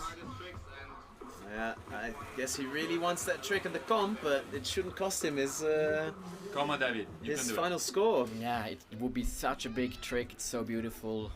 Yeah, but I hope he's not getting too nervous now. it would be the first time that trick landed in one of the Laax World Championships, right? Definitely. I mean, space tricks are new in World Championships. They only got invented after the last World Champs. it didn't really exist, yeah. Going to drop knee, double drop double drop knee. knee. Oh, okay, down to nevermind. Just keeping it.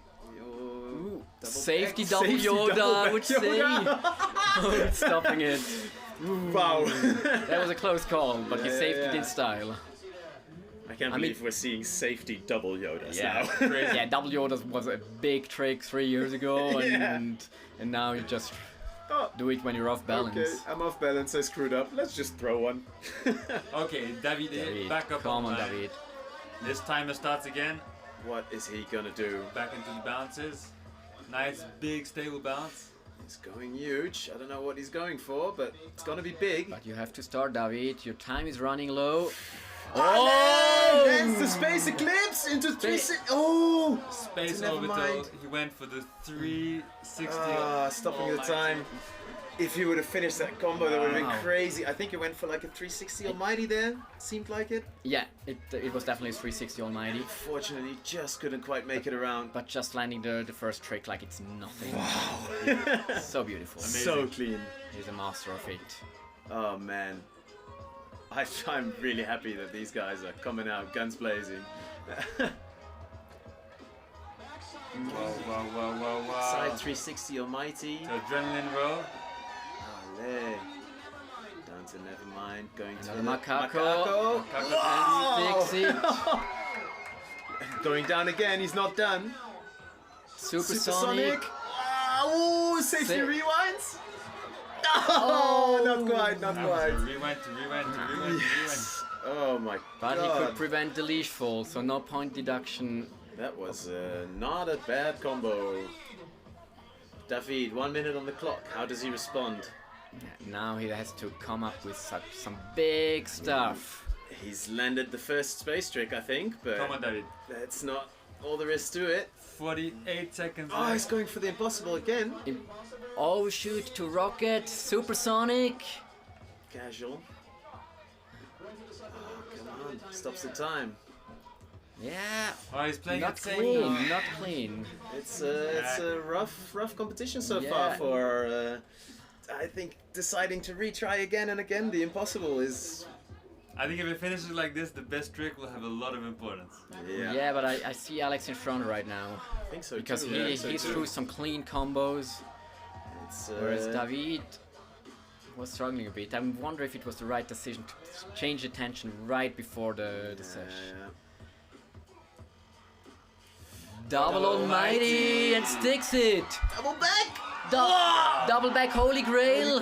Oh, no, shooting a Yoda roll! Oh, that's Oh, what so a combo! Double frontal Almighty, double back Holy Grail. Wow, that's incredible. massive stuff. What a combo.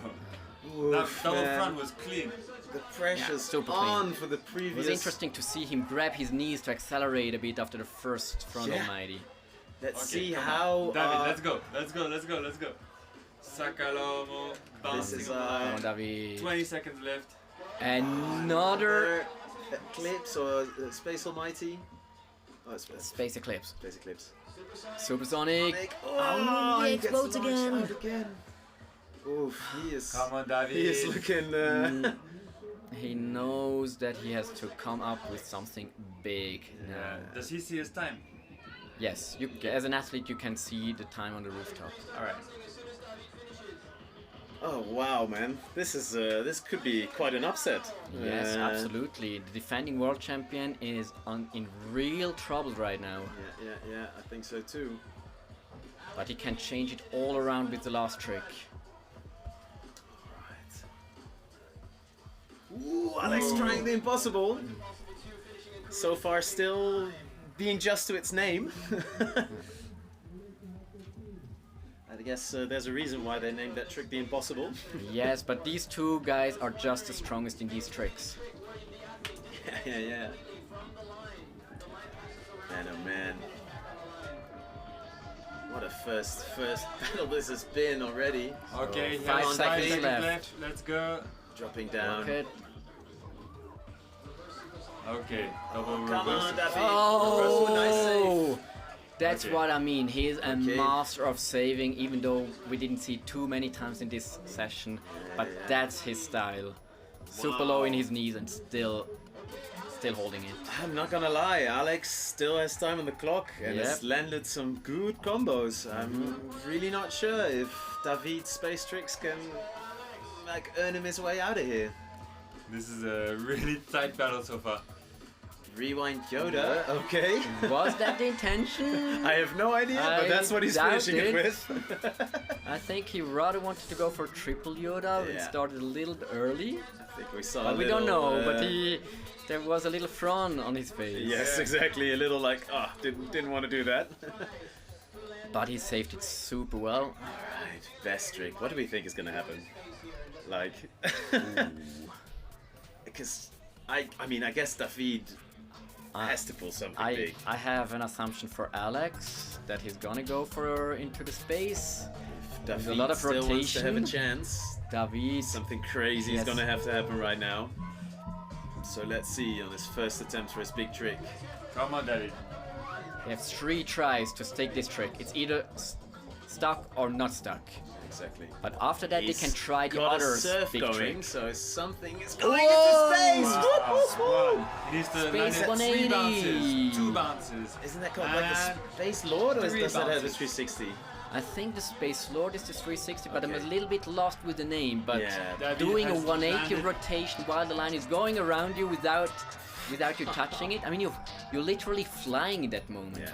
The other advantage. That was clean. The other advantage David has now is whatever Alex is gonna try, David gets 2 attempts at trying his trick, and if he manages, Alex gets half points for his best trick. I think, if I remember correctly. So. Let's see if this can be the way that David turns it around. David is not yet out. Whoa! 360 impossible? Exactly, this is the trick that I was talking about before. 360 impossible. Has David landed that before? David has never landed it before. Alright, so... And he tried it a few times. He got injured during that trick a little bit. Oof, so that must be a scary thing He for... must feel under pressure, but he also knows how to throw it. Yeah. Wow, maybe this is his first land of this trick. Let's see, that would be absolutely insane. I guess after being injured, that must be a scary thing to try with this much pressure on. And he knows the motions. Yep, got a little surf going. Come on, David. We could see that Alex's technique was cleaner than David's, but David is also a master in adjusting after doing a little mistake. He's normally really strong in changing the way to do it. Yeah. It's not you could definitely see that was not the first time ever he tried that. Come on, Alex, let's go. Come on, let's land that 360 impossible. One of the hardest tricks that are out there in the game. Absolutely. Come on! Ooh, that was... Man. Just missing it. Really hope that they will have a super slow-mo of that one. Oh man, that's going to be crazy. I can't wait for the replays. David, under a lot of pressure. Final attempt, let's see, can he do his first ever... Come on, David. 360 impossible. I'm sure he wants it Going real big. bad. Come on, David. Getting some momentum. Ooh, that was a bit late in the start. Right. That's unfortunate, but didn't get half the points of Alex. But anyway, Alex needs to stick it first, so... Ooh, he knows that's going to be a very close call. Yes. If Alex sticks his trick, I think David is pretty sure out. Yeah. But if Alex doesn't, then it's going to be very interesting what the judges will decide. What it's going to end up at. So, final attempt for Alex. Come on. Getting momentum, bouncing Let's big. prove that the impossible is not Come impossible. on. Show us. Alex. And Come here we on. go. Yeah! Whoa! Come on! Whoa! No! Oh, that's... Whoa! Oh man, my heart. He was there and just barely couldn't hold on. That's the audiences. That's a heart attack quarterfinal already. What a heartbreaker. Yeah. And we are in the quarterfinals, people. Wow. This is nuts. Oh my god. So they need to hold 3 bounces to be able to qualify as having landed their best trick. So unfortunately that didn't count. Yeah. And just to be clear, in the best trick, it doesn't matter if you almost land it. Not landing it makes 0 points. Landing it gives you all the points. And now, as a decoration of the session, they try to do something synchro. Let's see, Let's what see do these they're cooking. boys think they can cook The up impossible. synchro? Too bad. Double impossible, both landing in belly. That would be so funny if they both landed right now. What a crazy first battle. Oh man, I'm stunned. I'm absolutely stunned. I think both of them took all the safety and went, screw that, I want to go to space. yeah, they were not holding back with big tricks. At taking all the risks. Oh man. Sometimes they went a bit over the top with the risks. That's why we saw many leash faults, but we saw the biggest tricks. But hey, that for you can us, do. that was great. From a show perspective, my mind is blown, man. And I love the Incredible. tradition to do a synchro trick at the end. Yeah. It came up, I think, 2 years ago, where the athletes just like look at each other and decide like we're gonna do that trick I after the remember. run. And the public always pushing the synchro trick. Come on, Yeah. let's go, let's go. Yeah. So what do you guys think? Who won? I think the David landing the best trick will make a big importance. Might make a bit of a difference. I think combo-wise, it definitely should go to. I'm guessing Alex. I mean, I'm not the pro, but it seemed he, just stuck a bit more of what he wanted and managed to save a bit of what he didn't want, which might also help him. What do you think, Sam? I mean, definitely Alex had the better session before the best trick. Without any doubt, he landed some big stuff where David was struggling a lot. But I think that with the best trick, David might get through. But it's gonna be very, very close decision, I think. Let's see. I think David will make it. when are we gonna find out the results, do you think? That's a good question. I think at some point. And most of the times they are pretty fast, but I think with such a close decision, it might take 5 minutes. They will have a lot of discussion going on. Yeah. I wouldn't want to be a judge right now. Oh no. I'm very happy we get to be in our little sauna gondola down here. Does feel like a sauna. Yeah, should we open the doors again? Alright, get some fresh air, some noise from the outside. Wow. That was just that was the quarterfinals. We're gonna see 8 of these battles. Oh man, I'm so excited for the rest of the day and for tomorrow. Okay, so the next battle that we're gonna see will be Tlaloc against Manu. It's gonna be pretty tight too. That's gonna be a fun one as well. Both have quite different styles, I think. Manu is super clean. Yeah. Tlaloc, he just throws crazy trick after crazy trick. Weird stuff after weird stuff. But funny thing, I think none of the next 2 competitors have stuck any space trick yet. I was just talking to Tlaloc 2 weeks ago, and he wanted to learn the space eclipse. He asked me for some advice, and we're gonna try that next week when we're gonna have a session together.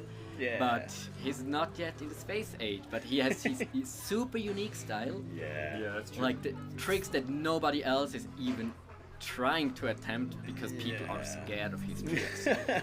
Even in the qualifying round, he wrapped the leash around his neck. Oof. He did not stop the combo. He was just like, instead of going to feet in the next bounce, he went to a double sofa roll. I don't remember the exact trick that he did, but somehow he managed to get the leash out from that position. Come on in, Emil. It was wild to watch. That's a big advantage for the best trick, right? So to have for the best trick, it's definitely an advantage to have a unique trick that the opponent cannot repeat. Yeah. That the opponent has never tried. Yeah, absolutely. So here we have joining us Emil. How you feeling, man?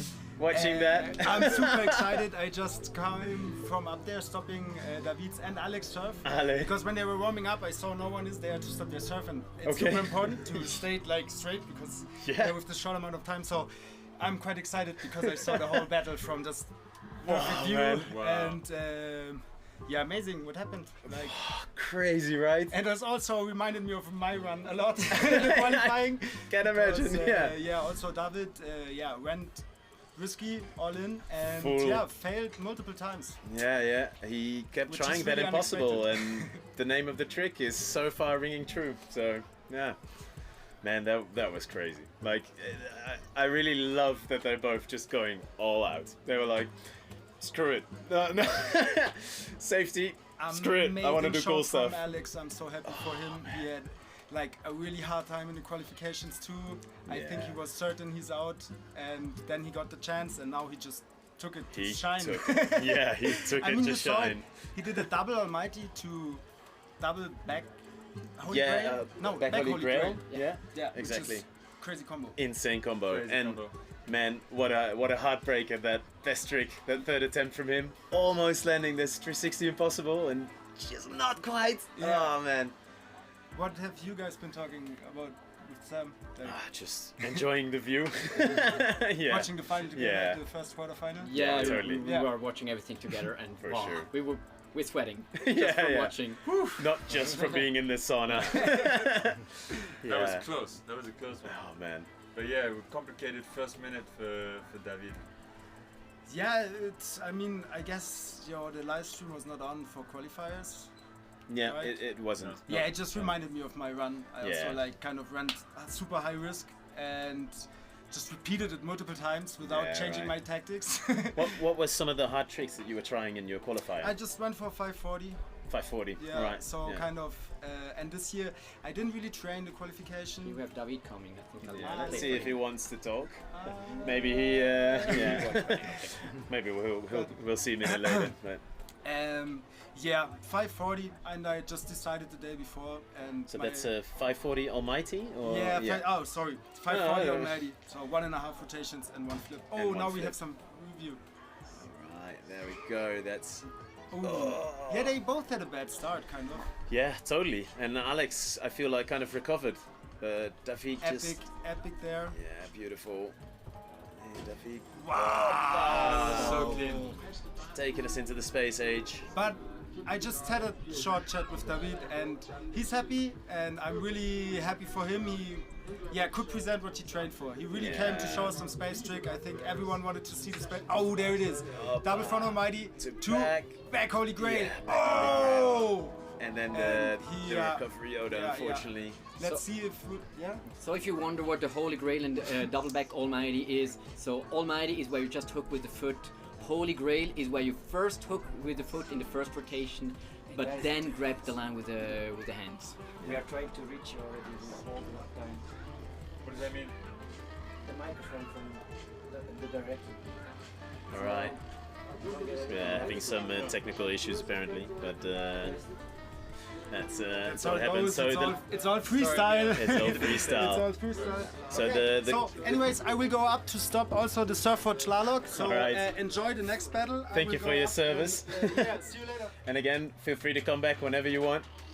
Yeah, this was Emil who was just talking to us, and Emil was also one of the attendants for podium place, and he just didn't have a good qualifier run. But Emil was also talking about stopping the surf, and I would recommend that to every Highline beginner. If you go out on the Highline for the first time, having somebody stopping the surf, because it's just one more thing to think about, and you also get dizzy if the line keeps surfing. And so it's actually really good having somebody at the anchor point for that.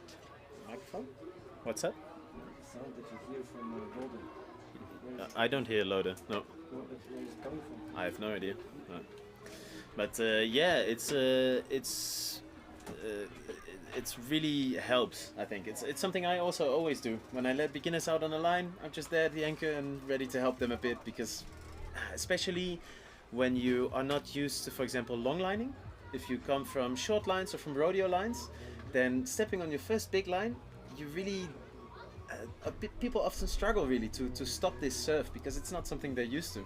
Yeah, and it eats up half of your energy. Exactly. And yeah, you're just gonna have so much more fun if somebody stops the surf. Of course, the pros here wouldn't need that, but why they wanna have it is because they also need to invest some energy into stopping the surf, and it's time taking to stop the surf. Even if it's just like for 15 seconds that it takes them. Yeah. But it's still 50 seconds that they focus on stopping the surf instead of just like sitting down on the line, relaxing, have somebody else do the job for them. Yeah, totally. Me, I sometimes, because I do a lot of rodeo lining, and I sometimes give people, like, it's a really good exercise I find for surfing, for specifically surfing rodeo lines, to actually train to really stop a surf. And when people try this for the first time, it's so much energy. Exactly what you were talking about before. It's way more energy to stop a surf than to build one, often. So yeah, starting the surf is much easier, because that's, if you're sitting on the line, that's what you learned as a kid on a swing. Yeah. You learn to start a swing, you never learned to stop the swing. Every kid always wanted to have a bigger swing. Yeah. And that's why you're not used to, and you just have to do the exact opposite motion. Yeah. And also talking about surf, I'm gonna create a huge video, probably 8-9 episodes about surfing, a tutorial, because I feel that many, even high-level highliners, are missing a lot of knowledge about surfing, and surfing is so much fun if you implement it right. Man. So I hope I'm gonna have it ready in 2 months, and it's gonna be my next big tutorial series. You have been working on some cool surf freestyle tricks, right? Like Almighty, didn't you? Yeah, I got the Almighty at one point. Yeah, exactly. And it's super interesting, because you have to differentiate between surf and bounce. Yeah. And you just have to take the bounce timing, ignore the surf timing, and just go with the bounce timing. Figure out that's super interesting. So you're kind of just ignoring the surf then. Yeah, completely. Yeah, crazy. So we're hearing loud cheers for these athletes coming out to the spot. So they'll be still having 7 minutes of warm up before the competition starts. And I wonder at some point when we will get the results from the previous. Manu from France. I'm 27 years old, and Highline freestyle is my medicine. How do I train for Laax? I'm going on the line 1 day out of 2 since 3 years. I'm gonna prepare a few combos that I'm gonna repeat thousands of times and fail them thousands of times, and eventually getting them in Laax in live. gonna try and plug some stuff back in. So for the people wondering about the technical issues, I would also like to note again that this year the whole live stream is really community driven. It's organized by Slackliners for Slackliners, and I think for a kind of professional amateur group, they're doing an amazing job. Yeah, absolutely. Sometimes we do have some hiccups here and there, but nothing that should spoil the fun, I think. Man, oh man. So now we have Manu against Tlalok for the second match of the Flims Laax Highline World Championship quarterfinals men's freestyle. So tonight until the end of the day we're gonna have just the quarterfinals for the men's freestyle, and then tomorrow morning we start with the women's quarterfinals, and then it's gonna continue all day freestyle tomorrow until the finals and then the podium. Only more and more craziness in the future. Let's see. It's going to be a really interesting match, this one. Manu, Mr. Clean, I don't know what we should name him, and Tlalok just going to throw some crazy stuff. I was talking to Dan before about like which athlete would we think is the hardest one to kind of commentate on, to judge also for the judges. And I think my bet goes out to Tlalok, because every time I open his Instagram, I just end up leaving very confused. Yeah, he definitely has one of the most unique styles out there. He has so many tricks that just nobody else is doing, and that you think like, wow, or I wouldn't want to do that, but he seems to be having fun. Yeah. And yeah, I agree with you. From the 8 people in the quarterfinals, it's Tlalok who's the hardest to grade. Apart from him, it's maybe also Richard, who didn't make the quarterfinals this time, but he has also a very unique, style. Very flowy style. We are going to go quickly into another introduction video, I heard. So let's see if we can cue that up and get some introduction of the athletes. If it's going to come. I think we already got the one there. Nice, man! Did we hear the results already, or? Hi, my name is Tlalok Moctezuma. I'm from Amecameca in Mexico. I started highlining when I was trying to build a permaculture community with some friends in the jungle in Yucatan. And we started waterlining over the cenotes, which was a beautiful experience and a great way to learn. I am currently training for the World Championships in Laax, thanks to a permaline that I found right next to my house. So I'm very excited about that. And something that people would be surprised to know about me is that I love eating bugs. Well, thank you Tlalok for that hidden gem information. Yeah, so here we see the two of them. Here's the results. So the winner is Alex of the last race. Even though he doesn't have any points for the best trick, it's just his combo was that much more strong. More points for trick difficulty, combo, and style. So yeah, and a lower control penalty. So the win goes to Alex. What an upset. Even though Alex didn't actually land his best trick, David's 17 points for the best trick were not enough to match the style and combo points from Alex Fernandez. Yeah, so our defending champion of 2 years ago and the #1 scorer on the qualifiers is out. Wow. That's a heavy hit for the beginning of the men's freestyle. I think so too. That's a huge surprise, especially after watching his qualifiers run where he was. Yeah, he went through with 0 mistakes, 0 dominated. shakes. It was so impressive. Now he showed nerves. Crazy. Yeah, fair decision by the judges. Hey, that's what competition is all about, isn't it? You can win one and you can lose one. And it goes so fast, and I'm sure he will be upset about his own decision making, maybe, or he's happy that he showed his biggest tricks. Yeah, it can be both. But it can also be both. Exactly. They both tried hard. They went huge. They both pulled out a fantastic show. Ooh, there we see Tlalok doing the, what's that called, headless horseman or something? This sideways rotation. Yeah. Wow! Manu is crushing it in his warm up right now. Oof, over-rotated that. Manu is on fire, I think. I haven't seen much of Tlaloc on these lines. Yeah, me neither. But we will soon. We have a whole 2.5 minutes of joy from Tlaloc and then the best trick coming up. Wow, wow, wow. Yeah, I can't wait to see what Tlaloc chooses to put into his combo. And both of them the debut at the World Championships, right? We haven't seen either of them in any previous years, so no. Possibly some new, definitely some new contenders. Wow. So I'm gonna leave you guys for now. I'm gonna come back later. Sure. Enjoy the next quarterfinal. It's also gonna be massive again. Thank you very much for hanging out, It Sam. was great to see you here in the Gondola studio. Thank you guys. All right, that's Sam, our rescue for knowing what a cream cheese is, just left. I'm not sure he knows what a cream cheese is. You don't think Sam knows what a cream cheese I'm is? not sure. But we definitely missed our chance to ask him. Yeah, that's also true. Maybe he'll come back.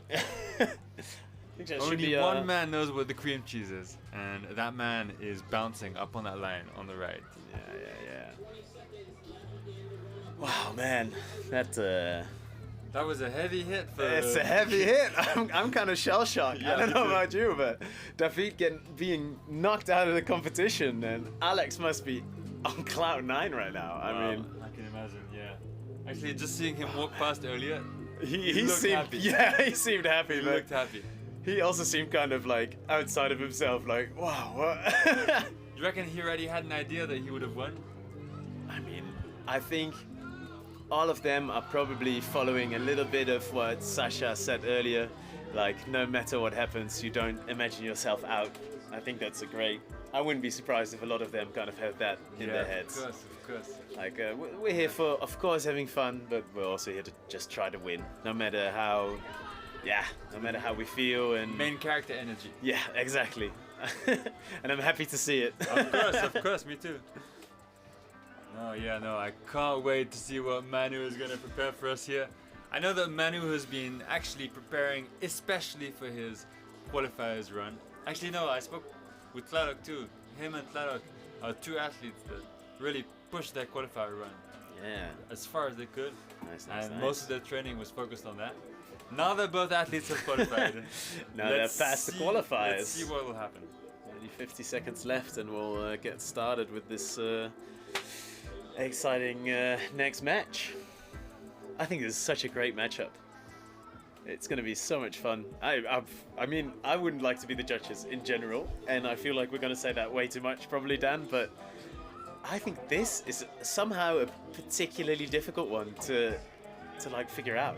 Because we've got Manu, like, with all his cleanliness and like perfect execution style, and then Tlaloc just whipping it around all sorts of ways you've never seen before. Oh yeah, we can hear the crowd down below and see them too. They're all encouraging the athletes up there. I think the athletes are gonna have just a few minutes break, and then it's gonna attack for the beginning of the battle. So the timers are on the screen. Athletes are getting ready. The timer starts on the first bounce when they're ready. So Tlaloc seems to be starting first. He's on the line. He's cheering on the crowd. Let's see what they're going to be throwing down today. Come on, Tlaloc.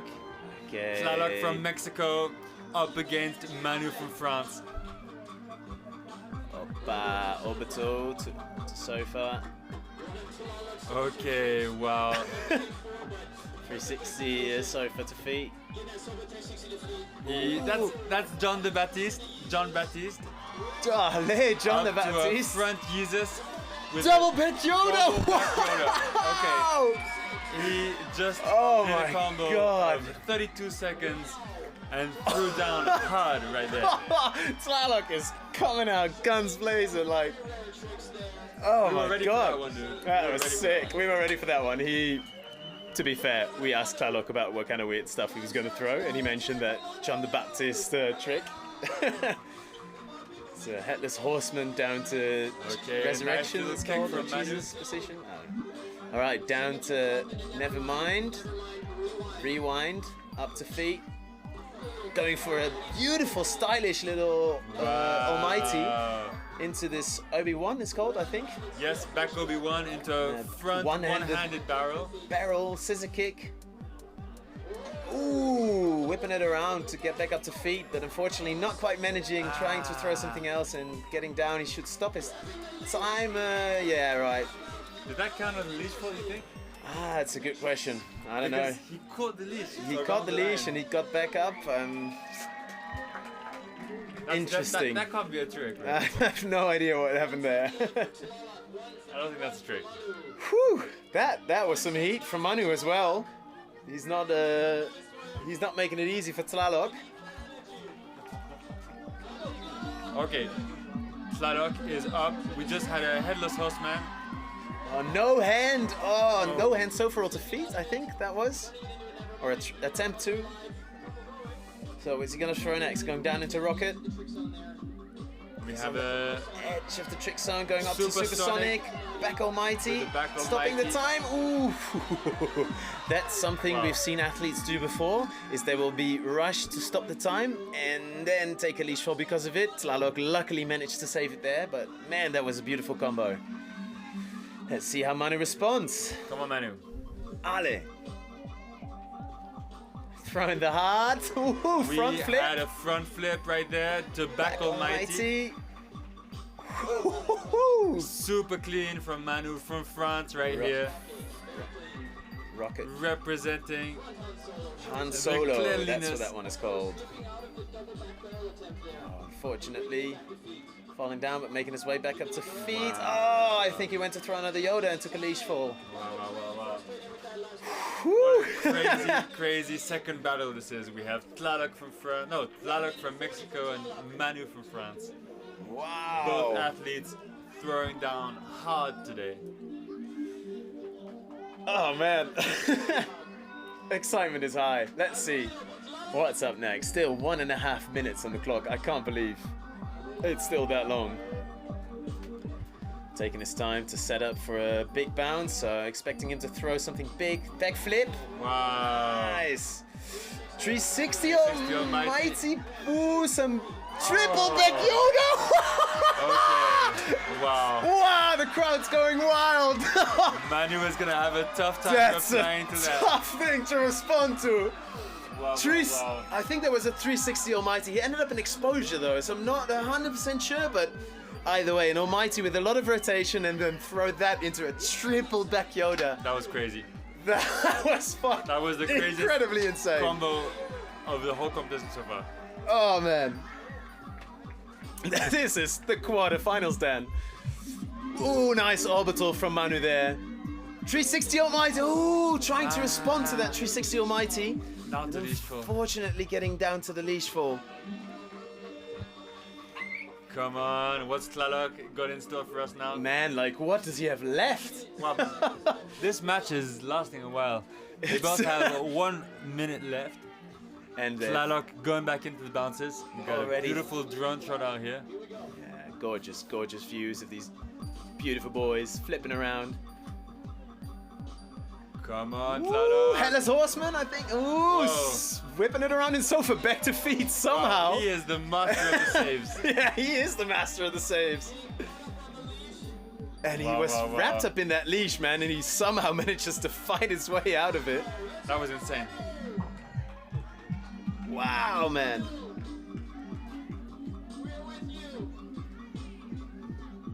Come on, Manu.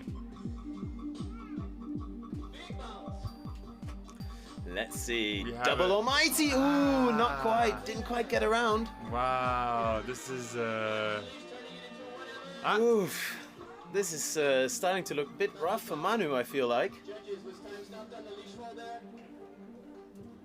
5 minutes. So you can't see him right now because we'll be focused on the battles, but we've got Katu here.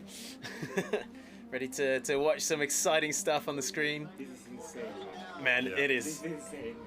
We are halfway through our second battle and I already can't believe most of what I've seen.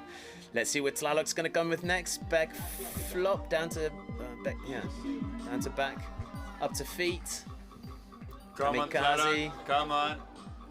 Down the shoulder. Back up the feet. With a roll. Going to the back. Ooh. That was nice. So that was from like back, trying to get back up and then do an almighty. Yeah, this, I don't remember the name. It's no soup? No, it's back attack, I think. Back attack, alright. Let's see Manu. Come on, Manu. He has 35 seconds left. So still plenty of time to make some big stuff happen. Little heart. Showing the love. Double almighty. Yes! So clean. Oh, into backhand solo. Double front. Oh, that's a bummer. Didn't quite land that, but oh man. I'm wondering how much that costs him, but those first two tricks were... Yeah, they are throwing everything, man. They are throwing down everything. Everything they have. Wow!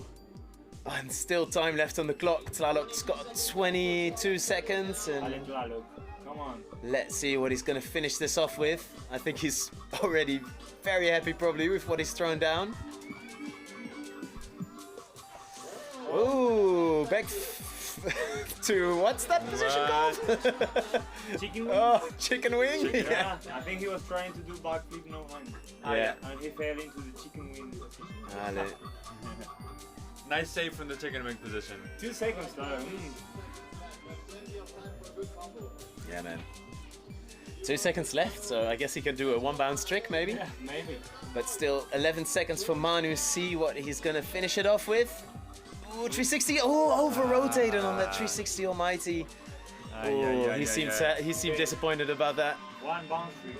One bounce tricks from both of them. Shoulder stand, no hands. I'm going to... I think he just shouted thank you, wasn't that? Ale. Crowd cheering him on. I think Tlaloc. Yeah. I think Tlaloc is just locking in what he did. Really enough, right? Manu. Come on, Manu. So got to throw it quick. Now. Oh, unfortunately, doesn't land that trick, but crowds erupting for the athletes out there. Tough time for Manu. 2.5 minutes is a long time to be doing tricks. Especially. New rule, right? Before it was 2 minutes and now it's 30 seconds long. Yeah, so 30 seconds longer, and I think here we really saw those 30 seconds make a difference. I mean, they landed a lot of crazy tricks at the start of their runs, and then now I feel like they were struggling a bit at the end. Like, wow, what can we still come up with after all this time? I think already in the beginning they were throwing big tricks that they were missing too. Yeah, that's true. But man, that was. Yeah, everybody is gonna be a fight. Yeah. So, but it's not over yet because we still have our best tricks. So Tlaloc's gonna start on his first attempt for his best trick, and let's see what he's gonna come up with. I mean, speaking of athletes with tricks that are hard to repeat, I wouldn't be surprised if Tlaloc throws something weird here. Ooh! Nice. Some headless horseman-y thing. Yeah.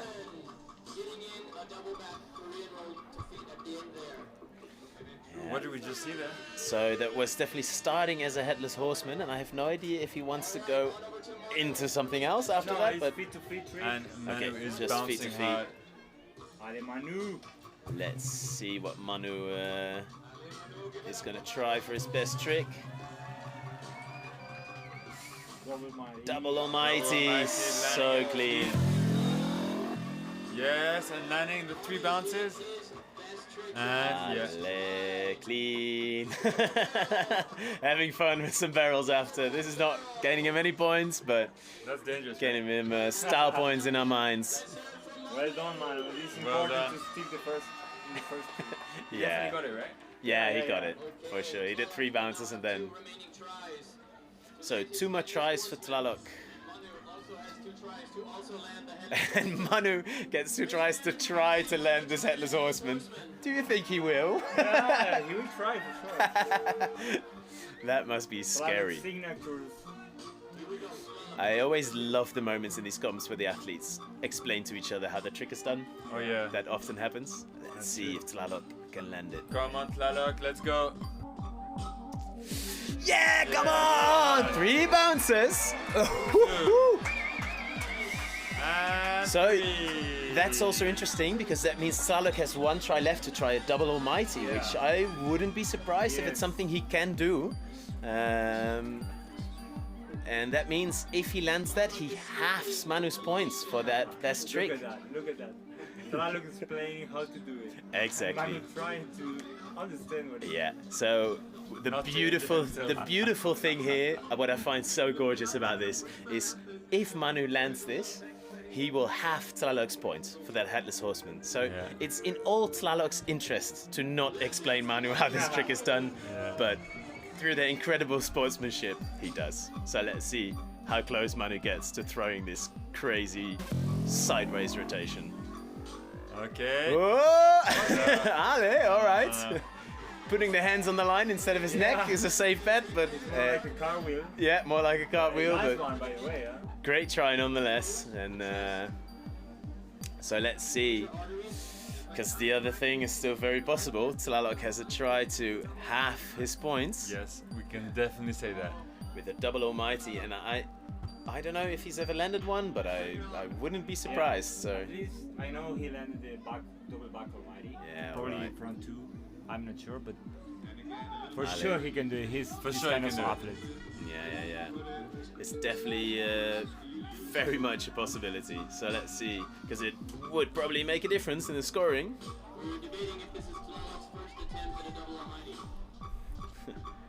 Alright, let's see. Ale. Come on, he's gonna throw it around. Come on, Tlaloc. There he goes, 1-2. Oh, good Taking try, that good leash. try, bro. Good try. Well, what a great try.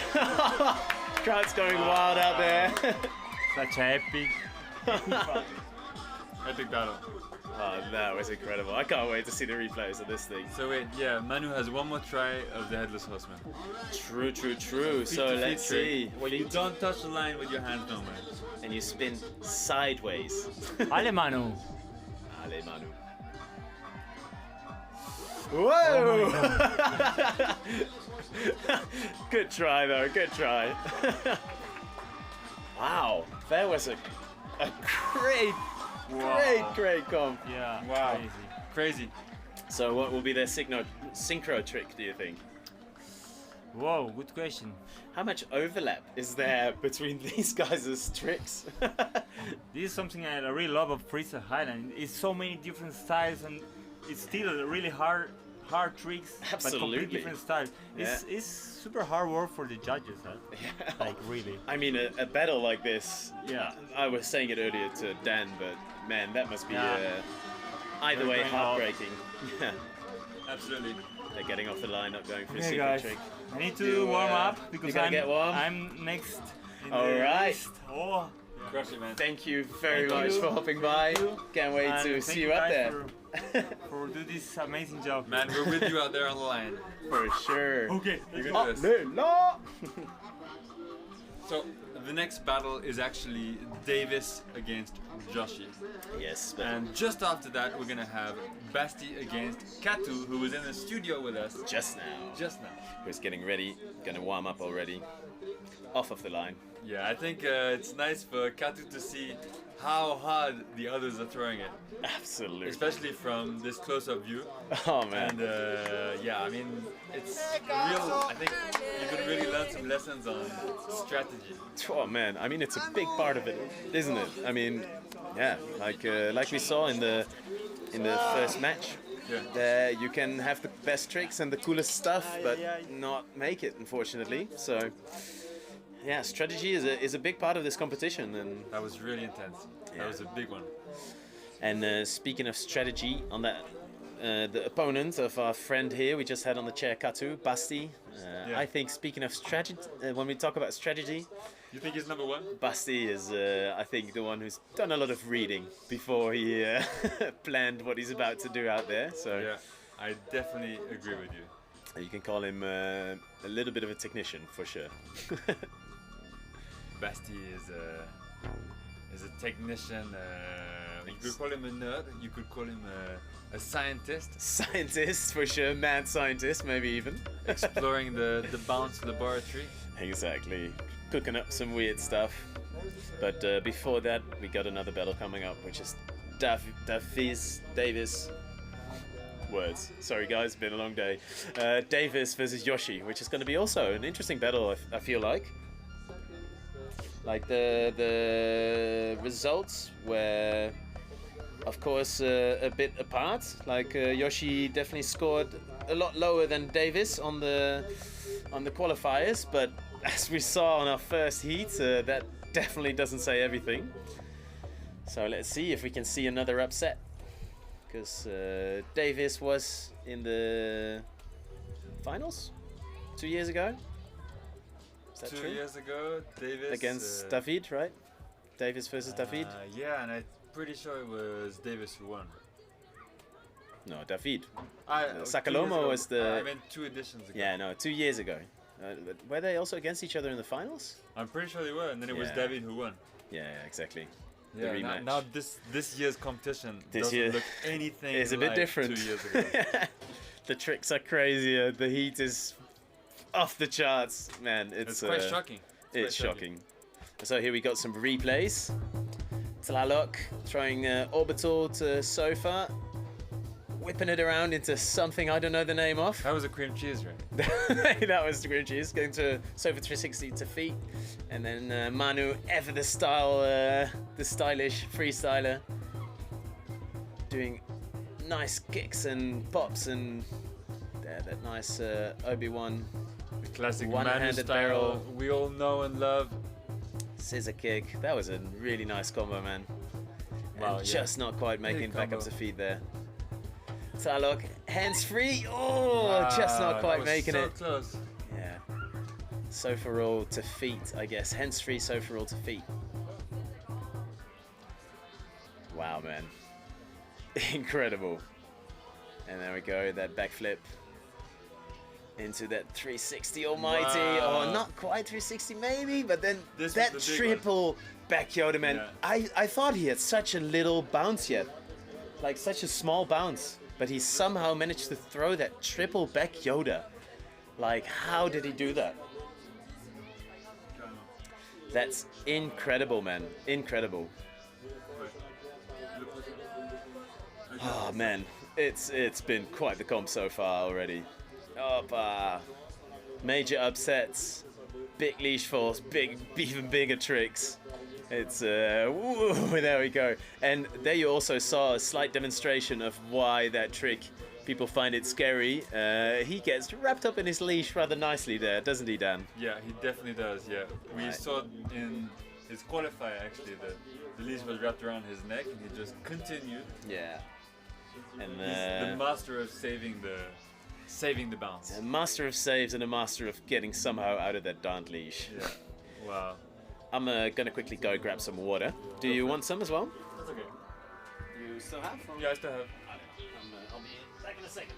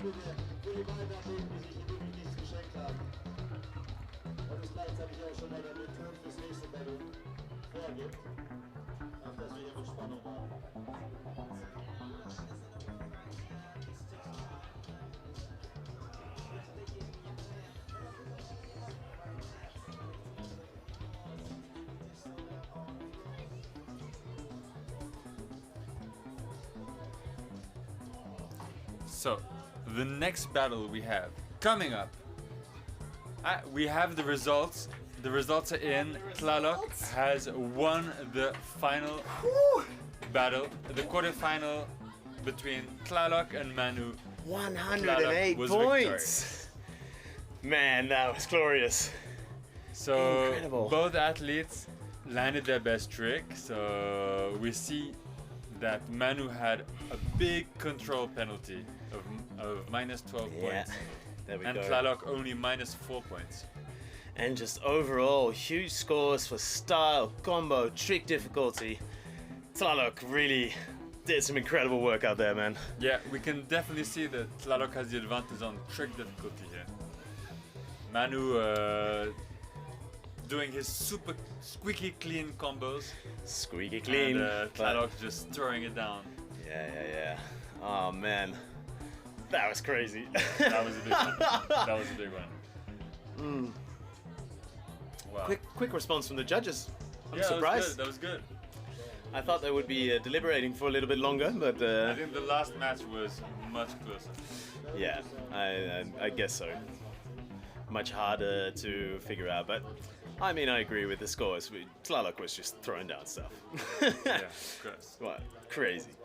Wow. Man, that like 360 Almighty and okay. So my question is, so was it a 360 Almighty? Because I feel like he landed in Expo, so. I'm pretty sure he started in Expo and he landed in Expo again. Ah, that's also possible. Yeah, of course. No, I think it was that kind of 360 Almighty. Yeah. Ah, nice. But that was a big one. Yeah, that triple Yoda. To see that already in the quarterfinals is pretty surprising. He had like barely any bounce left, I feel like, for a Yoda. Have we seen replays already? No, not yet. I would love to see replays, and specifically replays of that triple Yoda, but yeah. I mean, if we have replays, it would be great to see them. Maybe we already saw replays, but I don't mind seeing them again.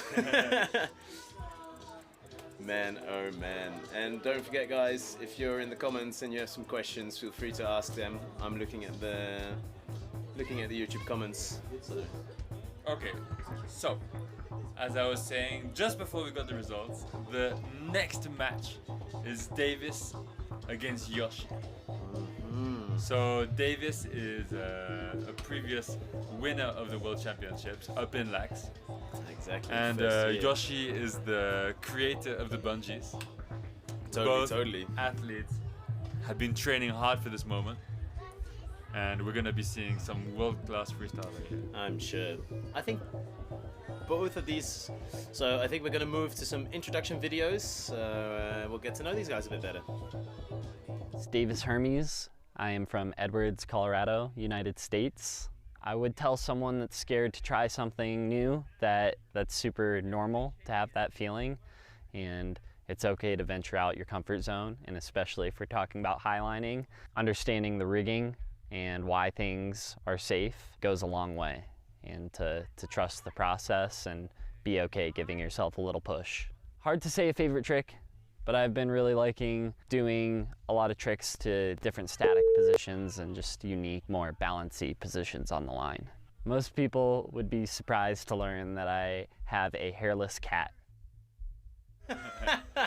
I do like this question, I think. They ask all the athletes, what would you be surprised to learn? Tlaloc loves eating bugs, which was nice. That's some very good trivia here from Davis. Has Tlaloc shared any bugs with you, Dan? I've never eaten any of Tlaloc's bugs before. No, me neither. What's up with that, man? We should ask him to bring some to the studio. You think he has some in his bag? He loves eating bugs, man. That's what I heard. He did say he loves eating bugs. He did say that. What a surprising fact about I mean, I love slacklining. I've got a slackline in my pocket right here, so. Alright, so warm-up time, 6 minutes on the clock. And let's see. Boys are throwing down, solid Yoda roll there. Just exploring the bounce, seeing how the line feels. Beautiful Almighty. Beautiful back Almighty. I mean, what we know from Davis is he's really good at throwing those nice and big tricks, and like he said in his introduction video, landing them to weird positions like double drop knee and crook and all that kind of stuff. And Yoshi there, cleanly throwing some nice rolls, ending up in the leash, but it's all good. It's warm-up time. Oh man. We're gonna see some big tricks from these athletes. There's an endless supply of big tricks coming straight to your eyeballs, guys. I see a question here in the chat. Actually, a couple of questions. Who won between Sakalomo and Alex? And the answer is Alex. We have a big upset. The #1 scorer in the qualifiers and last edition's champion has been kicked out of the competition, unfortunately. Big surprise. Big surprise. And another question is, which bungees are they using? And the answer is, good question. So they are definitely using Yoshi's bungees. So they look somewhat like the one behind me here, but this is a very old one, Yoshi was saying. Yeah, I'm pretty sure the bungees they're using are the V5 Plus. And specifically for this competition, Yoshi has made a system where they are able to add and subtract bits of bungee. That's right. So all the athletes can perfectly choose how they want their line to feel. So Yoshi actually calls this they call them the bungee extenders. It actually multiplies the number of bungee wraps there are inside the elastic at the anchor point, and it increases the tension too, and eventually the resistance in the bungees. Right, all right.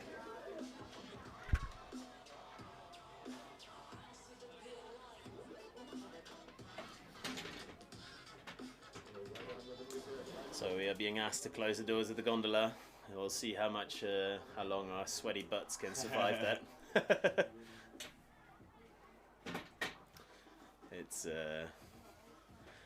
It's quite hot out here, as you might be able to see from our shiny, glistening hats.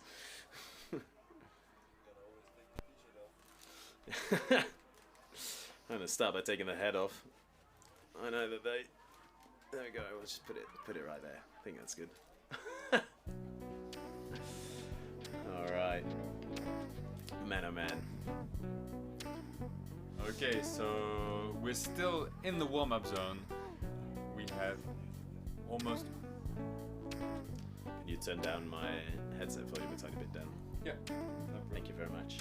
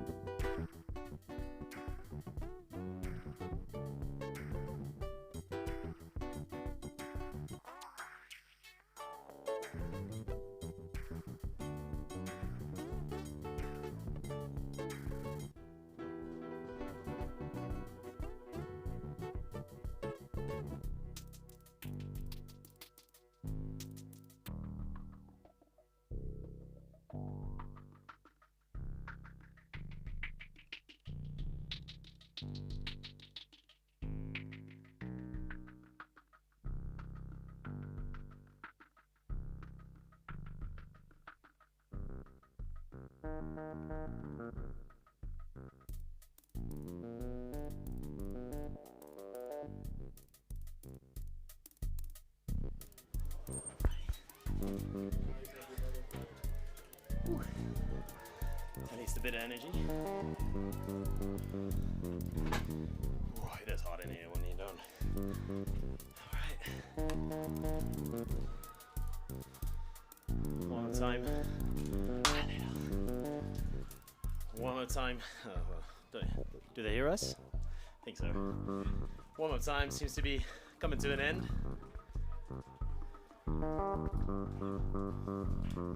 So I guess the athletes are gonna get started pretty soon. If you hear some eating noises, that's Dan and me having a little snack to recharge our brain power for watching the rest of this craziness. We've been at this since 8 a.m. and now here we have Yoshi from Germany out on the line. Busy doing his first bounces. We have 10 seconds already. Ooh. On the timer. Clean 360, just a feat. Almighty. Ooh. Olé. Trying to save that with some Yoda rewinds, but stopping the time. Okay. And now we have the first response from Davis. He has 2.5 minutes. We have the 2.5 minutes, you beast coming in for his first combo of the men's freestyle quarterfinals. Let's see what he's gonna open up with. We know him to do some big stuff and land in weird positions, so... Oh, that's a... Almighty with a lot of rotations, 360 maybe? Oh, that's the Sakalorbital. And down to double drop knee, stopping the time. Wow, beautiful combo. Beautiful, we had a 180 beautiful. Almighty followed by 2 variations of the adrenaline roll. Wow. Wow, wow, wow. Let's see how Yoshua responds. Will he go for the same combo? Yes, he looks like he's going for the same combo. Allez. Down to chest. Reverse chest roll to feet. A little Nice, barrel beautiful. roll. And now dropping down into rocket. Very clean rocket mount. Doesn't stop his time. He continues. Still going. Back down to sofa. Ooh, Sick sick nasty nasty. roll. Up to sofa roll to feet. Sofa roll to feet. And stopping. Wow. Yoshi seems to be going for those combo points. That's amazing. Very strong combo from Yoshi. Yeah, yeah, super nice. Like, no crazy big tricks, but just consistently throwing down very beautifully executed tricks. He seems excited. Let's see what Davis responds with. Double Yoda down to crook, I think, and then Double Yoda to unrotating. drop knee with the 360 up the feet. Unfortunately, failed. Yeah, that's unfortunate, but that was a really nice. I love those tricks where you end up. Isn't that called crook? What is that called again? Inverted drop knee. Inverted drop knee. That's a it. very old school trick, actually. Yeah, I've seen Rosie try a lot of those tricks, and then the shoulder, like Yeah, Rosie is really good at that stuff. Yeah. So Yoshi doing the orbital. Back up the feet. 360 Almighty. Wow. Unfortunately, not quite being able to hold on to that bounce. 360 Almighty's getting thrown like it's nothing, Dan. This year, the 360 Almighty is the new Almighty. It's the new Almighty. Everybody just throws one. It's pretty wild. I mean, on that first battle, they didn't even try the 360s Almighties. They went straight for impossibles. That's true. Like, that's too easy. Come on. Double we have back the Almighty. Back Almighty, double drop knee. Back up the feet. Front And solo. And he goes to the double drop knee again. Alright. 180 to butt. Panic row. Ooh, triple back Yoda. Okay. And again, a demonstration of how a triple back Yoda can look with very little bounce. Like, incredible. They just throw those like it's nothing. Huge tricks from Davis there. Yeah. Right, let's see how Yoshi's going to respond. He did a long combo and previously, unfortunately, didn't able to land this 360 Almighty, so... Ooh, that was a 360 Almighty, like up from sitting? From butt. So that's right. So get up quick and then throw his 360 Almighty. That's wild. Yeah, that's a really hard one. That seems very techy. I love these tricks, which we've seen a lot also, where it's just we adding more tricks into one bounce. Just reverse direction, start something new. It's wild to see. So, wow. Whoa! So that looked like a. Oh, hey, nice. Oof, saving it there.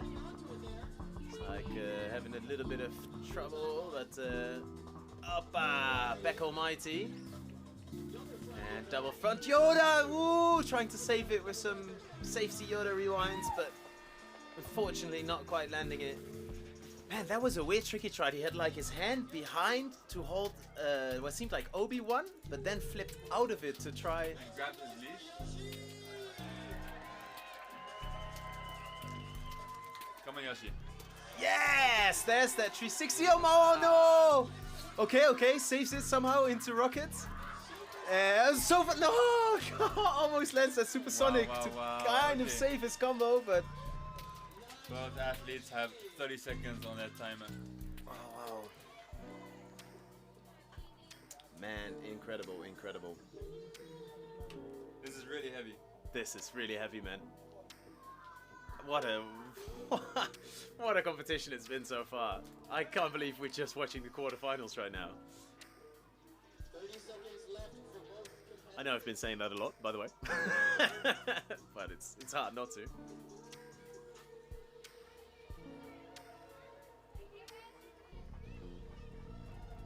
All right, let's see, Davis. 23 seconds on the clock. Come on, Davis. Let's go. Come on. Mr. Big Trick Energy, 360 almighty. Ooh, you're the rewind to, almost to save it. That was almost your double rewind.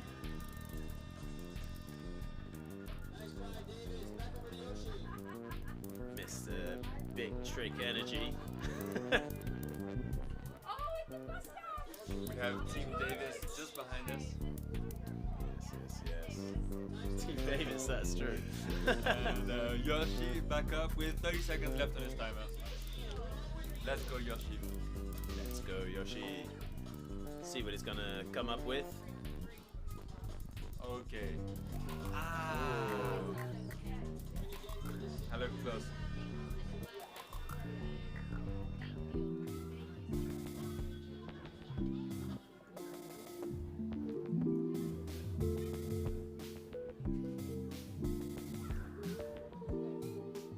Okay, Davis has 8 seconds left on his timer. Yes, so a couple of bounces and a big trick. I'd say something triple. But you know, big trick, it's in the name, Big Trick Energy. So what's he gonna come up with? Double can of soup? Right. Clean. Nice. Very nice. Really safe choice for his final trick. Gathering some nice extra points in that final time. Let's see, Yoshi. Still a strong trick, eh? Yeah, still very strong trick. Unfortunately, falling again. Still having 5 seconds on the clock. Maybe you can do a no bounce Yoda or 1 bounce Yoda. For now, I'd say Davis has the lead.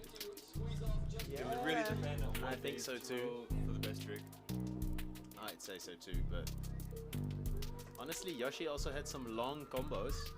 They do get combo points, but nah. Wow, I wonder what he's thinking right now. Same. I really wonder, first off, what he's got to do with 5 seconds. Yeah, so he's got 1 or 2 bounces and then he's got to just throw something. Cogs are turning in his head right now. It looks complicated. Yeah. Come on, Yoshi. Come on, we're with you, Yoshi. 1 or 2 bounces and you here he goes into rocket. And double reverse rocket. Reverse supersonic. So close. Unfortunately, not quite sticking it, over rotating, but not a bad battle. What a nice fight of these 2 athletes. Wow, what a vibe right now. Is it just me, or do I just keep forgetting there is even the best trick? My brain is kind of overloaded after the after the battles, and then I'm like, oh, there's still a best trick left. That was pretty crazy. What do you think they're going to throw? I don't know, man, but this is really exciting stuff. Yeah. We've seen that nice combination trick thingy of Yoshi coming down from butt, going up into a 360 Almighty. I wonder if he's going to throw something similar like that, very techy, like... You think he's going to do that? Going... No, but you know, something like that where he goes from one position to another and throws something crazy. But let's see. Ah, there we've got...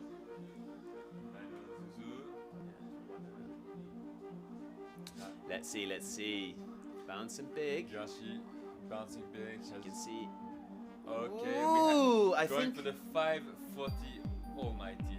All right. So Almighty with a lot of rotations. Is it a 540? Yeah, I guess so. Probably.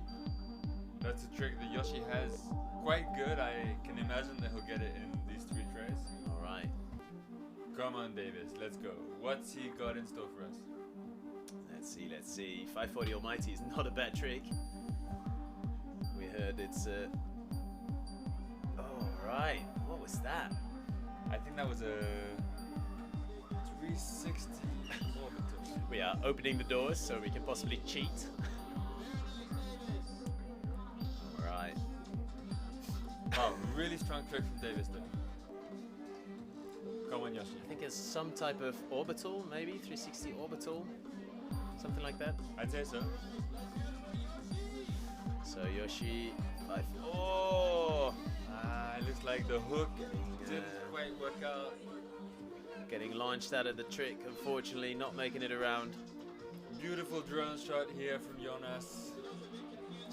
Yeah. We can see the public relaxing, the children playing on the pump track down below. We're here at rocksresort down in Flims Laax, Switzerland for the Highline World Championships. We're in the quarterfinals. We have Davis against Yoshi. And this is the best trick. They both Davis' second try. No, his final try. Final try for... Oh, no, was it his final try or his second try? It was his first try at repeating Yoshi's trick, I believe. Did he land this trick? He landed his trick. It was like a 360 orbital thing. Orbital thing, okay. Alright, Yoshi bouncing Yoshi. again. What's Yoshi gonna do for us right now? Let's see, is he gonna land this trick? Come on! Unfortunately, not making it around. I fear that that's very good news for Davis. I mean, you know, he had a great run in general, Davis. Mr. Big Trick Energy, and then landing his big trick, and now getting even another try on Yoshi's trick that he didn't land. Ah, he has one more attempt. Yeah, Davis has one more attempt at Yoshi's trick. I even forgot about that. Yeah. Come on, Davis. Come on, let's see. He goes. Ooh. Nice try though, nice try. What a great job. Yeah. I see some barks in the chat. I remember that was a big part of whenever Davis is on a line, a bunch of people going, arf, arf. Really? Yeah. He's got that dog in him, man. Why? What for? Can someone please explain this to me in the chat? Can we explain to Dan how what the barks are for? I think it has something to do with Mr. Big Trick Energy. Wow. What a crazy battle that was right now. Crazy battle. And you know what, Dan? We've got one more crazy battle left. We definitely do. Well, we have Katu against Basti coming up right which now. is going to be a nice battle as well. Basti has been competing for a long time in both freestyle and in speed. This year he's only competing in freestyle, but it shows in his score. He became 3rd in the qualifiers, so that is a big showing. And another big reason why he's really excited this year is because the previous editions of Laax he's been injured, so often he was, you know, not feeling really 100% physically and not able to performed the way that he might have wanted to. And this year he's been talking about how happy he is, that he's full of energy, and it showed. I mean, I heard he had a beautiful qualification run, so I can't wait to see what he's going to throw in the next. Man, I'm so excited for this upcoming battle. It's going to be crazy. Against Basti. Yeah, it's going to be a big one. And so one of the lovely things I like about watching Katu on a freestyle setup is that it just always seems like the trick zone just can't be long enough. I wonder if we're going to see Katu going for the double backflip.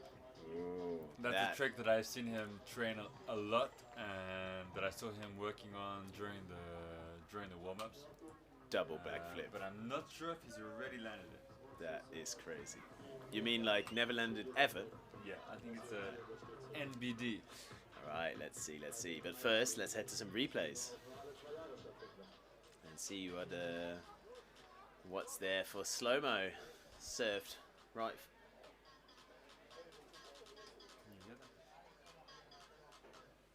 So, I think there we go. There we go to the replays. So there's Davis. 360 Almighty. There we go. Alright, there's some. Wow. Beautiful. Back Almighty down to double drop knee. Incredible. That's that sick nasty from Yoshi. 360 Almighty. And just not quite holding on. And then double back Almighty down to double drop knee. Back up to feet. And there's Obi-Wan. Again to double drop knee. He loves that position. And that is incredible. And that triple back Yoda in such a tiny space. Wow. Crazy stuff. Ah, that's a nice leash fall. I think that was Davis trying the 360 540 Almighty. Definitely looked that way. On the last try there, got some nice shot on the mountains in the background. I think as we will wait for the results to come in. Beautiful views here. Yes. Beautiful views at Flims Laax. We're here for this is the final battle of the day for the first day of the Highline World Championships here. What a day it's been, Dan. Yeah, it's been insane. Really, it's been insane. We had all the battles for the speed. All the speed is done. We have the results for the speed are gonna be announced later, although we already know the results. Yeah, for everything. But doesn't make it less exciting to see the winners receive their praises. And now we're fully in to the quarterfinals of the men's freestyle. Yeah, which has been pretty crazy so far. We have one final battle though. We have had which big is, upsets. Promising to be one of the crazier ones and one of the most awaited battles. Yeah. It's actually Basti against Katu. So I think we should get to know these athletes a bit better, Dan. Yeah, that would be shouldn't we? great. So I think what we're gonna. What do you suggest? I think like an introduction video or two would be nice. Perfect. Let's go. Hey, I'm Basti, I'm 28 years old and I'm from Germany. My favorite trick is the backflip because you can do so many cool variations of it.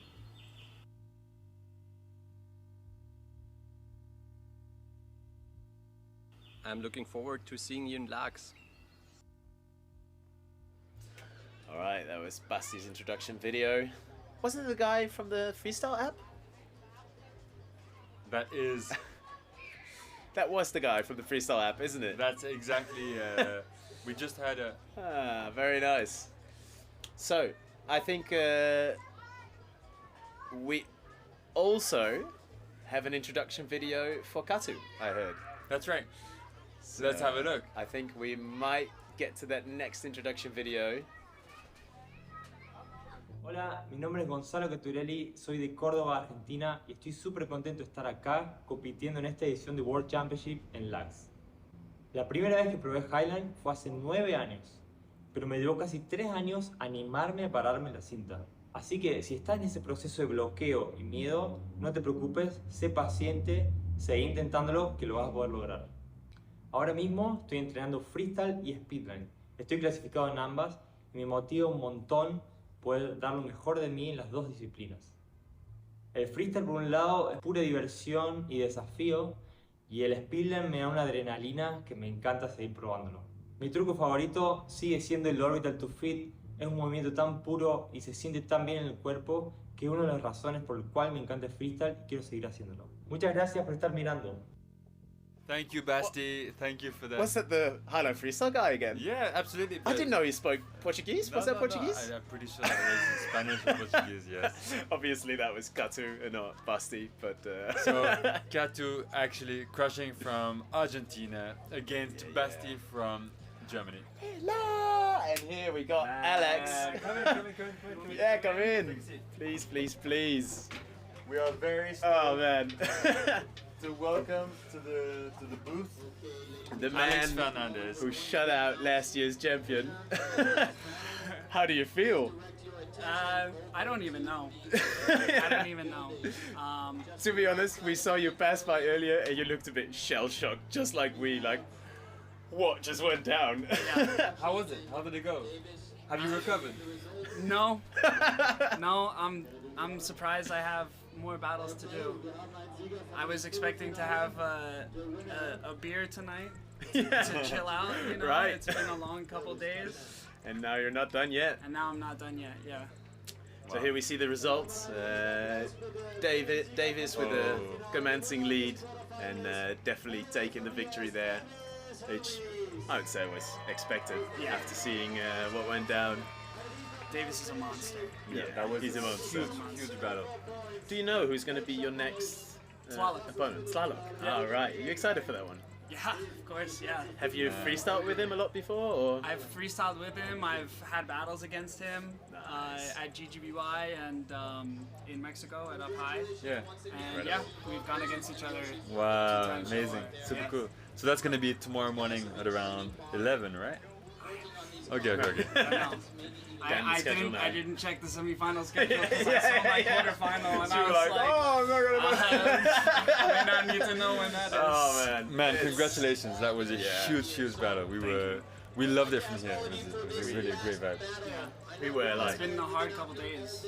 Yeah, I can imagine. Really not feeling great on the line, and that's the best I felt on the line. Wow, so cool. Life is weird. Yeah, man, you landed so much huge tricks actually. Some big stuff, yeah, and I think he didn't expect it to go that way, you know. I mean, in the sense of course, what he yeah. chose to do and whatnot, and like everything has to go perfect to beat someone like him. It's I wish I stuck the best trick because the trick's cool. Oh man, it's so dope. But so far, the impossible is living up to its name. Yeah. Oh yeah. Well, I got one in the warm up. You did get one in not in this warm up, but in the warm up. Yeah. Okay. 360 impossible. Yeah. Wow. Crazy. Yeah. I'll throw it tomorrow. You got it to feet, man. You got it to feet. You just didn't. Yeah, I didn't hold the balance.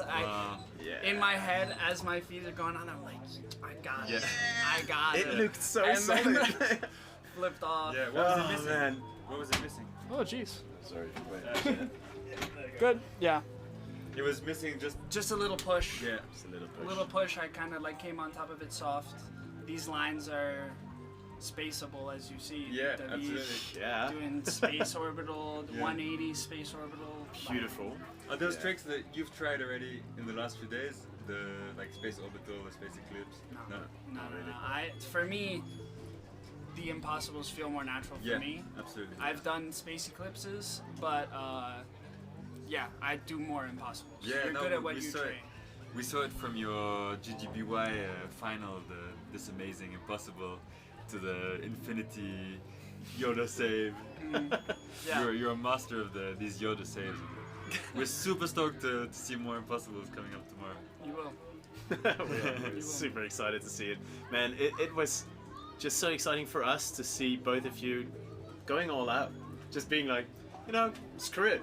We can do safe, we can do combos, but man, I got these cool tricks. I want to show them. Like, let's just give them a try, you know, like. Yeah, and I saw him open up with an impossible, and I'm like, I think I'm gonna try one too. Yeah, like. I don't know why, like maybe not the smartest strategy for me in that situation, but. Amazing, just crazy, just crazy. When your opponent is, in a way, you know, letting go a little bit of strategy for just what he wants to show, and I think you did a beautiful response to that by also trying some crazy shit. Yeah. There were some weird things going on in my head Yeah, during I can that imagine. battle for sure. Like what? Yeah. What's the heat out there like? Hot, but in where I train in Colorado, it's been really hot. Okay. And I've been training through the heat, and I feel it's not something I thought about. You felt prepared for this kind of heat right now. Nice. That's great. Great to hear.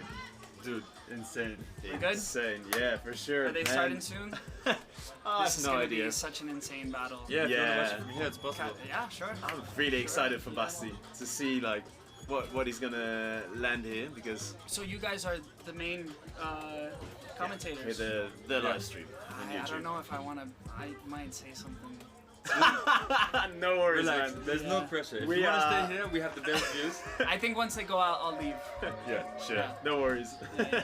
But you're welcome to hop by anytime. Yeah. Also tomorrow, like, Cool. if you're ever bored, feel free to just hop in for a chat. Sure. Oh. Ole! So we have a few replays from your session. What happened here? There Rococo defeat? Yes! Wait, Rococo? Where Rococo? Ah, yeah, of course, from the Rocket. Rocket. Oh, Yeah. come on, man. Oh! That one was so close! Come on. Wow, big bounce. This one I should have just held it. Yeah. I felt it You so went into clean. that back. Dude, So clean, that and was then so clean. Then just failing on the Yoda, that was That such would a have bummer. been a huge combo. Yeah. Ah. But man, oh man, those double almighties, double front, double back. I haven't landed one in any of the warm-up sessions. Really? And now you got it both like almost in at combo. home, That's sick. At home, I have it super consistent. Okay. I'll be honest. Today, in the morning, with the way the warm-up sessions would go and the way the qualifier went, I thought this competing thing is not for me. Really. Here you and I don't know. I couldn't have expected How do you feel that. now? Maybe it's for me. Did you enjoy that battle? Was this I had a lot of fun. Yeah. I had a lot of fun, and I felt like the 1 versus the 8, all of the pressure is on him. Yeah. None of the pressure is on me. Yeah. My only pressure was to, I think, do justice to the training that I've put in to get here. Oh wow, yeah. And I felt like my qualifier, some of the warm-up rounds, I haven't been able to, in my heart, feel that I'm doing justice to what I've done to get in here, and I want to show to people I've never met who maybe have seen me online that I can do it in this situation too, you know. Yeah. Wow, you just crushing it. Yeah, it's really fun to watch. It's so inspiring to see you up there. Absolutely. Thank you. Yeah, and I've been watching you for long before I could really do any of this, so Thank you, dude. it's really nice to meet you in person. Yeah. Yeah, no, it's been insane. You see the kind of views we have? We're seeing you guys bouncing and throwing these crazy tricks from up here. It's pretty nuts. Yeah. Oh man, gorgeous. What do you think of the lines? They're good. Yeah, the length is okay? Yeah, length is perfect. They took me a little bit to get used to. I train on a very similar setup, but different companies' bungees. Yeah. And Also on nylon? Also on nylon, yeah. Wait, yeah. the Balance Community bungees or Slackline The Balance bungees? Community bungees. Yeah. But they're pretty similar, right? The Balance Community ones compared to Yoshi's ones? They're I mean, they're very similar. Yeah. I just had to get used to, with him, he has the great option of being able to adjust it. Yeah. And I really had to, it took me a while to kind of know which one I wanted to do that felt most similar to what I do. The ones at home. Speaking of bungees, there's Mr. Bungee himself. Well done, Yoshi. That was How are you feeling? Crazy battle. Well, it's over, but yeah, it was tough one. Tough one. And it was not working out that much as I hoped to work out. I knew it's almost impossible to win against Davis, but I did do it 4 years ago. Man. He was the first world champion, and 1 month later in the battle, I kicked him out. Exactly. Quarterfinals. We heard about that. I didn't remind him before the run, but afterwards he told me like, thanks. Wow. I thought about this, and he said he was really nervous about it. Yeah, I can imagine. And that final trick that you were going for, is that something that you were confident? 540 Almighty? Yeah, I mean, I had it like in the winter quite consistent at this point, but it was last sessions, but since then I never repeated it. I tried it a few times in preparation, but was getting close and I knew, okay, it's possible. Wow. And this morning I did in the warm-up, and the last try I landed on my feet. I just fell off, but I knew, okay, I have the moment, I know it. And then up there today I was just... I forgot my footwork, I forgot to take first step before. Like at the third try, I fuck yes, I need to use my feet differently. This third try, your hook didn't work out properly. Yeah, no, the problem was really I need to first do a step and then the rotation. And somehow I forgot about this in this moment. It was not that I was nervous, I was just like, tried it and I like, how the fuck is this supposed to work? Crazy. And then in the end I realized, okay, yes, well. In the heat of competition, a lot can happen. I mean, we've seen crazy stuff today, and I really love the Korean 360. The Korean 360 Almighty is a beautiful trick. It's really cool. It didn't really work out. I think I didn't land it clean, I think, in the run. I was at someone, it's also funny, sometimes you don't remember what it is. I know what I tried, but then in the end, landing it kind of falling off, kind of saving it, and... I can imagine everything becoming kind of a big haze. Oh, it's a blur. When you re-showed the double almighty and everything, or all of the stuff that happened, it's really a blur. And I'm watching it like, oh man, yeah, it seems like one of the hardest decisions must be when you've landed a hard trick. Should I continue or should I stop there? It seems like a lot of the big combos that we've seen have finished with just continuing the combo, when if they would have just stopped it at two or three tricks, it would have already been an insane combo. Yeah. Do you feel a pressure to keep the combo going when you landed a hard trick? I have a plan. Yeah. And like for example, the long combo with the 360 Almighty. In the beginning, adrenaline roll, macaco to feet, like that has 2 more tricks in it in my plan, and so that we have rules where if you have 6 tricks and it adds up to 12, you can max out your combo points. So in my training, I really focused on that. Yeah. All right. Yeah. That's fascinating to hear. Do you want to take over? I can take over until Davis is coming down. Enjoy. Thank you, Alex. Enjoy the rest of your nerves for tomorrow. That day we'll have to wait 1 more day. I know. Oh my God, 2 more. No matter what. Big trick energy. Advancing. Dude. Wow. What a session. How are you feeling? Happy, but happy. Yeah. Yes, in case any of my family is still watching, I love you guys, thank you. Thank you so much. Welcome to the Gondola studio. Welcome. Look out for the hall. It's very spacious in here. Oh yeah. We had a yoga studio in here just before we set up the table. Yeah, it feels like it. Hot yoga. Hot yoga, yeah, exactly. Sure. There's some replays. Oh, come on, just not quite holding on. There we go. Whoopa, getting thrown out of the bottom there. Yeah, really, lots of heartbreak moments in your battle. Oh man, it was rough to watch, but so stoked to you both. Yeah. Really. It looked nice, technically perfect, just landing it. Yeah. Oh man. Every time I would look over, and I was trying to not look over, but when I would, I'd be like, just perfect, and then I'd like look away and I'd hear it and I'd be like, I don't know how that just happened. Oh my god. Wow. Yeah. Alright, so did you have more expectations for what you landed? For myself, for sure. Yourself?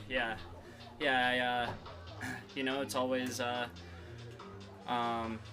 just the goal needs to be to come back better every time. Yeah, absolutely. Makes a lot of sense. You know, I had catches at least, and not like whips, which was like, I don't know. That helps. Was okay.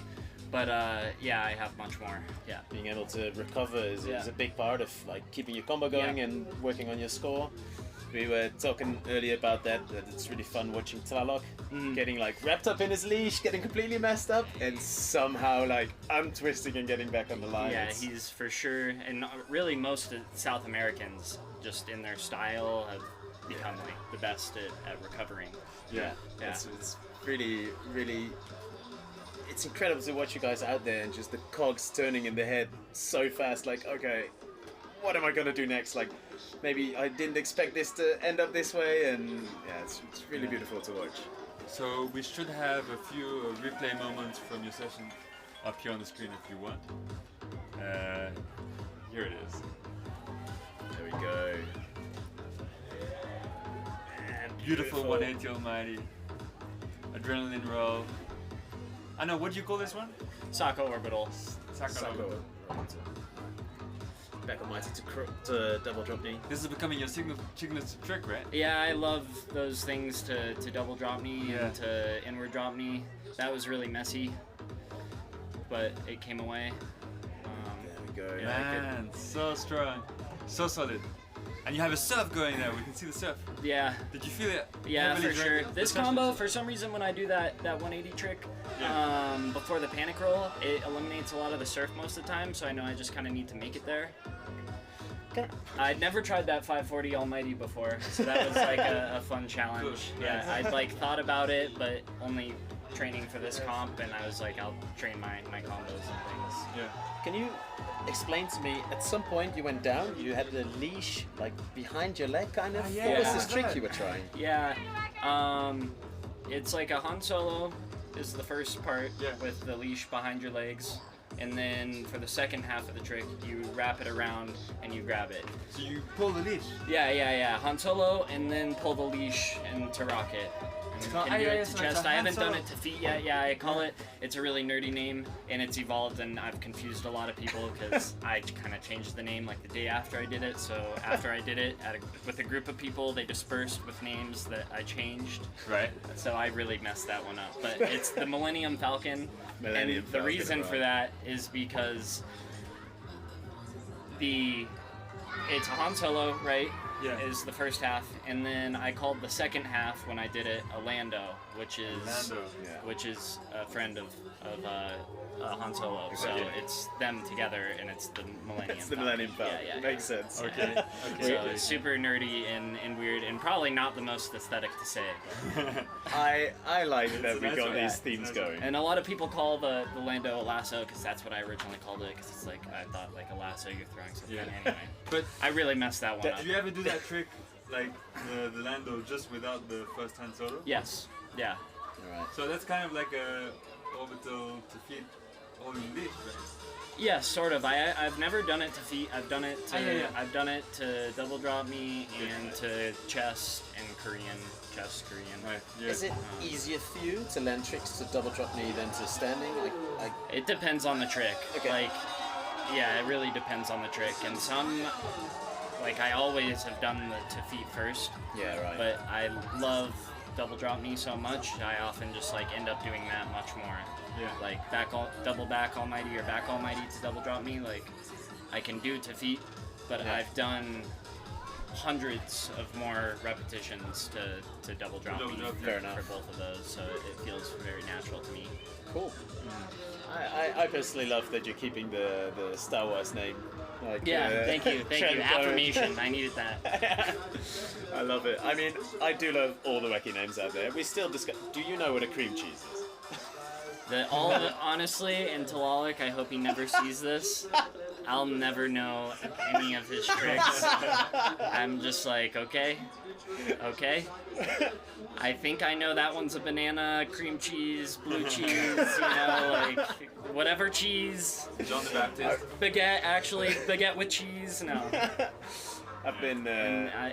Some people are much better than myself. I try and pay attention every time he's talking about it, and I am not strong enough to just be like, Tlaloc, I've been talking to you about your tricks for like 6 years. Can you please re-explain to me what all these are? Yeah, it's pretty wild. I was joking to them before about how it's just every time I go to this guy's Instagram, I just leave confused. Yeah. What are you expecting? What are you expecting that we'll see in this upcoming battle? I have no idea. I mean, you can. I'm gonna say like you can always count Basti to be super clean. He's just as far as training goes the most dialed person. Meticulous. Like, yes, exactly. And Katu has massive tricks, and he's such a strong slackliner. Like it's not like he's not any less consistent. Like he's very strong in a different way. And we had some good surprises in the first couple rounds. Like I think Manu had more falls than I expected. Like he's a very regimented person as well. And Talalik is like very he's gonna go for it. And I know he trained a lot more with a lot more focus this time around than previous years. Totally. So that clearly paid off because he has shown up in a way at comps that I have not seen him show up before. So yeah, it's been very fun to watch. So Katu and Basti are about to start their battle. They have 2.5 minutes on the clock. As soon as the bounces start, Basti's time is gonna start counting down. I'm going to watch. Thank you guys. No worries. Thanks for showing up. Thank you. Okay, Basti is bouncing. His time has started. This is going to be a very big battle. Whoa! Oh wow, that was backflip 180 to shoulder with 180 back up to feet. We had adrenaline to shoulder with a front roll to feet. Okay, so that's so busty. He's done 20 seconds already, and it's a huge combo with tricks I don't think we'll see from Katu.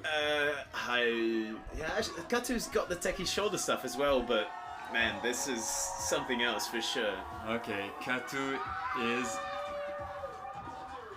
getting hyped with his fan club down below, busy screaming. Yes, we can hear his fan club screaming down there. Getting loud out there. Katu with the big bounces. Okay, 5 seconds already.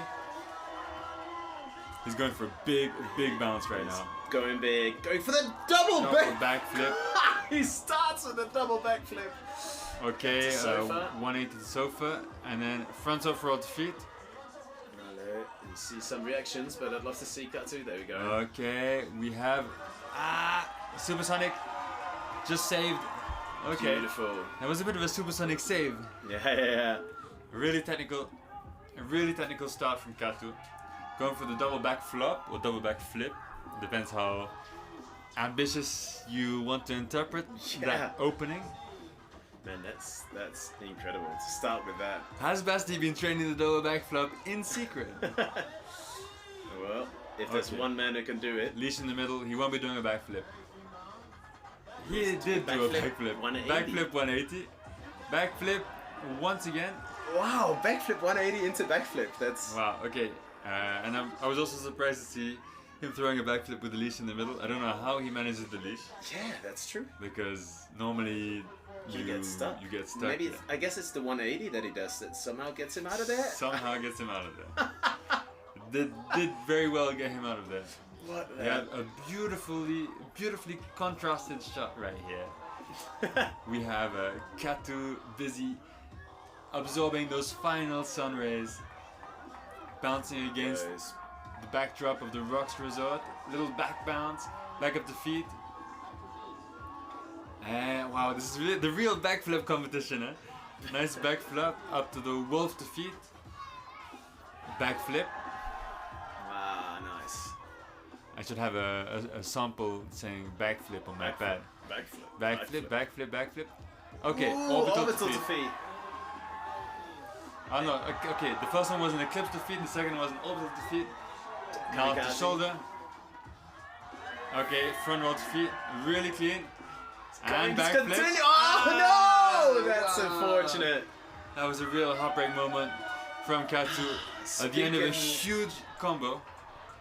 Wow. Speaking of the when to end your combo thing, I do like it that the rules have changed and that fouls are a bit more forgiving now, because we do get to just see them keep going. Alright, we see the audience, but let's see, Basti is bouncing, so see what he's going to throw next. Okay, come on Basti, you can do this. Reverse kamikaze with a 180 shoulder. Okay, 180 shoulder. Again! Ooh, his neck! Okay. Oh, I wanted to continue in that. Okay. Well, he knows he needs to go strong here because Katu's combo just before was huge. Man, that was nuts. That was huge. That was just massive. Wow, Basti and Katu are really ambitious right now. I think for me this is like, these are some of the biggest combos of the competition so far. Each athlete has around 1 minute 18 left on the time. 1 minute 20, let's say, as an average. Okay, so Katu going for some nice big bounces. Yes, The let's big see bounces is really his style, I'd say. Oh wow, that was Okay, like a that was 180 into backflip? I don't know what that was. To me that looked like a 180 into backflip. Okay, really strong combo. I'd say Basti's taking the Katu's taking the lead right here, man. Ooh, going into Jesus, a foot stuck in the leash, but wow. That was a huge combo, man. That was massive. That was great. Crazy. I feel like he 180'd and then whips it back around. Yeah, either, I don't know, you could interpret that as a side flip. Yeah, maybe. Some kind of cartwheel move. But yeah, it could be a 180. It's his response to the 180 backflip for sure. Basti dropping down into sofa. Okay, Couldn't quite really get clean. with We had an adrenaline roll. Back down to Korean. Okay, the trick that he just landed. He went for it again. It's a baguette with a back sofa roll to feet. It's a trick that Manu that we see down there has, also quite clean. Katu, let's go. What are we gonna see? Oh man. I don't even know. I can't imagine. Okay, Prediction? leash on the side. I'd say the double backflip. Alright, prediction from me? Yeah. Some weird shit and it's gonna end up in shoulder. It's gonna end up in shoulder, you it's think? gonna bash shoulder to feet. No. This is gonna be Katu's big double backflip. Here we go. There we go.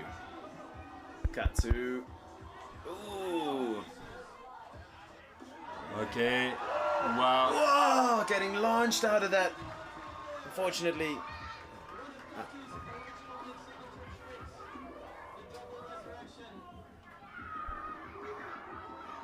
Alright, there we go. That is with some nice tricks tried by Katu. He went for the double front resurrection to feet. So that's from the Jesus with a double front roll. Front flip from Basti. Oh, keep it together. 180. Wow, okay. Oh, kind of to expo. Okay, Dropping down. we got a whatever coming up. Reverse whatever. Allez. Really Beautiful. clean. Rocket. Reverse supersonic. Oh man, reverse supersonic. I Such love a that move. clean trick. So beautiful. Okay, that was a great response combo. That was gorgeous. Some of the huge combos that we've seen from Katu right now. He is such a technician, man. Basti just all these crazy tricks where he combines one movement and then just whips it around and starts doing something else. It's kind of how it feels. And wow, it's a treat to be able to see. Okay. Katu taking a tiny little moment to catch his breath. 30 seconds on the clock left. Let's see what he's gonna show up with. Katu back in with those sweet big bounces. Beautiful light for those final moments of the competition Ooh. today. Some kind of orbital dropping into Nevermind. Okay, Nevermind to Wolf.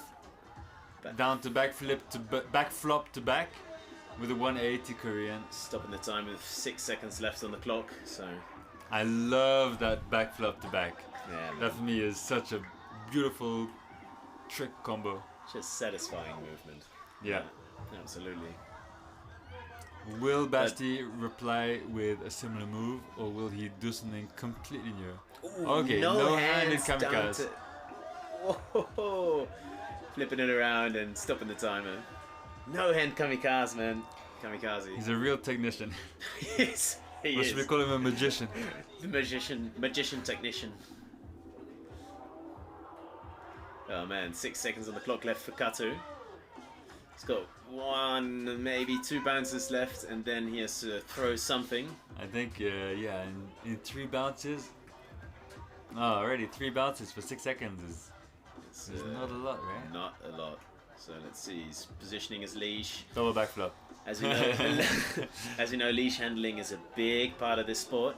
So we saw people. Okay, that's the first bounce for sure. 1, 2, and next he's bounce. going for another one. Okay, 0. Not sure they're gonna count that one. Oh! Nice. I wonder if that one's still gonna count, but anyway, it was a beautiful trick. Yeah, I'd say it still counts. I think it still counts.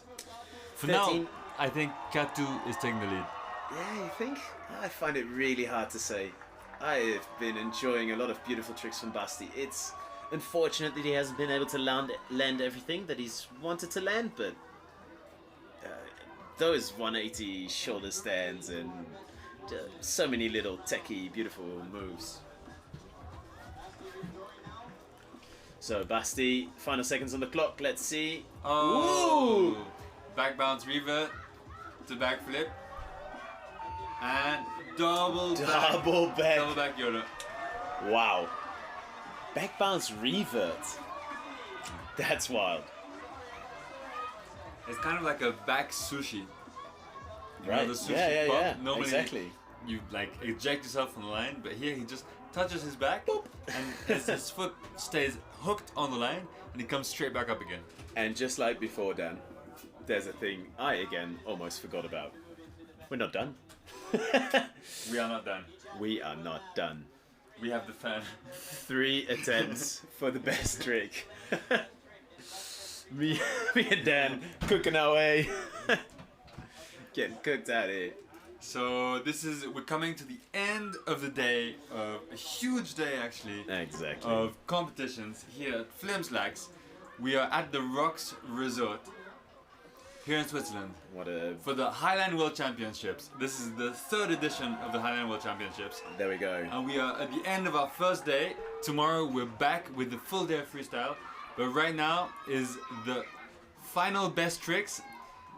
Basti bouncing big. Of the Let's quarterfinals. see. Okay. Ooh. I think we're going for a 360 backflip. Yeah, but then again, I think continue to. The way that he does the 360 backflip is by throwing a 180, doing the backflip, and then landing by doing another 180 again. Crazy, man. That's crazy.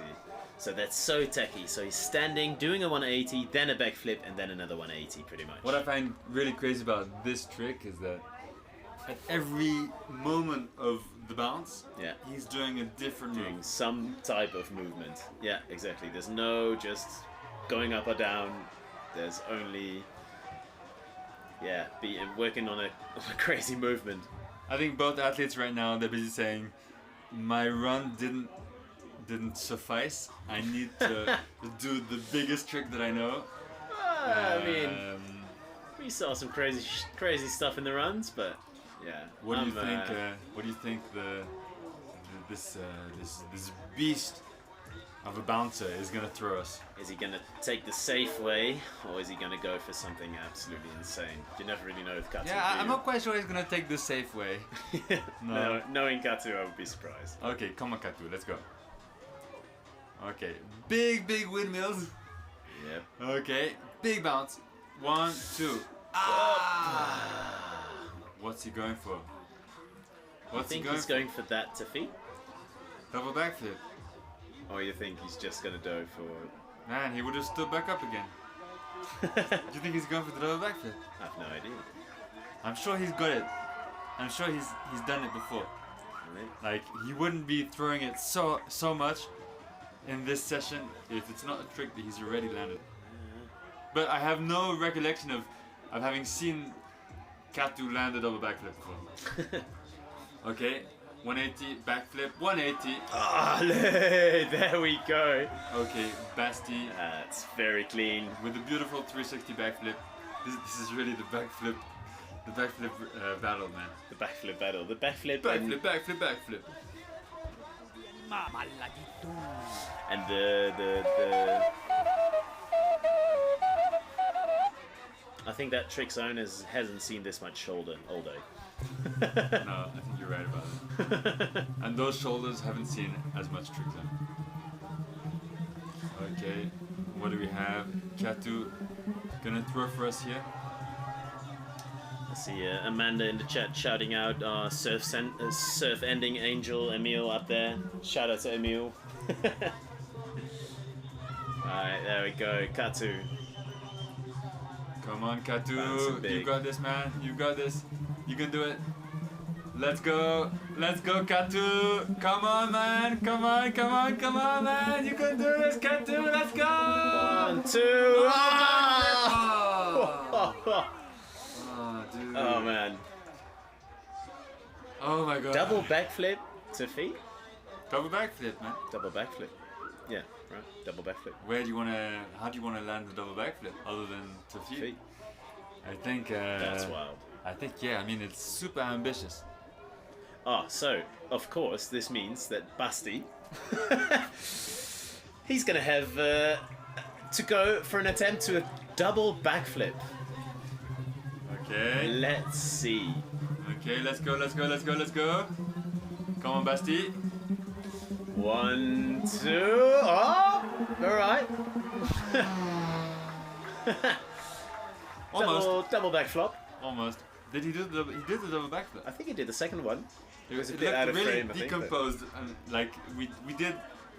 he did like one and then another. I think He did one and then we lost vision of him. Yeah, a little bit. Yeah. Maybe we can see that back in the replays, but We can probably see that from another camera. From another angle. But right now we have. Wait a minute. He has two more. No, yeah, one more try, right? One more try. This for is Katu, I think. Katu's final try. Yeah, of the double backflip. One of the biggest tricks that we're seeing in the combo, in the competition so far. Come on, Katu. 1, 2 to feet. Wow. That was close though. That was so incredibly huge, close. Katu. Well done, man. Wow, what a man. crazy first day of session this has been. This is absolutely beautiful. Crowd's going wild. Oh man. Beautiful, beautiful. What a freaking day, man. Now all that's left to do is wait for the results and yeah. So I heard there's gonna be a small award ceremony this evening. Alright. And so we already know the results of the speed line. So I believe it's gonna be just following this will be the results of the speed line. Yeah.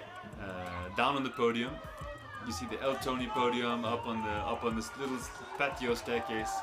But it looks like now you know what's coming up. There's a little bit of a synchro trick action coming up, I feel like.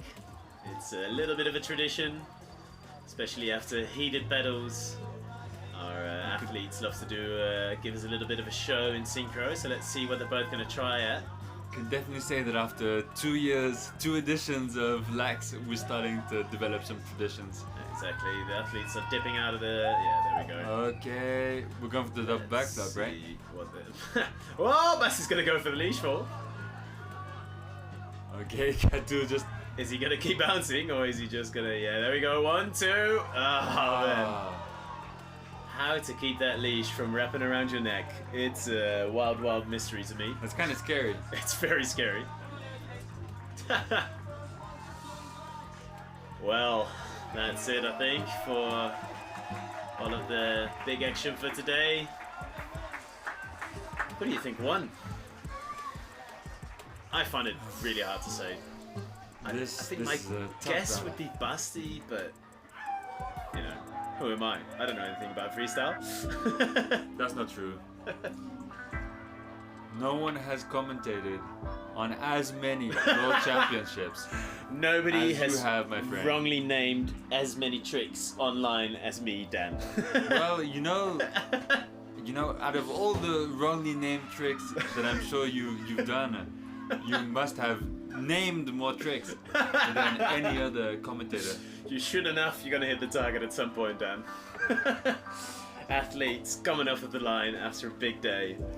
That was a huge day. So that was a huge day. Let's do a little recap, I guess. We started out with the speed line, women, quarterfinals, and then the men quarterfinals. It progressed and all the way up to the finals, and we saw some heated battles all the way along. Really, I mean, you know, it tends to be more and more close the closer we get to the top, but wow, LP honestly, LP crushing the speedline competition for the men's competition was just completely insane. That guy is so chill. Watching those guys back to back break the speed record was absolute insanity. Yeah, it didn't last long. Today was not a good day to break the a record. Yeah, there we go. We can see the final bracket again for the men. So we had all these amazing battles: Brazil versus Brazil, and then Sasha versus Jimmy, and of course our classic rivalry of Sasha versus Vidal. And Vidal against Jeff was a crazy battle too. That was an insane battle as well. That was brilliant. That was absolutely brilliant. And then we had the freestyle quarterfinals just now, and I guess we're just going to be waiting for some results. And the sun setting on another beautiful day here in the rocksresort. Absolutely. And yeah, if we could have a little look at the planning to see what's coming up tomorrow, that would be great. That would be fun. For now, all we can tell you is that the only freestyle battle that we have done, the only battles we've finished, are the quarterfinals for the men. Exactly. There is so much more upcoming. All of the women's battles are coming up tomorrow. Yeah. And the semi-finals and the finals for the men also. Exactly. So tomorrow at 9, I believe, we're starting. Oh no, probably 8 again. 8 probably. 8. We're starting again with the women's quarterfinals. Yeah. I think we can get the schedule up at some point, but there we are. Saturday. Freestyle quarterfinals women, semi-finals men, semi-finals women, and then we got the small finals and the finals. So very nice and action-packed day of freestyle. It's gonna be great. I think my voice is gonna be gone by the end of tomorrow, to be honest. But wow, how worth it would it be? Let's watch some replays. Sure. There we go, Basti, breathing out, pushing big. Man, those tricks just rolling around and twisting in directions, you know, not expecting.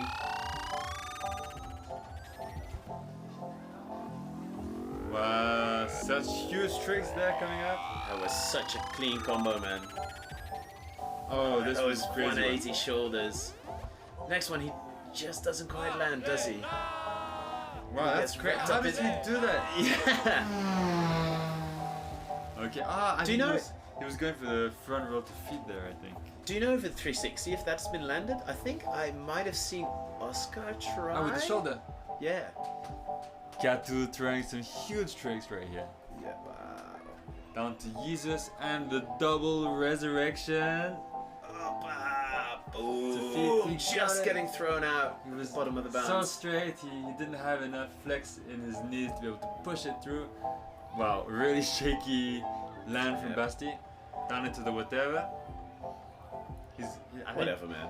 This guy has that trick so solid. Yeah, it's so clean every time. Also, you know, Basti's meaning business when he's doing a whatever and not doing a funny elevator joke.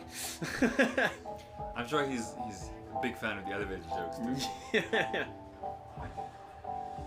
Alright, flopping around. Stopping the timer. Crazy. Got it looking serious as ever. Oh man, that double. Wow. Just getting wrapped up in the leash. Oh, man. This is my favorite. Beautiful rewind. Yeah, it really is like a sushi pop, but with your back. That was the final trick we just saw, right? Yeah. 1, 2. Oh. No, but how does he expect to do that without the leash getting stuck? That's what. You see him like trying to wiggle his arm out of the leash somehow, but yeah. Just it seems like the leash came over his neck. Yeah, he and tried he pushed to like it once and it missed, and he tried to push it again. No, it's crazy. Unbelievable. That's dangerous, huh? That's quite dangerous. It's proper crazy, that's for sure. I remember seeing him in Sardinia trying that trick over and over and over again. Like this Katu is the kind of guy who goes online, he just does 5 backflips in a row as his warm up. Yeah. And then he'll immediately be doing the one trick for the next however long he's on the line, and it is long, I can tell you that. The one trick session. Yeah. We got a nice drone shot here. Yeah. Of the sun setting on lines. Athletes. Little breeze coming through. You have the supporters. The supporters. They have been out there in full force, shouting and cheering and making sure these athletes feel the love from down there. Well, I must say the Rocks Resort looks great, filled with highlines, huh? All right, man. Makes you want to see a line go to the elevator thing. You mean to the big slide? Yeah. Yeah, totally. Man, you go straight from the highline. You slackboard your way down a highline and then jump off straight into the slide down. When are we doing the slackboard races? I have no idea. Is that tomorrow? This is 2 brackets or 2 things on top of each other, but so that's the women's speed. For a recap for the day, with the final win of Chechi. So Chechi on first place, Erika on second, and then Tanya on third place. Yeah. Wow, oh man, I remember Jess versus Tanya. That was a huge battle too. Jess versus Tanya was wild, man. Yeah, that was nuts. I wonder if we've got results already for Basti and versus Katu. Saw their heads appear on the screen shortly, but I don't think there were results tied to them yet. So I mean, it makes sense that the athletes or the judges are at it for a while, because it must be a hard battle to judge. Wow, Young Pan looking good. LP. Man, that guy. Just crushing through. I just love, like, I feel like if you would make a graph, if you would graph out the speed of LP when he's running, it'd just be like such a steady rip. Just increasing and increasing in speed. Oh, definitely. Somehow. Yeah. Because he starts at a pace where you're like, okay, this is incredibly fast. Surely he can't go faster. And then it's just... And then it just speeds up. Wait. That was one of the matches where we saw him just arrive at the end, just as a blur, right? Like, whoop.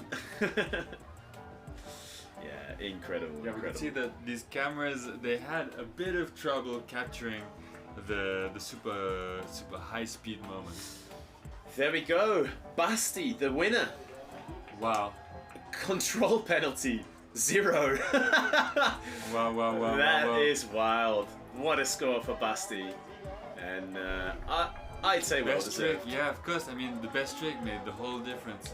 Yeah. 19 There points we go. best trick that Katu didn't get, unfortunately. Wow, look at the difference in the final score. But in Crazy. general, he just had a bigger score, Basti, with a higher trick difficulty, a bigger combo score, and slightly less style than Katu, which only a tiny bit, No, to be honest. like the control penalty, when I think about the lack of control that Basti had, the only thing I can think of is one moment where there was a bit of a shake, but yeah, the judges wouldn't take away points for that. He executed, and man, it shows. And Katu took some leash falls, I think. That's yeah. maybe why he got A couple of leash falls, -4 points. no best trick, and a bit less, just a bit less points overall. So Basti definitely advancing to the next round. Man, I'm so happy for Basti. I'm stoked. So what's it gonna be? It's gonna be Alex versus. What did he say again? Who he's I think we're gonna need to. Hey, here we are. I think it's gonna be Alex versus Salok, and then it's gonna be Basti versus Davis.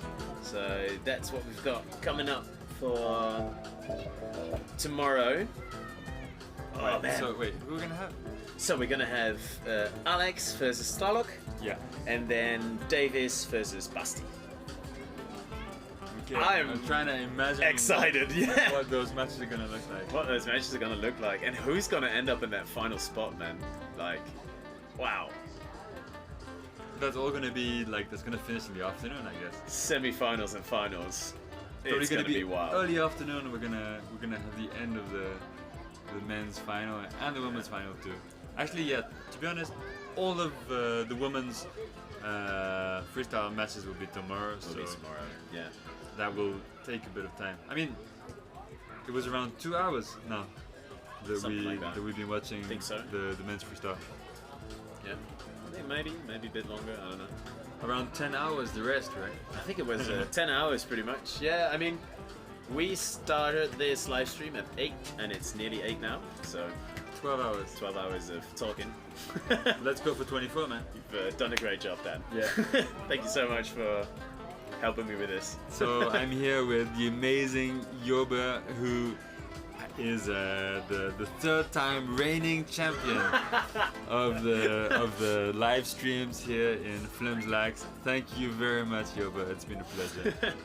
Well, it's really thank you so much for coming out. After I heard that Chill unfortunately couldn't make it to the live stream.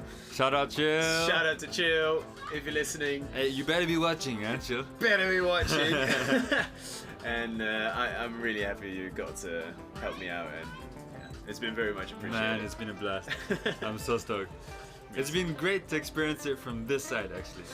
It's a different perspective, isn't it? Yeah. Yeah. Yeah, to be honest, I mean, this is the only way I've seen the World Championships. Never competed, never been just a passerby. A passenger. A passenger, but yeah, I'm always very honored that I get to present this beautiful event, because, I mean, it's such a pleasure to be able to represent this beautiful product that's the live stream. I mean, yeah, of course. Tom yesterday was talking also a bit about like the funding and all of these things, and he mentioned, yeah, like one of the most expensive things out of this whole organization is this live stream. Yeah. And it's also the reason why we get funding and we get support from the actors that make this possible. It's a big part of it for sure, and so it's truly an honor always to be able to represent it from this side.